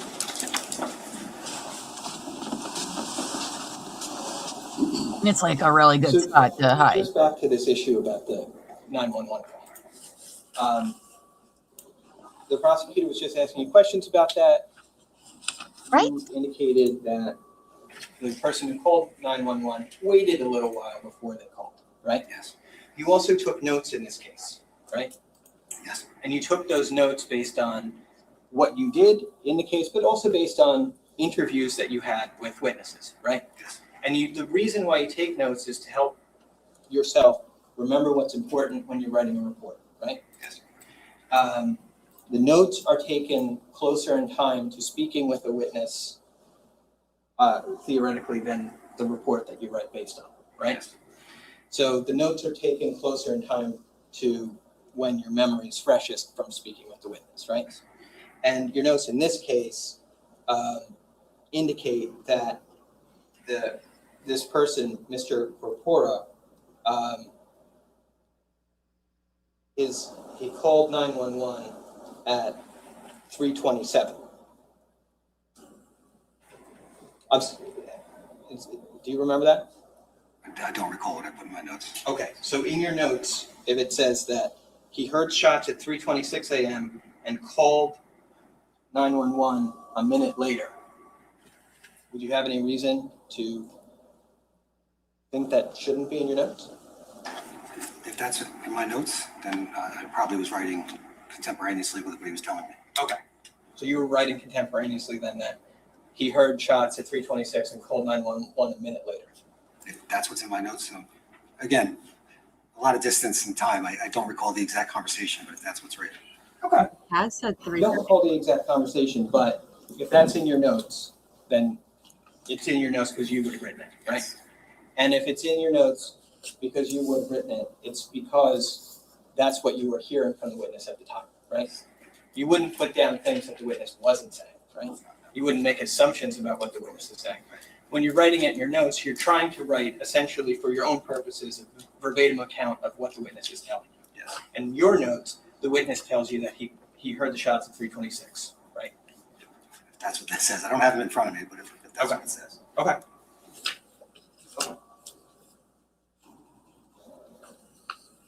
Judge, can we approach for one moment? Sure.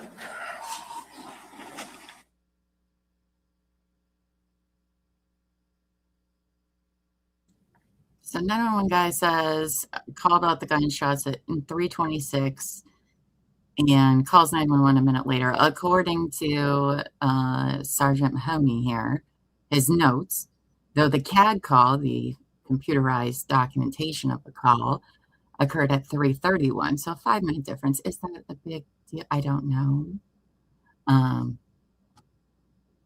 I think you need to sit down, Andy, unless you got another big one, because I certainly have some questions.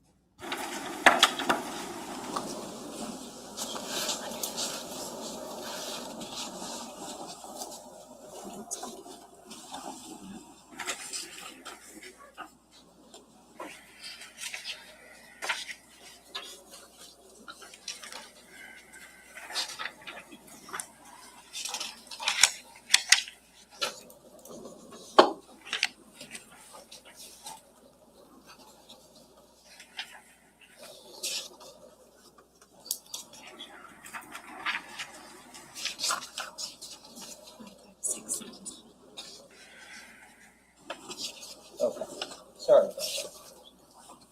So just showing you what is marked now as S260. Do you recognize the handwriting there? Unfortunately, yes. Okay. And so that's your handwriting, right? It is. Okay. Now, do you see the entry you made about Dennis Corpora? Yes. Could you read that to yourself?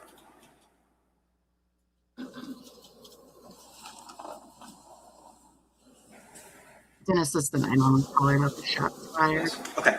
And just to clarify, these are the notes that you made in this case that you've testified about today, right? Yes. Now, in these notes, you say that Mr. Corpora heard the shots at 3:26 a.m., right? Yes. And he called, and in his words, he called 911 a minute later, right? My note says. Okay. And like you said before, they'd be in your notes because most likely that's what he told you, right? You're writing down things as he's telling them to you, right? Yes. Okay. According to that CAD we saw today, that call was actually made at 3:33, right? 3:33. Okay. No further questions. Anything else, Mr. Decker? No, thank you, Judge. All right, sir, you can step down. Cameron is nasty.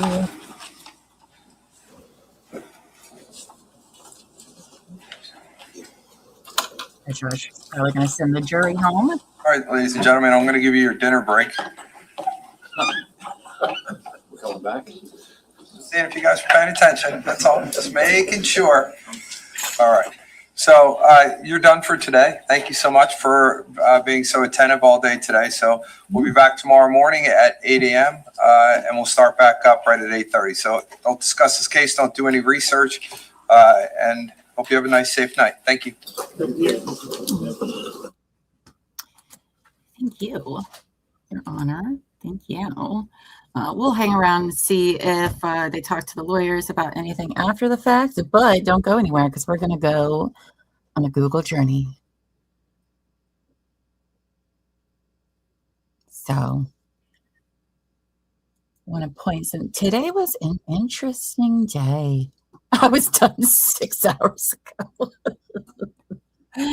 That's true. That's true. But I wish I could have two things up on my screen. StreamYard doesn't let me do that. I'm working on learning OBS. But it would be real nice to have this map handy as they're talking about places, especially if you're not familiar at all with the area. I imagine a lot of people, maybe even in Jersey, aren't even very familiar with this area. It'd be quite useful because I was under the impression for a while that we were coming from 34. And then turning onto Willowbrook. But no, apparently that is not the case. Apparently, whoever did this, according to the prosecution, came from Longbridge Road. So, but we'll get into that in just a second. Let's see if, boy, does it take the jury a long time to get out. I feel like usually they're quicker here. So cool. Oh, so Monica, you won the day with your outfit, babe. That's great. Can I see counsel, please? No. Well, anywho. Well, listen, I'm going to go ahead and switch over here, but I'll have it listening. So if they start back up, I'll just switch it over there for now. So here is Poe Babes. I'm going to have to take you off the screen real quick. Sorry, hon. Love your face, but you're going to have to wait. Their legs are asleep. My leg's kind of asleep, actually. I got to be real careful when I get up out of this chair. All right. So right here, this is the site where Keith Caneiro's home was, the murder. And fire took place right here. Obviously, buildings aren't there anymore because they tore it down because there was no saving the structure probably after the structure fire, right? And that little driveway right there is Kathy. Here, we'll walk down the street and say hi to Kathy. Hi, Kathy. And you're beautiful. Oh, that might even be her right there. I don't know. But that's Kathy. That's 44 Willowbrook. All right, Kathy's place. She's already taken the stand earlier. And Right there is 15 Willowbrook. Okay, so let's say the car that they captured, right, is coming towards us. So like where my mouse is moving, it's on this side of the road, headed this way. And so we go down from Kathy's a little bit. Look at us go. We're going past the black gate. Oh, there's a house here. Now right here where this mailbox is, guess what? This is the little utility road that they were talking about there, which it seems like probably a good place to, I don't know, hide your car in and then go in from the side. Makes perfect sense, actually. But remember, this morning, Monica was questioning, or maybe he was, I don't know. Oh, see, Andy, this is why you've got to be better. I can't remember who even pointed this out. But she asked them, one of them asked whoever's on the stand if they did like a grid search of the yard and the other possible access points to the house, that there's these creeks, all that stuff. Did they look? No. The answer was no to all of that, which is interesting. Even more so interesting when the state basically just said that they did not catch anyone pulling into the driveway, which means whoever did it didn't pull into the driveway. You can rule that out. And that means they probably went down this road. But guess what? They never went searching down this road. They never looked for any. They didn't even drive down it. Now, this road, we can't go down it any further because I think technically it's a private drive, hence the no trespassing signs right there. But those don't mean anything. All right. But let me show you. I'm not going to go down 34 the whole time, but you can see, let me zoom in. Can you see down here? Yeah. Okay. So you see where our little man is here at the bottom? That's the whole road that we're looking at. And it comes out to 34. Let's put our little man over here on 34 where it comes out. And we need to face this way. That's where it comes out at, right at those houses. But they didn't talk to those people.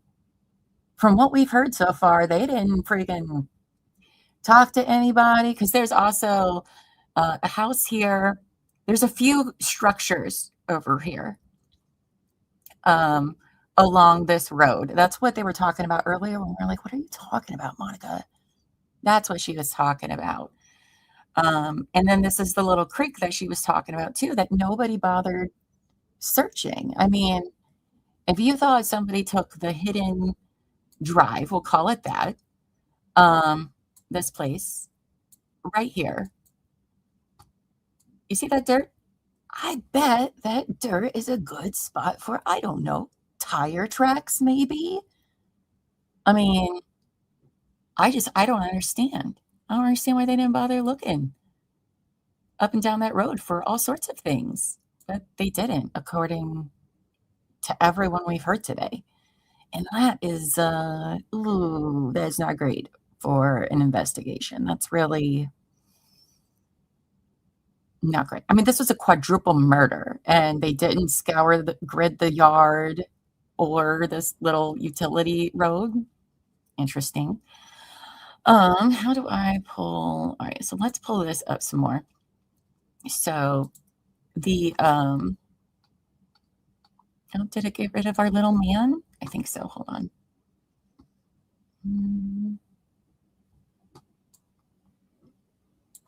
All right, I don't know why I did that. I like those directions bad, please and thank you. So see, this is the way I was under the assumption that Paul traveled. Let me zoom out real quick. They showed two different ways. I just was under the assumption that he just went this way to 18 and 34. Honestly, that's kind of what they made it sound like. And so Google only shows these two ways. But what they're saying is that he actually, or whomever, most likely went to Wayside, to Tinton, and then over here to, what's that road called? 537. I don't know what that road is. Anyway, over here to Laird, I think that's Liard. I don't know. Road.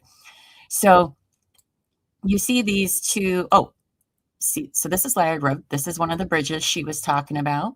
This is another one of the bridges over here on Long Bridge that she was talking about this morning that we were like, why are you making a big stink about this?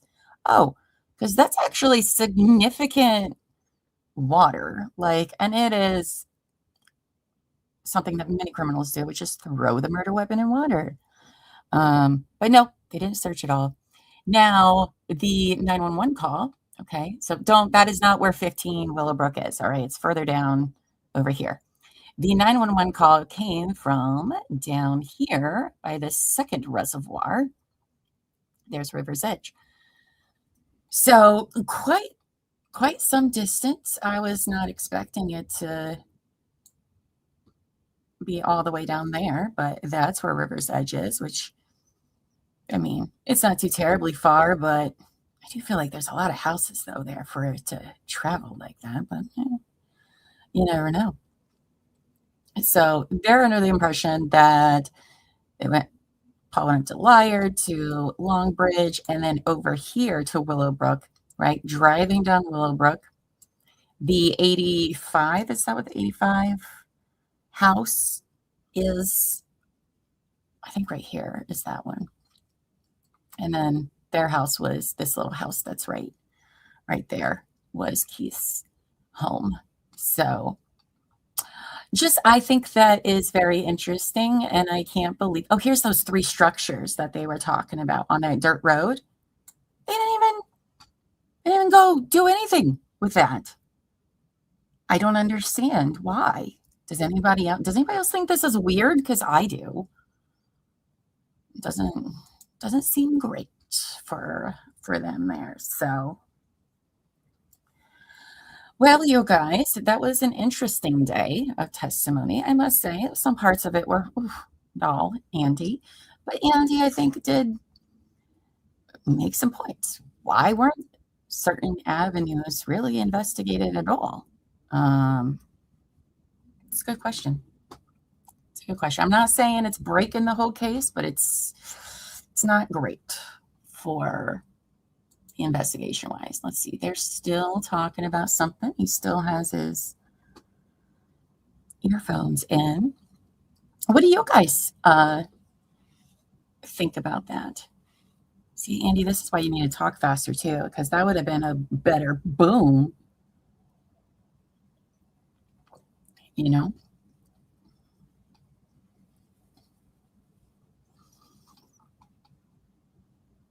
I mean, they had enough investigators on, they were basically like called everyone in the county to come to this thing. And yet a lot of stuff just wasn't done or houses talked to or anything like that. It's crazy to me for a quadruple freaking murder in a nice area.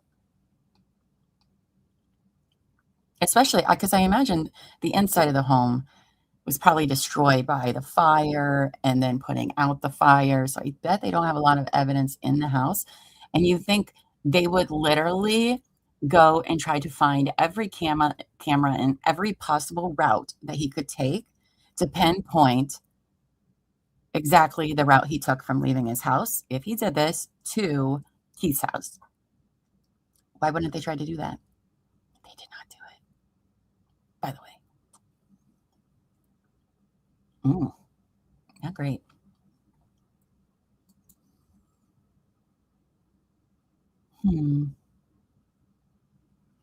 But now that we've been acquainted with this map, that helps a hell of a lot more.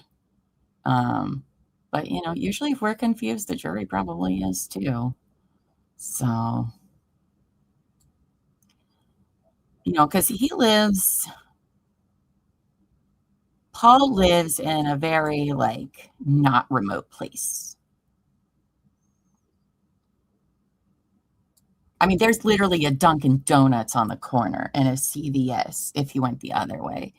But even if he goes down Grove Road, I'm just saying, based on other trials we've seen, they absolutely would have tried to pinpoint his location the whole way. So, Interesting. Oh, that's the wrong one. Oh, I'm just clicking all sorts of buttons over here. Get it together, Llama. You guys don't forget, I'm also covering Couch Court with Llama After Dark, the Virginia versus Brendan Banfield. So that'll be coming out kind of early tonight because I'll be recording that probably very close after leaving here. That's what, day 4, I think.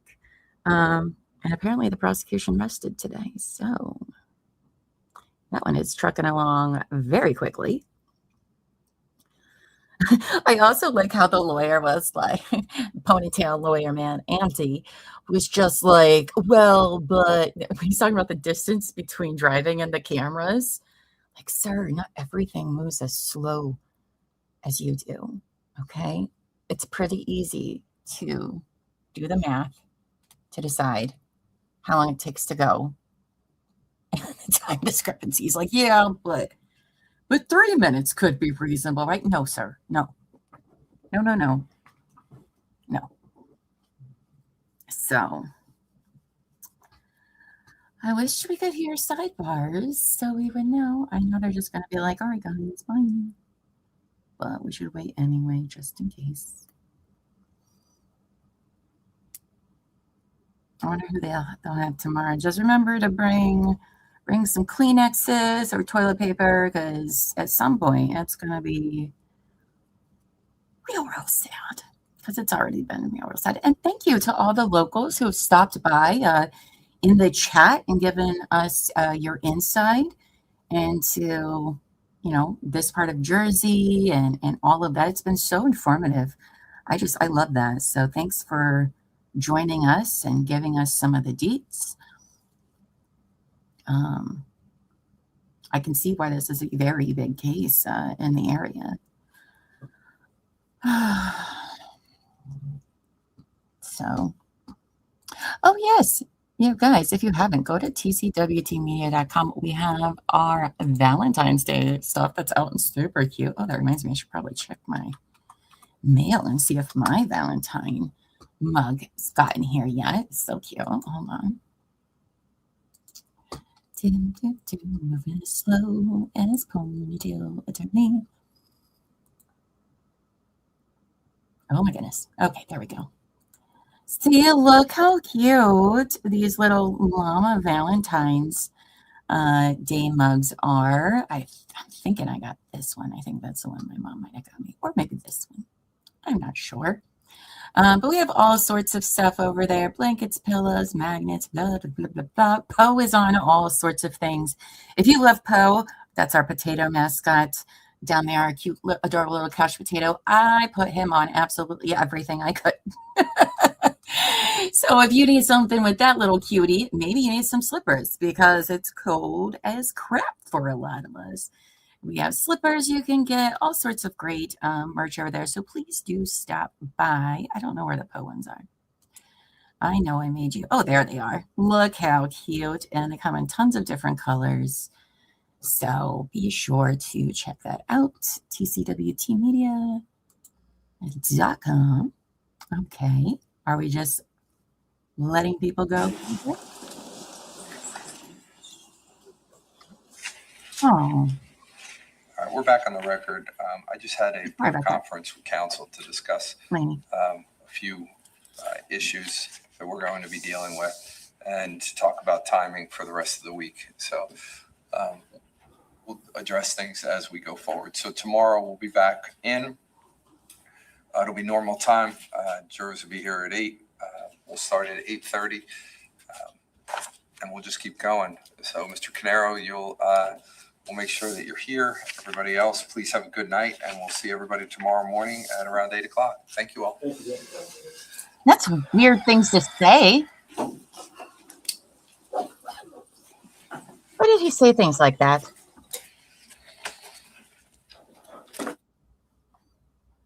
Does anybody else agree that he said that very weird? Like, well, I guess we'll just see how tomorrow goes. He said there was some scheduling issues. Oh boy, that's sorry to scare you guys like that. Oh my goodness, turn down that brightness, Llama. Woo. No, thank you. I'm so sorry, everybody awake and scared by my 8.5-hour face. That was very interesting. Sounds like there's some scheduling problems. Sounds like we may not be having some whole days this week. I don't know.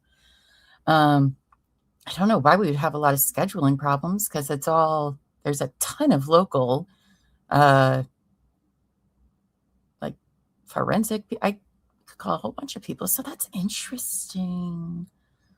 The judge did not seem pleased. And he just said, we knew we were going to be getting into some issues, so we'll just take that as they come or whatever. So, I don't know. I don't know what that means. If anybody happens to see Kathy Russin say anything about that, shoot it my way in a DM on Discord or something, because I want to know. Some Donna Summer. Oof, needed to dim the lights out tonight. Oh my goodness.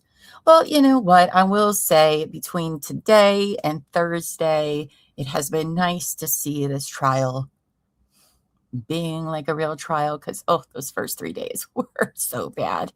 Auntie, speed it up, bro. Okay, speed it up. I'm going to need you to be more confident about the questions you're asking if you want to do a good job, okay? Because the slowness makes me not like you and make me not want to listen to you. And you want the jurors to listen to you.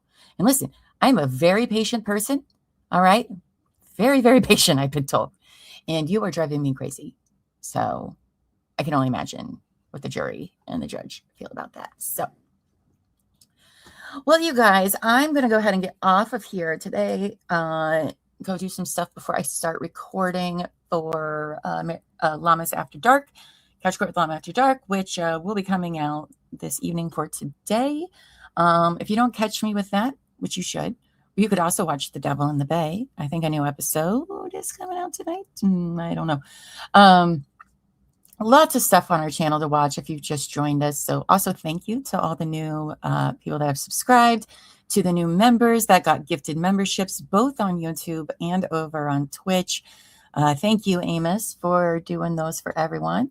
I will be back tomorrow morning before 8:30, maybe a few minutes before, but we won't miss court. So I will see you all bright and early tomorrow morning again. But until next time, you guys, go forth and be amazing. All right. Bye, guys.